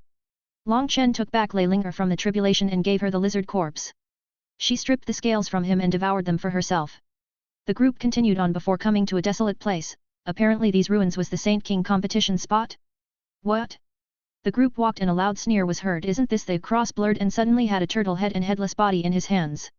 Everyone was stunned. Cross said, this is good stuff. As he took some blood for himself before giving the corpse to Guo Ran and Xia Chen, who jumped in joy. The Black Turtle clan were white with fear and Cross said, old man, turtle soup increased lifespan. Are you hungry? The Full Moon clan patriarch, Su Jianxiang, chuckled and Cross clapped his hands and walked over slowly saying, don't be scared. This daddy is just going to cook you up. You see, this is another type of living? Maybe in your next life you'll become a clam. The Black Turtle people ran away in fear as Cross pounced and caught one of them, tying him up and dragging him along, humming happily, turtle soup, turtle soup. The middle-aged man pissed himself in fear. They got to the Full Moon seating area and set up a temporary camp. Cross slapped the middle-aged man to death, making him turn back into a black turtle. He dug a big pit and threw a bunch of wood in the pit before lighting it ablaze. A giant pot appeared and Cross hovered over it, humming to himself as he poured golden water inside that had a hint of immortal aura from the demon corpse. He got a bunch of juicy vegetables and precious herbs and then prepped the turtle meat, chopping it up into cubes before dumping it all into the pot. He took a few herbs and grinned them into flour before making noodles and throwing them into the boiling pot. He threw in the turtle shell as well for extra flavor and fashioned a giant wooden spoon, squatting in the void as he stirred the soup. He was pretty fucking extravagant as he used fusang and Taiyin wood together to make the spoon. It became a hierarch weapon. Everyone was completely stunned. He really cooked the turtle. A few minutes later, a heavenly aroma spread from the pot. Cross stood up and tapped the pot with the hierarch weapon spoon as he said, dinner's ready. Everybody looked at each other before scrambling to the pot with bowls. Cross served everyone and said, Cross secret menu recipe. Rainbow Suan Mu longevity soup. He poured everyone a big bowl and said, enjoy. Su Jianxiang had a spoonful and his clothes exploded. He said in awe, wow. So good. His white hair even turned black and his wrinkles disappeared, stunning the other Full Moon clansmen, who started eating with gusto and coming back for seconds. After the first serving, there were no more old men in the Full Moon clan. Cross had a bowl and slurped up the noodles with a happy expression. Feng Shui ate gracefully, tying her hair in a loose bun, looking extremely beautiful. Cross reached into her bowl and picked up some turtle meat, he blew on it and said, come, love. Turtle meat is good for the blood. As he fed her, Shuer smiled beautifully and opened her mouth. Cross took the meat away and kissed her before putting the food in her mouth. Feng Shuer giggled and looked at him lovingly. Cross smiled happily and continued feeding her. Lily looked at Guo Ran, who jumped, and said, are you crazy? Lily clicked her tongue and ate. Guo Ran stopped her before feeding her. Lily had a happy smile and Guo Ran smiled a bit before getting hit in the head with a giant spoon. Cross grumbled, damn kids. Everyone sat at the same table and ate the Rainbow Suan Mu longevity soup happily, conversing amongst each other. The soup was really good and even made some people have minor rises in their cultivations. Suddenly, a Full Moon young man ran over and said, the immortal aristocrat family, the Long family came here to see Long Chen. Cross looked over and said, Ayo. My favorite blood bank is back. Long Chen punched him saying, that's my blood, you know. Cross dodged and chuckled, tomato, tomato. Long Chen rolled his eyes and finished his bowl before getting up. Cross finished his bowl and rubbed his hands following along with excitement. If he could get even more blood, that would be great. He was naturally a greedy person, don't look at him giving the spear to Long Chen as a sign that he wasn't greedy. Long Chen and him were very close brothers, pretty much blood brothers. He would give almost anything if Long Chen asked. The fact that Long Chen didn't ask for everything was proof that Long Chen didn't take him for granted. Cross handed the giant spoon to Feng Shuer, who was stunned. Cross said with a smile, silly girl, that spoon was made with sunfire and moonfire wood. Feng Shuer was shocked and held the spoon in awe. Cross patted her head and said, I can make you a fork if you want. Shuer giggled and said, scram. Cross chuckled and scrammed as he was told, right after Long Chen. He frowned and said, Swexu, give me the spoon. I'll give it back, I promise. Shuer smiled and threw the spoon. Cross didn't even turn around and caught the spoon before going to Long Chen and Su Jianxiang. He came to the scenes and heard Long Chen, aren't you impolite? Cross saw a woman sneer and reply, what did you expect from a mortal world ascendant? Cross was filled with anger and smashed his spoon out, slamming that woman's face and sending her flying as he made his presence known. He strode into the meeting place and said coldly, you dare look down on ascendants? Believe it or not, this daddy is an ascendant as well. If I'm trash in you eyes, then what are you? He looked at the old man and said, your Long clan, is it very famous? I heard there's only a bunch of thieves and scum in it, I mean you harbor a despicable waste with peacock feathers as a supreme genius, obviously your patriarch has lost his sight long ago. The old man was enraged and said, you dare? Cross sneered, oh, I dare. I fucking dare. You won't leave this tent today, do you fucking believe it? His gaze was filled with killing intent and Long Chen said, relax. Let me handle my affairs. Cross narrowed his eyes and clicked his tongue, sitting on the spoon, that floated in the air under him. The old man said coldly, what is this spirit talking nonsense here for? Cross eyes were bone-chillingly cold as he looked at the old man. Long Chen said with a cold smile, eighth elder, do you represent the entire Long family? The eighth elder said, yes, the Long family sent me on their behalf. Cross chuckled and his eyes were glowing a deadly light. Suddenly a woman walked in with an old man, it was Zhang Fengfei. The girl from like 3 chapters ago. Cross looked at her and she looked back, before blinking with a smile. Cross pursed his lips and tapped his spoon. She floated through the air and sat next to him. He grinned and she said quickly, I just came because of friendship with Long Chen from the mortal world. The old man is curious and wanted to take a look. The old man looked at Cross deeply before talking to Long Chen. Cross leaned over and whispered in Zhang Fengfei's ear, you merged your supreme bone, roots and blood already, but won't that cut you off at the hierarch realm when you condense your 3 flowers? Zhang Fengfei was stunned, just this? She replied, merging in the immortal king realm is the best time, when you condense your 3 flowers they contain the power of your bones, root, and blood each. Then 3 become 1 but really it's 9 in 1. Cross said, ah. I understand now. He went silent as if he was thinking about something. Zhang Fengfei tilted her head with a smile, the so-called super demon was like this? She whispered, you're different from the rumors. Cross was brought out of his thoughts and smiled saying, did you expect someone ugly? Zhang Fengfei giggled as she said, more like evil. Cross replied, if you count charming women as evil, then I'm a big devil. Zhang Fengfei covered her mouth and lightly slapped his shoulder. Cross smiled and added, but really, you haven't done anything to me. If we were enemies, maybe you wouldn't have a head. Zhang Fengfei smiled beautifully and said, I guess, I'm lucky. Cross scratched her nose and said extremely. The old man looked at the two, clearly startled. They looked so intimate. It was as if they were already lovers. Clearly, she has never met Cross before, what was this situation? Long Chen pursed his lips, as expected, no woman can resist the charms of elder brother. The old man pretended to have a coughing fit and Zhang Fengfei jumped off with an embarrassed blush, she had actually forgotten about the world for a moment. She smiled at Long Chen and glanced at Cross, who winked at her, before leaving with pink ears. As Fengfei left, a kid from the Long family shouted, you, as a Long clan person, colluded with the Zhang family. Giving them the universal cauldron to hug their thighs. Long Chen had enough and slapped the kid, he smashed through the tent, the restriction, and splattered on the wall outside. Cross rode the spoon like a surfboard and passed Zhang Fengfei, who was coincidentally next to the splattered kid. Cross smiled and said, hey, you. As he ripped the Long family kid's head off and ripped his ring off, shattering his soul and stealing the corpse. Zhang Fengfei smiled and said, I guess I really am lucky. Cross smiled and reached into a crack in the void before pulling out a wooden sword with a gold and black pattern, truly beautiful designs. He put the sword in her hands before pinching her nose as he said, I hope we can meet again, little beauty.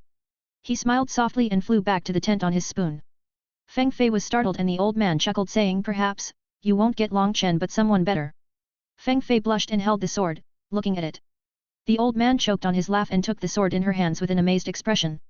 Fengfei was a bit uncomfortable and frowned, the old man blinked and looked at her disgruntled expression, he laughed and handed her the sword back saying, little Fei, relax. I won't take this away from you, though I very much want to. Fengfei hugged the sword and said, why? The old man smiled meaningfully, you think that's ordinary wood? What's more, do you think that's a carved sword? I can tell you right now, that sword was made seconds ago, not only that, but it's a hierarch weapon. Not only that but... Hee the heavens are truly blessing our Zhang clan. Fengfei looked at the sword and asked the wood. The old man said ancient Fuzang and Taiyin wood. This old has been extinct for a long time, even a piece the size of a thumb from either is extremely precious. You have an entire sword, not only that but it's made with an extraordinary method and the wood is seamlessly blended together. In terms of hierarch weapons, I dare say it's at the peak. Fengfei was dazed and looked at the sword blankly. Cross had returned to the tent to catch a flying 8th elder by the neck. Cross grabbed his neck firmly and grinned, saying, since you represent the Long family, perhaps you want to go to war with my elf race? I guarantee, even 10 heavenly gods won't be able to save you from my army. He threw the 8th elder on the ground at Long Chen's feet as he stood on the spoon, looking down at the Long family disciples. Cross narrowed his eyes and the world started shaking as the sky turned pitch black, and he said, next time you insult ascendants, I will kill you. Even if I have to slaughter my way into the Long family. Do I make myself clear, human? The Long family disciples were forced to their knees and turned white in fear. Cross stomped on the spoon and sent it flying back to Schwer as he took out his scythe, hanging it by his side as he stood in the air and said, I said.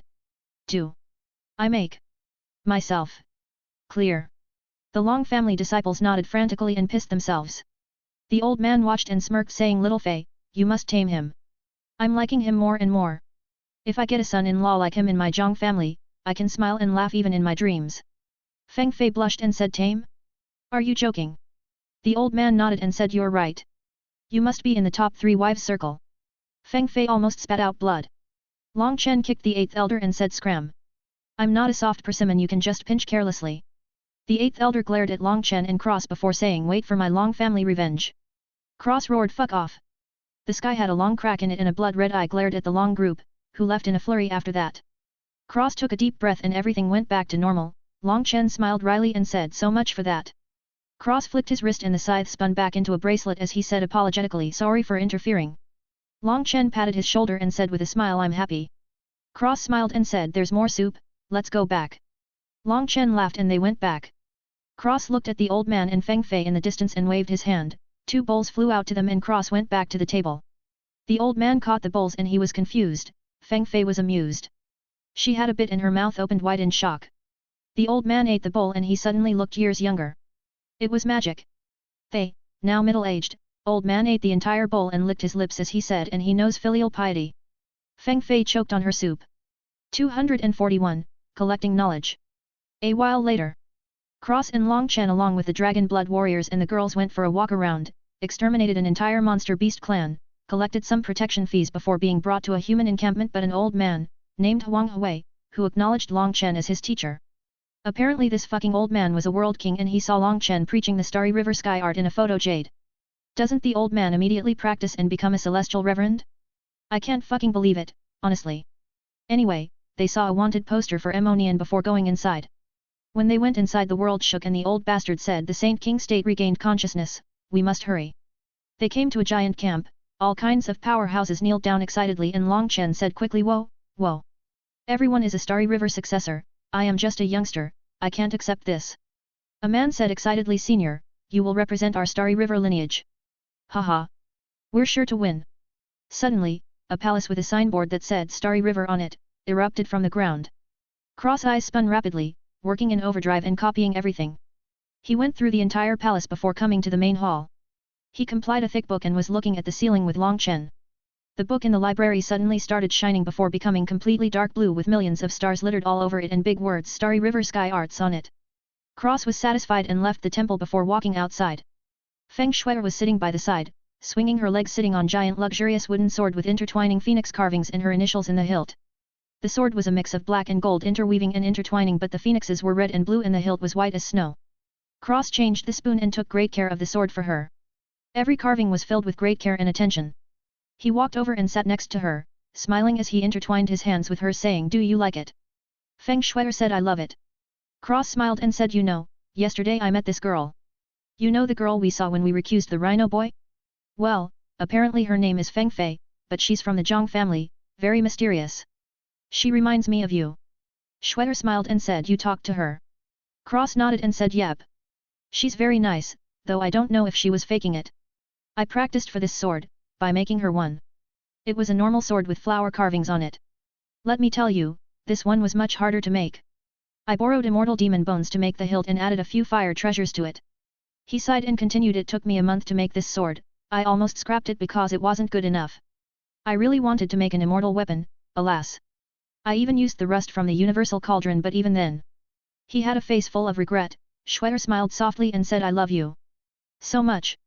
Cross was startled and said, Yo. Shui kissed him and Cross closed his eyes. She pulled back and Cross said, I love you too, Shui. I'm sorry, it's not the best.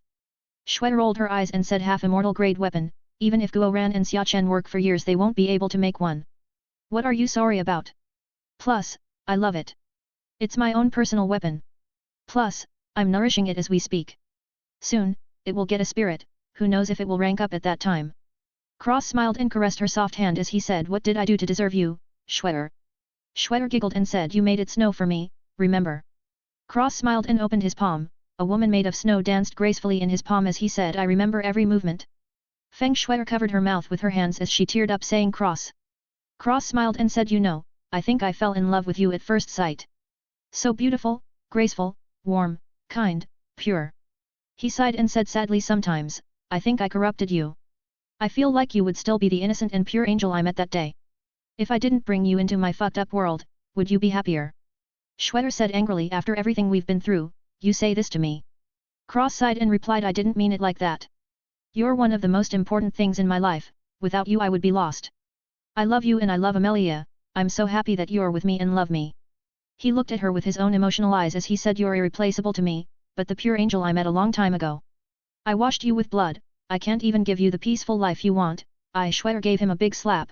He turned his head to the side and she said coldly, you, what? You're feeling bad?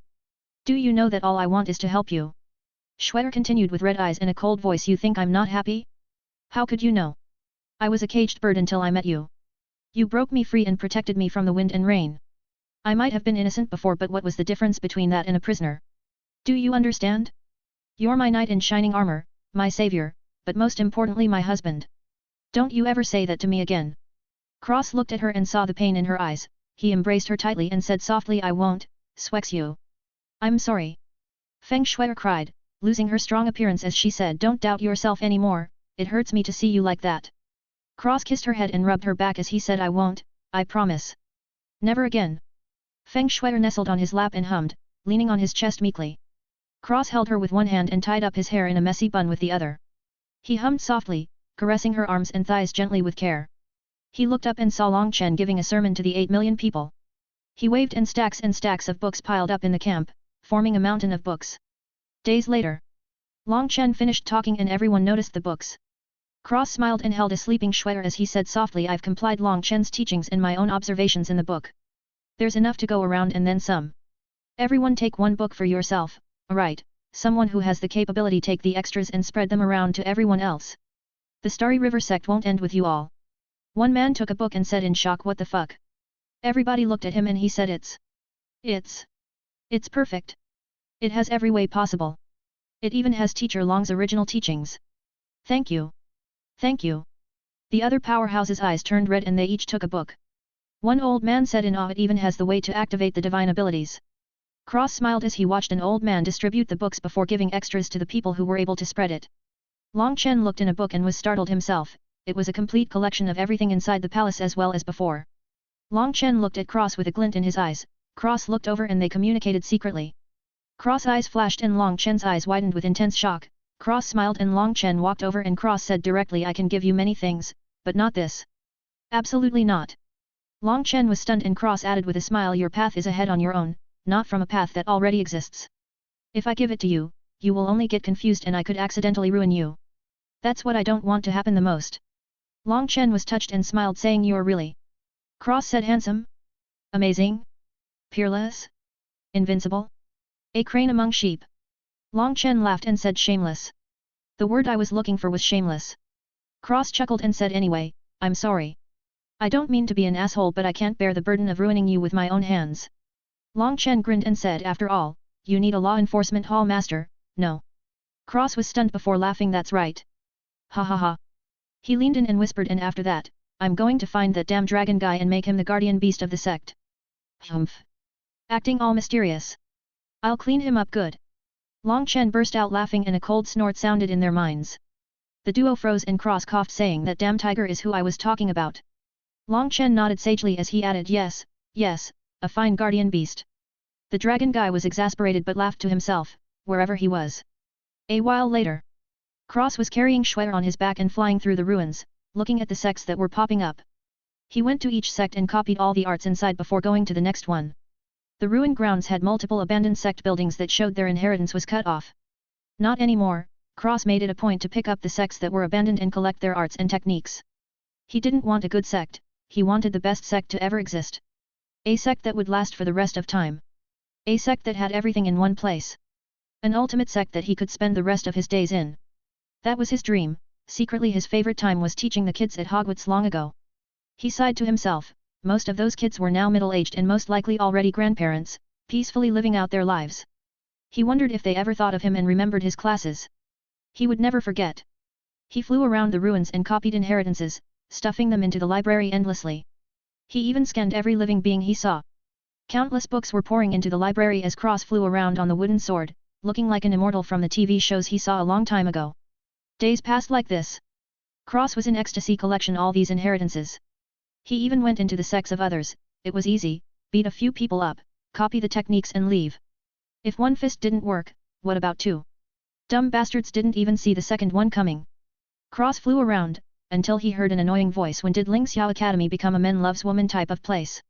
Cross flew over with a vicious grin, this daddy hasn't killed someone for a long time, I'm afraid my blade is unable to endure the thirst. 242, Ling Xiao War God Hall Master. Cross flew over with Shui in bird form, perched on his head. He saw Long Chen and Bai Shishi embracing with a group of, soon-to-be dead, people sneering at them. Cross leaned forward and zoomed to the front of the group, he leaned back and pulled the sword surfboard up, spinning around before striking a pose and saying the invincible immortal is here. Protecting lovers and their privacy is my top priority. Slaughtering young masters is a side business. Coincidentally, I have a deal with the King of Hell, as such reincarnation is free today. Long Chen laughed and Bai Shishi pursed her lips. Cross looked down at the group and said time to die. Plus ultra A. As he threw a punch and obliterated the group of hateful people, collecting their rings and weapons in the process. He zoomed off into the sky, shouting wherever lovers embrace, I will be there to protect them. I am the immortal matchmaker. As he disappeared, Bai Shishi said disdainfully, I see he hasn't changed. Cross appeared upside down in front of the duo with a grin saying actually, I like to believe I've changed a great deal. Your father, if I see him again. Humph. There'll be bumps on his bumps. Bai Shishi laughed and Cross said arrogantly Stupid girl, don't fall in love with me. You're too barbaric. Bai Shishi choked and punched him in the face, Cross made a hole in his head and Bai Shishi went right through. Cross moved and said remember, when she couldn't be bothered to help subdue the alligator. In the end she was overpowered by the alligator. Ha ha ha. Long Chen bit his lips but the corners of his mouth curled. Bai Shishi was enraged and attacked.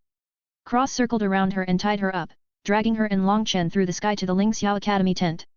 Cross appeared in the air and flew in shouting Law Enforcement Vice Leader, Cross, reporting a case of insubordination.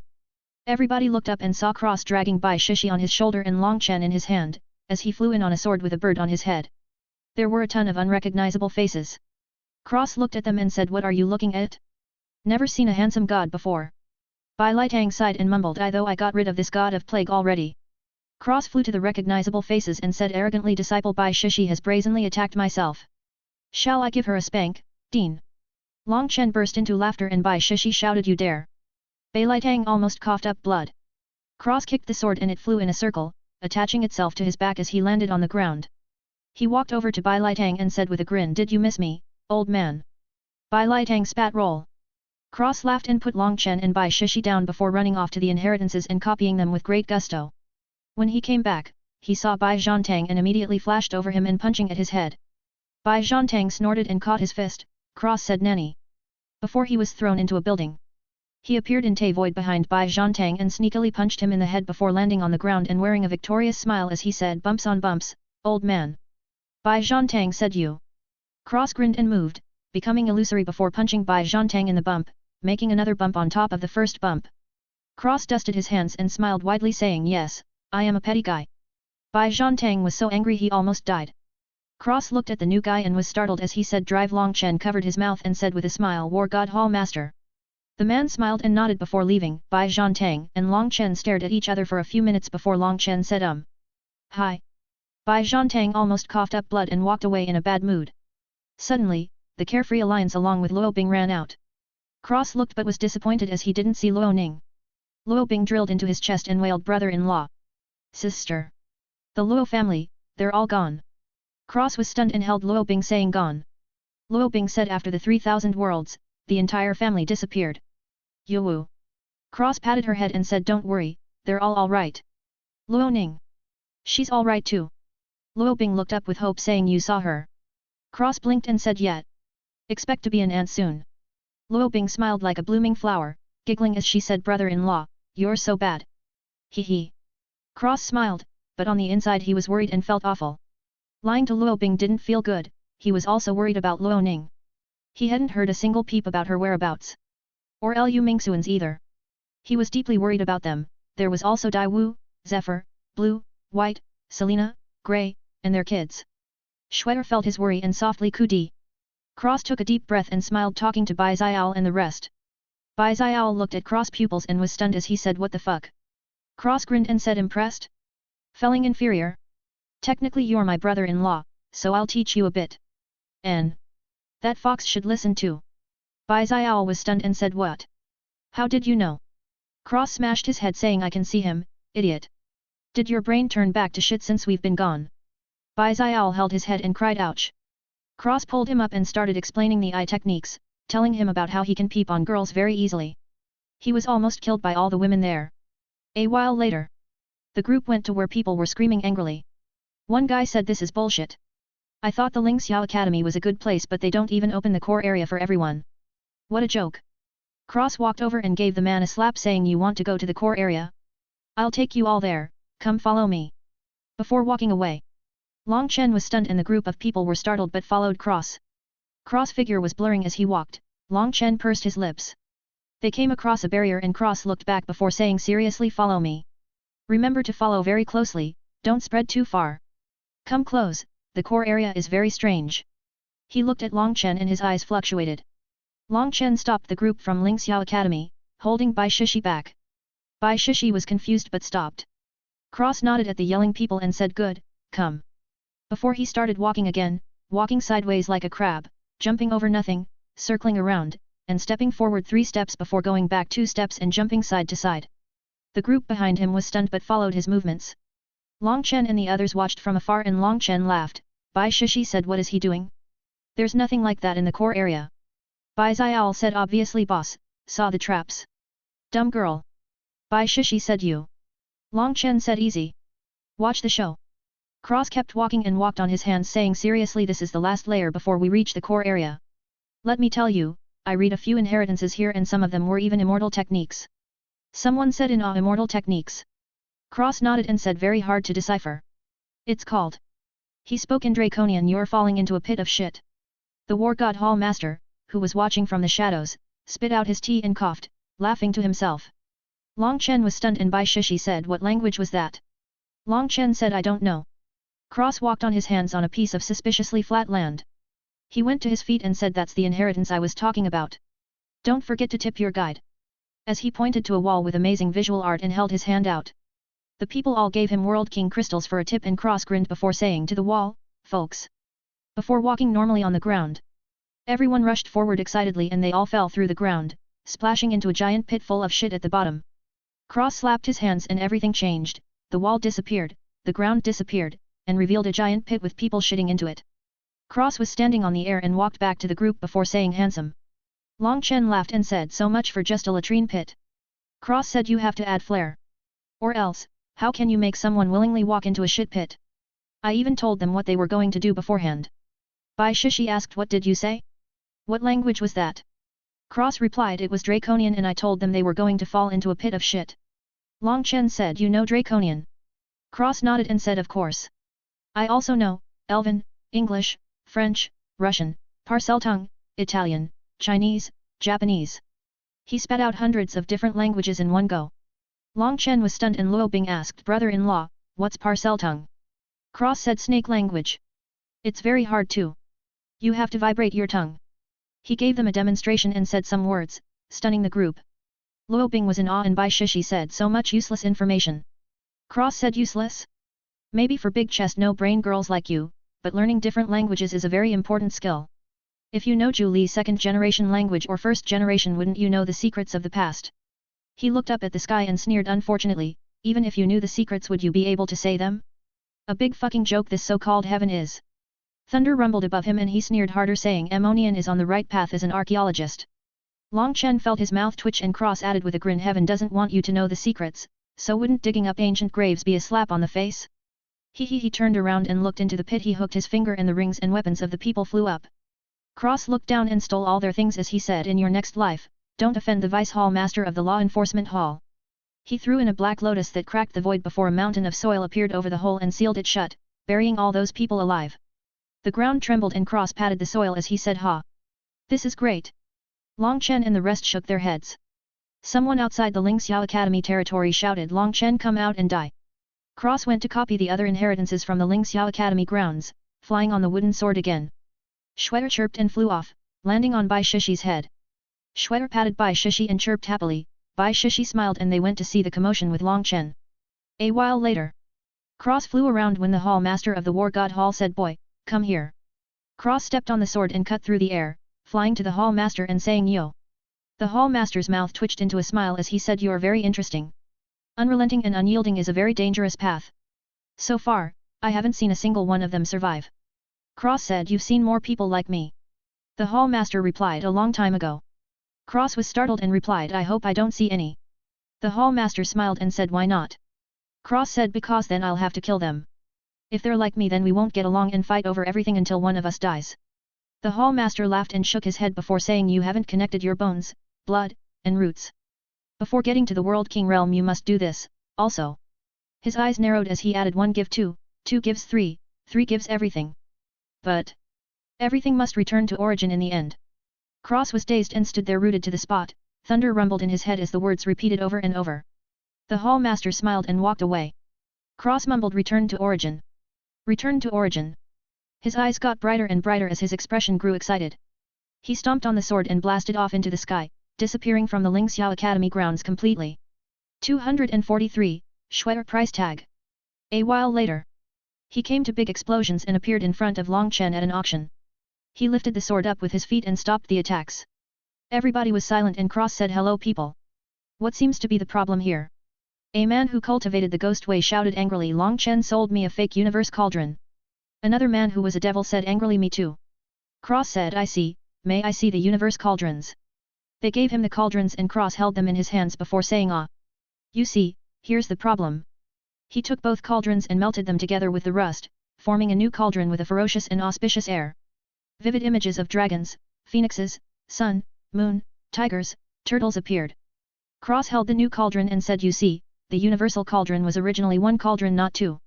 When the 2 cauldrons are near each other they will destroy one another, the surviving cauldron will absorb the other and become 1 again. After all, 1 gives birth to 2, 2 gives birth to 3, and 3 gives birth to all things. He held up the cauldron and said, originally 1, became 2, before coming back together for a new cauldron which is 3. This is the cycle of the universe cauldron. He looked at the ghost Dao person and said, your cauldron fell apart when Long Chen took out the second one, correct? The ghost guy was surprised and nodded. Cross nodded saying, yes, you see, this sir of the demon race bought the second part of the cauldron. Unluckily for you, his cauldron had the tougher teeth. The ghost guy said with a frown, then why did he sell it in 2 parts? How were they fine before? Cross said, I just recently found out this information from an ancient inheritance ruin in the far west. I rushed back to tell the news, unfortunately I was too late. As for why they didn't fight before, time doesn't flow in space rings or star spaces. Therefore the cauldrons were in a stasis. After all, if they fought in your body, wouldn't you explode and die? Everybody seemed to be enlightened and Cross said, which one will be taking the complete cauldron? The ghost guy said, me. The demon sneered, with just you. Cross quickly stopped them saying, excuse me, gentlemen. I have a solution. He looked at the rest and said, I'm terribly sorry, everyone, but since these 2 have already bought a cauldron each, they will have priority over you all. But I will allow this, with the exception of the ghost man and the demon man, the rest of you may bid only over 100 immortal corpses and slash or weapons. He raised his hand and added, don't complain. They have already bought it before, for them this is truly unfair, but alas, a primal chaos divine artifact is like this. There's nothing we can do to solve this situation otherwise. Does everyone agree? This way you'll all have a chance to get the universe cauldron again. The crowd agreed and the ghost and demon were angry. Cross smiled and said, we'll start the big at 20 corpses. The ghost man said 40 corpses and 10 immortal weapons. The demon sneered 80 corpses and 5 human Dao weapons. The ghost glared at the demon and someone in the crowd shouted 100 immortal corpses. Cross said 100 corpses. Remember, this is a once-in-a-lifetime opportunity. The universe cauldron is right in your grasp. The ghost Dao man shouted 150. The demon shouted 250 immortal weapons. Everyone sucked in a cold breath of air and the ghost man gritted his teeth saying 300 corpses and 200 immortal weapons. The demon was stunned and Cross said 300 and 200 going once. Going twice. He looked around and smiled saying sold. To the ghost man. For 300 corpses and 200 weapons. He walked to the ghost man and said kindly payment please. The ghost man grinned his teeth and gave him a world stone. Cross checked and saw the 300 corpses and 200 immortal weapons. He smiled and stretched out the cauldron. The ghost man reached but Cross pulled it back. The ghost man was about to explode but Cross said seriously I must warn you. The cauldron is very finicky. I read in the ruins that it could bring a tribulation down if provoked. I advise you to calm your nerves and prepare before attempting to communicate with it. Here is simply not a good place. He whispered to the man I would be careful of the demon, you know what I mean. The ghost man nodded seriously and said thank you. Cross smiled and handed over the cauldron before walking away. He grabbed Long Chen and the rest as he said now all we have to do is go to the meeting place and split the profits with the Longteng company. He talked with his soul, but it was an open communication. He said to the old man don't forget your promise. Before the group sped away. Cross carried the entire Ling Xiao Academy group on his sword and said Long Chen. 50/50ths, plus give me the immortal weapons Guo Ran and Xia Chen can't study. Long Chen grinned and Guo Ran said I can't believe the universe cauldron worked like that. Cross laughed and said what? That was all bullshit. The group was stunned and Long Chen said if I didn't know better I would have been fucking fooled too. Cross chuckled and they divided the corpses. Long Chen had 76 corpses and Cross had 300, they each got 188 corpses but 2 of them were full moon rhinoceroses so they each only really had 187. Cross gave the rhinoceros he had to Long Chen and got the Ghost Dao weapons. He handed over all the other immortal weapons before sitting down and looking at the Ghost Dao weapons. The 187 corpses were thrown into the black soil, stacking up like a tower, endless immortal chi and life aura was being pumped into their inner worlds. The purity dew even changed from white to gold. The sunfire and moonfire trees were growing at a crazy pace, he even cut down 100 of each for materials and replanted them back to 3,000. The new ones shot up in a flash and caught up to the others in an instant. Cross kept the sunfire and moonfire woods in the treasury for later usage. The inner world was flourishing. They were flying when they were attacked by the ghost man. The group beat him but he escaped. Long Chen told everyone their flaws and the fox came out on Bai Xiao's shoulder and complained that Bai Xiao is too weak and how he was pitted. Cross chuckled and a voice said that fox and that bird. I want them. A group of people surrounded them and Luo Bing said oh no. Shwetter transformed into her human form and said quickly don't. The leading man and woman said enough. Come with me. As she took out a purple gold bell. Bai Shishi shook her head and said a bunch of brainless idiots. You're only making your deaths come quicker. Long Chen sighed and said it's a pity, they're from the purple bloodline too. The man and woman looked at the group and the woman frowned what are you talking about? Just hand over the girl and the fox. The fox started laughing and said I'm afraid you won't have the life to accept me. Ha ha ha ha. The woman frowned and suddenly the world started shaking. Everyone in the opposite group were locked in place and the sky was torn by a black claw, a giant red eye appeared glaring at the group, endless killing intent fell from the sky. The man and woman turned white and shook in fear, this power. It was unimaginable to them. Suddenly they heard a bone-chillingly cold voice you want? My wife. The woman pissed herself in fear, she said quickly I don't. I don't. I was just kidding. We're the same bloodline. Cross slowly stood up and walked off the sword. The air under his foot shattered and a pillar of death blew into the ground, as he walked a frightening killing intent erupted from his body. He said you want my wife, I suppose you don't mind trading your soul for it. He grabbed the bell in her hands and ripped her entire arm off before refining her soul mark. The woman let out a blood-curdling scream and coughed out buckets of blood. Cross looked down at the rest of the people and said purple blood. He grinned maliciously I'll collect your gift, thank you. His eyes glowed and he clenched the air before pulling his fist back, shattering the void around his fist. Everyone saw a scene they'll never forget. The purple blood seeped out of the entire group's pores, they collapsed to the ground and screamed in pain as their bloodline was being forcefully ripped away from them. He grabbed the woman's head and turned it to watch as he said my wife is pretty expensive, I think they isn't enough either. How about I take something else? He pulled again and bone-breaking sounds were heard. Their supreme bones were forcefully ripped out of their bodies and pulled to Cross, who clicked his tongue and said ah, she's priceless. Maybe a bit more will convince me. He pulled for a third time and ripped their supreme roots out of their abdomens. A ship appeared and Cross looked up, the woman said father. Save me. Cross sneered and pointed at the boat. A man said yo before space twisted around the boat violently. Cross said this is your father? Good. Watch as you dies a painful death. He ripped the space right out and tore the void before sending the boat into the endless void, crushing the boat, destroying the man and everyone inside. Cross hooked his finger and all the treasure flew towards him before disappearing. Cross looked at the woman and said, "Do you still want my wife? We can surely negotiate a price." The woman started crying and Cross slapped his forehead saying, "I know." He slapped his abdomen and grabbed the man asking, "Is she your fiancé? Girlfriend? Lover?" The man said, "Fiancé." Cross nodded and said, "Good." He ripped the woman's clothes off and looked down at the group of disciples saying, "Enjoy." Before throwing her down into the mess of disciples, he grabbed the man and sucked out his bones, roots, blood, and talent, stole all his treasures before throwing him down into the group. He was emotionless as he threw down a pink pill. The pill shattered and a pink mist covered everyone, except the woman. The disciples all had their eyes turn red and they pounced on the creaming girl, raping her over and over again with dozens of disciples. The Ling Xiao group vomited. Cross hooked his finger and all their belongings flew to him before disappearing. Long Chen sighed and said, "Are you satisfied now?" Cross didn't respond and looked at the scene without a single bit of emotion in his eyes. Feng Shuier said, "Why?" Cross held out the purple bell and said, "Do you know what this does?" The group shook their heads. Cross explained, "It's called a slave bell. If she rang this, not only Shuier and the fox would be enslaved but anyone who even has a bit of beast blood. Enslaved, not locked up. Meaning, your soul, mind, body, everything becomes hers. Now ask me if this was too much." The group's eyes widened and Long Chen said, "Lucky for us then." Cross was silent. He suddenly pressed his palm down and all the disciples, except the woman, had their souls shattered and their bodies disappeared. The woman floated up with lifeless eyes, covered in white liquid and bruises. Cross said, "How is it? Still want to buy my wife?" The woman's eyes fluctuated and Cross said, "Anybody know the price for a sex slave if you sell her to the demons?" The woman came back to life and shook fiercely, tears pouring from her eyes. Cross sneered and washed her body with a water bubble. He placed his hand on her forehead and read her soul as he said, "Su Xin, Purple Blood Clan." He suddenly said, "Ah. I see. Haha, what a joke." Long Chen said, "What happened?" Cross smiled and said, "This little girl sure is useful. She reached an ancient book in her clan. Turns out, the Su ancestor had a hand in sealing the Purple Blood Clan." Luo Bing said, "What?" Long Chen frowned and said, "Traitors." Cross shook his head and said, "Not traitors." Long Chen suddenly got a lot colder and his eyes were burning with rage. Luo Bing said, "Et."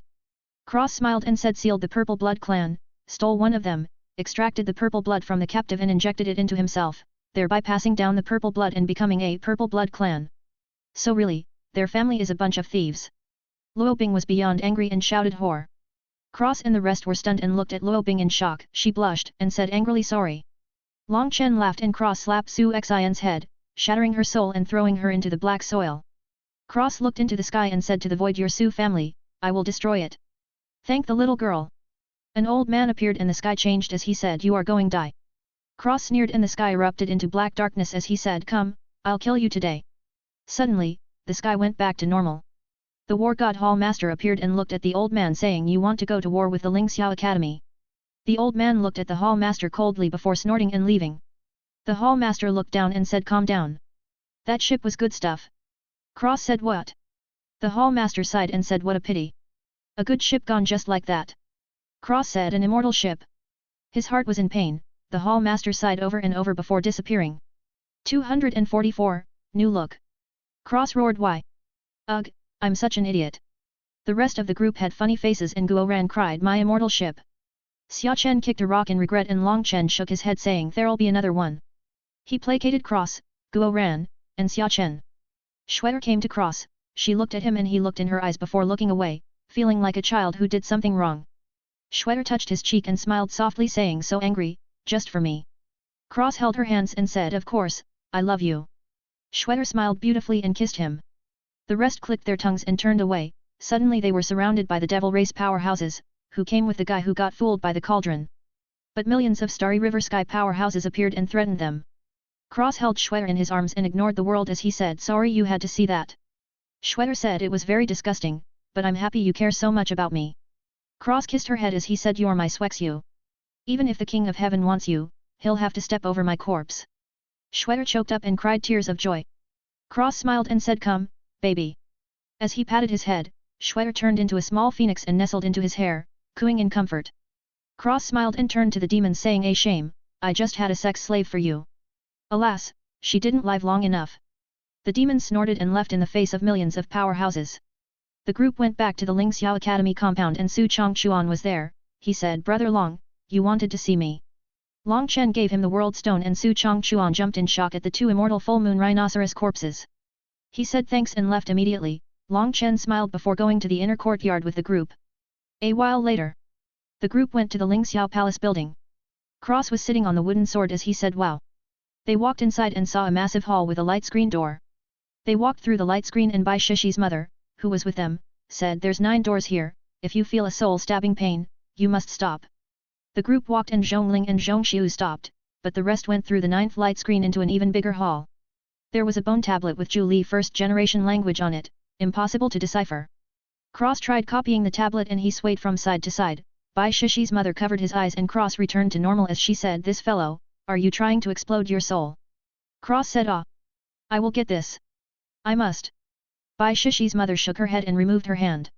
Cross squinted and just copied the base meaning. As expected he was able to get the words but could get the full comprehension. This was mainly because it was Zhu Li first general language. If it was normal, he could copy no problem. The Zhu Li first general language is extremely ancient and old, it was the main reason humans became powerhouses in ancient times. Super old stuff. Cross scanned all the tablets, compiling books with the characters in them. Find the language origin, learn it, then come back and fill out the books. Shweta took the sword and went to a bone tablet that she felt summoning her. She hugged the wooden sword and sat down in front of a tablet. Cross smiled and looked up, feeling a summoning from above.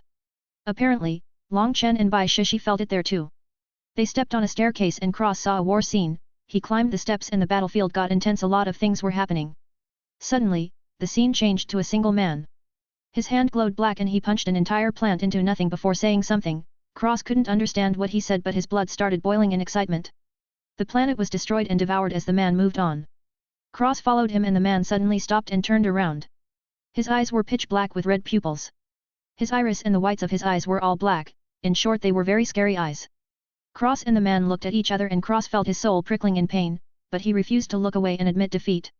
The man suddenly cracked a smile and his eyes glowed. Cross felt endless pain in his head and eyes but he forced them open, staring at the man, whose mouth was moving but was speaking a language Cross couldn't understand. Suddenly, the scene shattered and Cross was back with the rest at the top of the stairs. He held his head and groaned. Long Chen and Bai Shishi were serious and Cross shook his head feeling something new was there but he didn't know what it was. He had a feeling it was spectacular though. They arrived in a room with 9 bone tablets, all the bone tablets were calling to Cross but they were very faint. Bai Shishi, Huo Linger, and Lei Linger ran to a bone tablet each. Long Chen and Cross looked at each other before continuing up the stairs. Cross scanned the bone tablets and felt it was much easier as he collected all the characters before going up with Long Chen. They climbed 99 steps and came to a room with 3 bone tablets. The War God Hall Master was sitting in front of a dragon bone tablet. Cross scanned that tablet before looking at the other 2. He scanned both of them before going to the 3rd tablet. He looked at it before sitting down and sinking his mind into the tablet. He was introduced to a gold and green world. He suddenly trembled and elven flew out of his mouth. The world lit up brilliantly and Cross eyes glazed over as he chanted endlessly, consuming up his soul power at an astonishing rate. Cross felt absolutely nothing but the golden markings on his face lit up mysteriously. A while later, Cross opened his eyes and they flashed as he stood up. He walked down the stairs and left the building, scanning everything he missed.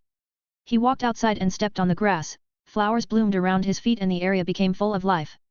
Cross hummed to himself before blurring and disappearing completely. A while later, the ruins trembled and split down the middle, an arena rose from the ground and a primal chaos aura filled the world. The Saint King convention finally started. Time passed and everyone went to the arena. Long Chen led the group, along with the Starry River powerhouses, the Dragon Blood warriors he found, Gu Yang, Li Qi, Song Mingyuan, Yu Zifeng, along with Ying'er, and Hong'er. They also saw Feng Fei, Feng Shui'er and Feng Fei locked eyes and then glanced at the other's wooden sword. Feng Shui'er smiled and Feng Fei's ear tips turned pink as she left, nodding to Feng Shui'er. Bai Shishi said Long Chen, where's Cross? Long Chen smirked and said I don't know. The entire group was stunned. Gu Yang held the spear and said he vanished. I wanted to thank him for the spear. Elise clicked her tongue and said that fellow let us out in the Lingxiao Palace and left without a word. Red nodded along. Long Chen hummed and said he'll be here. He narrowed his eyes and said he'll be here for sure. The group was silent and continued along. The group came to the arena and Dong Mingyu, Jasmine and Amelia appeared with happy smiles. Someone shouted Long Chen. You and that damn elf will die today. A hammer smashed him to paste as a man with flowing clothes shouted that damn elf is my father, you clown. Who else is looking to die today? Zephyr appeared with a loud entrance and he was punched in the head by a woman who said idiot. What are you doing? Zephyr sneered and said, what does it look like, you old bitch? Tang Wanner clenched her fists and growled, I'll kill you. Zephyr skipped and bounced over to Long Chen saying, Uncle Long, Aunt Wanner is too fierce. She's been trying to hook me up with her friends. Save me. Long Chen shivered and Tang Wanner hugged him tightly, kissing him as she cried, I missed you. Wah. Zephyr recorded her pitiful appearance and chuckled evilly. A man who was the friend of the meat patty shouted angrily, you dare to kill my disciples. A cold voice sounded, is that a problem? Frost appeared on the ground, Pandora and Blue appeared with Yes Haikyuu. The man turned to ice and shattered. Red shouted Blue. Blue snorted, Pandora smiled, and Yes Haikyuu came to Long Chen with a small smile, melting the ice around the arena. Meng Qi and Luna appeared in front of the group with a young girl, who was a heaven-swallowing sparrow, Xiao Yun. Xiao Yun hugged Tang Wanner and cheered excitedly. Luna looked and saw her family, she smiled and said, where's Cross? The group looked awkward. Long Chen said, I don't know. Luna tilted her head and looked at Feng Fei in the distance, glancing at her sword, a small smile appeared on her face. Suddenly there was an enchantment but it couldn't be opened for the humans. They all started blaming Long Chen and looked ready to attack. Long Chen looked up and smiled saying, not too late. The world rumbled and a hand stretched out from the void. Everyone looked up and turned white in fear. The hand grabbed space and tore a hole in the sky above the human side. Cross walked out of the void and looked down at the people, who were fierce a moment ago. His face was expressionless and his eyes were emotionless. His right arm was covered in black and gold runes and his eyes had changed. The right eye was black with red rings and 3 golden stars on the rings, his pupil was a red ring and his iris was gold. The left eye was gold with red rings and 3 black stars on the rings, his pupil was a red ring and his iris was black. Zhu Li First Gen. Immortal characters swam in the blacks and golds of both eyes. The golden markings on his face glowed gold and were the same. He looked down at the people and said softly, die. His voice was soft but it rang like gongs in the heads of the people. Countless people who were going to attack Long Chen before, suddenly had their heads explode. Long Chen's mouth formed an O shape, he wasn't the only one. The rest were stunned as well. Cross eyes flashed and all the corpses disappeared, everyone else backed off in fear. Cross floated down from the sky and touched down on the arena. The entire arena shook and cracks forming under his feet. He walked to the middle of the arena, he looked up before lifting a fist and tearing space as he punched down, shattering the arena completely. Everybody was stunned and Long Chen looked down saying Pearl of Fate. Guo Ran almost went crazy and Cross flashed back to the group. He swept his eyes over the group, he saw his family together and he smiled. Luna ran out and hugged him tightly, Cross smiled and hugged her. The rest tackled the duo. Cross held them all before letting them go and saying long time no see. They all smiled and Cross said go, mix into formation. Hee hee, you'll see a good show today. Luna, Feng Shuier, Jasmine, Elise and Ying'er stood with Meng Qi, Tang Wanner, Dongming Yu, Yu Qingxian, Bai Shishi, and Yes Haikyuu. Zephyr, Pandora, Amelia, Lily, Artemis, Hunger, Red, and Blue stood with the Dragon Blood Warriors. Cross was communicating with Luna with his soul and said the baby. Luna said still pregnant. Cross was confused and said the bump. Luna was also confused and said very small, I'm confused too. It's been months, I should be bigger or close to giving birth. It's still a fetus though. Cross was silent and said anxiously, you're okay. Luna smiled and said yes, my love. Cross let out a breath and stood with Long Chen, who said what happened to you? Cross said nothing good. I've been gone for years. Long Chen was stunned and Cross stretched out his arm saying I felt something calling me and went to a small building that was blended into the ruins. When I got inside there was only a single black tablet. I copied it and went to go look at it, doesn't it fucking suck me in? I was in a black space for years, learning, stabilizing, improving, and getting stronger but I couldn't break through it all. Cross put down his arm and said Aurora is an immortal weapon now, my techniques evolved, my eyes changed and are under complete control, and I merged my bones, blood, and root together. Also, the illusion on the stairs in the Ling Xiao Palace place gave me the Zhu Li First Gen. Language.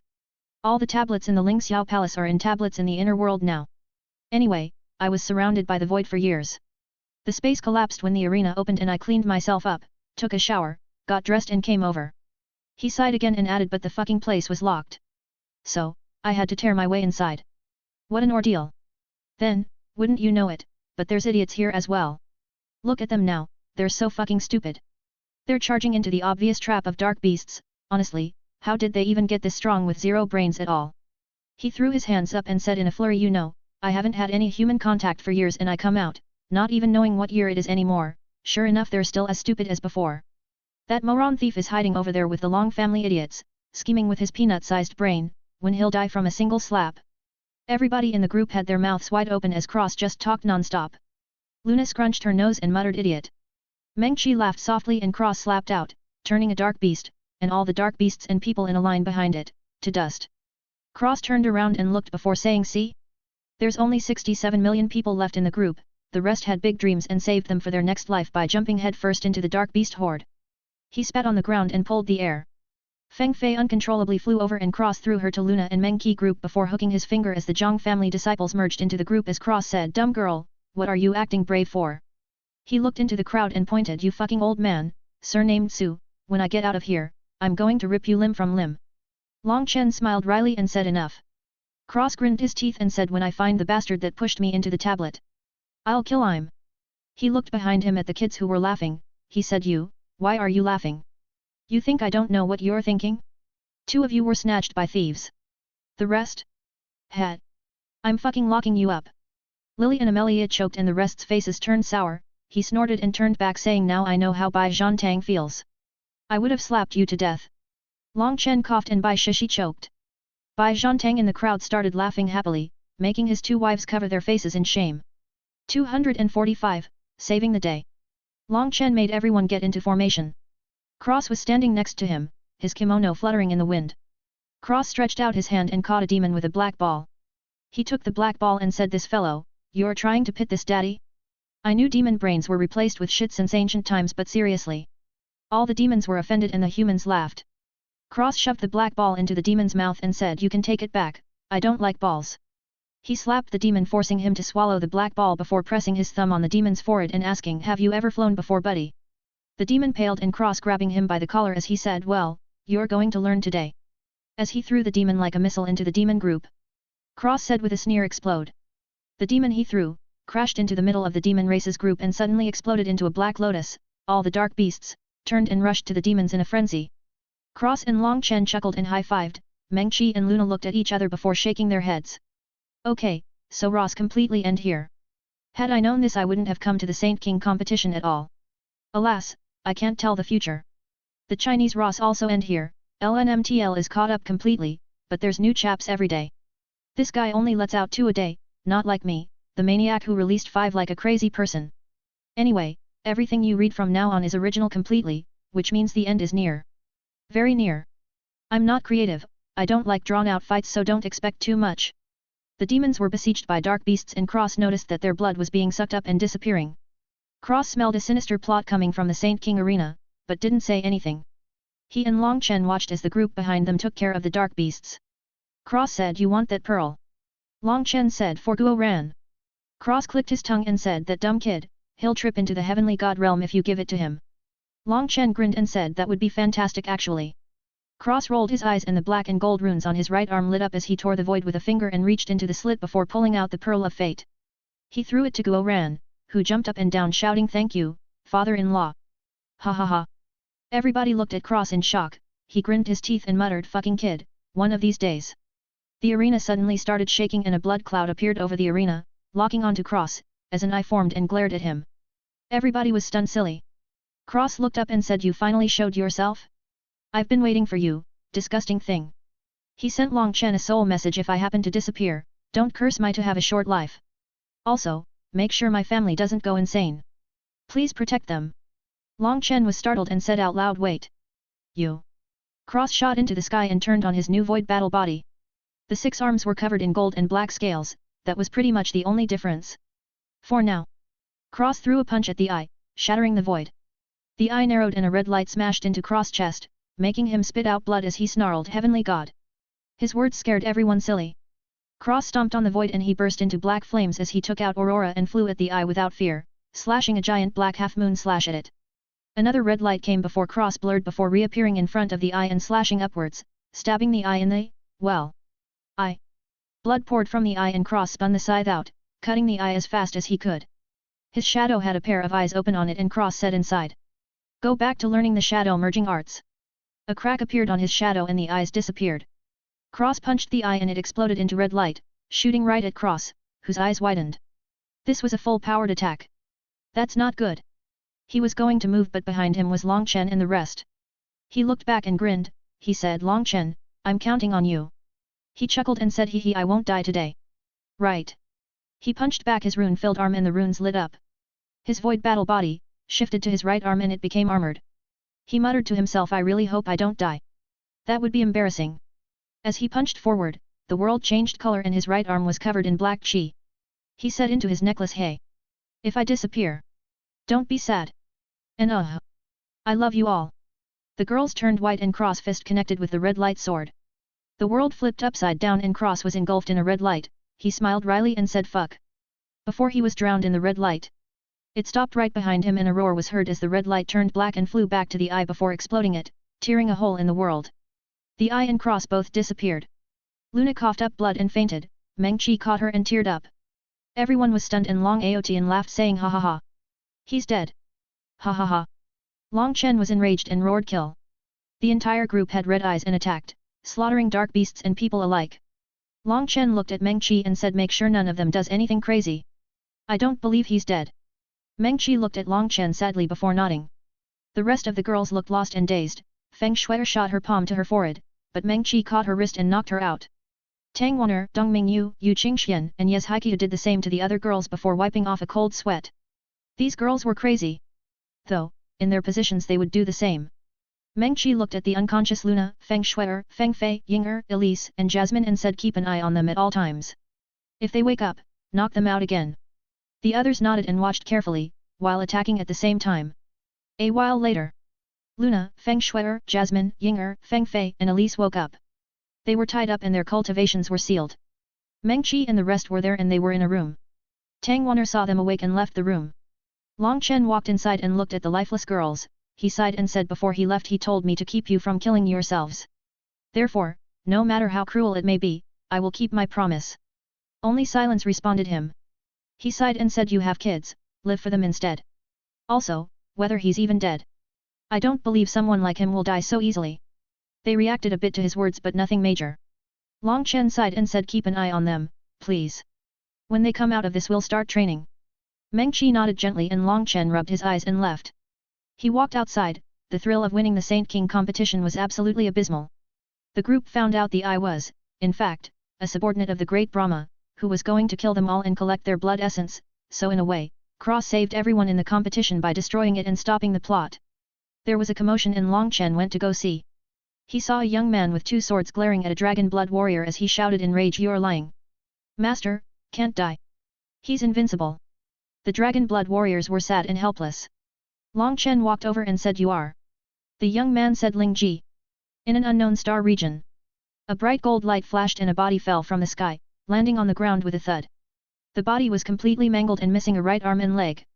Half his face was unrecognizable and the rest of his body was destroyed beyond comprehension. Yet, he was still breathing.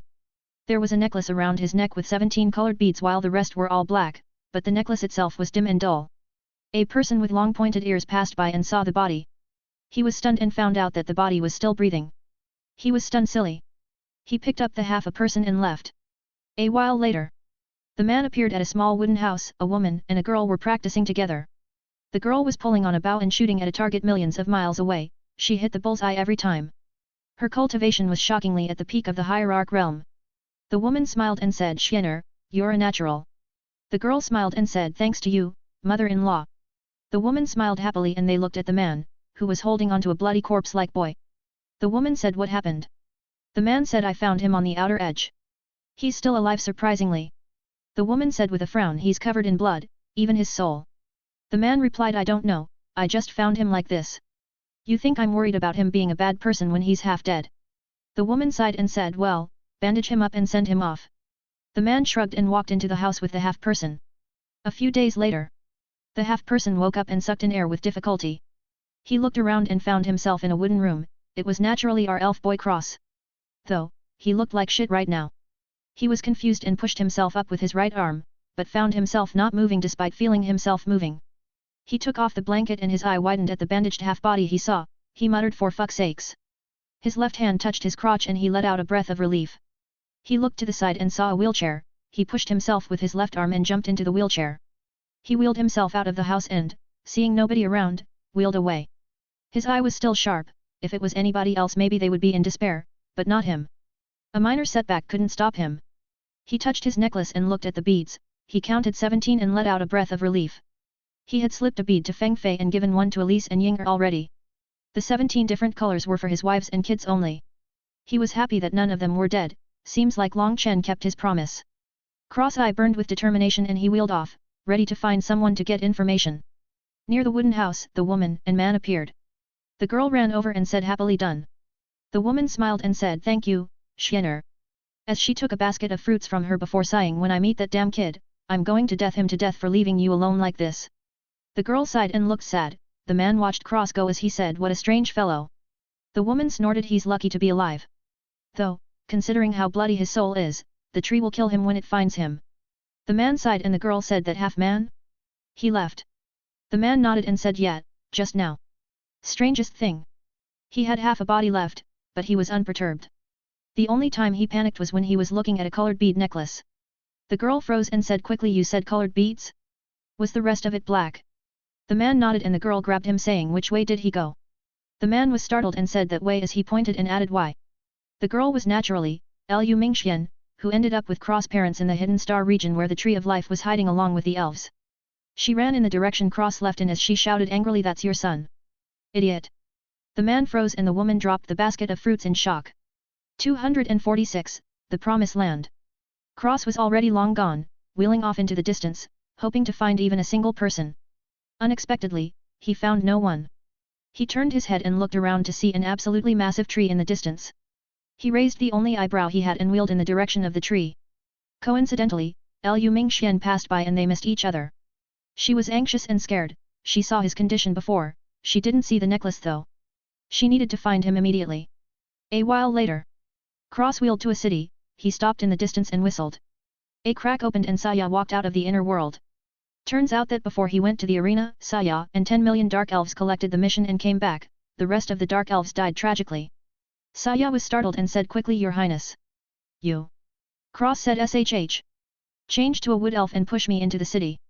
Saya did as she was told and transformed into a beautiful woman with golden blonde hair and a light green sundress. She pushed the wheelchair and Cross said, Don't call me Your Highness. He had a sly smile and said, Call me, Big Brother. Saya pursed her lips and blushed faintly as she said, Your Highness. I didn't know you felt that way about me. Cross chuckled and said, This is for infiltration, Saya. Saya smiled beautifully saying, As you wish, Big Brother. Cross smiled and leaned back in the wheelchair, slapping the armrest with his hand. The wheelchair changed to a more comfortable version and Cross had a comfortable smile as he said, Much better. Saya smiled and they entered the city. Cross looked around and saw elves. Everyone here was an elf. Wood elves, forest elves, water elves, moon elves. Cross couldn't believe his eyes. Saya was similarly shocked and she said, Big Brother. Are we?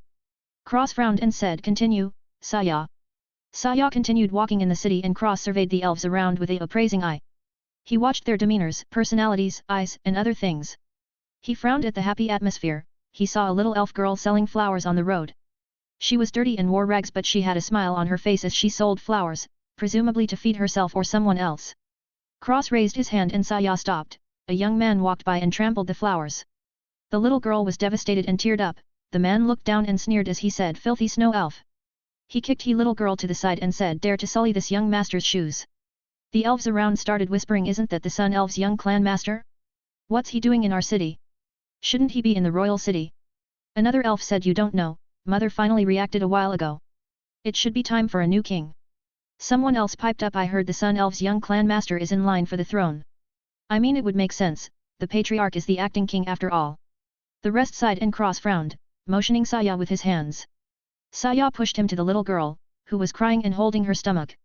Cross felt his heart break looking at the crying little girl.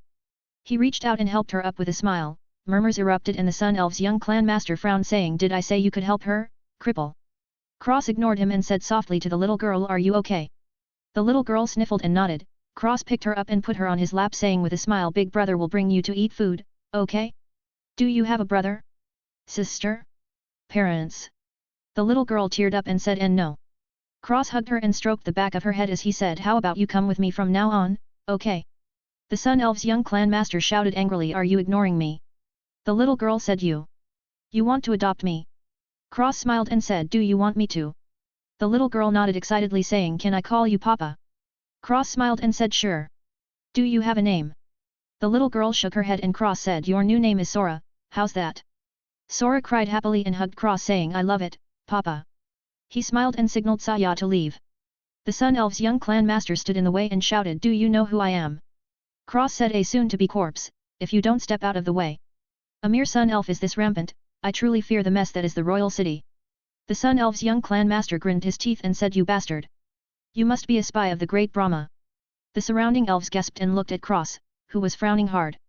Cross looked at all the surrounding elves and sighed deeply. The Sun Elf's young clan master sneered and said, you have nowhere to escape, traitor.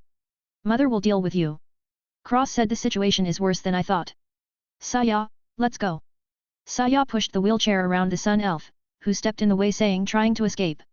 Cross said coldly, block me again, and I will kill you. Don't test my tolerance, boy. I have no problem spilling blood here. The Sun Elf froze at Cross' gaze. Currently, Cross was wasted, only his fleshy body and one eye was available for use but to clean up this trash. It was very simple. Even if he was a true cripple, Saya was half-step heavenly god realm from the resources in the inner world. The Sun Elf never felt a fear like this one before, it came from deep in his soul. He looked at the people, who were looking at him in shock. He grit his teeth and said, you won't escape. Cross looked up and his left eye glowed with a cruel and vicious light. The Sun Elf suddenly had his head explode into blood mist. Cross looked at his corpse and it disappeared as he said, Saya, go to a restaurant. Saya left with a smile. Sure enough, even if he was crippled his demeanor never changed, this was her king. Cross, Sora, and Saya ate at a restaurant. Sora was shoveling food into her mouth, as if it was her last meal. Cross was amused and Saya fed him, much to his annoyance, but she said, you're very weak right now, let me feed you.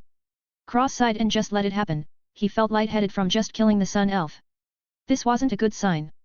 He sighed and paid for the meal with the life crystals he got from the Sun Elf. The elves used a different currency, consisting of life crystals. There were 3 different colors, green, purple, and gold. Based on the amount of life energy in the crystals, the more expensive the crystal with green being the lowest. Gold life crystals were the most expensive life crystals, one of them was worth 1,000 purple life crystals and one purple life crystal was worth 10,000 green life crystals. So a single gold life crystal was worth 10 million green life crystals. Fortunately, the Sun Elf was a rich man/elf and had tons of purple and green life crystals, but he only had one gold life crystal, goes to show how rare the gold life crystals really were. Regardless of the rarity, the gold life crystals were truly treasures. They were full of life and coincidentally used for cultivation as well as healing. Cross used a purple life crystal and absorbed the aura, but nothing happened. It was basically a drop into an empty ocean. Cross sighed and kept the crystals as money. He tested throwing the green crystal into the black soil and surprisingly gave off the life aura equivalent to a World King Beast corpse. He threw a purple one and sure enough it was a hierarch corpse, but he kept the gold life crystal, he only had one. These magical things were amazing, who knows what other uses they had. Saya wheeled Cross around, while Sora sat on Cross' lap. Cross held her wrist and looked into her body, feeling out her bones, blood, and roots. He hummed to himself, she had normal talents, but that was okay. He rubbed her snow-white hair gently, injecting supreme talents into her body. How many people had he killed? He had everything to make a supreme of his own, the only question was what would she become? What was he missing? An archer? No. Cross thought to himself as he slowly changed Sora's body into a supreme seedling, while Sora pushed him to a transmission array. They left the town and immediately after they left, a bunch of elves showed up, looking for him. They spread a wanted poster with the limited details they had. Though the details were limited, the picture was spot on. It was exactly Cross face with bandages over the right side of his head, the eye pattern in full color, the golden markings on his face, and his pointed ears. It was as if they took a picture from up close. How they got that much detail? Well, it was very simple.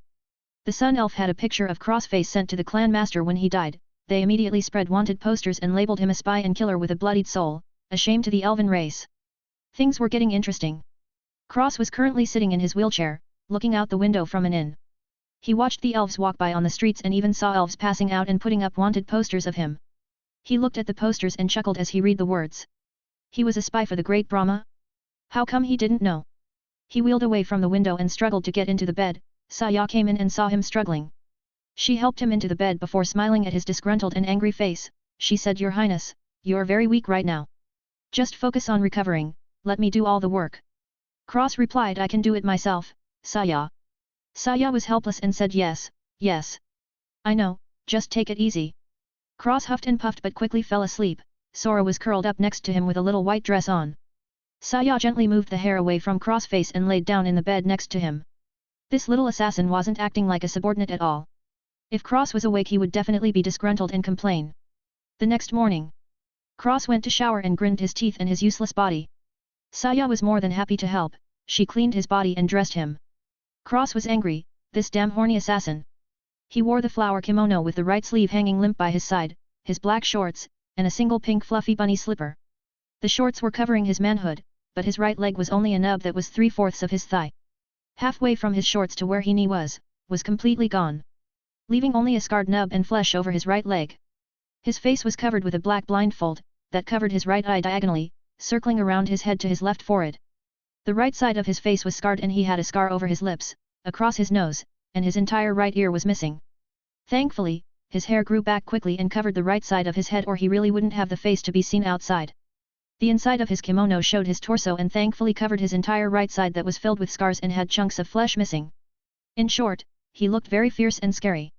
Not at all the handsome elf he once was, unfortunately. But maybe this was a different charm? A war-torn charm, more mature, less fresh. It was hard to tell, but his entire being radiated confidence and seriousness. He made a sword out of the sunfire and moonfire wood, making the entire thing blood red in color with black immortal bones for a hilt and red immortal demon blood gold for a guard. The Zhu Li first general characters for Slaughter the Gods were carved into the blade itself and filled in with his own blood. The entire sword and dunked in the blood from the eye and radiated killing intent. It was a true immortal grade weapon. It was in a black sheath, that had the characters for Destroy the Heavens engraved on it and filled in with immortal bone.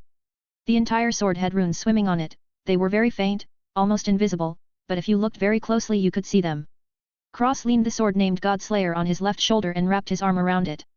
Sora sat on his lap and leaned her back against Cross, listening to his stories.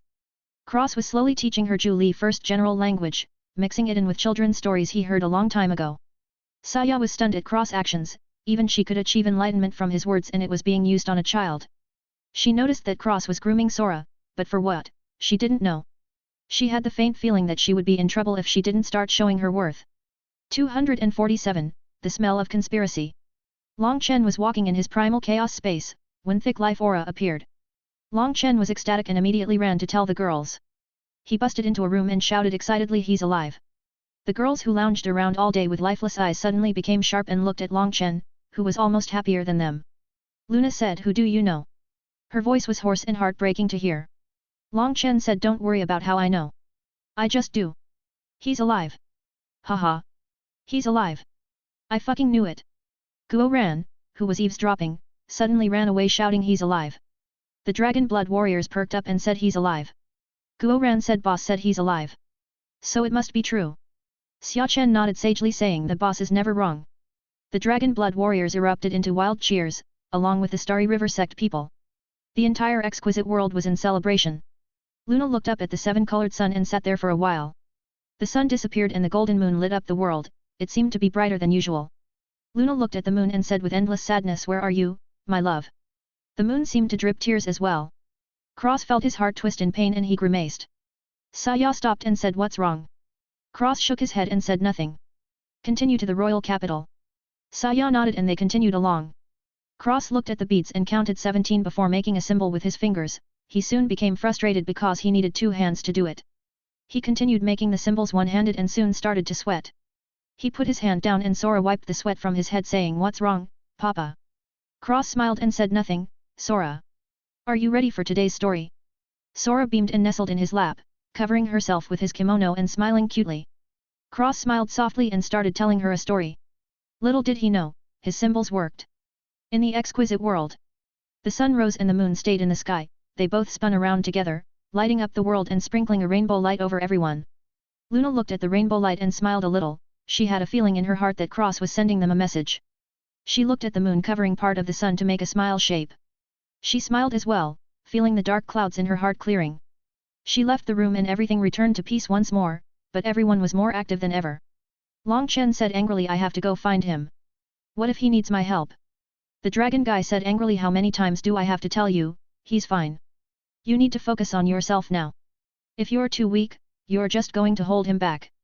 Long Chen was silent before saying, "All right. What do we do?" As he took out a bone, a root, and blood. A few days later, Cross, Sora, and Saya finally entered the royal capital. There were absolutely no guards anywhere to be found. It seemed like anyone could just walk in and start a massacre. Cross frowned at the lack of guards and the trio continued into the capital. There were neat stone streets with luxurious wooden houses. Cross looked around and his frown got deeper and deeper at the relaxed, cheerful, even celebratory atmosphere. There were many races of elves in the capital. Fire elves, earth elves, wind elves, high elves, sun elves, winged elves, grey elves, there were even leprechauns, dwarves and nymphs walking around. Cross looked at the leprechauns and dwarves, noticing that they weren't busy, idling around without a purpose. His face was dark, there were also the occasional butterfly spirit, flower spirit and even fairies walking or flying about.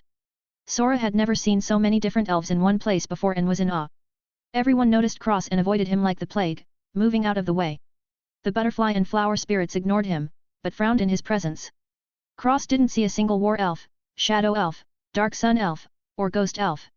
He was getting angrier by the second, there was a smell of conspiracy in the air. Someone had gotten rid of all the elves suited for battle, letting the peaceful elves flourish. This wasn't a good thing. There was a traitor and he was in a high position.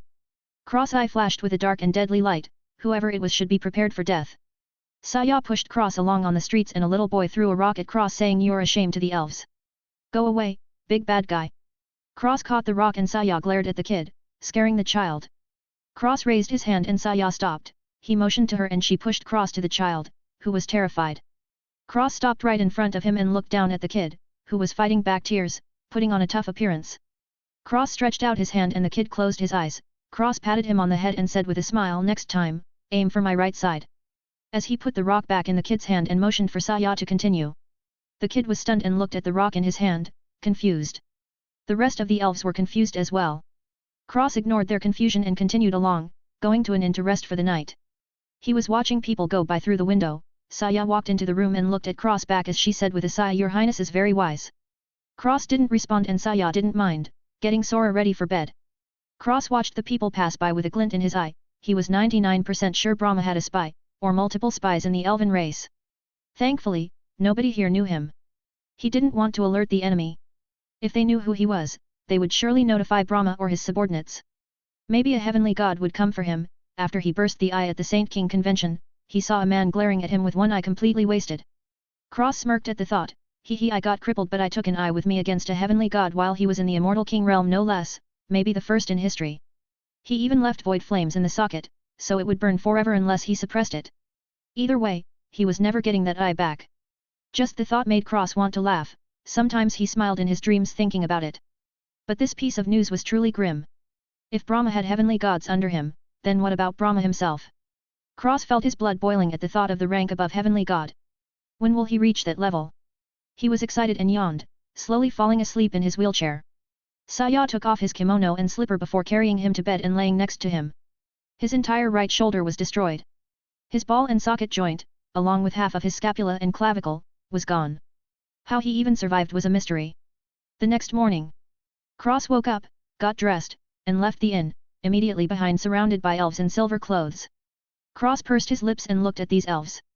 They didn't have swords, spears, or weapons. Not to mention armor of any kind. Cross smiled and said, Can I help you? The elf, who seemed to be the leader, said you're under arrest for treason, blood-drenched soul, and murder. Come quietly. Cross tilted his head and said, Saya, take Sora into the inner world please. He looked at Sora and smiled, You're going to play with Uncle Taurus, okay?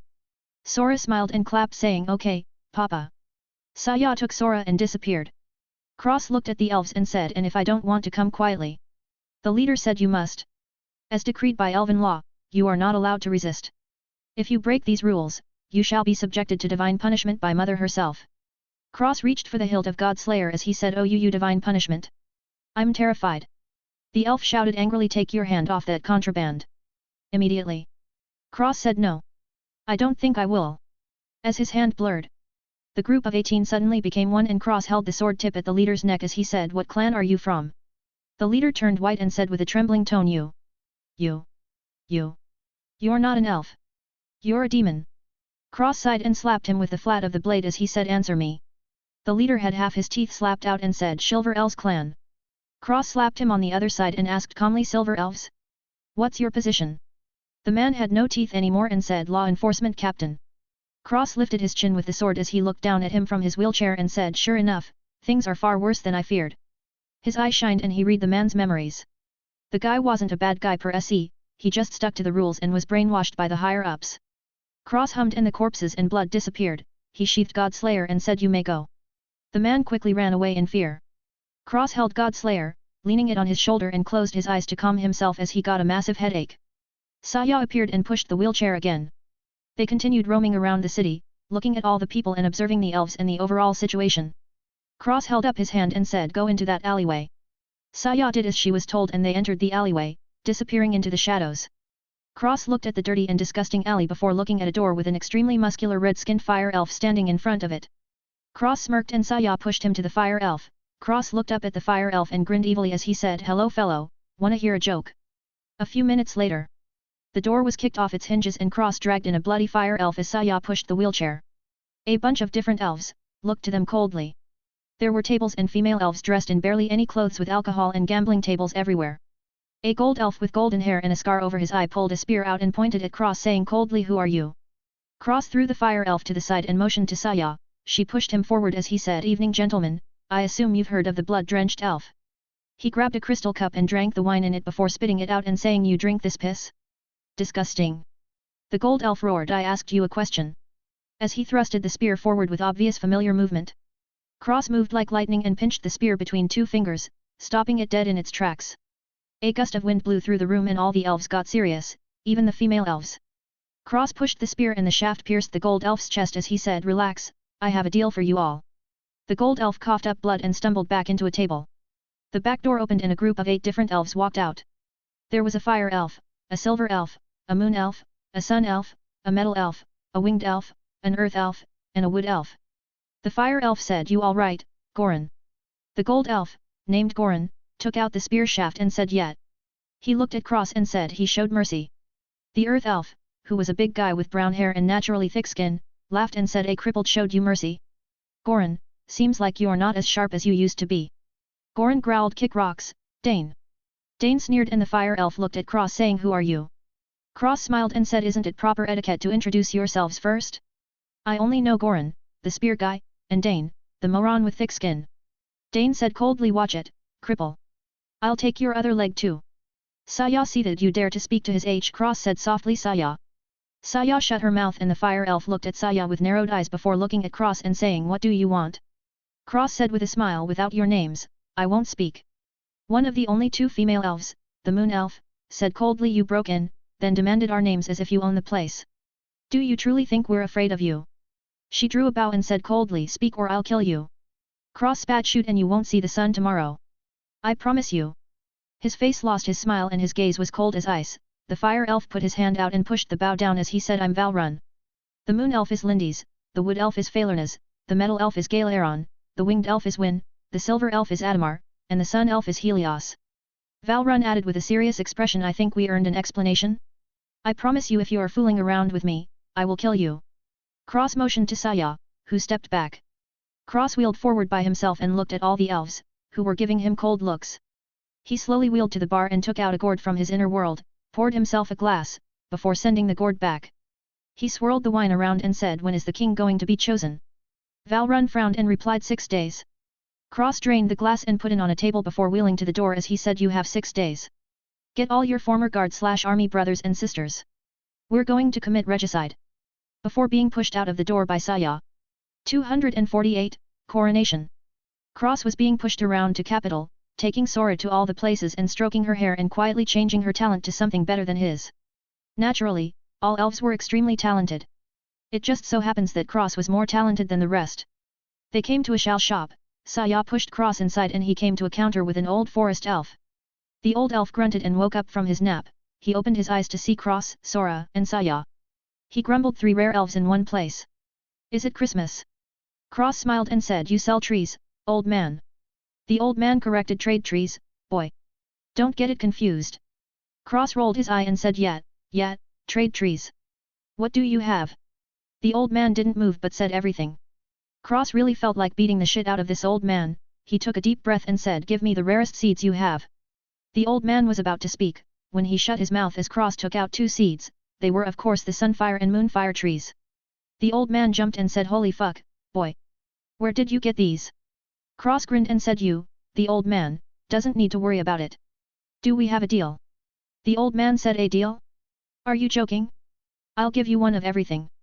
Cross was stunned and said, relax, old man. You're going to get a heart attack like this.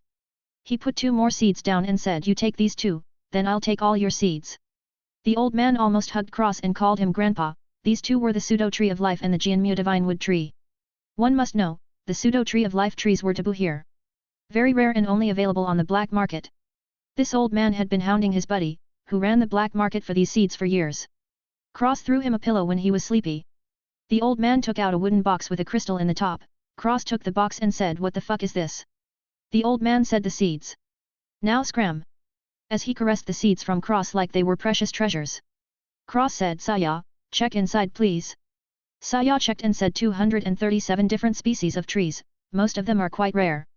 You made a big profit this time, big brother. Cross put the box into a crack and said, Taurus, plant all the seeds in the periphery, then throw some purple crystals into the black soil. Taurus took the box and nodded before disappearing. The crack also disappeared and Cross said to the old man, oh right. The moronic heavenly laws won't allow over 3,000 moonfire or sunfire trees. See. Before being pushed out of the store. The old man froze and looked at the door before cursing, fuck. That brat schemed against me. He had 3,000 of each and he only gave me 1. What a stingy guy. Cross smiled and Sora asked, Papa, why did you go buy trees? Cross said, because in the future, Sora is going to live in the forest. Sora covered her mouth and giggled, silly Papa, Sora is going to stay with Papa. Cross smiled and stroked her hair saying, I hope so. They roamed around the city before going back to the inn. At the entrance to the inn, Valrun was standing there with a frown. Cross smiled and said, I thought I told you to gather your groups together. Valrun said coldly, not without knowing your goal. What does regicide have to do with you? Cross lost his expression and said flatly, you're losing favor with me, Valrun. Don't make the mistake of thinking I'm asking you. I'm telling you to gather your group, you gather your group. No questions asked, you will find out in the future. You make the choice now, are you going to do it, yes or no? Valrun grit his teeth and said, Ju. Cross roared, yes or no. Valrun was forced to his knees and the glass shattered in all the buildings around. Valrun's eyes widened and he looked at Cross incredibly before saying in the end yes. Cross smiled and said, good. You have 3 days left. Valrun left and Cross went to his room. He took off his kimono and sat by the window, his left arm touched his right shoulder. He pulled the flesh off, revealing a nasty black layer of flesh. Cross grunted and scooped the flesh out, throwing it in a bucket. He did the same on his leg, grunting louder this time and grinding his teeth. His eyes burned with hatred and a strong will to slaughter. Saya came in and jumped in shock, shouting, what are you doing? Cross roared, fall back. Saya stopped and Cross tore out a chunk of black flesh, throwing it in the bucket. He was sweating buckets and finally fainted. Saya rushed over and stripped him before washing him clean, even half his torso was the same. This guy, how much pain did he just go through? She cleaned the wounds and bandaged him up before bringing him to bed. 3 days later. Cross was dressed as usual and his wounds were healed. The heavens didn't help him heal at all, it was all his own strength. Usually, when you're injured, the power of heaven will help you heal from your injuries. The only people it doesn't do this for is Long Chen and Cross, then again, it may do it for Long Chen now. Regardless, Cross was not being helped whatsoever. He didn't need it and wouldn't want it anyway. He sent Sora to play inside the inner world, while Saya pushed him outside. Valrun was standing there with around 1 million elves from different races. Cross looked at the group and said, not too bad, Valrun. Goran scoffed and Dane shouted, I got most of them. Cross rolled his eye and snapped his fingers, a crack opened and dark elves marched out. Valrun's group were stunned, these elves were killers, hardened warriors. Cross said, all of you, in a shadow, now. The dark elves drilled into the shadows of the 1 million different elves. Cross had Sora in his lap as he shouted, Win, you're in the skies. Lindy's, your group is at the rear.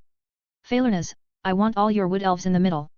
Dane and Gala Aeron on both flanks, Valrun at the front, Goran in front of Valrun, and Helios at the very front. You 3 are forming 3 layers with Valrun behind the sun and gold elves, with the gold elves in between the sun and fire elves. The sun elves will lead the group. The group was stunned and Cross frowned, what are you waiting for? Helios said, what about you? Cross smiled and said, naturally, I will lead the group. He motioned to Saya, who pushed towards the palace as he said, if you're not in formation in 10 seconds, I will kill you. The group scrambled and quickly fell into formation. Cross watched them sloppily move around. Saya was laughing and Cross said seriously, don't laugh, watch carefully. Saya looked and soon frowned, Cross smiled and said, you changed the formation. Helios said, I thought it would be better to protect the moon elves at the rear. Cross nodded and said, you're right. Let's go. Valrun and the other leaders frowned but still walked forward. The group continued marching forward. Cross was making symbols with his fingers as he told Sora a story. Saya's eyes flashed and they arrived at the palace. The streets were dead empty and they arrived at the royal plaza. There were millions of elves cheering and celebrating with decorations, music, and a joyful atmosphere. On a stage, in front of the palace, a bunch of elves stood. Cross looked at them and frowned, sun elves, silver elves, grey elves, high elves, and star elves. Cross group came into the plaza, Cross himself was pushed forward. The music stopped and everyone looked at them. Cross smiled and said, continue, we mean no harm. I simply got a group of friends to come watch the coronation. His smile was warm and sunny, as if he was a harmless boy. The elves gradually calmed down and continued to celebrate and the music started playing again. Cross kept his smile and enjoyed the fruits and drinks. A while later, the music quieted down as a man stood on the stage and said with a smile, my brethren, today is a special day. The elves all watched with anticipation, the spirit races also watched with smiles. The man was a high elf and he added, as many of you know, a few weeks ago, Mother finally responded to our calls and crowned a king. The elves cheered and the man raised a hand to calm them down, they quieted down and the man continued as such, we will now announce the new king of our race. After a long trial period and many political competitions, the winner was the Grey Elves Patriarch. Another man walked to the front and bowed, Cross was pushed forward and he clapped his hand on Godslayer, making loud buzzing sounds. Everybody stopped and looked at him, he smiled and said, you crowned him? Out of the blue? The tree has nothing to say. The Grey Elf's face turned ugly and the High Elf said coldly, what are you trying to say? Cross spread out his hand and said, nothing really, just if the tree didn't acknowledge him as the king, then when was it your turn to crown someone? Unless he was, in fact, crowned and can prove it. The old Sun Elf shouted coldly, you're instigating dissension, killer. As expected, you were a traitor after all. Suddenly, the Sun Elves in Cross group, pointed swords at the Moon Elves' necks and Helios said coldly, come quietly, or else. Valrun and the rest shouted, Helios. You. Helios sneered, fools, I was acting the whole time. Valrun and the others were enraged and Lindy said coldly, I never would have expected you to turn on your own kind. I guess everything you told me was bullshit. Helios flinched before saying coldly, shut up. I really will kill you. Lindy sighed and Cross started laughing, everybody turned to him, he can still laugh? Cross smiled and said, you're too naive, how many people have I seen? Your little movements have been seen through since I saw you 6 days ago, Helios. Taurus, don't kill him. Suddenly, all the Sun Elves turned their swords to Helios, and Taurus held a dagger to Helios' neck. Helios shouted, what are you all doing? The Sun Elves wiped their faces revealing themselves to be Dark Elves. Helios was beyond shocked and Lindy's elbowed him in the gut before moving away. Taurus tied him up and the rest of the Dark Elves took out the tied up Sun Elves. Cross said, originally, I put you at the front of the formation with the Gold Elves behind you because I knew you wouldn't take the vanguard. Sure enough, you moved to the most crucial spot in the formation. Helios shouted, you pitted me. Cross smiled and you jumped right in. He looked up at the Sun Elf old man and sighed, I have a bad temper, that's why I killed the young master of the Sun Elf clan. He was very hateful, but I don't kill you. After all, that's what the spies would want. Everybody was confused and Cross looked at the High Elf and the Silver Elf and said with a sneer, isn't that right? Brahma dogs. The entire elf population gasped in shock and looked at the High and Silver Elves in bewilderment. The Silver and High Elves were cold as ice and their expressions were ugly. 249, Absolute Chaos. The High Elf man said, what are you talking about? Someone arrest this man. Valrun and the rest moved and created a barrier around the plaza, pushing the civilians and spirits away, while also blocking the guards. Cross wheeled forward and said, you know, I simulated the possibility of multiple traitors in our race, I never would have though there would be so many. The clear traces and hints leading to the Sun clan were a nice touch. The young clan master of their clan being sent to me was an excellent move, there was even a moment where I thought it truly was the Sun clan. He smiled and stroked Sora's head saying, you even used a child to try and kill me. Sora froze and Cross smiled saying, don't worry. I'll still be your papa if you want me to, you're obviously not a High or Silver Elf. A Snow and Shadow Elf instead, plus I've grown quite a liking to you. Your little assassination attempts are quite cute. Sora teared up and started crying saying, why you'll still be my papa. Cross smiled softly and kissed her head saying, of course. You can try and kill me every day if you want. Sora broke down in tears and Cross passed her to Saya before wheeling himself along and continuing, it was a good scheme and I applaud your efforts but you were too greedy and careless. He waved and the leader of the law enforcement group pointed at himself. Cross smiled and said, yes, you. In this case, not the entire Silver and High Elf family is guilty. The part where you made this man here the captain of the law enforcement for the royal capital was your biggest mistake. Cross smiled and added, a perfect law-abider like him would never be a captain in peaceful times. Not to mention when his squad was filled with corruption and debauchery. Sending him a high elf fiancé pitted the high elf clan completely. Fortunately, our good law enforcement captain, Laris, honestly pursued her. Naturally, he was just a pawn and disdained by the so-called fiancé.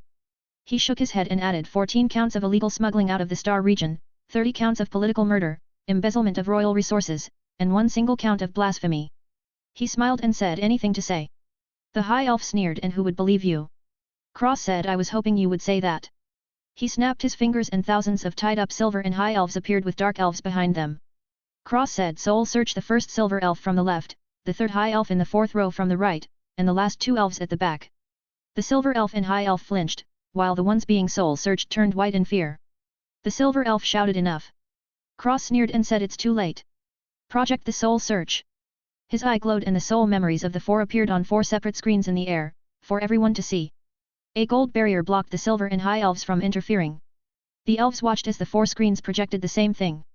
It was the silver and high elves, who betrayed the rest of their race and all the elves, kneeling to a shadowy figure and saying loudly, of course, Master. We will surely get you the tree. The shadowy figure replied, good, sky falling night, will reward you will immortal pills. The silver and high elves were ecstatic and said, your servants will carry out this task with great care, Lord Brahma. The soul projections shattered and the plaza was silent. Cross eye was bleeding but he grinned maliciously as he said, anything else to say?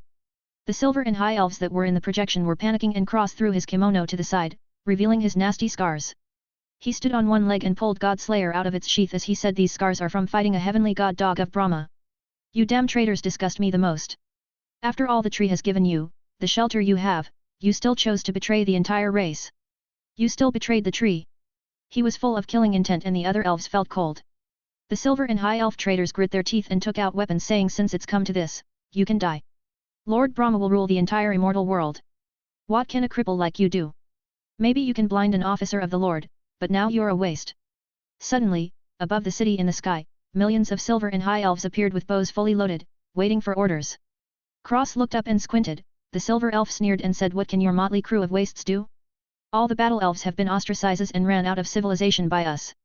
The sun, star, and grey elves roared, you traitors. The high elf sneered, everything for Lord Brahma. A bunch of trash is not worth my time.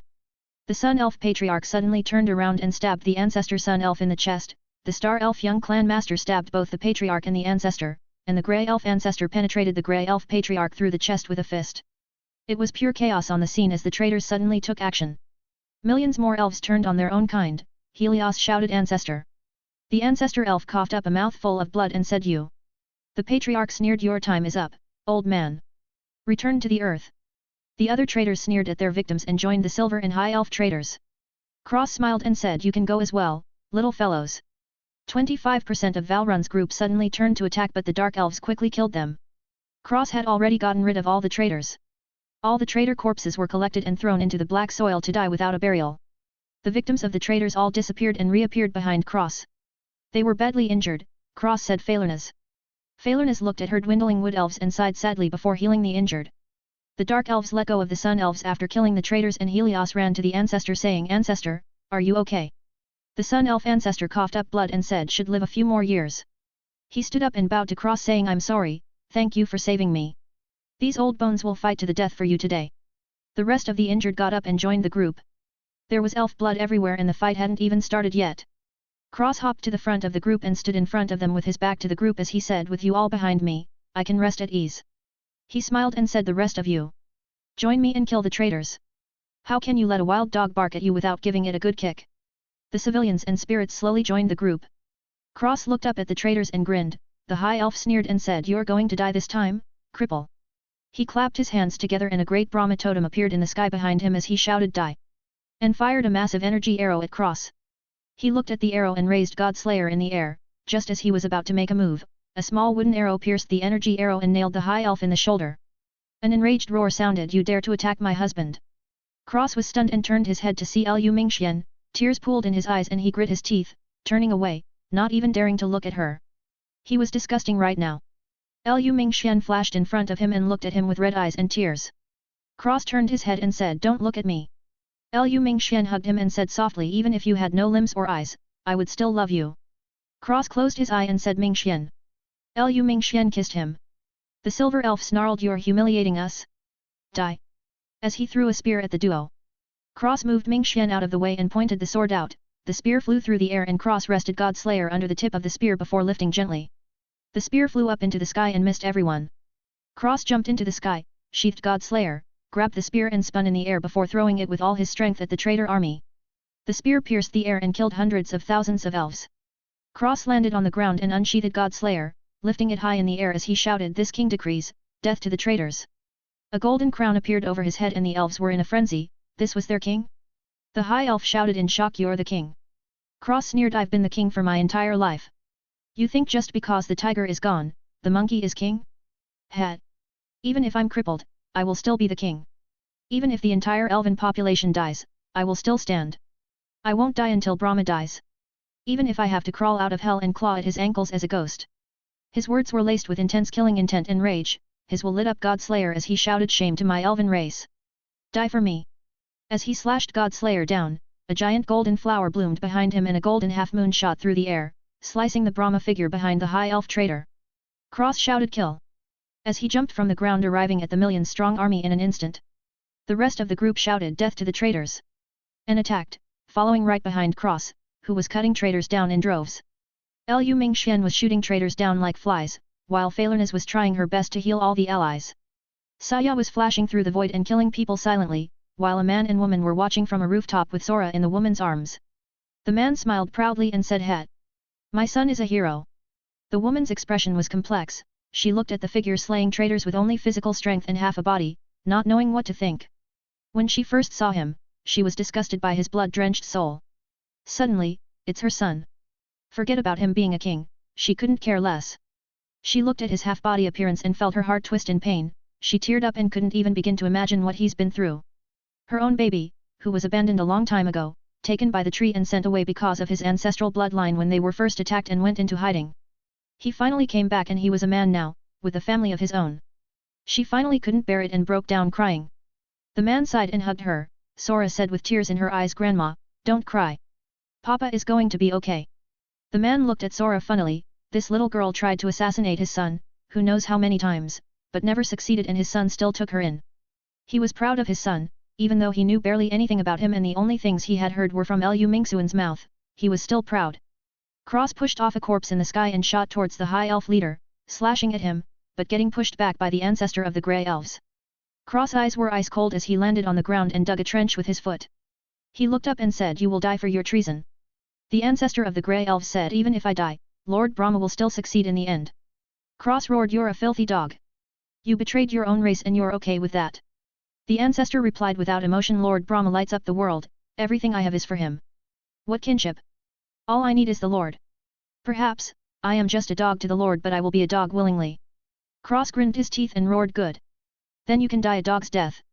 As he shot forward and thrusted forward, flooding Godslayer with his tyrannical will. The runes lit up and a rage-filled roar was heard across the world as Cross pierced through the air towards the ancestor of the grey elves. 250, End of the battle. Cross engaged the ancestor of the grey elves and was attacked by the silver elves patriarch and ancestor, the high elves patriarch, the star elves young clan master, and the sun elves patriarch, all at the same time. He dodged their attacks, moving back quickly, when another traitor appeared behind him, stabbing a dagger at his head. Cross blocked the dagger with Godslayer, but was stabbed by the star elves young clan master. Cross coughed up blood and tightened his muscles, securing the sword in his body, stunning the star elf. Cross headbutted the star elf and broke his skull before stabbing him in the head and twisting his body to block a slash with the sword in his abdomen. The sun elf patriarch was scared silly, did this guy just use a weapon stabbed in his body to block another attack? This guy was a straight-up maniac. Cross sneered and spun in a circle, slicing the sword in a ring, forcing the attackers back. Cross jumped back and sheathed Godslayer, he took out the sword from his abdomen and chuckled as blood flowed from his cuts and stab wounds. He bit the hilt of the sword and unsheathed Godslayer again as he charged at the group with wild eyes, engaging them again but now with two swords. He slashed and chopped at the traitors, accumulating wounds and getting more weapons lodged into his body. Cross backed off, looking like a porcupine, he laughed and stabbed the swords into his right shoulder and leg, hilt first, as he shouted, come. If you can kill me, I'll call you father in hell. Ha ha ha ha ha. The traitors were pale, this guy was madman. He was legitimately crazy. Cross charged forward like a bullet and swept his right leg out, stabbing the ground with Godslayer and twisting, speeding up as he kicked the sword out. The Sun Elf Patriarch was too slow and got his head chopped in half, leaving only the High Elf, the Silver Elf Ancestor, and the Grey Elf Ancestor. Cross was breathing heavily, but he had a bloodthirsty grin on his face as he said, "Who's next to die? Two of you already have a foot in the grave, the other is a moronic puppy dog." The High Elf was enraged and said, "You." Cross laughed happily and bit the sword hilt again as he charged forward, throwing his right shoulder forward with supreme killing intent and deadly eyes full of rage and war. The High Elf yelped and the Silver Elf Ancestor saved his life. Cross pushed off the ground and threw himself at the Silver Elf Ancestor, pointing the sword in his mouth straight out and going in head first. The High Elf and the Grey Elf Ancestor attacked from both sides. Cross looked at them both before swinging his left arm around and spinning in the air. He stretched out his left arm and the sword in his right shoulder as he pierced the Silver Elf Ancestor in the shoulder. He blocked the High Elf's attack, but the Grey Elf's Ancestor chopped his left arm, from the elbow down, right off. Cross let go of the sword in his mouth and dived to the ground, biting his left hand along with Godslayer's hilt before rolling away, glaring at them. The Grey Elf Ancestor laughed and said, "What can you do now? You have no arms now. Soon, you won't have any legs either." The battlefield stopped and Lu Mingxian shouted, "Cross!" Cross stood up and spit out his arm, stabbing Godslayer into the ground, blade first. Cross looked at the three traitors and his blindfold fell off, revealing his complete face, destroyed by scars. He said softly, "You think you've won?" The High Elf sneered and said loudly, "You don't have any useful limbs. Ha ha ha. What are you going to do?" Cross threw his head back and laughed. His laughter got louder and louder as the world started trembling. Cross roared, "Even if I have you use my teeth, I'll bite you to death. This daddy hasn't even started to sweat yet. The fight has only just begun." He kicked the arm from Godslayer and shot his leg arm down on the hilt, stabbing it deep into his flesh. Cross ripped it out of the ground and snarled, "I'll kill you all." As he charged in again, slashing a slower Silver Elf Ancestor in half with his left arm before roaring to the sky, "Death to the traitors!" The group that was fighting against the traitor elves, suddenly had their eyes turn red as they roared, "Death to the traitors!" and swarmed the traitor elves, slaughtering in all four directions. Cross was fighting the two elves, when an arrow pierced the High Elf's shoulder. The Grey Elf Ancestor attacked Cross, slashing in an X and saying, "Sword of the Tree God!" Cross' eyes turned red and he roared, "Don't you dare taint my people's arts, traitor!" He swung up with his left arm and cut the X in half. He rushed in and grinned his teeth in hatred, the golden markings on his face lit up and he head-butted the Grey Elf Ancestor with a golden light surrounding his head.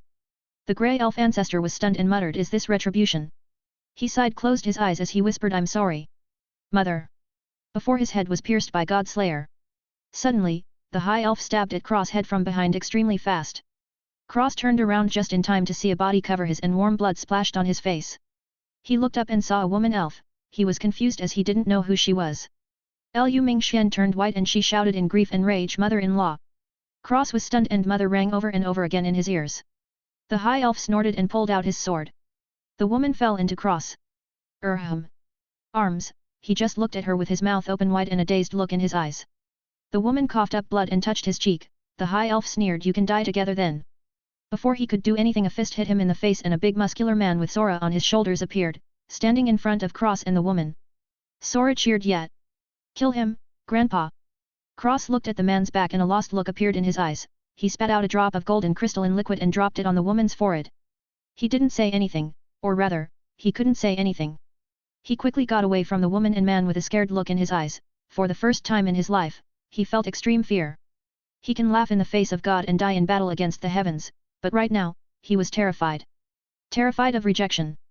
It was better when he didn't have parents, seeing them now, in the state that he was in. It brought him endless fear. He covered his face with Godslayer and shouted, "Don't look at me!" before running past them and slashing the stunned High Elf in half. He jumped into the group and killed traitors, clearly running away from his fear as he got further and further away from his parents. Lu Mingxian felt her heart being stabbed by a knife as she looked at him. He was so vulnerable. She wanted to hug him and tell him everything was going to be okay. His parents just felt worse. The man helped up the woman, who was crying her eyes out. She cried, "He hates us." The man sighed and stroked her hair, said, "No, he doesn't.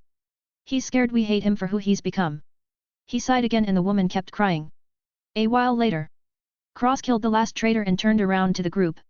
He said, "Weekly collect the corpses of the heroes who died fighting the enemy. Saya, bury them in the royal graveyard. Leave the traitor corpses on the ground." The group did as they were told and soon there were only traitor corpses on the ground. Cross-eye glowed and all the traitor elves' corpses disappeared along with their blood and belongings. Cross coughed up blood and Lu Mingxian appeared behind him, catching him with the wheelchair. She bit her lips in pain, looking at him, she took out the swords in his right shoulder and leg, but Cross refused to let her take out Godslayer. She was helpless and he said softly, bring me to the rest. Lu Mingxian pushed his wheelchair and brought him to the royal graveyard. All the surviving elves and spirits got down on one knee as he passed by. They were fully convinced by Cross and his spirit, even without limbs he killed the enemy, what more could they ask for? Cross came to the graves and said, Mingxian, help me up. Lu Mingxian said hesitantly, but Yo Cross cut her off and said please. Lu Mingxian sighed and helped him stand. Cross stood in front of the graves with his back to the rest of the mourning elves. He raised his sword arm and said in Elven Divine Tree, bless these brave warriors who defended their homes. They were warriors, fighters, farmers, civilians, fathers, mothers, daughters, sons, but most importantly, they were, and always will be, heroes. A golden light fell from the sky onto every single grave, lighting the world with splendor. The elves behind Cross kneeled and cried bitterly, the joy of mother responding was drowned out by the grief of losing so many loved ones. Cross looked on without emotion. This was only the prelude to the real war, the death toll would keep rising. This wasn't the end. How many elves would remain after the real war? He looked up and sighed before going back to his wheelchair. The graves of the fallen all had golden tombstones with their names carved in green letters. Cross sat back in the chair and said Saya, Valrun, Win, Helios, Lindis, Goran, Dane, Phalernas and Gala Aeron, come with me. Mingxian, go to the tree. His expression was serious and Lu Mingxian pushed him with the 9 following behind him. On the way. Lu Mingxian said, when are you going to see them? Cross replied without emotion, never. Li Mingxian said, you. They're your parents. Cross replied, I didn't have any before and I won't have any in the future. Lu Mingxian was enraged and retorted, what are you scared of? You can fight a world king in the divine flame realm but you can't face your parents. Are you joking? Cross was silent and Mingxian continued angrily, do you know how much they miss you? Every day that I've been here, they've asked me to tell them about you. Over and over again, endlessly. Cross said, and you told them? You told them I'm a killer? You told them I can kill without blinking? You told them I've killed more people than they've seen in their lives? Have you told them I've slaughtered billions of people? Lu Mingxian and the 9 elves were stunned. Cross said with an indescribable emotion, have you told them I'm a cripple, with half an arm and only a leg left? My soul is drenched with blood, guilty and innocent alike. Do you know what that means? It means I can't go back. It means that they'll reject me. He shed a bitter tear as he said through gritted teeth, you might think I'm a hero, Mingxian, but that doesn't mean I am one. I'm not a good person. Everywhere I go, death follows. I'm a butcher, a thief, a murderer. I'm not naive enough to think my actions and path of life have no consequences. This is the path I walk and if I have to be parentless then so be it. He sneered and added, besides, I wouldn't want to discuss them with my bloody soul. Lu Mingxian stopped pushing the cart and teared up as she said, I can't believe you would say something like that. Cross said, it's the way things are. Lu Mingxian shook her head and said, you're wrong. She cried and flew away, devastated. Cross sighed and said, Saya. Saya said, you want me to go get her? Cross said coldly, I want you to push me. We're going to the tree. His tone was extremely cold and the 9 elves shivered. Saya pushed him and they continued to the tree in silence. 251, Heaven-Rending Legion. The group arrived in front of the tree. Cross looked around and saw it was absolutely deserted. He frowned and was pushed to the front of the tree. He pressed his forehead on the trunk and said, I know you're not dead. Come out. He was gently rolled back and a beautiful woman with a long green dress made of leaves and long golden hair appeared in front of him. She smiled softly and said, you've finally arrived. Cross snorted and said barely. She pursed her lips in amusement and replied, what did you expect? You fought a late-stage heavenly god realm in the immortal King Peak realm. Not to mention, you fought 6 peak hierarch traders with a crippled body. It's a miracle you're even alive. Cross rolled his eyes and said, yes, you had a fun time watching me suffer. Thanks for not helping. The woman giggled and the 9 elves behind Cross kneeled and trembled in fear. Their king was so rude. Cross tapped his sword arm on the side of the wheelchair as he said, all right, enough fooling around. Let's get down to business. The woman smiled and said, you have something in mind. Cross said, very simple, you're the world core here. Close off the realm to the outside and open the cracks to the dark beasts. The woman was stunned and said, are you serious? You're going to kill everyone. Cross said, geez, relax. I know what I'm doing. First things first, summon all the elves here, even the exiled ones and the little cowards in the ground. The woman pursed her lips and said, is that an order? Cross nodded and said, unless you want to be refined into a toothpick for that flame idiot and his gay lover, I suggest you make it quick. I can tell there's not much time left. The woman's mouth twitched into a smile and she raised her hand. Cross rolled next to her and the 9 elves appeared behind him. Cross said get up. The 9 got up and looked at Cross in awe. Who talks to the tree of life like that? Nobody, that's who. Suddenly, a bright light flashed across the entire world. Across the immortal world, all the elves that were in hiding, suddenly disappeared, along with the butterfly spirits and the flower spirits, along with the other spirit clans. In front of Cross, trillions of elves and spirits appeared. Lu Mingxian and his mother and father appeared as well. Cross looked at the trillions of people, who were scared and startled. He said make a platform. The tree smiled and waved her hand. A wooden platform appeared, raising Cross off the ground. He looked down at the trillions of people and roared quiet. A golden crown appeared over his head and his voice boomed across the entire world. Everybody quieted down and looked at Cross. Cross said isolate the world and lock it. The woman smiled and did as she was told. Cross looked down and said you are all graced with life the tree of life, or as you like to call it, mother. I'm not going to mince words with you, I don't care for your lives.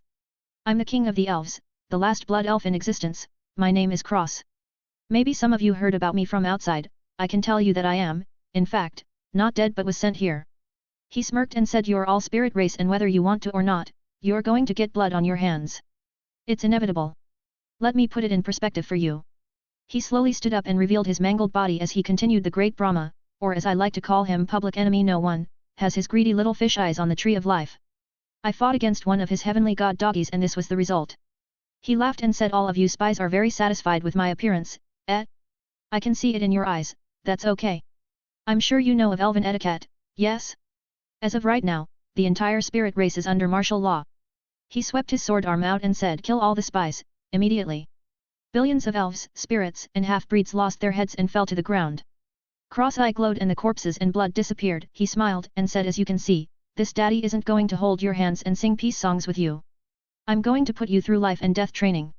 Even if you all die, I have a big family, repopulating isn't a problem. Whispers exploded amongst the people, one guy shouted what right do you have? Cross said kill him. The guy exploded into blood mist and was sucked away. Cross chuckled and said anybody have any questions? I'm a very tolerant person, you know. The 9 elves behind him chuckled and the crowd was terrified. An old man of the lava golem race asked you said, you're the king? I don't mean to be rude, but can you prove this? Cross said tree. The woman appeared and said hello, I'm the tree of life. He is indeed the king. Cross waved and said all right, anyway. Here's what's going to happen. Dry is going to open a region to the dark beasts, and you my little army soldiers are going to fight them for years, tens, 100s, maybe 1000s. Who knows? The woman said Dry. Cross said that's your new name, congrats. He turned back and said any questions? Someone said we're going to be here for 1000s of years. Cross slapped his forehead with the flat of the sword as he said silly me, I forgot to mention. The world is locked, Dry is the world core, I have time under my control. A year will pass outside, but who knows many will pass inside, no need to thank me, I know I'm a saint. Someone asked who made you king. Cross replied I called dibs, pal. Better luck next time. Next question. Someone else asked is there any benefits? Cross said helplessly you and your benefits, how's this, I won't kill you. The person looked upset and Cross shouted you stupid kid, you'll be fighting, sharpening yourself for 100s of years. Your cultivation will soar. Do you have shit for brains? Minimum requirement at the end of the training period will be innate celestial reverend peak.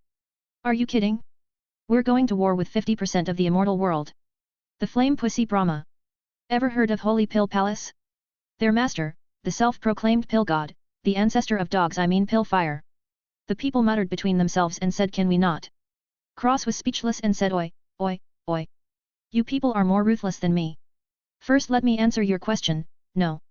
You are being forced. Why? Because my fist, sword is bigger than you. Also, a minor reason is well you know if the tree dies, you'll die so. That changed everyone's expressions. Cross grinned and said as this is a very dire time, I will share my very own resources with you. Don't be greedy. Actually, it doesn't matter, when you die they'll return to me anyway. He stomped on the platform and a wood beam shot out from the earth by his side. The beam shot up before curving and forming a shape. In the middle a crack spread from the ground to the top of the gate and opened a giant gate to the inner world. Cross said inside is everything you'll ever need, weapons, resources, blood purifying pool, wool sharpening stairs, ancient inheritances, etc. This is the change in your little lives, that you've been waiting for. I'm your king, you're all my subjects. Whether you want to or not, everything will change. The world will fear the spirit race. No longer will the butterfly clan be hunted. No longer will you have to hide from the greedy eyes that want your precious life sources. Brahma? Ha ha ha. I use his soul as a sacrifice for the countless spirit races that died from his plots and schemes.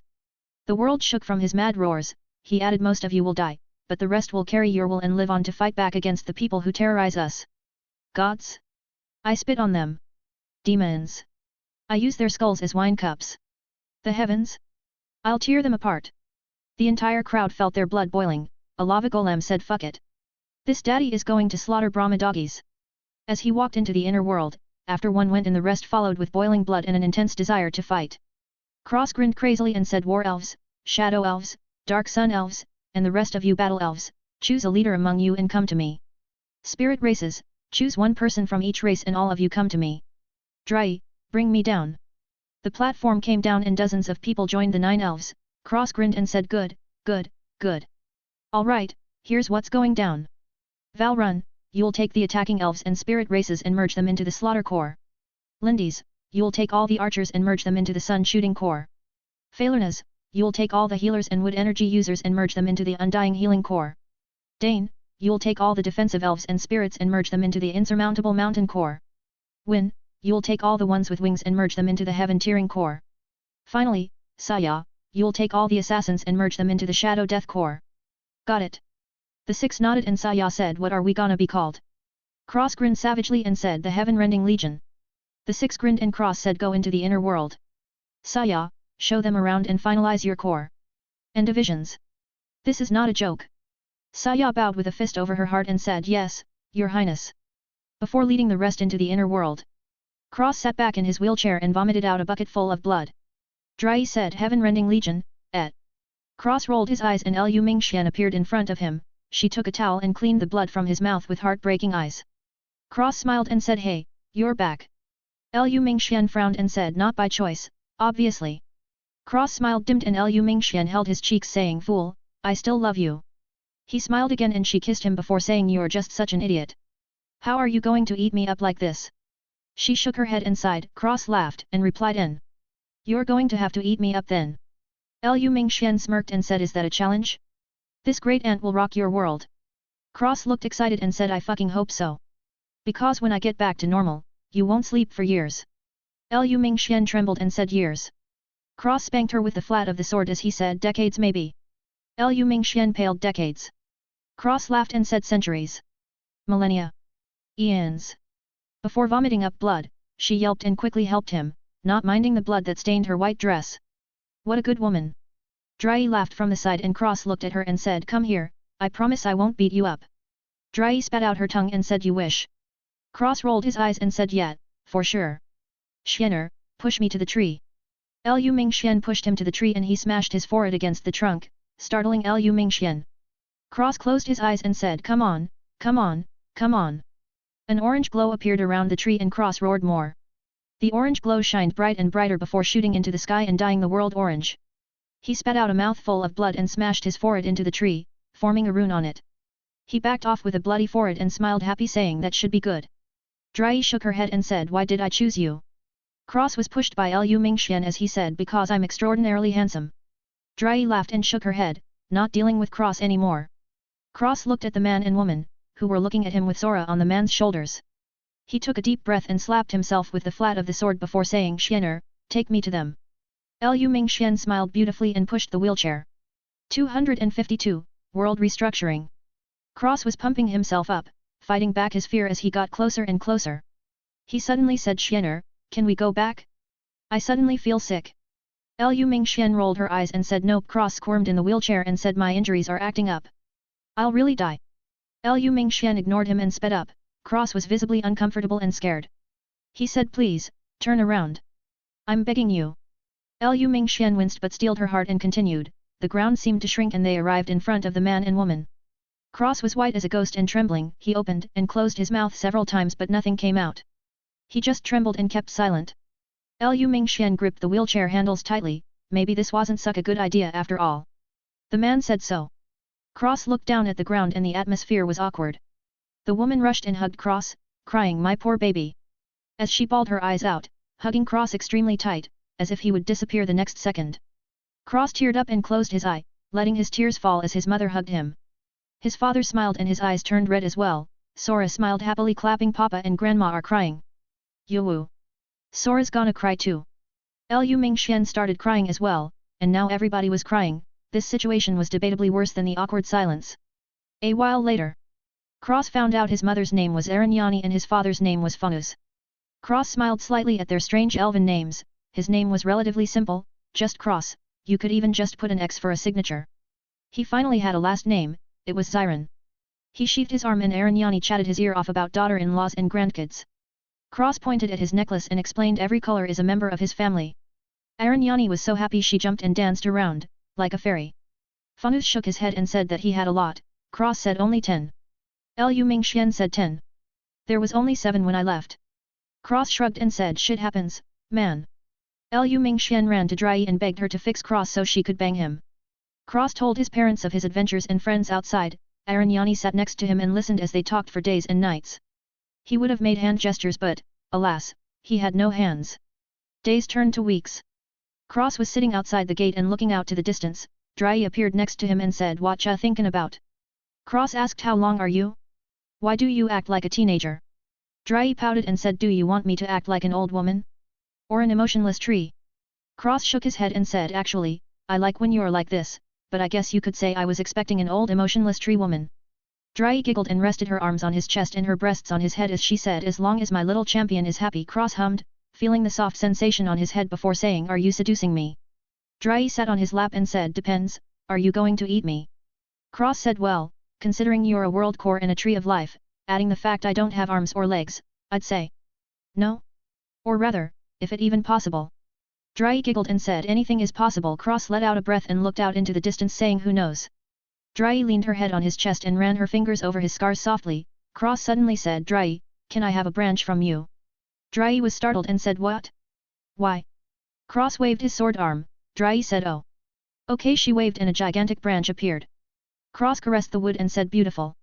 Dry smiled sweetly and said, "Thank you." Cross smiled and tapped his sword on it. Half the branch disappeared, while the rest flowed into the sword and sheath. Cross groaned and coughed up blood. Dry said, "You're such a fool." Cross grinned with bloody teeth at the new god slayer that was at the peak immortal grade. He clicked his tongue and said, "If I was at my peak, maybe it would become a primal chaos weapon. Or whatever is above immortal grade. Supreme immortal." Dry said, "Supreme god is the level after heavenly god. You can only get to Supreme god if you have supreme bone, blood, and roots. Your brother is at this level." Cross said, "Long Chen is a supreme god. Already?" Dry blinked before laughing, "No, idiot. I meant he has the 3 supremes. So do all his soldiers. Coincidentally, the sisters have it as well." Cross gave her a funny look as he said, "Sister? You're including yourself in my harem?" Dry smiled sweetly, "Of course, hubby." Cross shook his head and said, "You're coming with me, you know that right?" Dry smiled widely and said, "You have to do something for me first though." Cross tilted his head and said, "What's that?" Dry cleared her throat and replied, "You'll find out." Cross shook his head and said, "Always acting so mysterious." Dry smiled happily. A while later, the heaven-rending legion finally came out of the inner world. Cross sat in front of them and said, "Time to wash your souls with blood. Are you ready?" They group gulped and Cross smiled, "Scratch that, I don't care." "Dry, please." Dry smiled and clapped her hands. The entire population of the world disappeared, reappearing in a corner with a sea, a mountain, and a giant seal. Cross sat in his wheelchair, on a floating platform with Dry as he said, "Valrun, take the front with the Slaughter Corps. Phalernas, you're behind them with the Undying Healing Corps. Surrounding them will be Dane and the Insurmountable Mountain Corps. Lindes, fall back to the mountain with the Sun Shooting Corps. Win, take care of the aerial attacks and occasional save with the Heaven Tearing Corps. Saya, fall back and wait my orders, without them you will not engage. Do it." Dry hesitated for a moment and Cross looked at her. She finally sighed and clenched her fist. The seal cracked and dark beasts started pouring out of the crack in the seal. Cross shouted, "Keep your nerves, this is the enemy. The Brahma will kill you all, remember that as you kill these dark beasts. The fate of the entire spirit race rests, quite literally, on your shoulders." The vanguard started slaughtering dark beasts. Cross shouted, "Lindes and Phalernas, your job will be keeping everyone alive." The two nodded and Cross glanced at Saya, who nodded secretly. Cross suddenly said, "Open it a bit more." Dry said, "Cross." Cross said, "A bit." She sighed and opened it a bit more. Millions of dark beasts charged out of the crack. It was fine at the beginning, but the dark beasts got stronger and stronger and they started killing people. Cross watched on with an emotionless gaze as he said, "Too fancy. A single strike to kill a beast. Aim for vital points. To fight a savage you have to become savage." A few days later, Cross waved and the Shadow Death Corps entered the battlefield, not that they didn't already.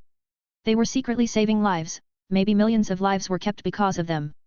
They made quick work of the beasts and Cross said, "Heaven-rending Legion, withdraw. Count the casualties, I want a report within the hour. Collect the corpses and bury the dead. In 3 days, you'll face another wave."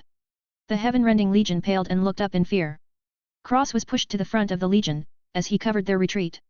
He stood up and muttered, "Maybe incentives will make them work harder." As he slashed a group of dark beasts in half with his left arm. The corpses were gathered and the entire Legion watched Cross do what they just did, alone. It looked as though he wasn't even breaking a sweat. This made them all feel bad. How strong was their boss/king? Even crippled he's stronger than them. Cross turned his head and the dark beast corpses, as well as the dead spirit race's weapons, equipment and belongings, disappeared. He continued to kill dark beasts for 3 days before wiping out a wave and sitting back in his wheelchair, slowly floating back into the air as the Heaven-rending Legion returned into formation with over 1 billion casualties on their first go. Cross continued to watch and point out their flaws as the cycle repeated. Over and over, endlessly, until there were no casualties. Cross watched for months, pointing out flaws and occasionally saving someone. The Heaven-rending Legion was very tight now. At the beginning they were like loose sand that Cross stuffed in a bag, but now they came together perfectly. The entire attitude of the spirit race was much better, nobody had any more scruples with each other, they were life and death comrades now. Cross started shifting out corps to take down dark beasts by themselves until they had no casualties. This was the part that took a long time. Basically, the Slaughter Corps would train against dark beasts for years, then the Sun Shooting Corps for another several years, then the Undying Healing Corps. They took almost a decade to get perfect. Cross went through all the corps, before nodding in satisfaction at their progress. It only took 100 years and 500 billion deaths. Fortunately, the remaining 1.5 trillion soldiers were excellent. Cross built a city, with Dry's help, not too far from the battlefield. He also built transmission arrays to the royal capital. He directly relieved the old elves from their duties and assigned them to battle-hardened teachers of the next generation. A massive baby boom happened in the spirit race. 100 years will do that, plus everyone was so intertwined, there were interracial babies born almost every day. The women in the Heaven-rending Legion were given maternity leave when they found out they were pregnant. Cross stressed the importance of teaching heavily. He even destroyed the royal capital completely before making it from scratch and adding libraries, schools, homes, etc.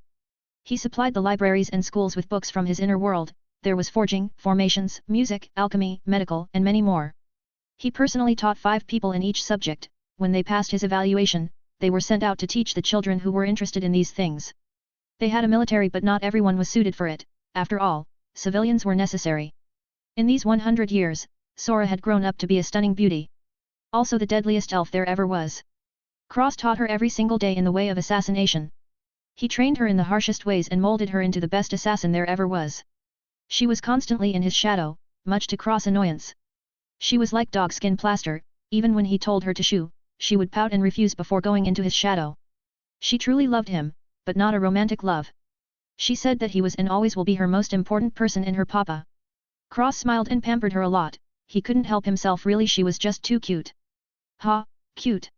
She made countless male elves' mouths water, but she still looked like the little girl he picked up from the street in Cross' eyes. The little girl that tried to kill him in his sleep, only to get hugged tightly and fall asleep in his arm. The royal capital also had its own set of laws. Laws that could, under no circumstance, be broken. Even by the king himself. They weren't anything too crazy though, just this: no treason, no blasphemy against the tree, i.e., taking wood, burning the tree, etc., no traitors, a bunch of other obvious rules that you would see in any other city in the immortal world, but the last one was different.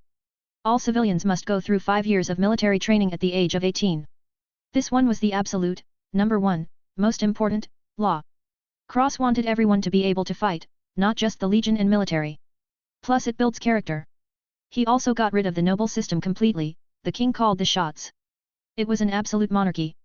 Nobody questioned the king, not that they needed to. Cross didn't really do much of anything anymore. He built the city, trained the Heaven-rending Legion, opened his inner world for everyone to go into as just another part of the city, and was frequently seen around the royal capital, being pushed by Liu Mingxian with Dry and Sora chatting along. Arinyani and Fungus, retire comfortably in the inner world, starting a small restaurant. They were even expecting another child. Everything was very peaceful. One day, Cross ordered the Heaven-Rending Legion to start their shifts again, endlessly, until he told them to stop. At this point, he wasn't their king, but their boss. The Legion had shrank to 1 trillion as 500 billion retired and went to become civilians, teachers, shop owners, etc. in the royal capital. The royal capital, after its remaking, was absolutely massive. It was basically the only city in the entire world. The city by the battlefield was named Heaven-Rending City and was a pure military city. There was a single transmission array at the center of both cities for quick traveling. The entire race was very harmonious. Cross was worried that they would lose their edge, but they proved that they wouldn't. Drai came to Cross and said it's time. Cross looked up at the sky and said, how long has it been, Drai? Drai smiled and said 102 years 267 days. Cross sighed and said, I'm an old man, do you still like me? It was true, his hair was white and he had a few wrinkles. Drai kissed him and said, I will always love you. Cross smiled and said, can you promise me something? Drai said, anything, love. Cross said, make sure they follow the laws and every so often open up the seal a little more. Can you do that? Drai nodded with a smile and said, no problem. Cross smiled and said, let's go. Drai sat on his lap and wrapped her arms around his neck. They both shined and disappeared together. Liu Mingxian and Sora got a message, it's time. They both got serious and disappeared. 253, the crowning of the Supreme King. Cross and Drai appeared in front of the Tree of Life. Liu Mingxian and Sora appeared and Cross smiled saying, so many people. Saya, Helios, Valrun, Lindis, Dane, Win, Galaeron, Phalernas, and Goran appeared in the air. They grinned and said, the tigers climbing down the mountain for a while, the monkeys are king now. Cross sighed with a smile saying, there goes law and order. The group laughed and Cross said, all right, let's get this over with. Liu Mingxian kissed him and said, I'm gonna miss you. Cross grinned and said, relax, I'll be back before I know it. The group chuckled but quickly fell silent. Cross rubbed his nose with the sheath and said, make sure everyone stays sharp. I don't want to have to train you all again. Valrun said seriously, until you come back, we won't stop our shifts. Cross waved his sword arm saying, so dramatic. Just make sure everybody amends to the rules. As he hopped over to the tree trunk, Drai pressed her palm on the trunk and it split open. Cross looked back and said, when I come back. A sharp light flashed in his eyes as he said, it'll be time to kill. Everyone's blood started boiling and Cross drilled into the Tree of Life. He was immediately submerged in golden crystalline liquid that was as thick as jelly. Drai closed the tree and they all left. Cross devoured the jelly and his body exploded. His soul appeared with a gold and black Taiki symbol, then a black skeleton with golden dragons and red flowers on it slowly reformed. Godslayer melted into his left arm and the black bracelet melted into his right arm. Aurora was also a peak immortal weapon now. Just BTW. Cross right arm bones had Zhu Li First General forging runes on them, and his left arm had the Zhu Li First Gen. Characters for destroy the heavens, slaughter the gods on them. Both arms bones have the rune for heaven rending swimming in and along the bones, passing over and under the other runes and characters. In addition to this, the left arm's bones had the wood grain of the Tree of Life pattern on them and the right arm had a bright glow to them with a crystal-like look. In the middle of his ribcage a glowing light floated, this was the inner world. Where his abdomen was a gold and black Taiki symbol spun into a black and gold crystal with power patterns for the gold and black dots. Red blood with black and gold streaks, intertwining together in a spiral pattern, appeared. His flesh started forming on his bones, forming his organs, acupoints, and meridians that were countless times thicker and wider than before. Black chi started circulating around his body as flesh covered his entire body. A black dot appeared on his back, before spinning into a ring, then shooting out 8 lines, wrapping over his shoulders and under his ribcage, pointing to the center of his chest. The black and black Taiki pattern appeared on his back and spun endlessly, unlikely to ever stop, but surprisingly never brought any pain. 2 black rings appeared just above his ankles, but they changed into a black thorn vine with golden leaves and blood-red roses. On his right arm, the Zhu Li First Gen. Forging runes appeared, covering his entire right arm in black and gold ones. The runes seemed to be alive and breathing, it was very strange. On his left arm, the Zhu Li First Gen. Characters for destroy the heavens, slaughter the gods appeared on his inner forearm. The phrase was repeated over and over, tightly packed into the shape of Godslayer, it even had the same colors. A bundle of string appeared and sank into his head, his hair grew and spread out all over the place. It was black, soft as silk, and shiny. It grew outrageously long before shortening, getting stronger and stronger, until it finally went to the length Cross usually cut it. It even tied itself up in a messy bun, really cute-like. Around his neck, Aurora greedily absorbed the jelly, getting brighter and brighter before each bead shined like a diamond and the runes were densely packed, swimming around without a care in the world. On cross neck there was another black thorn vine with golden leaves and blood red roses, but on this one, inside each rose was a Julie first gen rune. Fire, water, wood, earth, metal, space, time, life, death, lightning, wind, and ice. The 5 elements, 4 absolutes, and 3 spirits. On his face, the golden markings carved themselves in, blooming small completely gold flowers. They ran on his cheeks and over his eyes. His ears twitched together, he opened his eyes and the right eye was pitch black, while the left was completely gold. 2 red dots spun in the middle of his eyes and covered his entire eyeball before condensing and leaving behind rings before forming his pupils. In his right iris, a gold swirl spun, making the iris completely gold before flashing and planting 3 golden 9-pointed stars on each red ring. In his left iris, a black swirl spun, making the iris completely black before flashing and planting 3 black 9-pointed stars on each red ring. Suddenly, his void battle body opened, but it was slightly different at the moment. First of all, he still had 6 arms.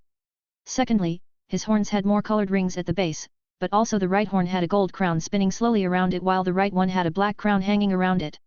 Cross aura and breath climbed rapidly from cripple to divine flame. Boom! 81 massive flames, 40 black, 40 gold, 1 black and gold flame. 4 extremes realm.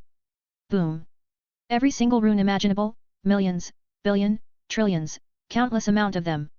Countless runes, into the Julie first gen. Heaven-rending rune and multiplying endlessly. Divine Lord realm. Boom!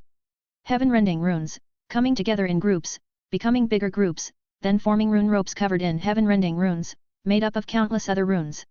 Immortal King. Boom! Countless rune ropes coil around his bones, blood, meridians, muscles, organs, flesh, and root. His bones, blood, and root, lit up and connected together, all becoming crystalline and thick. His blood became as thick as jelly and carried endless power. His bones were denser, his crystal root was harder and his blood was thicker. World King. Boom! A Supreme King aura erupted from his body and the world outside changed completely. The Tree of Life started giving off a suffocating aura. The inner world light in cross body shot out white chains to his palms, feet, and head. The pressure multiplied by 10x and the Tree of Life was deemed a forbidden area. Hierarch. Boom! The entire spirit world changed color.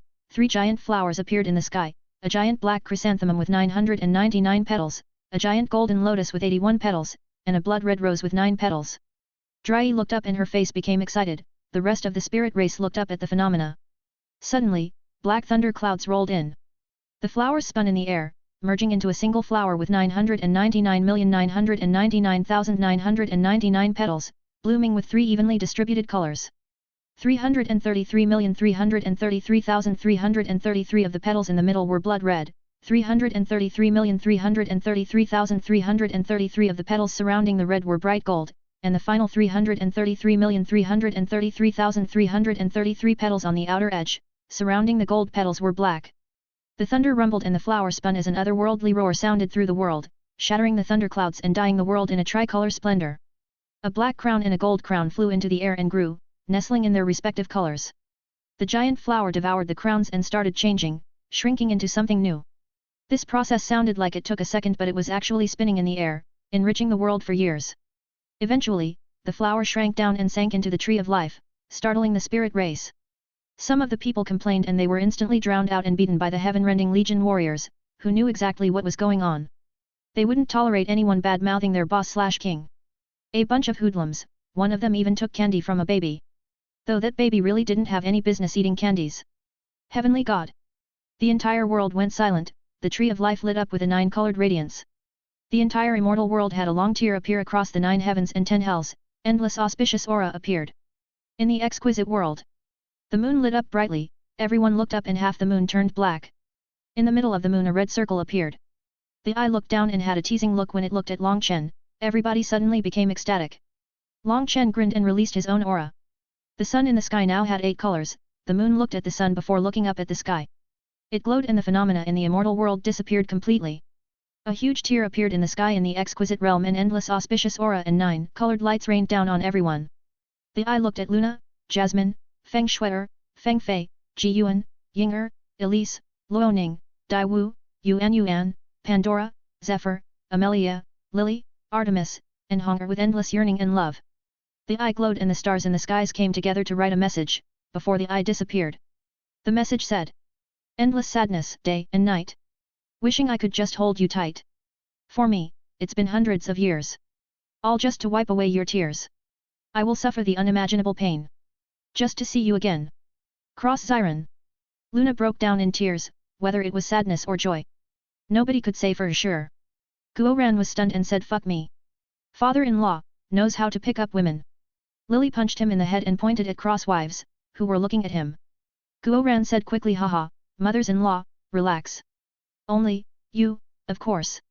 Haha. Before jumping in a boat and shooting across the sky. Meng Qi leaned on a door frame and looked up at the sky before saying too similar, they're like the same person. Tang Wanner was eating an apple as she said except that guy is much more frivolous. I'm willing to bet he brings back one. No number 2 more women. Bai Shishi was meditating on the side, with the golden sword on her lap as he said I have 100 World King crystals, it's more than 3. Tang Wanner laughed and said deal. Luna walked in and they quieted down, she smiled and said 100 crystals he brings back one more. Tang Wanner giggled and said Sister Luna is the best. Ha ha ha ha. Luna shook her head and sat down before saying hui. Meng Qi said him. Luna said doesn't auspicious aura only fall across the entire immortal realm, when someone reaches heavenly god? The girls suddenly froze and Tang Wanner ran out the door shouting fucking bastard. Long Chen. Cross became a heavenly god. Hurry the fuck up. Long Chen jumped in shock. Luna smiled he also left a last name giggling with happiness. Meng Qi smiled and said teasingly congratulations, Mrs. Siren. Luna giggled and said thank you, Mrs. Long. Meng Qi giggled. Back at the Tree of Life. It was still radiating 9-colored radiance and washing over all the spirit rays, speeding up their cultivations and giving them enlightenment. It lasted for years. Valrun raised a glass to the sky and laughed happily Brahma? Get ready to eat shit in hell. Ha ha ha ha as he drained the glass in one go. The tree started shaking intensely. The 9-colored radiance suddenly changed and everyone's eyes widened. Drai shook with excitement and cheered, jumping up and down. Supreme God! The entire immortal realm started shaking and all the tribulation clouds dispersed on their own, across every realm, world, and region. A heaven-shaking boom echoed across the entire 9 heavens and 10 hells. Everybody looked up in fear and saw a scene they would never forget. Blood-red letters appeared in the sky death to Doggy Brahma and his gay lover Sky Falling Puppy. The old man who swept the ground at Ling Xiao Academy looked up and his eyes fluctuated with shock. It had been a few months since the auspicious light rained down on the world. The entire immortal world was engulfed in the flames of war. Long Chen had already become a heavenly god long ago and his status as a 9-star descendant was revealed by Brahma himself.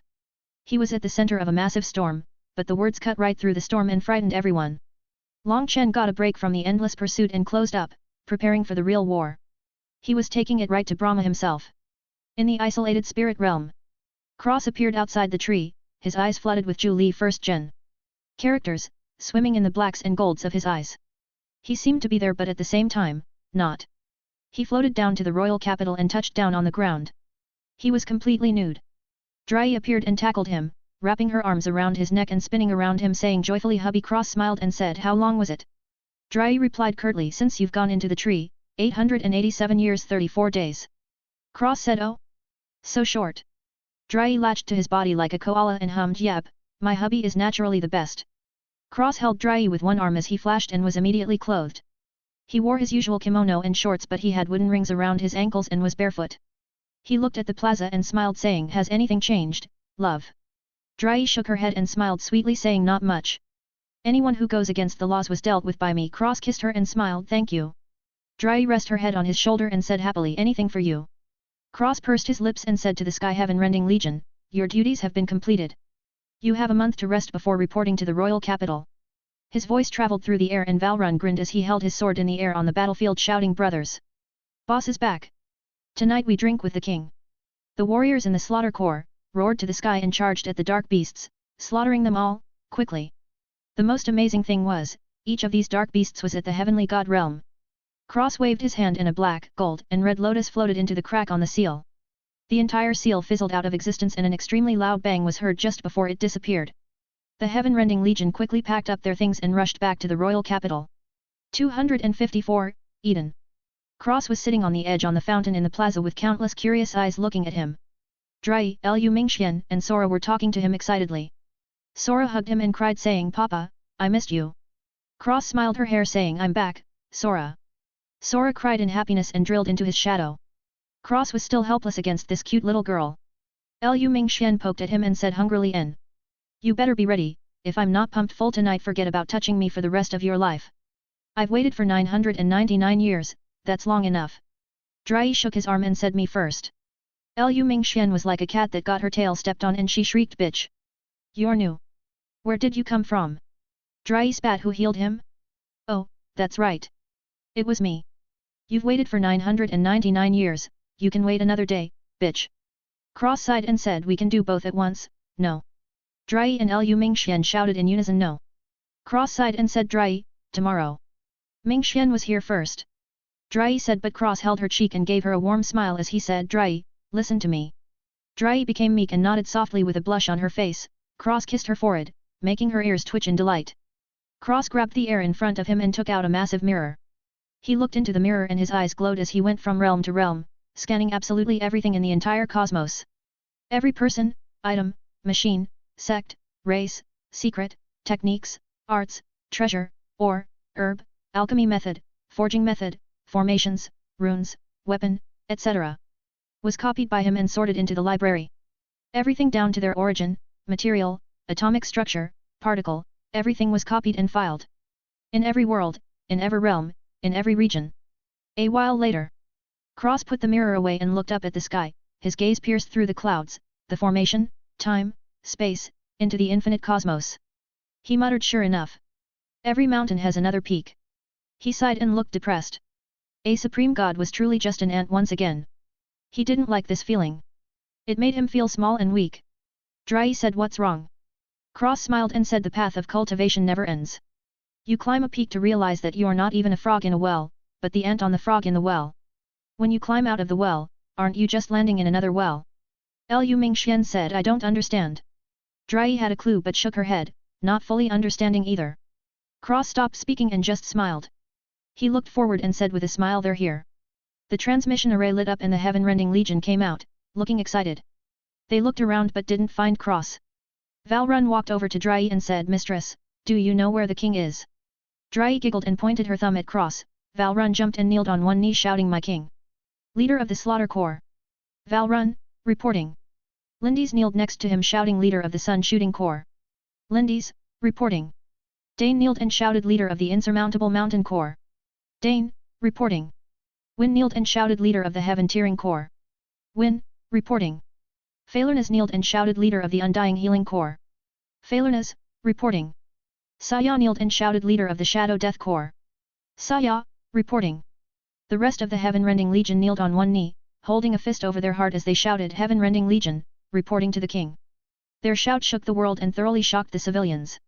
Some of the older spirits smirked and kneeled, shouting, retiree of the Heaven-Rending Corps. Reporting to the king. Cross looked at all the spirits and smiled, he waved his hand and they were all lifted up as he said, dramatic as usual. Hopefully, you didn't bring that piss with you. Valrun chuckled and rubbed his hands saying, actually, boss. Hehe, we were hoping you could give us some. Those short-stacked dwarves won't share. A dwarf shouted, leader. You. Valrun glared at him and the dwarf shut his mouth, grumbling, last time I share with you. Cross burst out laughing and looked off into the distance, before reaching into the void and leaving a note on a table before taking hundreds of spatial wine gourds. It was Xiaoguhong's house in the Wine God's palace. He got home a few minutes later and saw the note, he went into a frenzy and shouted, Cross. You fucking bastard. The high priest of the Wine God's palace chuckled when Xiaoguhong appeared in front of him.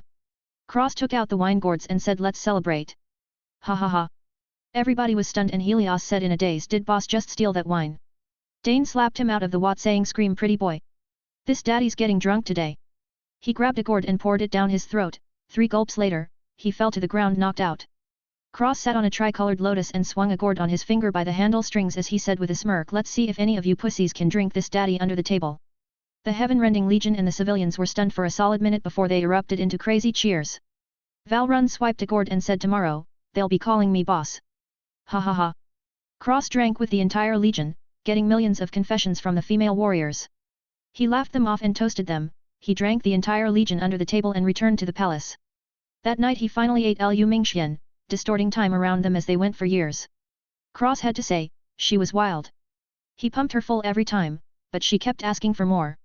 It was only one night but it lasted a lot longer than that. The next day, Lu Mingxian was in a coma and couldn't move at all. Cross cleaned her up and tucked her in, kissed her forehead and left the room. Drai was waiting outside the door impatiently. Cross smiled and said good morning. Dry said good morning my ass. Cross said oh you, yes please. Dry giggled before covering her mouth and pouting as she crossed her arms and said no. I'm mad at you. Cross was helpless and hugged her from behind, resting his chin on her head as he said why is my little tree mad with me? Dry pouted you said, it was my turn tomorrow, but you used time laws. It was years. Cross sighed and said I say, little tree.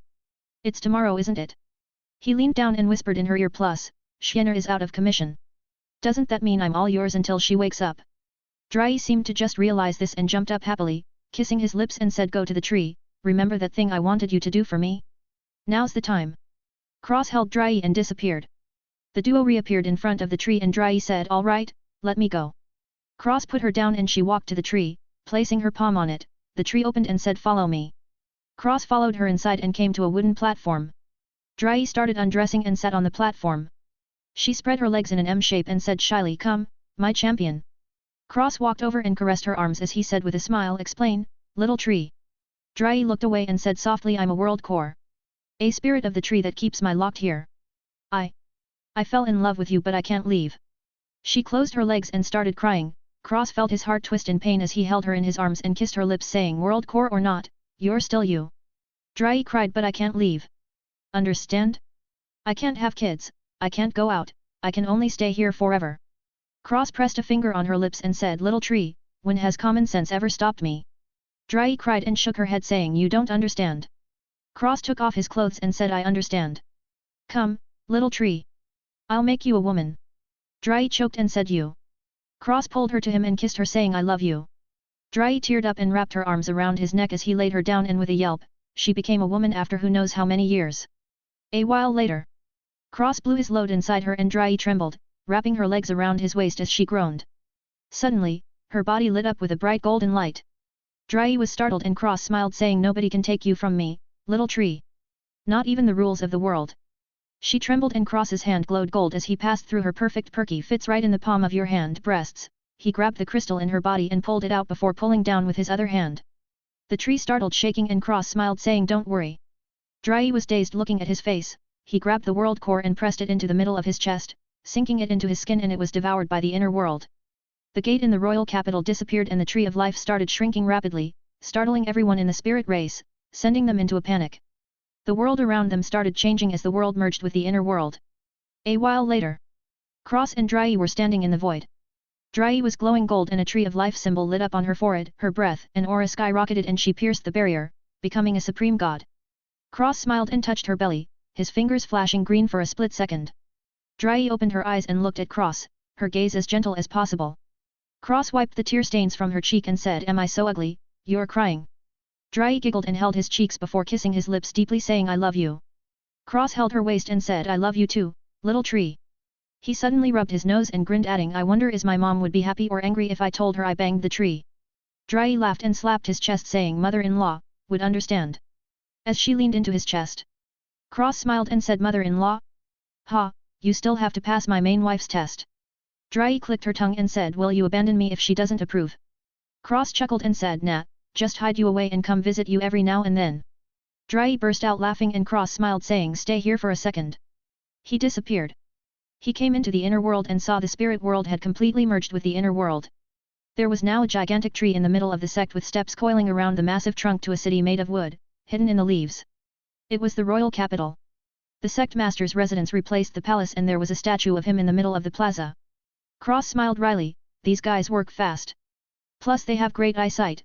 They captured his features perfectly. He looked down and replacing the original sect master's residence was a massive building titled Library of Heaven's Path. He twitched his mouth to form a smirk, he looked down and everything was even better than usual. There was a transmission array to the top of the tree labeled the garden. The stairs leading to the top of the tree had 999,999,999,999,999 steps and each of them put pressure on the one walking up them, labeled God's ladder. He looked around and nodded over and over again. The sect could still improve, and will improve. He left the inner world and a golden tree of life marking glowed in the middle of his chest, it dimmed and Cross smiled widely. The marking was still there, just extremely faint.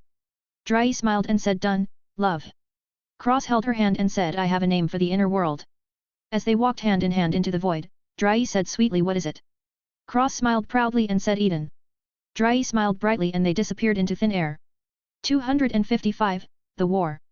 Long Chen, his Dragon Blood Legion, the Starry River Sect, all the girls, Cross Kids, Ling Xiao Academy, the Purple Blood family, the Luo family, his mother and father, and all of Cross Beasts were fighting a massive war against the demons, monsters, underworld creatures, the Holy Pill Palace, half the immortal world cultivators, and several other immortal aristocrat families. Long Chen roared Brahma. There was a man on the other side, he had long black hair, handsome features and seemed to be one with the world. It was the great Brahma himself, the bastard, traitor, and possibly gay lover of sky-falling night. He sneered Long Chen, you'll watch everything fall today.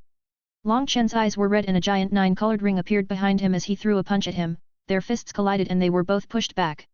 The warriors were fighting under him, heavenly gods, peak hierarchs, and everything below were dying constantly. Long Chen flew back and Meng Qi shouted Long Chen. A heavenly god appeared over her and shouted die. Long Chen's eyes widened and he shouted Meng Qi. The heavenly god was about to kill Meng Qi, when a sword that had a jagged edge on one side appeared and chopped the heavenly god in half. Everybody stopped and a beautiful woman with tan skin, strong muscles, tight shorts, bandages over her chest, and long black hair appeared. Long Chen said Amazon. The woman looked at the enemy and sneered, you trash want to kill my sis-in-law. Die for this ant. As she shot forward and chopped groups of people in half. Meng Qi said sister-in-law. Luna was also confused. Ling Ji slashed someone in half and said junior sister. Everybody looked at Athena in shock, Luna was stunned and muttered bastard. Athena was covered in blood and grinned saying where's my husband? Ling Ji said quickly shut up. You crazy bitch. Master's wives are here. Athena turned around and looked at Luna and the rest before scratching her head and saying so many? Fuck, I'm going to be in the cold palace at this rate aren't I? Long Chen laughed and they continued fighting. Athena continued killing people, then saw a giant smash hundreds of people to death with a stick, she looked up and said barbarian. Amon looked down and said hello. Athena said N. Hello. Can you be my brother? Amon said okay.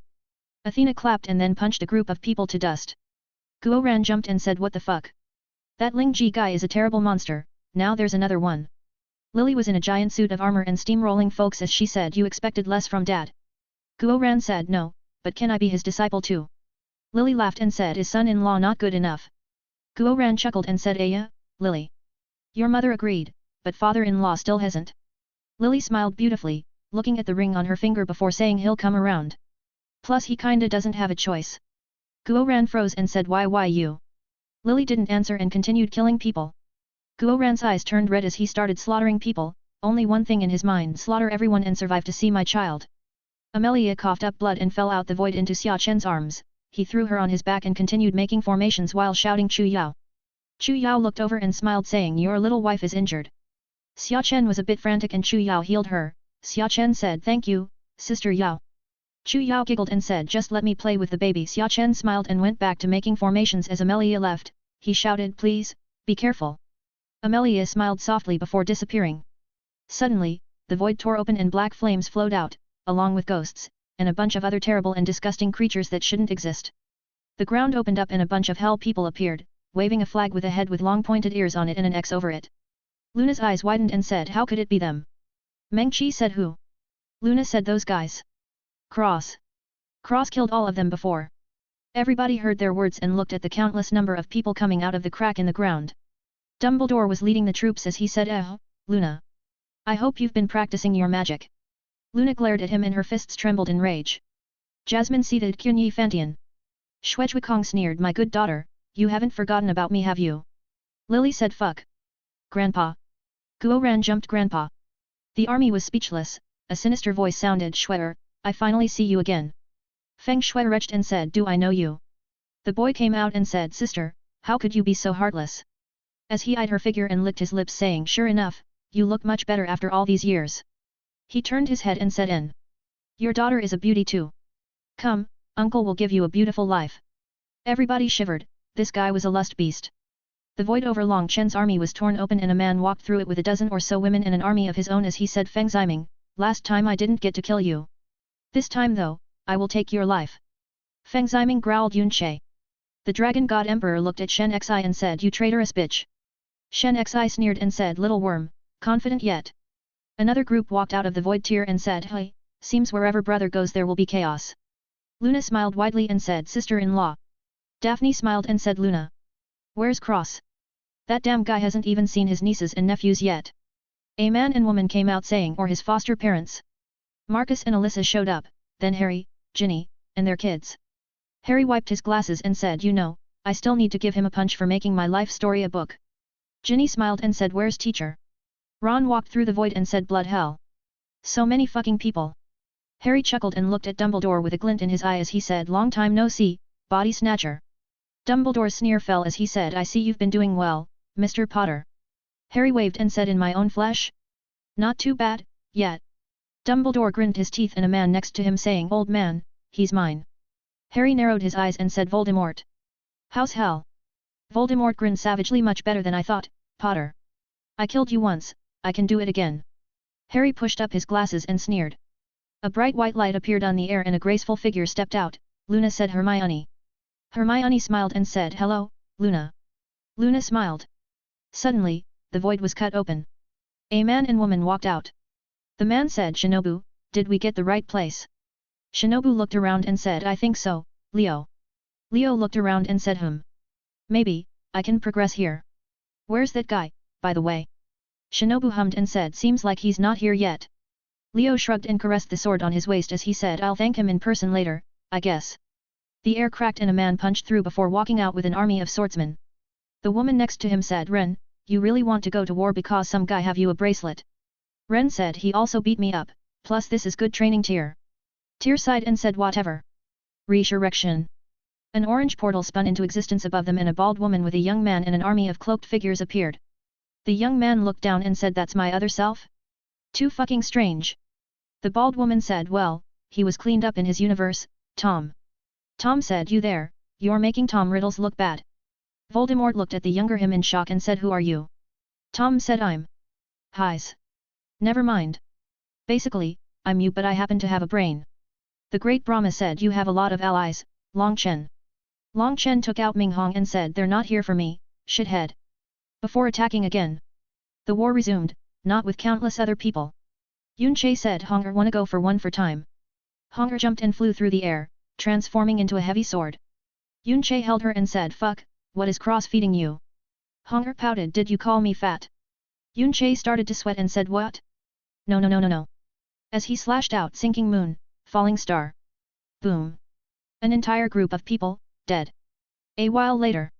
Leo was standing with Long Chen, Yun Che, Ren, and Tom. He looked grim and said, this isn't good. Long Chen frowned and said, don't worry. We kill Brahma or Falling Knight and they'll lose their morale. Yun Chen complained, how the fuck are we supposed to do that? Tom said, I have to agree, he heals too fast.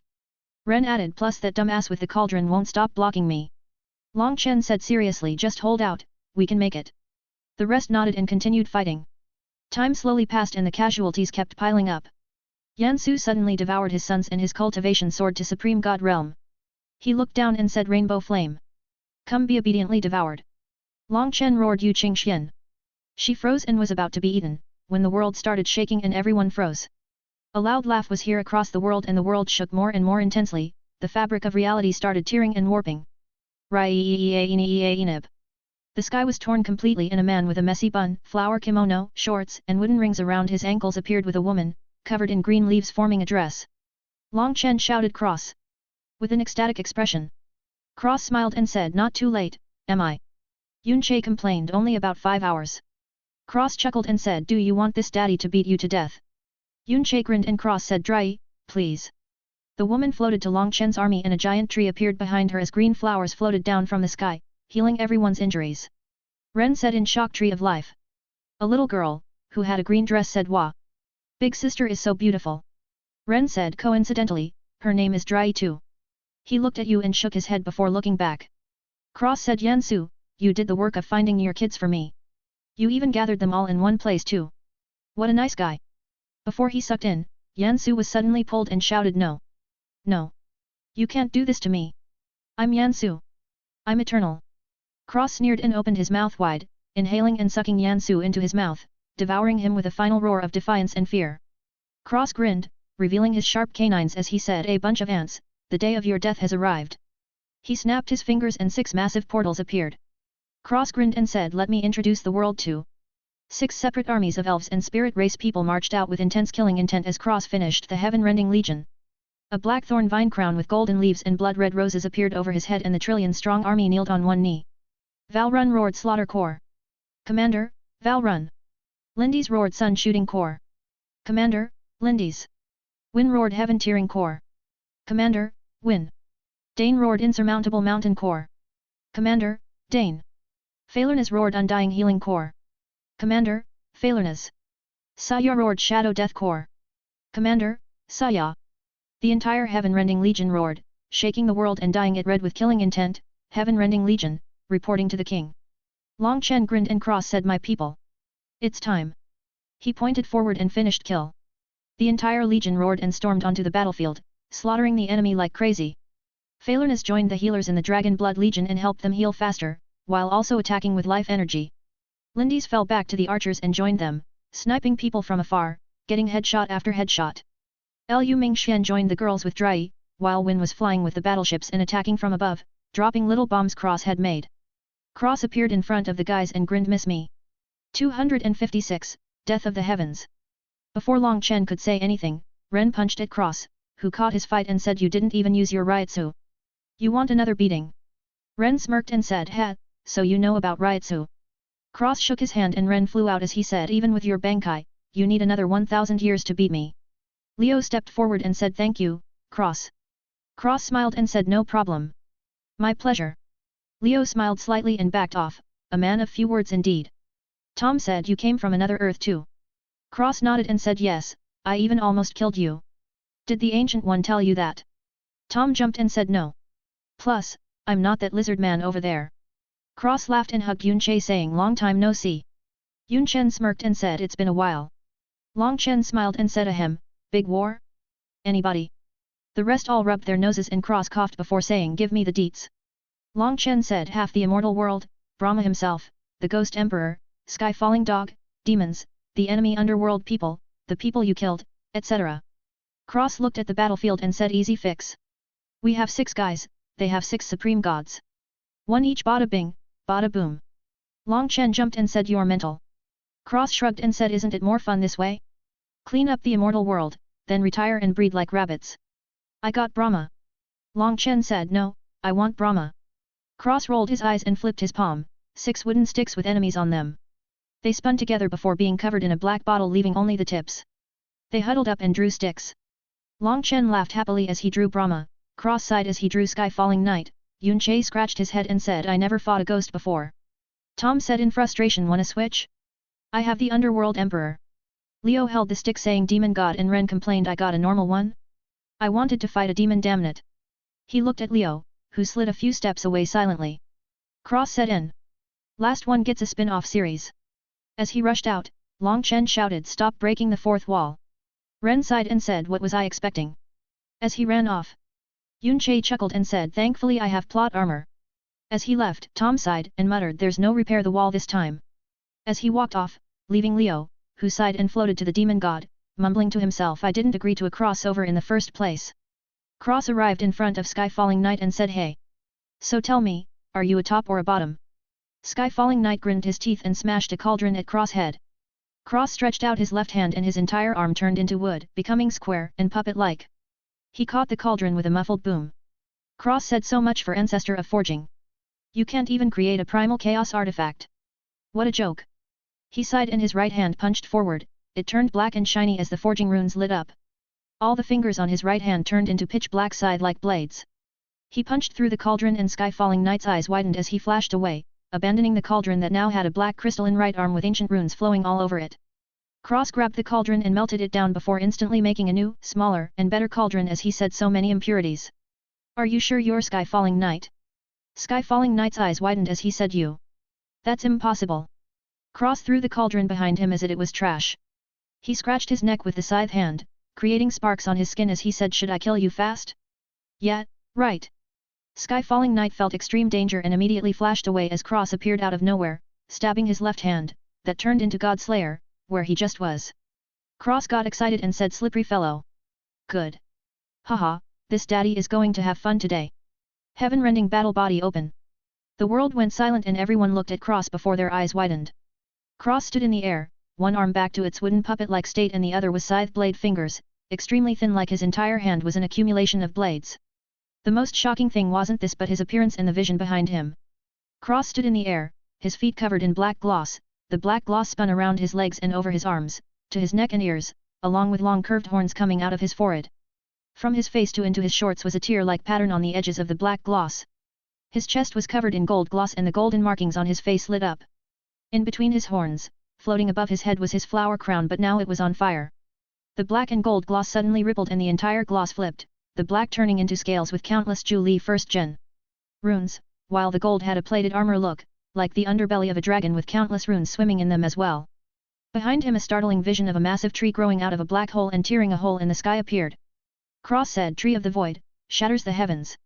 His vision lit up and the world trembled. Cross laughed and roared, "Break for me." The entire sky was filled with fine cracks that slowly started to spread across the world. Brahma shouted, "Stop!" But Long Chen blocked him, saying, "Where you going?" 9-star battle body open. Colorful purple chi creates the universe. His eyes lit up with 9 stars, his god ring appeared behind him and there was a vision of colorful purple gas surrounding a world. The world started trembling intensely as the cracks started spreading faster and faster. Cross and Long Chen shouted in unison, "Heaven and earth. Myriad worlds. Destruction/creation. Break for me."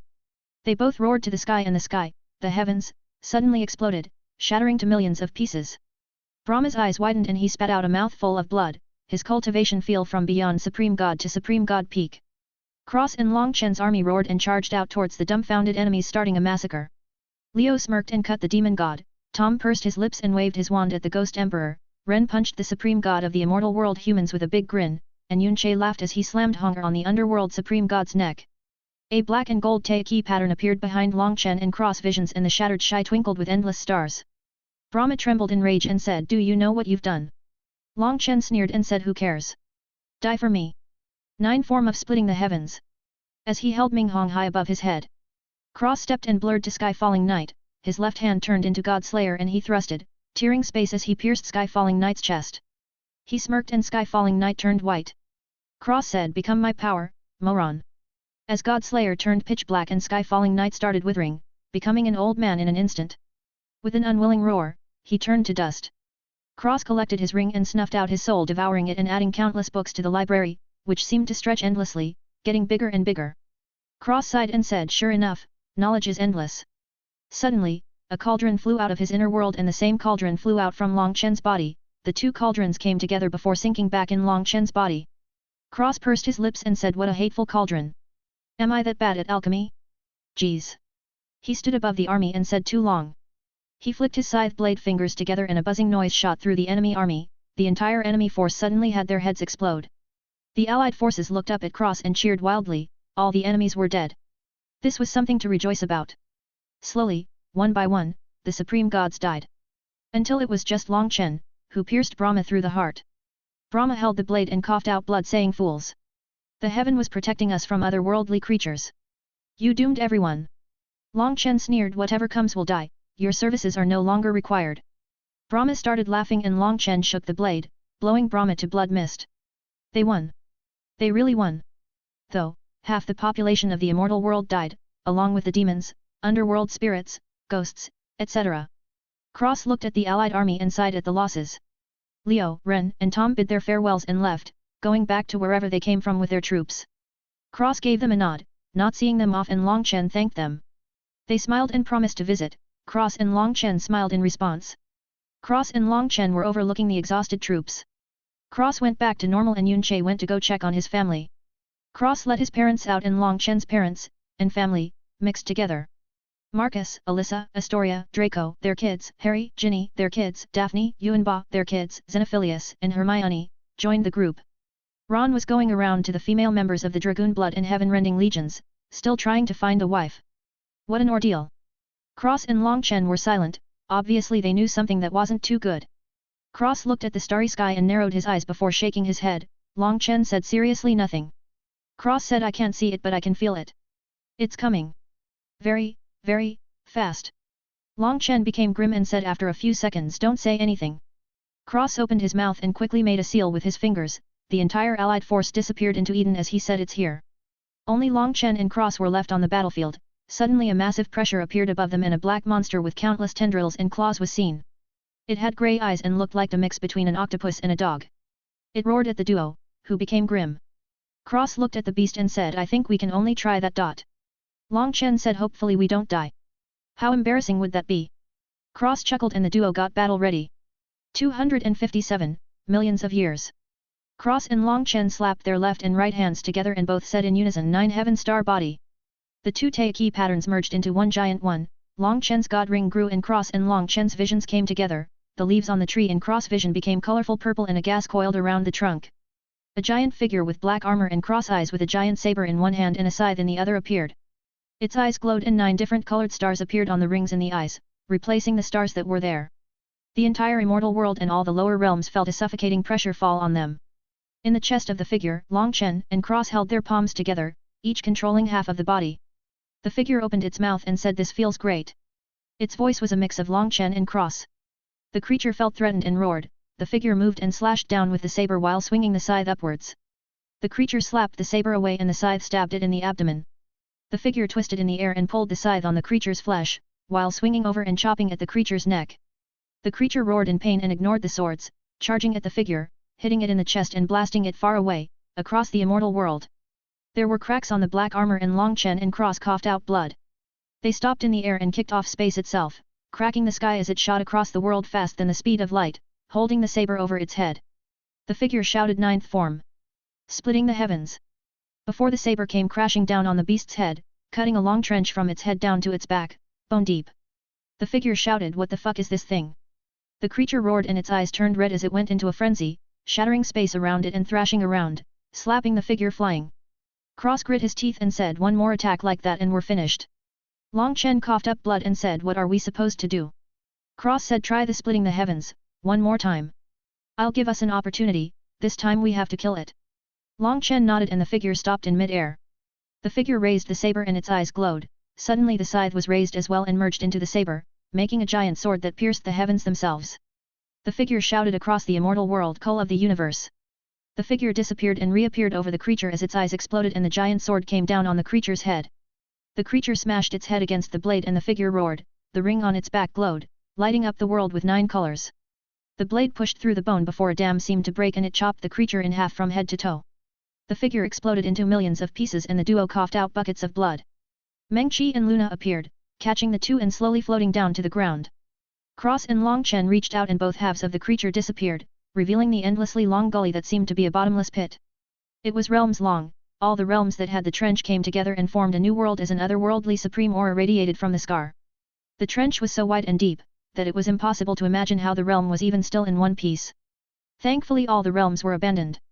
Now they had one massive realm with a bloody trench that split the realm in 2 sides with the only way to get across it was to go around. The pressure even near the world scar was tremendous and terrifying. If your cultivation was too low, you would just explode and die even coming near the thing. The sides of the scar were dyed red and as smooth as a mirror. It was a really trippy thing to look at. Cross coughed up blood and everyone came out of Eden, looking at the scar in shock and awe. Guo Ran slapped himself saying holy fuck. That was the coolest thing I've ever fucking seen. Everybody chuckled and Cross and Long Chen grinned. Drai came over and pressed on Cross back, injecting life aura into his body. Athena ran over and lunged at Cross, saying Kai master you're so much better in person. She latched onto his neck and wrapped her legs around him like an octopus, refusing to let go.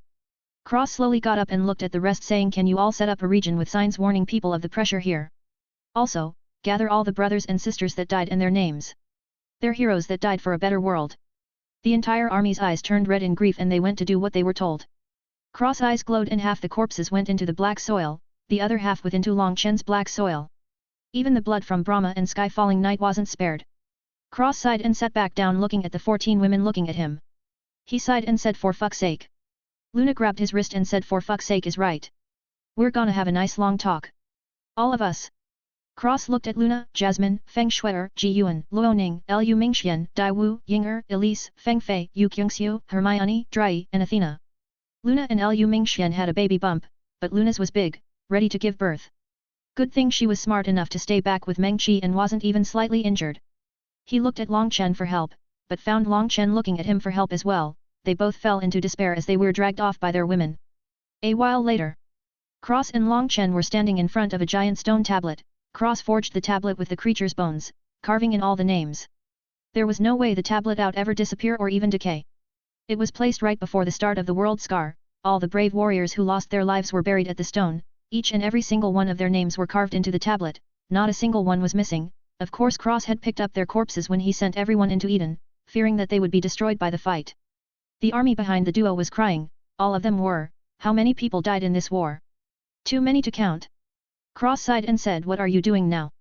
Long Chen shrugged and Cross said, we need to rebuild the heavens laws. By the way, I don't know about you, but I'm retiring to run the sect. If you want to go explore, be my guest, otherwise I'll put in a concealing law from the outside. Long Chen said, are you kidding? I'm tired man. Cross smiled and coughed before stretching out his hand saying, I'm missing staff for my sect. You seem like a respectable person. Would you like a position? Long Chen laughed and shook his hand saying, what's the salary like? Cross kicked him saying, what salary? I'm fucking dirt poor. Not a single primal chaos artifact. You, the big whale, have the complete universe cauldron, while I have nothing. Who knows what other earth-shattering things you're keeping on you? Cross turned away and held his shoulders saying, I even suspect you're seeing someone else. Long Chen spat out blood and the army laughed, while the girls smiled. After that, Long Chen and Cross let the army build up the new mega region, naming it the Departed Heroes Star Realm. The duo left, went to grab the exquisite world before flying back. Cross took all the regions and worlds in the Departed Heroes Star Realm and merged all the lands together with his supreme god powers. The entire Departed Heroes Star Realm was one giant piece of land. If you looked from above it looked like a dragon's eye.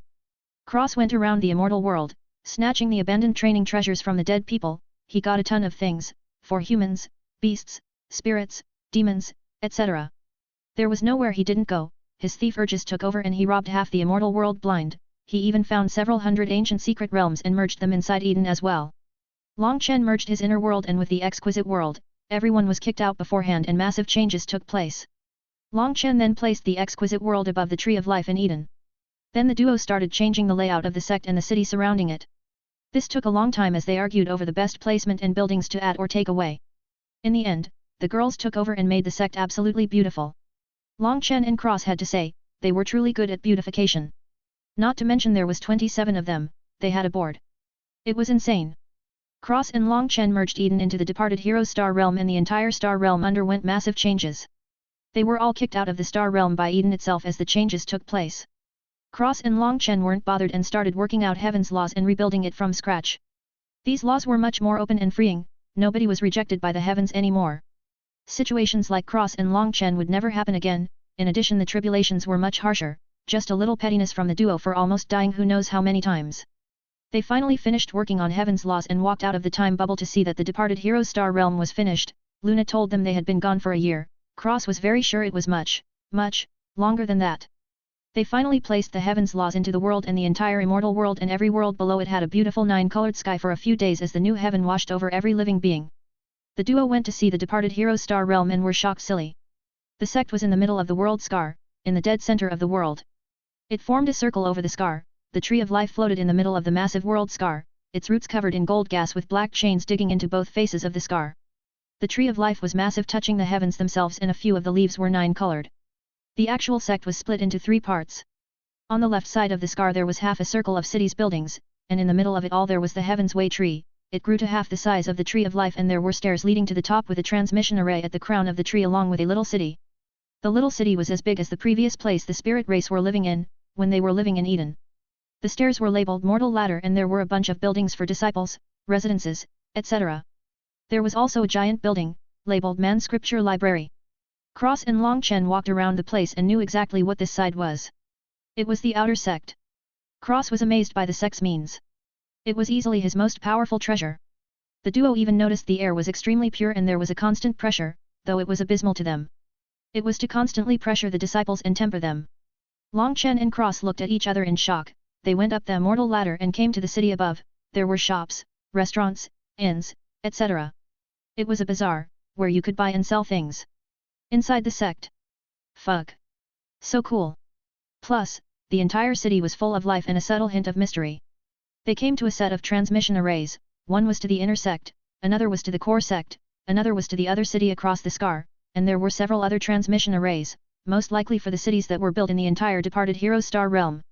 The duo kept investigating and came to the inner sect. Sure enough there were better resources and buildings here, each side of the sect had all auxiliary occupations, such as alchemy halls, forging halls, formation halls, music halls, etc.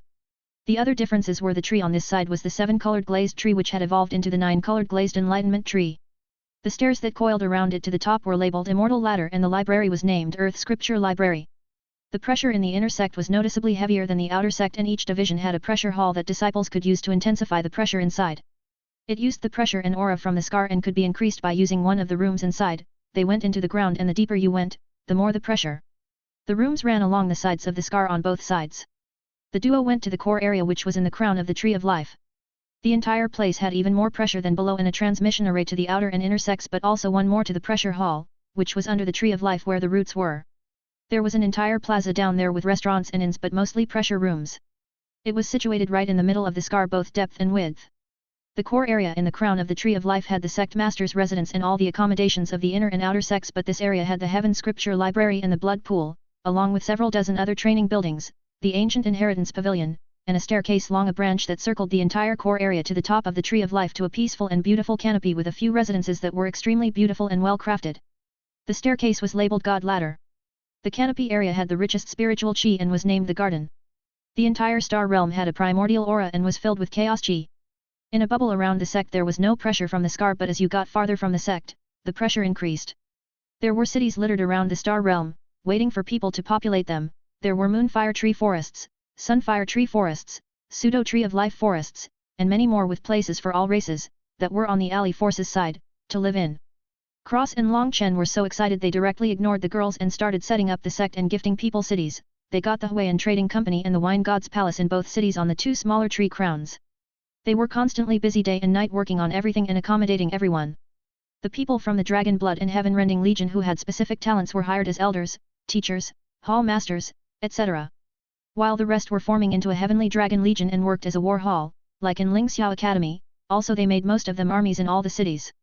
Cross dragged the dragon guy, who the duo found out's name was Long Tian, into the sect as their guardian beast. He didn't really have to do anything, he basically lounged around all day, nestling himself among the 9-colored leaves on the Tree of Life. It looked domineering from a distance, so domineering in fact, Long Chen and Cross jumped up and down in excitement at the visual. They continued to work. They even invited the old sweeping man to retire in the new sect as an advisor for them in case anything happened. The old man agreed after seeing the place. Cross finally got a reaction out of the old man that wasn't nonchalance, shattering his mysterious vibe as he said, "Don't worry, old man. We'll find you a nice grandma and you can have kids too." The old man almost spit out blood and hit him with his broom. Cross gave him golden crystalline jelly and made him young again. The old man retired happy, and actually went back to sweeping in the core area. He liked it so the duo left him to his devices. Finally, people started showing up and populating the cities around as the new star realm spread across the immortal world. The sect became very famous, very fast. It was simply the best sect there ever was, ever. It had everything, even strange methods that were never seen before. Long Chen and Cross came up with the name 9-Star Heaven-Rending Sect. It was very simple. The sect's holy art was the 9-Star Heaven-Rending Body Art. The library merged Cross art and Long Chen's art together and come up with it. Naturally it was under tight lock and key, reserved for only the top disciples, but the Heaven-Rending Art and the 9-Star Hegemon Body Art, Long Chen's and the normal one, were in the Heaven Scripture Library. Every library had the Starry River Sky Art though.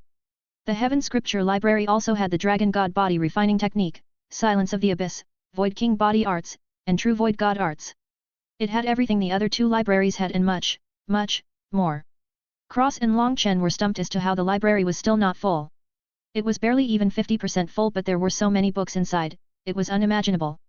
Years passed like this. Cross married Luna, Jasmine, Feng Shuier, Ji Yuan, Dai Wu, Luo Ning, Feng Fei, Lu Mingxian, Drai, Elise, Ying'er, Hermione, Athena, and Yu Kyungxia. Formally, they had a wedding and everything. The very next day, they were all pregnant. Anyway, they all took up teaching positions in the sect. Hermione even became the librarian. Her perseverance paid off and she married the man she loved. Happy ending for her.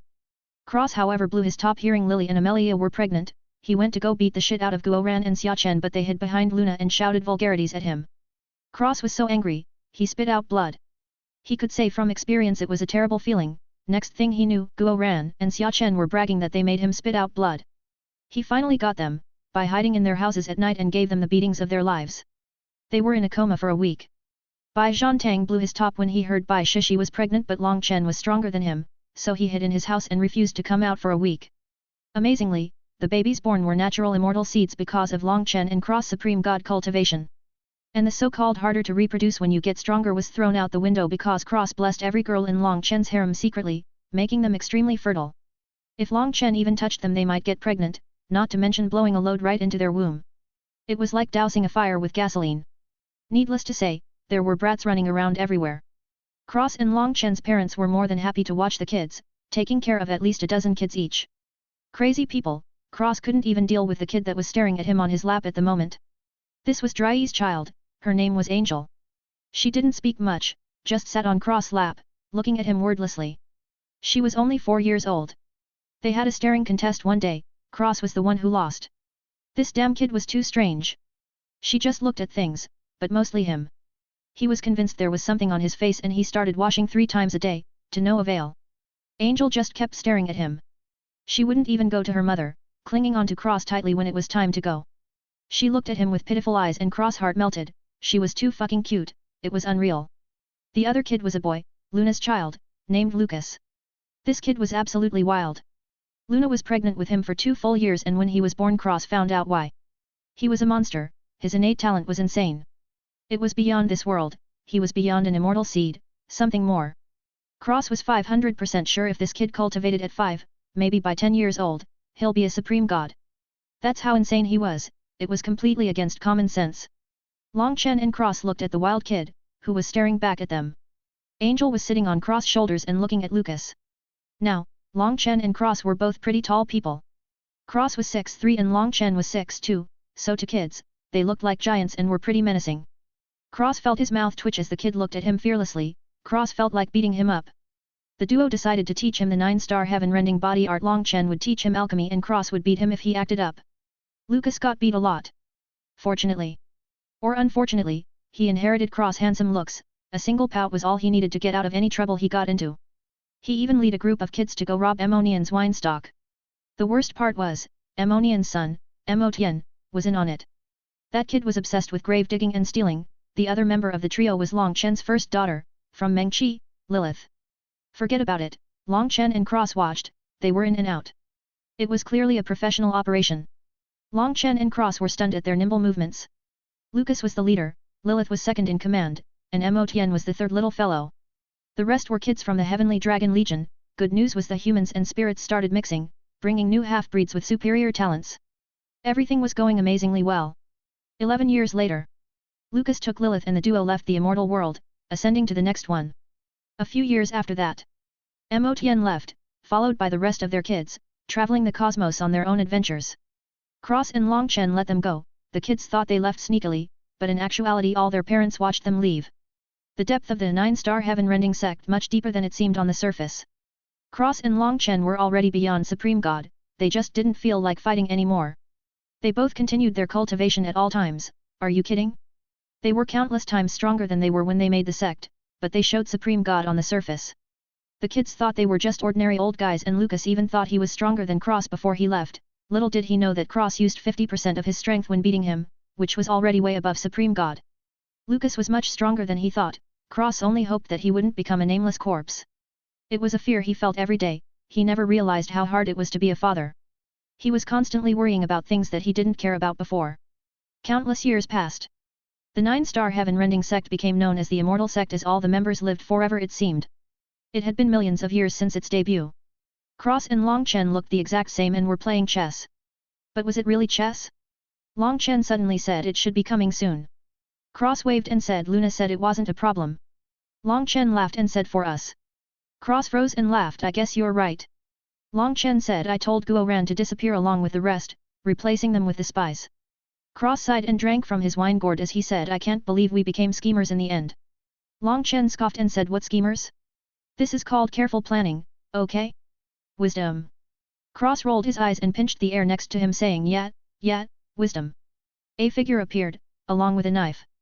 Cross said close, but I can feel your killing intent pal. Long Chen shook his head and said Immortal God King assassins, they're getting more and more extravagant. Cross didn't even look at the guy before he turned into blood mist and disappeared as Cross said but they do bring good things. Look, this guy even had 100,000 supreme immortal crystals. Long Chen sneered and said what good is that? Cross smacked his lips and said every drop in the bucket makes a difference, plus the disciples can use them. He waved and added Eden, if you could. The things disappeared and a man sat down saying they're gathering, they even snuck into the world scar. Cross and Long Chen looked at him and said why are they in there? Eden sighed and said these morons are convinced there's treasure down there. Cross laughed and shook his head saying there is. Long Chen and Eden were shocked. Cross added last time I went out I brought a new beast back before killing it in the world scar to keep the pressure, its blood lined the walls. I think I left the bones down there. Long Chen and Eden rolled their eyes. Cross suddenly said any traitors? Long Chen turned grim, he was avoiding this question. He didn't want to know if any of his Heavenly Dragon Legion brothers betrayed him, or his kids for that matter. Eden shook his head and said no, but many of the Heavenly Dragon Legion warriors have become spies. I read their souls to make sure. Cross let out a breath of relief and he said that's all then, thank you, Eden. Long Chen smiled when I go out next time I get you a few world cores. Eden smiled and said no worries and thank you. Before fizzling out of existence. Cross smiled and slapped the table, it flipped into a square mirror, showing all the kids and what they were doing. Cross smiled and said I wonder if they'll be shocked by the change when they find out 10 years over there is a million here. Long Chen replied I don't know, but I do know that if your damn son doesn't ask for my blessings to marry my daughter, I'm going to beat him silly. Cross shrugged and said do it, he hasn't got a beating in a long time. I know that kid will never ask for your blessings, maybe Lilith will tell him to. But if she doesn't he won't. Long Chen replied if she doesn't, I'll beat her too. Cross laughed and a soft voice sounded father. Cross turned and smiled softly saying yes, Angel. Angel walked into the room with a beautiful kimono, with a waist wrap and everything. She walked over with light steps and said permission to unseal myself, please. Cross frowned and said what happened? Is someone bullying you? I swear I will kill them all. Long Chen pursed his lips and said very nice. Cross clicked his tongue and looked at Angel, who smiled softly and said quietly my disciple has killed his senior sister. I am going to give him elven traitor punishment. Cross and Long Chen sucked in a cold breath of air.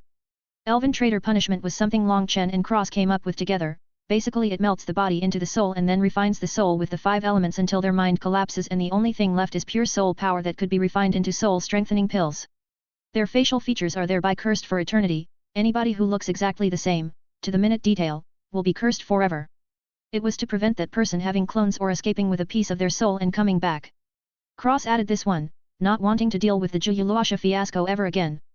The actual person is doomed to never reincarnate and dissipate between heaven and earth. They aren't even able to enter heaven, or hell. They can't even become ghosts. They just float in the endless void forever. It was the cruelest punishment Long Chen and Cross had ever seen. Cross said good. Go, just make sure none of the spies notice. Angel smiled and leaned over, Cross stretched out his cheek with an elated expression and Angel kissed his cheek saying thank you, Papa. Before leaving, Cross was giddy and had a big smile on his face. Long Chen sneered and said what a loser. Cross froze and said hey, man. Don't take it out on me that none of your kids like you, okay? Long Chen turned green and Cross laughed. A few thousand years later, Cross and Long Chen looked at a young man through the mirror table. Cross said who knew keeping this mirror was so fucking convenient. Long Chen grunted and Cross said now you really know how Bai Zhantang felt. Long Chen felt a vein pop up on his forehead and he said do you really want me to kick the shit out of you? Meng Qi appeared in the room and poured tea as she said I think he's a very nice boy. Cross smiled and said thank you, sister-in-law. Meng Qi smiled and Long Chen looked at the kid and said I don't like him. Cross laughed and Meng Qi shook her head saying of course you don't. Cross sang the same song as Meng Qi and added you're just upset, your little girl has fallen for him. Hey, you know what, it could be worse. Long Chen said how could it possibly be worse? Cross looked at Meng Qi before saying he could have a harem. Long Chen felt a little better, Meng Qi nodded along adding yes, also with Ye Areo's personality, she'll probably kill him if he has any other women. Long Chen's scowl lessened and the room was opened, Bai Zhantang walked in laughing his ass off and saying you little bastard. How do you feel now? Ha ha ha ha ha ha. Long Chen grinned his teeth and said you want a beating, old man. Bai Zhantang sneered come. What origin god? Doesn't sound too strong to me. Cross laughed and said old man, have you seen your granddaughter? He tapped on the mirror and a young girl with 3 flower pupils was following around a handsome young man. Bai Zhantang scowled as he looked, he got angrier by the second and said this girl is as dumb as her father. Cross smiled and said actually, she's very smart. Bai Zhantang frowned and waved saying stop pretending to be mysterious. What's going on? Cross zoomed in and said he's not my son, he's not Long Chen's son, he's from outside. Bai Zhantang frowned deeper and deeper saying outside, outside. Cross nodded and said he's a spy, he cultivates a heavenly immortal fox cultivation method. He's at the Divine Lord realm, but he's showing the Divine Flame realm. Bai Shishi appeared and said coldly, quickly explain, Cross. She was already gripping her golden sword tightly with anger in her eyes. Cross said so many visitors today. Anyway, his divine flames are pink, that's why they always have a pink hue when he releases them. He changed the color to normal but I can see them. Bai Shishi roared, stop beating around the bush already. Cross complained, I say, woman. Have you still not calmed down after millions of years? I was getting to it. Bai Shishi blushed and said, please, hurry up. Cross cleared his throat and explained the heavenly immortal fox clan's methods are in the secret library at any rate. I've killed a bunch of them, their fur is very soft. He looked back at the mirror and his eyes lit up and the boy's internal situation appeared for everyone to see. Cross continued, the cultivation method he uses is focused on charm. The divine flames release a charming fragrance that give males a good impression and females, well, artificial feelings of love and infatuation. Bai Shishi was about to slice the kid to death, but Cross stopped her as he said seriously, relax. I'm testing her. Bai Shishi shouted angrily, what the fuck are you testing my niece for, letting her be charmed by a wastrel spy for the immortal gods. Cross said, are you done? Can I finish speaking now? Thanks. He zoomed into the boy and said the cultivation method also changes his blood to passively emit a fragrance which has the same effect as the flames, when used together the effects increase. Not one but a multiplier. Xiao Xiao has a heart demon because of you, Shishi. Bai Shishi was stunned and said, what? Cross cut her off and continued, not entirely your fault of course. Because Bai Xiao never felt like he was better than you, it gave him a complex. Xiao Xiao noticed his complex and got one of her own, feeling inferior to you in every way. Without special means, it will never go anywhere and another 3-flower pupil will go to waste. Bai Shishi teared up and ran away. Long Chen said, did you have to be so hard on her? Cross sighed and said, this is the truth. Xiao Xiao is extremely smart, not only that but her pupils have mutated. She only got a heart demon because she is too smart and noticed hidden things she shouldn't have. She needs to become her own person and stop comparing herself to her aunt. Long Chen was silent. Cross closed his eyes and said, I sent her to the fox spy. Long Chen and got up to go after Bai Shishi. Bai Zhantang sighed and said, you. Highs. Even I don't know what you think anymore. Before leaving, Meng Qi smiled and said, I believe you know what you're doing. Cross smiled and said, I wouldn't mess around with my niece's feelings, plus I wanted to take her as a disciple. Meng Qi made an O with her mouth and said, you. Why didn't you say that before? Cross smiled and said, she was getting on my nerves, so I'll torture her a bit. Meng Qi giggled and said, what a petty guy. Before walking away, Cross looked at the mirror and arms wrapped around his neck from behind. Luna kissed his neck and said, baby, are you coming to bed? Cross smiled and said, that depends, will you be naked?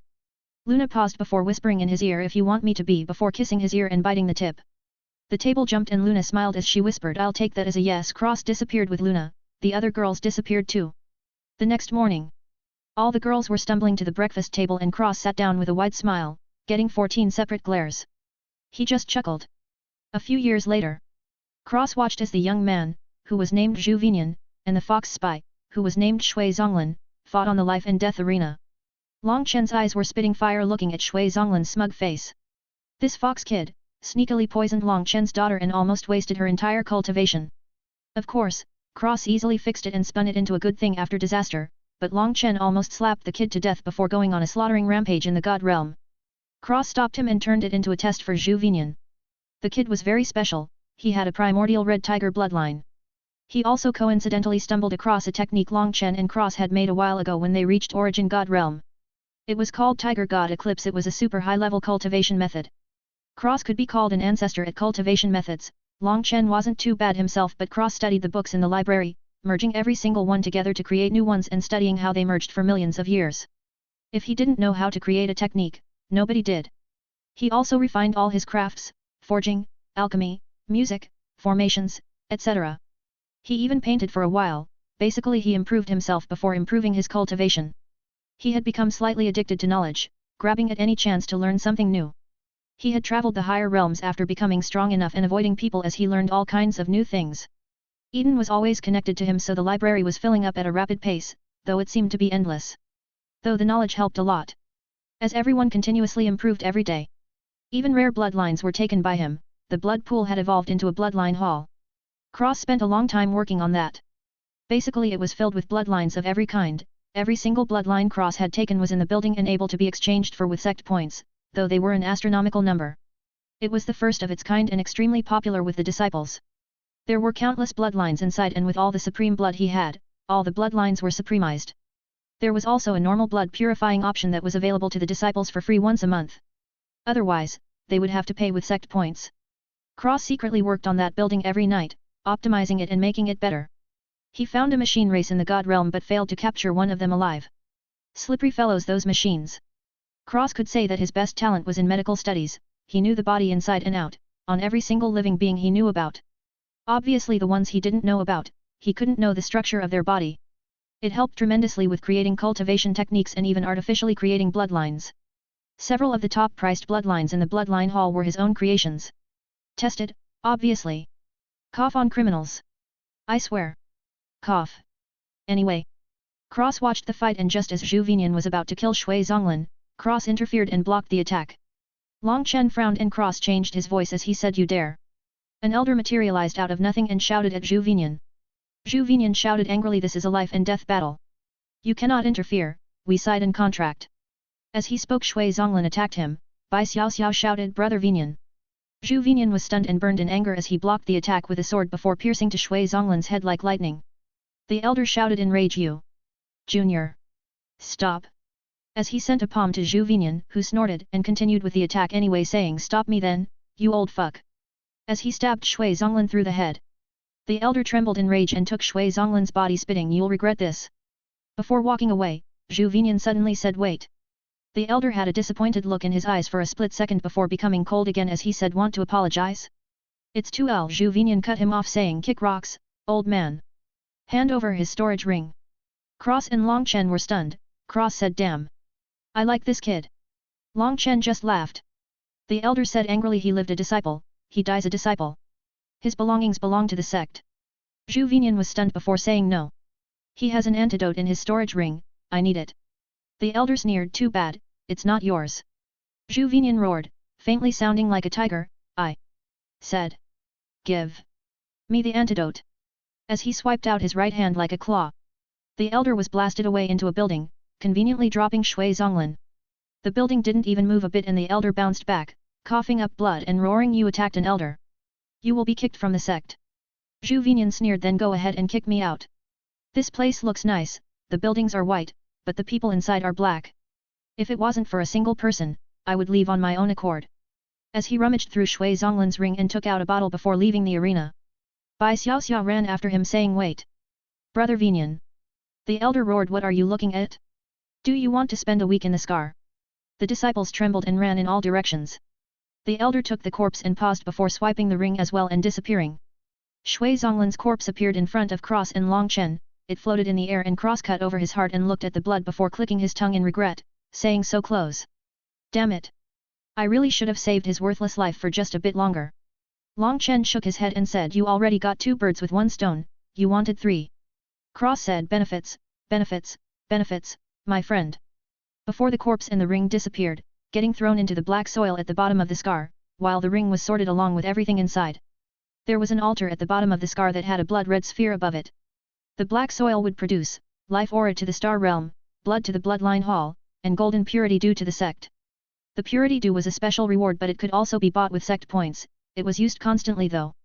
Cross sold some to the Huayan company, and gifted vats of it to the wine god's palace people. He provided them with resource, selling to them, and in exchange they would give him a portion of the wine they made. Obviously their ingredients have to come from somewhere, they were very nice about it.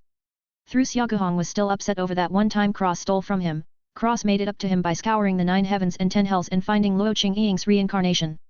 Xiaoguhong was so happy and thankful, he gave him all his wine. Cross was overloaded with the several hundreds of thousands of wine gourds. He stored them in the sect, keeping the best ones for himself and handing them out as prizes, but also supplying the restaurants with it. With permission from the wine god himself, of course. Turns out he became somewhat of a bum. He was a nice guy though. Cross convinced him to retire as the head of the wine god's palace in the sect after beating him in a drinking contest. Xiao Lai joined the wine god's palace too. Yun Che lazy around most days, not really contributing anything other than breeding. This fellow was the laziest person Cross had ever met in his life. The rest of the group from the divine realm just blended into the sect, not really making a splash. Cross' actual parents started a small restaurant and quickly became extremely popular as Cross had given them cooking experience from a cooking world's top chef. He secretly did it in their dreams so they wouldn't notice. They were also famous for another reason: every single person who made trouble at the restaurant, without fail, was never seen again. There was a saying around the sect: you can curse at the elders, disrespect the sect, but never make trouble at Xiren's diner. A heavenly god even went missing one time. After that, everyone was extremely respectful inside. It even became somewhat of a safe haven and hot spot for meetings and disciples who were in trouble. There were always two people inside: Saya and Helios, who always protected Arinyani and Faunus, even though they were supreme gods themselves. Sometimes, Helios would change out with Goran to spend time with Lindes and his family. In short, if anybody caused trouble, they were basically dead. A while later, Cross picked by Xiao Xiao out of her residence and she appeared in front of him. Xiao Xiao was stunned and said, "Uncle." Cross smiled and said, "Xiao Xiao, your heart is clear now." Xiao Xiao smiled and said humbly, "It's okay." Cross patted her head and said, "I want you to be my disciple, Xiao Xiao. Do you want it?" Xiao Xiao gasped and said, "Uncle, are you serious?" Cross smiled and said, "Of course. I've been watching you for a long time. Just as I suspected, Shui Zonglin helped you clear your heart demon." Xiao Xiao froze and puffed her cheeks angrily as she said, "Bad uncle, did you manipulate me behind the scenes?" Cross laughed and didn't deny it. Xiao Xiao pouted and sat down in a huff, crossing her arms and turning her head. Cross smiled and said, "So what do you say, Xiao Xiao? Are you willing?" Xiao Xiao threw her hands up and said, "Of course. If I say no, wouldn't I be a moron?" Cross chuckled and said, "Good. Good. Good. Hurry up and bring me some wine." Xiao Xiao said, "Uncle, it's tea." Cross spat, "Tea is for losers." Xiao Xiao giggled and ran off before coming back with a wine gourd and pouring him a bowl of wine. She lifted it with two hands and said, "Master." Cross took the cup and said, "You can still call me uncle, though I think grandpa is the correct term." He mumbled to himself as he drank the wine. Xiao Xiao smiled saying, "Grandpa, uncle, who cares?" Cross laughed and said, "Hey, you're learning fast." Xiao Xiao giggled and Cross said, "Come here and take off your clothes." Xiao Xiao froze and covered her chest. Cross blanked out and said, "What are you doing?" Xiao Xiao said shyly, "Grandpa. I'm a girl." Cross clicked his tongue and said, "I've seen all of you when you were a kid, I had to babysit you. Shut up and take off your clothes, silly girl."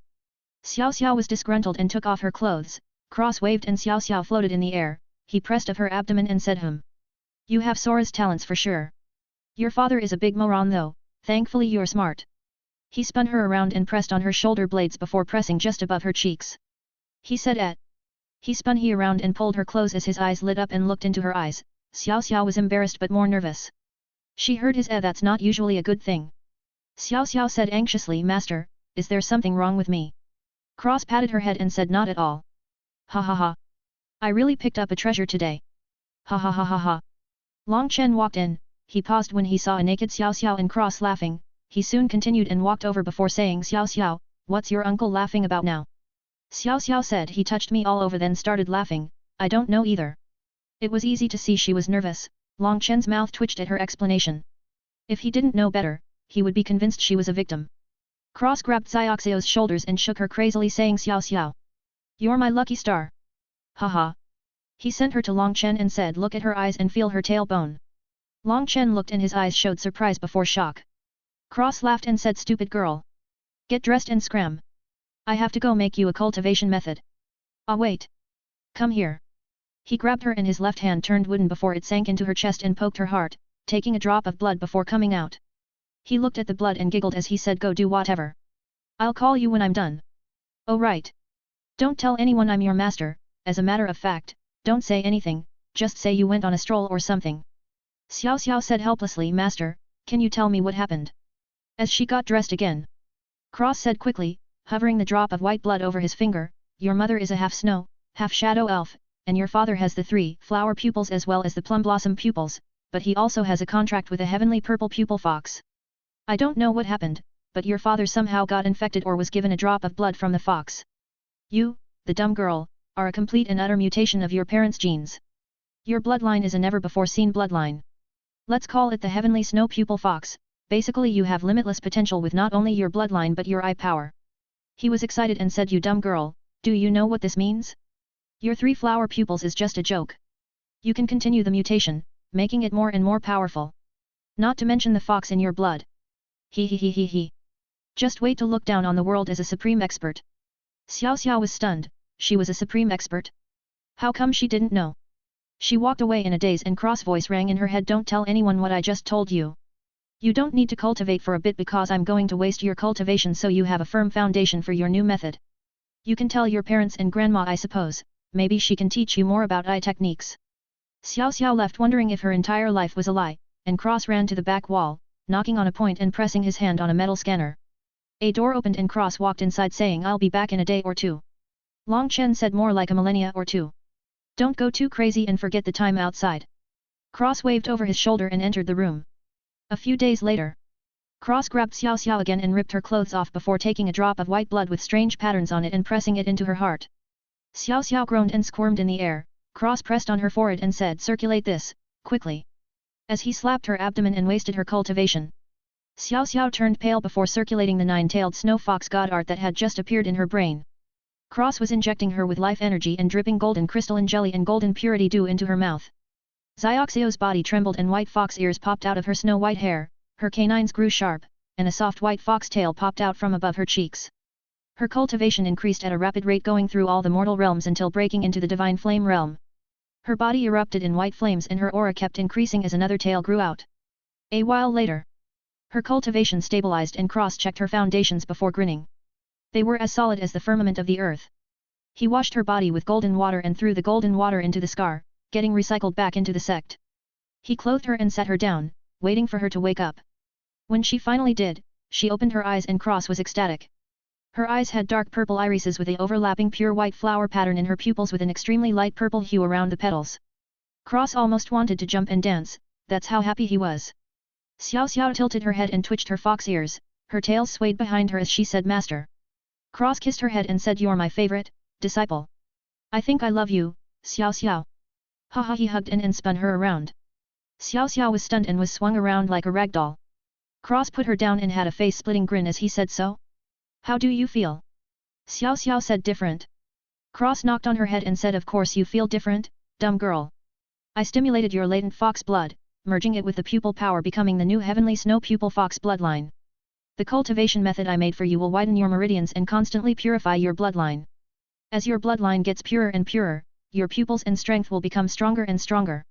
He made a water mirror and said you have 2 tails at the moment, when you reach 9 come find me again. I have a theory. Xiao Xiao said a game theory. Cross chopped her head and said only I can break the 4th wall here, Xiao Xiao. Anyway, theoretically when you reach 9 tails you'll be beyond any sort of comprehended cultivation level. He sat down and rubbed his chin, thinking about something. He punched his palm and said all right. When you reach Hierarch realm, I'll send you to the god world. Xiao Xiao asked the what? Cross rubbed her head and said don't worry your pretty little head about it, Xiao Xiao. Just promise me one thing, don't become as dumb as your father. Stay smart, if it wasn't for me and Long Chen, forget about being born, that dumb kid would probably be dead. Xiao Xiao said seriously don't worry, my life goal is to never be as dumb as daddy. Cross smiled and said go, Xiao Xiao. Don't forget to use the bloodline hall, I'll give you clearance to 2 purifying sessions a month because you're my disciple, but everything else is all on you. Xiao Xiao smiled sweetly and her tail swung back and forth as he patted her head. She left saying bye master. Cross waved and sat back down, looking into the mirror with a happy expression. A while later, Cross dressed up in a mechanic jumpsuit and put on a hat before walking into the core area with a box. He had his hat tilted down and his sleeves rolled up, going to the bloodline hall for maintenance. He walked past the disciples, looking at them and getting impassive glances, even some disdainful ones. Cross chuckled to himself but kept a serious look on his face, really he was sighing to himself. Millions of years had changed a lot of things, most of the things that changed were the people. The departed hero's realm was the most peaceful star realm in the immortal world. Of course, after Eden merged with it and transformed the ground into holy land with different spiritual veins under the earth, even the places that didn't have cities, now had cities. The star realm that once had all their brothers, sisters, and friends, now had more unrecognizable faces than recognizable ones. Cross could only sigh at this fact, the cruelest thing in the world was time. Then again, he didn't even know what to call his cultivation at this point, so what did he care? It was estimated that even if the sun collapses, the moon explodes, and the universe dies, he would still be alive. Of course, the others too. Cross smiled happily at this thought, no matter how long he lived for at least he would have his family with him. Some of the disciples looked at him and started whispering amongst each other, his clothes weren't strange at all because Cross had brought a new fashion from Earth, there were countless different styled clothes, even Long Chen stopped wearing the black robes and started wearing a black hoodie with black sweatpants and slippers. Ah! He had been infected by the slipper-wearing trend. Noticeably, Long Chen's slippers were little tigers instead of bunnies. Cross was 99% sure he did that just to spite him because tigers eat bunnies. It's fine though, he'll just fertilize his wives later, let's see how he handles another round of kids. Damn bastard. Cross walked to the bloodline hall and came across the sweeping old man. Cross smiled and said, "Old man, hey." The old man looked up and said, "Long time no see." Cross pursed his lips and said, "What's that look for? Last time I came to visit you swatted me with a broom." The old man paused and said, "That's because you highs. Never mind." Cross smiled and walked over to a bench. He sat down and took out a sandwich as he said, "What do you think?" Before taking a bite, the old man shook his head and said the old generation shouldn't meddle in the new one's affairs. Sometimes, doing nothing is actually better than doing something. Cross was stunned and said, but the old man raised his hand and said, "If it's a blessing, good, if it's a catastrophe, it can't be avoided." Cross sighed, "Hey. No matter how old I am, you're still mysterious." The old man cracked a smile and said, "It comes with age. I've seen a lot of things." He chuckled to himself and added, "Even the destruction and recreation of the heavens." Cross smiled. Suddenly, footsteps were heard. The duo looked over and saw Zhu Vinian walking over. Cross eyes flashed and the old man continued sweeping. Zhu Vinian held a fist and bowed to the old man as he said, "Senior." The old man shook his head and said, "I'm just a sweeper, no need for formalities." Zhu Vinian said seriously, "I've always been taught to respect my elders, senior is naturally not an exception." Cross continued eating on the bench, with an unnoticeable smile. The old man shook his head and Zhu Vinian added, "Senior, I've come to say goodbye." The old man said, "Oh." Zhu Vinian continued, "Though the sect is white on the outside, it's corrupt and black on the inside. Villains reign supreme here and are protected. It's very disgusting." The old man seemed to fall into reminiscence and said, "How do you feel about the sect?" Zhu Vinian frowned and said, "Awful. The sect was been standing for a long time, made my powerful seniors, and yet they seem to be oblivious to the terrible situation inside the sect. Teachers spout nonsensical garbage and deny history, changing it to their own views and biases. The richer disciples can just bribe elders and get away with murder." He clenched his fist and said angrily, "Even after evidence of poisoning another disciple, Shui Zonglin was still let off scot-free." His eyes slowly turned into red tiger eyes. The old man said, "I heard he died." Zhu Vinian said, "Junior, killed him on the life and death arena." Even then, Junior was threatened by an elder to let him go. The old man started sweeping again as he said, "Sometimes, looking with your eyes is deceiving yourself.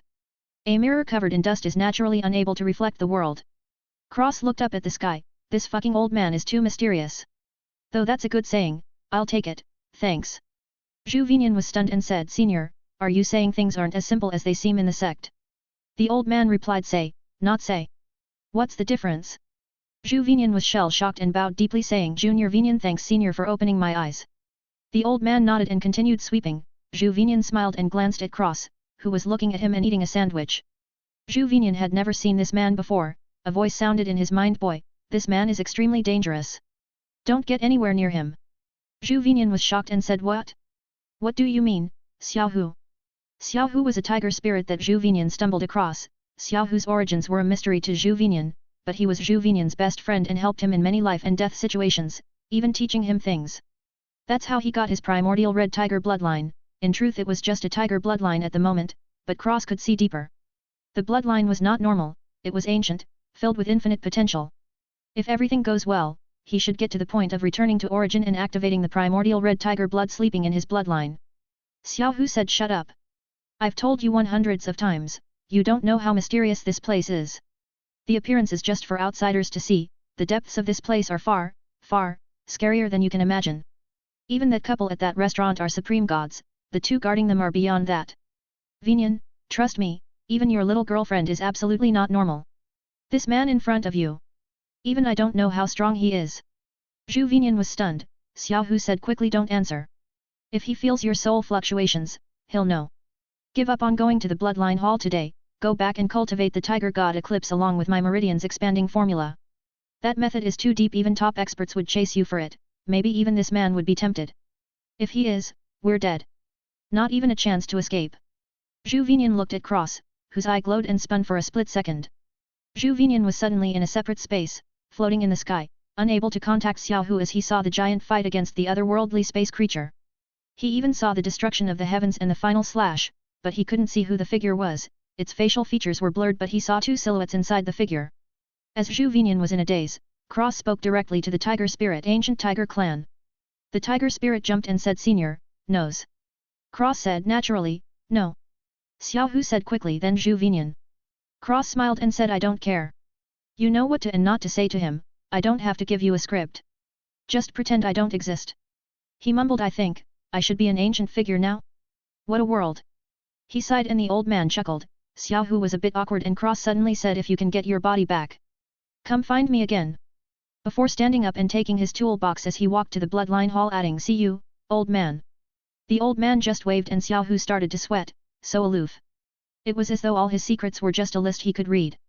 Cross disappeared into the bloodline hall and Zhu Vinian came back to reality. He looked but Cross was gone. He said quickly, Senior, where did that other man go? The old man replied, left. Zhu Vinian sighed and bowed before leaving. The old man watched him go and mumbled, that kid still doesn't listen to me. Highs. Before going back to sweeping, Zhu Vinian walked away saying, Xiao Hu, did you see what I saw? Xiao Hu said, no. Don't worry about visions, you're too weak to do anything with them anyway. Zhu Vinian complained, geez, so harsh. Xiao Hu laughed in his mind and said, boy, compared to your little girlfriend and her cousin sister you're miles away. Zhu Vinian said, even Xiao Xiao. Xiao Hu said, she's the scariest one. After she disappeared for a few days, she became a monster. I still think you should dual cultivate with her instead of the other girl. Zhu Vinian shook his head and said, Yaireo is the love of my life, impossible. Xiao Hu was helpless and replied, having more than one woman is normal, but you kid. Highs, you're too stubborn. Cross closed the bloodline hall for the day and changed the time around the building as he started working on it. A while later, Cross was back in the mirror table room and watching everything happen. Long Chen said, you talked with the kid.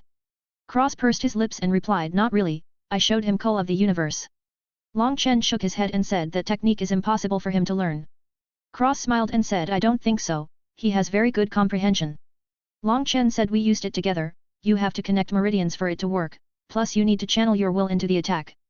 Unless he has a double meridians physique, it's impossible. Cross was disgruntled, that was the only technique he hadn't been able to make better. When he modified it for a single person, the power was weaker by 30%.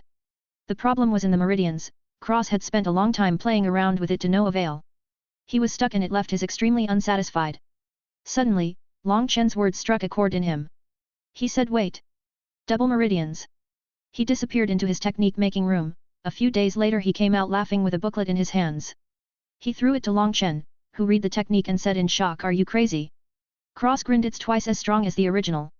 Not only that but much faster to channel as well. Long Chen pointed at the booklet and added, also incredibly dangerous. One wrong move and you'll explode. Cross sat down and took the booklet, flipping the pages before pointing to a diagram as he said, that's why the diagram is like so.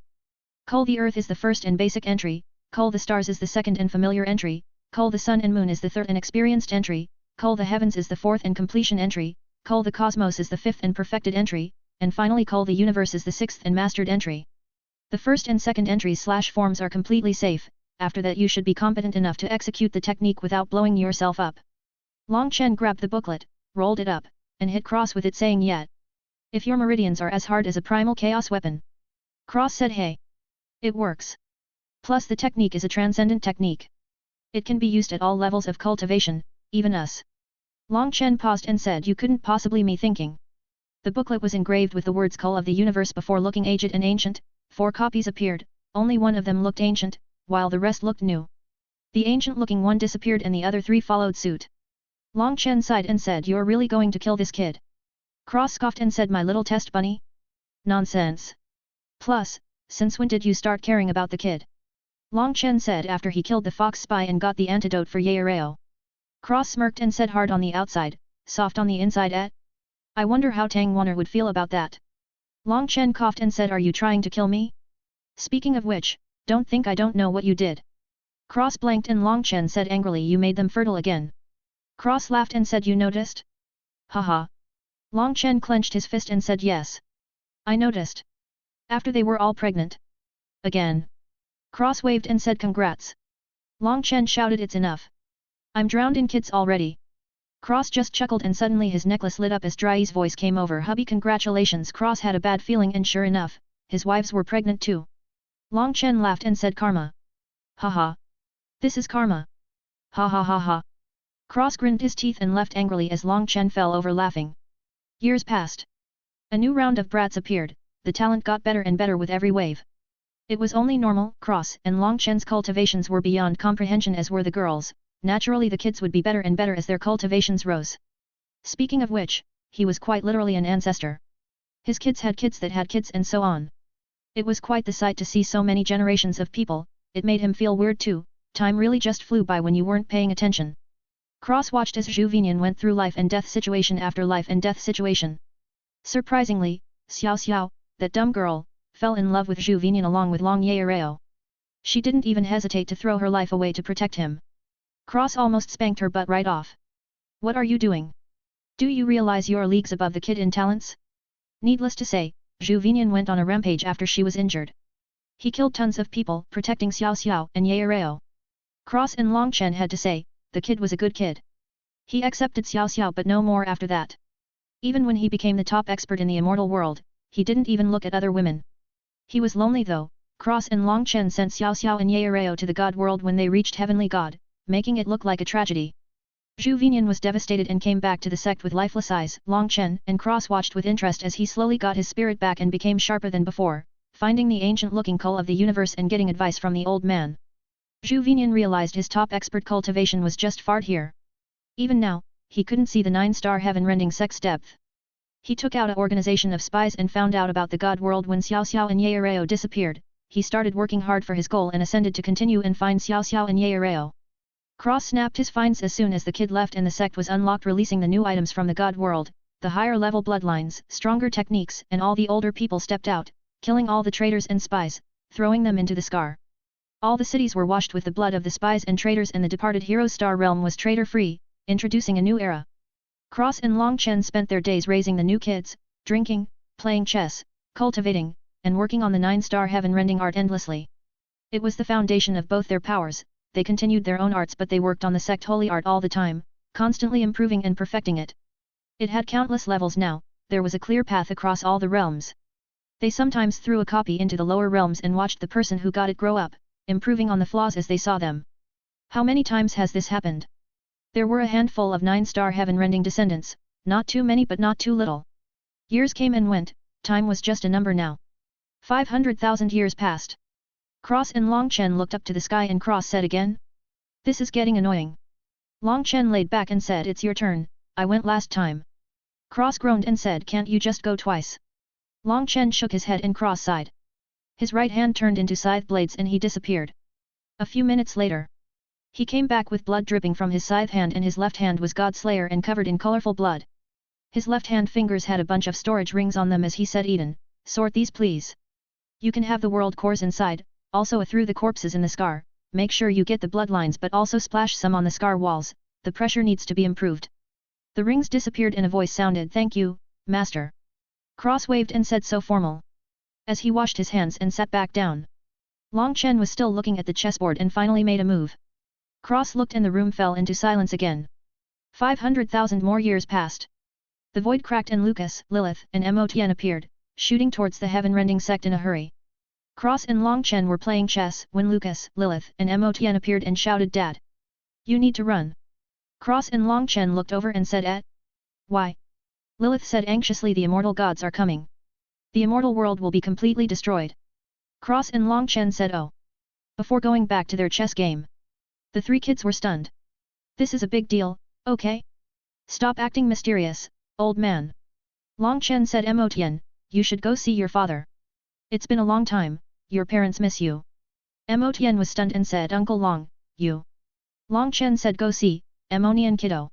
He doesn't stop talking about you, if I hear my son is the strongest under the heavens again, I might smash my head into a wall. Mo Tian sighed and left. Cross looked at Lucas and Lilith before shaking his head and saying, I can't believe it. Lucas said angrily, well, believe it, old man. You need to go. Now. Cross patted his shoulder and said, Lucas, as your father, I'll say this. You have the biggest guts out of anybody I've ever met in my life and I'm proud of you. Lucas was stunned and Lilith suddenly turned white as she saw Long Chen's expression. Cross continued, but, if I was your friend and an outsider, I would say. You're simply courting death with a smile and open arms. He shook his head and patted Lucas' shoulder saying, I'd say you have a good 5 seconds before you get thrown across the immortal world. I would start running.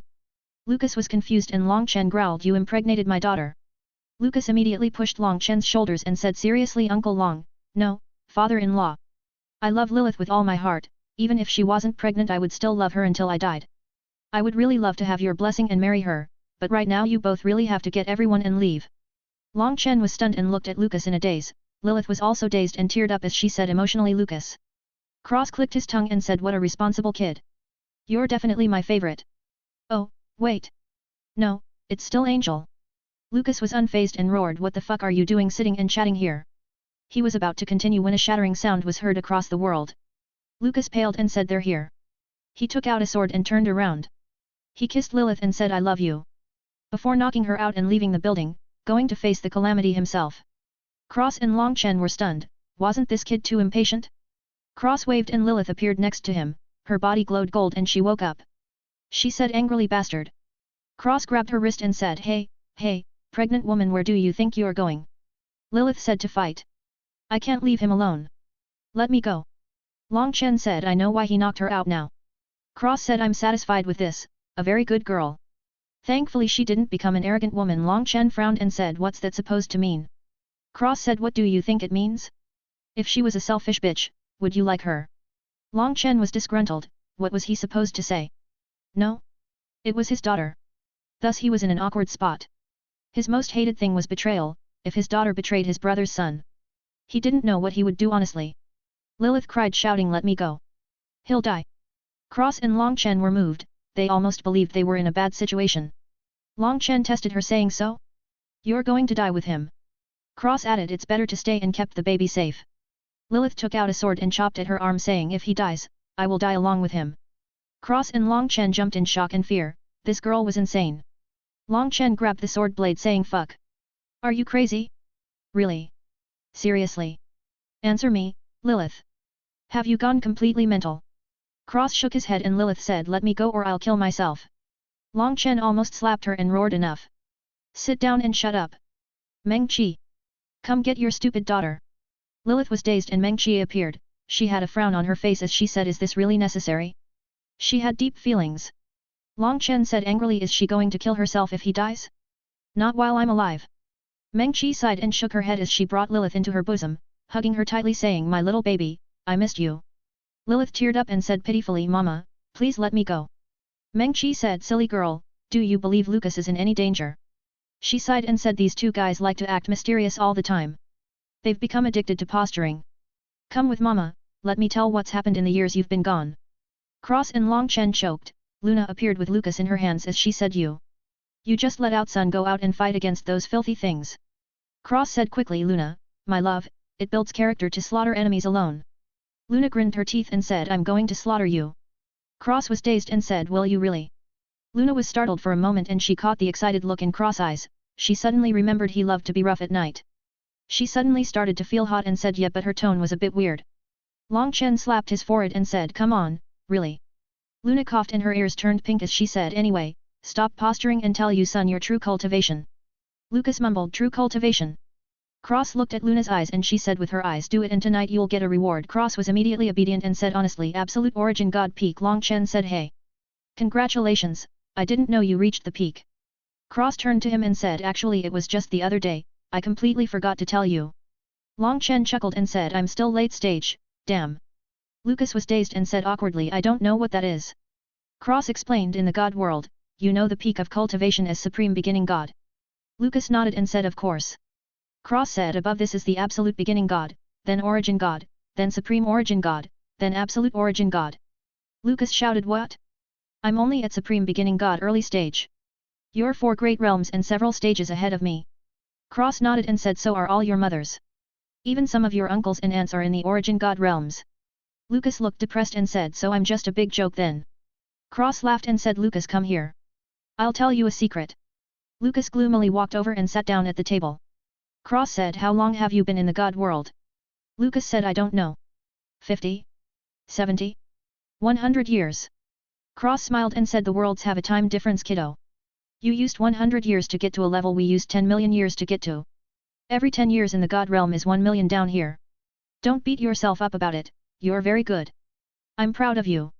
He slightly choked up as he said that. Lucas clenched his teeth and his eyes turned red as tears pooled. He said with clenched fists and a choking voice do you mean that, Dad? Cross patted his shoulder and said every word, kiddo. Lucas cried and hugged him tightly, crying his eyes out. Luna wiped her eyes and smiled softly. Long Chen gave a small smile before excusing himself to go see his daughter. Cross sent out the Heavenly Dragon Legion and they slaughtered all the invaders before throwing their corpses into the scar and their rings to the sect. Cross let them take what they needed or wanted and the army replied they had no wine. Cross laughed and gave them all wine in exchange for the rings. The legion cheered and partied. A few years passed. Cross and Long Chen were staring at a kid, who was sitting on their table, looking at them. This was Lilith and Lucas' little girl Elizabeth, or Liz, for short. Now this was one strange little girl, she had one red eye and one blue eye, cute little elf ears, and two little black horns coming out of her forehead with silky black hair and the cutest face in the entire universe. It was seriously and impossibly cute. She was too cute, she could probably kill someone with her cuteness. Currently she was looking at the two in silence. It had been like this for hours after Cross said who do you like more, then she fell silent. Cross, Long Chen and Liz just stared at each other for hours on end. Lucas and Lilith came by, but turned right around and left after seeing the strange situation. After what seemed like days, Liz squinted and said both. Cross coughed up blood and Long Chen was stunned. They waited so long for that? Liz and Angel really seemed to get along well. Liz spent most of her time with Angel instead of her grandpa's. Needless to say, Liz's ranking on the favorite child list fell into the double digits. Long Chen and Cross had a physical copy of the list and hid it under the table, changing it every so often. Very professional stuff. Years passed as they do. Zhu Vinian finally came back just in time as a war happened again. He joined forces with Lucas, Lilith, and a few others and fought off the enemy. The sect disciples were given training, corpses were worth sect points and the Heavenly Dragon Legion was on standby. Each disciple was given tokens that would send them back to the sect when they were in trouble. Very high-tech stuff. Anyway, it became a competition for who could get the most sect points. Cross heard about the competition and raised the stakes saying the top 3 will get rewarded. Third place was given a gourd of wine from the wine god's palace and a month of guidance from the sect master. Second place was given 5 gourds of wine, a year's worth of free bloodline purification, and a custom cultivation method. First place was given 10 gourds of wine, a custom cultivation method with guidance from the sect master, and they can choose to change their bloodline to any of the bloodlines in the bloodline hall for free. The disciples were frantic and started killing enemies like they were incarnations of Asuras from hell. The rewards were truly fate-changing, even a month of guidance from the sect master would turn your life completely around. The war lasted for a year. Cross announced the winners and displayed their names across the sect, telling them to come to the sect master's residence to get their prizes in 1 week. He looked at the 3 winners and jumped into the technique room to make cultivation methods for them as the scar swallowed all the corpses and changed the bloodline hall to have more bloodlines. After 3 days, the first place winner was brought to the bloodline hall and she chose a bloodline for herself. Long Chen handled it and let Cross know what bloodline she chose. 4 days later, the 3 winners appeared at the sect master's residence and looked nervous. The first and second place winners didn't have any background whatsoever, they were grassroots cultivators, whereas the third place boy had a big background. He was still a good kid, not arrogant at all, actually he was somewhat meek in comparison to the rest of the young masters. Cross opened the door and the 3 disappeared, reappearing in front of him. He smiled and said good, good, good. He handed first and second place their cultivation methods, then he gave them the wine and took the first and third place with him. The second place kid was a bit sad, he wanted guidance too.